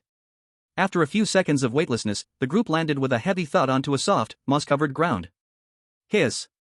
Where is this? Lin-sa, despite the pain that felt like her body was falling apart, instinctively gripped her dagger tightly and jumped to her feet, on high alert. They were in a massive, sealed stone chamber, surrounded by ancient and obscure divine symbols etched into the walls. In the center of the chamber, slumped in a relaxed position, was a towering figure. It was a giant with the head of a dog, wrapped in decayed yellow bandages, emitting a suffocating aura of death, and a pungent, foul smell? The Aztec guide god Xolotl. Sumo's heart instantly sank to the bottom. Just out of the wolf's den, and now into the tiger's lair? This was an Aztec god. Don't be nervous, little ones. Xolotl spoke slowly, his voice raspy and ancient. He couldn't even be bothered to raise a finger.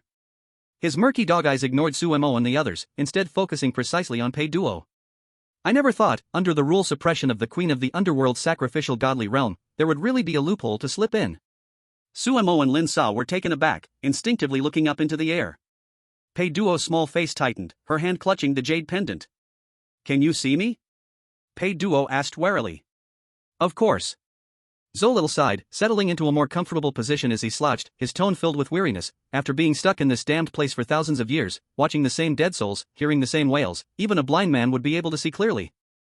He pointed at Sumo and the others. You've made it this far, all thanks to her holding things up from behind. A ghost forgotten by the rules but above the rules. Interesting. What do you want? Sumo, though unable to see Pei Duo, still took a step forward. If you're going to kill or mutilate us, just get it over with. Kill you? No, no, no. Sheratel waved his bony hand, a glint of madness flashing in his eyes. I'm saving you because I want to die. Everyone froze. A god wants to die? I'm the guide god, and also a prisoner. Sheratel pointed around. That crazy queen of the underworld sacrificed the entire divine kingdom to the rules for revenge. This also means I have to work overtime in this hellhole until the universe is destroyed. It's too tiring, too boring. Charitel's dog-like face was filled with exhaustion. I want to break free, I want to vanish into ash. But the rules here restrict me from committing suicide. Only you outsiders have the chance to completely destroy Michelin, to break this prison. So, this is a deal. Charitel continued, those little brats of the queen of the underworld were too noisy, so I've already teleported them to the edge of this layer's maze. They'll be stuck there for a while. Sumo's gaze was full of distrust. What do you want us to do? Leave Michelin and destroy the queen of the underworld's altar. Charitel's eyes burned with intensity. By the way, I can do you a favor, pull this invisible ghost out of oblivion for you. Gather my 3 avatars in the first layer, corn, agave, and the Mexican salamander. When these 3 things come together, the bond between you will break through the fog of the rules, and you will remember her again. Sumo was stunned, then nodded vigorously. Thank you.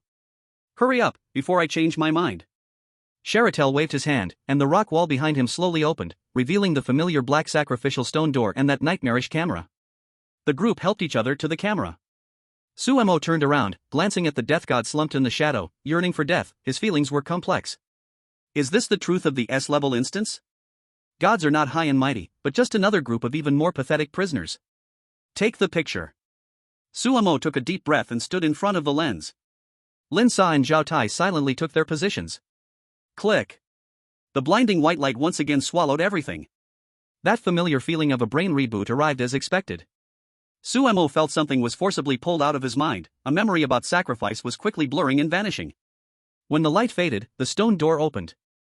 Sumo shook his head and glanced at Lin Sa and Zhao Tai beside him. Is everyone here? Sumo asked instinctively. We're all here, just the 3 of us. Zhao Tai rubbed his head, his tone natural. This level was dangerous, we almost got caught by those bats. Let's go, next level. Lin Sa checked his dagger, his gaze firm.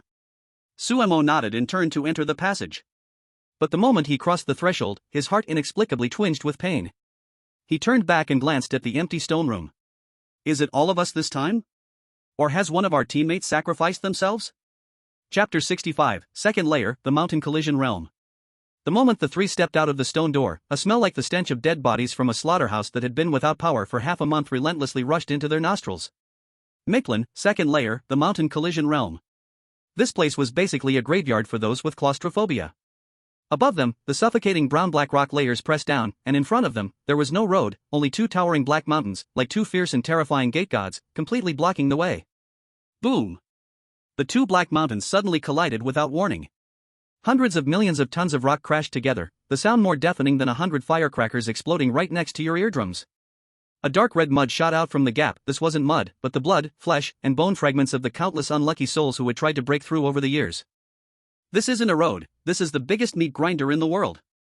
Sumo's face turned pale, even the fingers pushing his glasses were shaking. How do we get through this? The frequency of the mountains colliding was absurdly fast, the gap between them only lasted 2 or 3 seconds. The gap was as narrow as a thread of sky. Lin Sa's palm was drenched in sweat as she gripped the dagger. Charging through was like sending someone to their death. We will die for sure. Despair flooded her in an instant. In the face of such overwhelming power, no strategy or agility mattered, they were all jokes. Pei Duo, who was invisible, furrowed her brow. Such a crude tool of torture.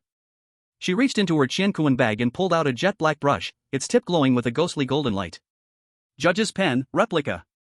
Though it was only a projection of the judge's pen, in this copy filled with Western rules, it represented a different dimension of law. Give it to me, open. Pei Duo flipped her wrist and drew a stroke in the air. V-room. A golden intent from the brush, like a welding gun cutting through steel, slammed into the gap between 2 looming black mountains with the force of domineering rules. The black mountains, which were about to close with a thunderous crash, felt as if a golden jack had been forcefully wedged between them, producing an angry and painful grinding sound. It tried to crush the spike, but that seemingly fragile golden light held firm. Holy shit? A path? Lin Sa's eyes went wide. Stop daydreaming. This power won't hold for long, run. Sumo shouted, his survival instincts making him burst into a sprint, leading the charge towards the only way out. The 3 of them shot forward like arrows, diving straight into the narrow gap. As they entered the crack, the terrifying wind pressure almost sucked the air out of their lungs. The rock walls creaked, threatening to crush them into a pancake at any moment. Above, the golden judge's pendant trembled violently, clearly showing the enormous consumption of resisting the forces of heaven and earth. Hiss. It was like adding insult to injury. Suddenly, the rock wall seemed alive, writhing wildly, spitting out countless mountain spirits covered in black pus. These creatures had no legs, their lower bodies embedded in the rock, while their upper bodies waved barbed claws, crazily reaching for the three's ankles. Get away! Zhao Tai roared, smashing one of the mountain spirits' heads with a punch. But his muscles, already torn from resisting the wind pressure, collapsed, turning him into a bloody mess. Watch out on the left! Lin Sa shouted, her dagger flashing silver as she cut off a tentacle reaching for Su Mo. Just as her strength waned and new strength had yet to come. A shadow from the rock wall suddenly shot out like a giant serpent, wrapping around her waist. The terrifying force exploded, dragging her toward a dead corner. Lin Sa! Sumo's eyes nearly exploded with rage, reaching out to pull her, but was stopped by several mountain spirits. Just as Lin Sa was about to be dragged into the rock layer, the golden light above her head began to crack. There wasn't enough time.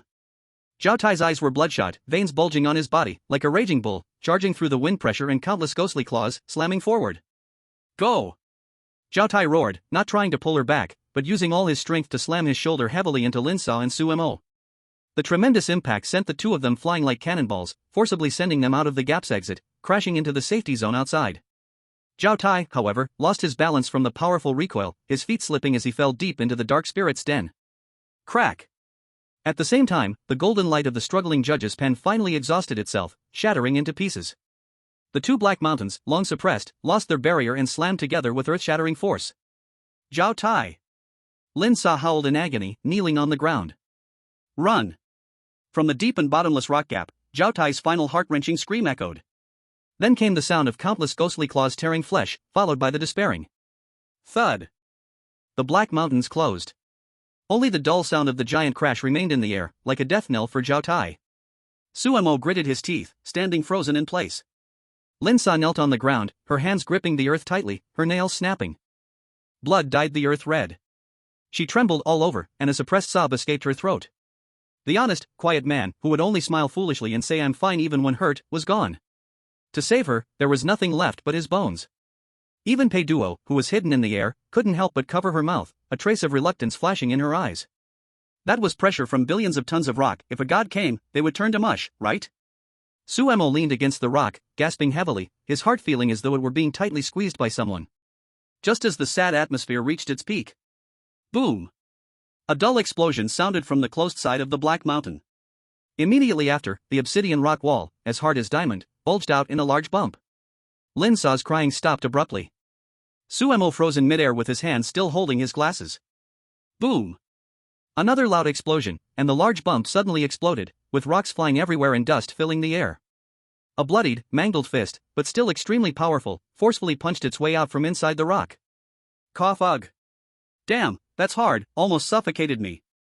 Through the smoke and dust, a strong figure grabbed onto the hole he had punched through and pulled himself out like pulling a radish. He was covered in blood, his bones likely broken in many places, looking like he had just been pulled out from a blood pool, but the smile on his face still hung there, his signature foolish grin. Zhao Tai? Lin Sa screamed, scrambling towards him, not caring about the blood on him, hugging his leg. You're not dead? Ugh, I thought you died. Sis, don't cry, I thought I was dead too. Zhao Tai gritted his teeth and rubbed his bleeding arm, his tone full of relief after surviving a disaster. Just when the mountain was closing, I happened to fall into a dead corner pit, so I wasn't crushed. But I thought I couldn't just sit and wait to die, so I kept smashing towards the light. I didn't expect the stone to look hard, but it was actually pretty brittle. Haha, luck, pure luck.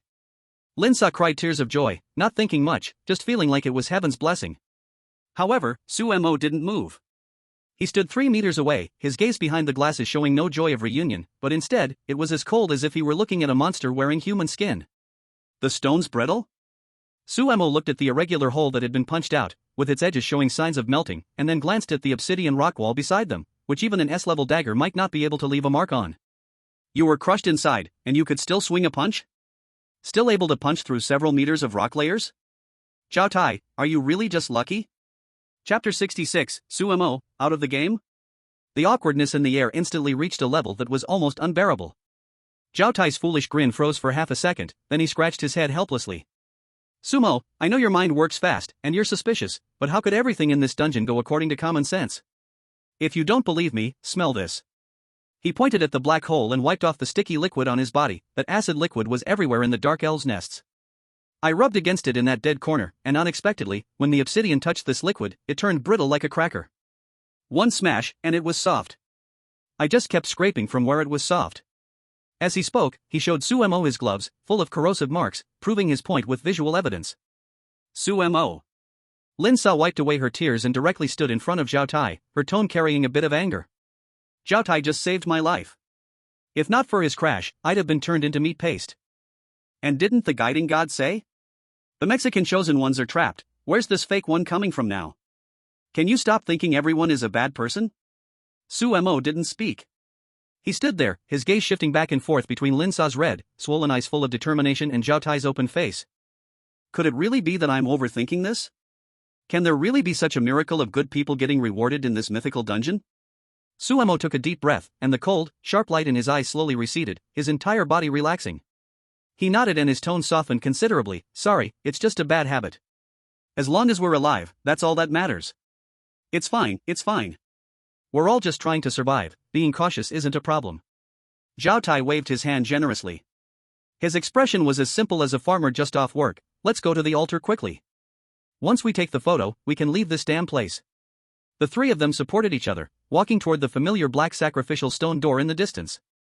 The old, worn-out camera stood silently in front of the stone door, like a one-eyed creature waiting to feed, coldly watching the three survivors. Let's rest for a bit. Zhao Tai plopped down on the ground, panting heavily, his chest heaving violently. Digging that hole just now drained all my energy. Let's take it slow, regain some strength. If the next level has an open door kill, in this state, we're just delivering takeout. All right. Lin Sa was also at her limit, sitting down and starting to wrap bandages around her wounds. Sumo didn't sit down. He stood by the camera, slowly taking off his glasses and pulling a piece of cloth from his pocket. He huffed a breath and began to wipe them. His actions were agonizingly slow, as detailed as if he were polishing a rare treasure. Those who knew him understood that when Sumo started wiping his glasses, it usually meant his brain's CPU was overclocking. Zhao Tai. Sumo suddenly spoke. The next level is the first level, and it's the final stage of this broken dungeon. Judging by the nature of horror games, it's definitely going to be hellishly difficult. Remember to put your alloy tower shield at the front. With this terrain, we'll need you to act as the meat shield.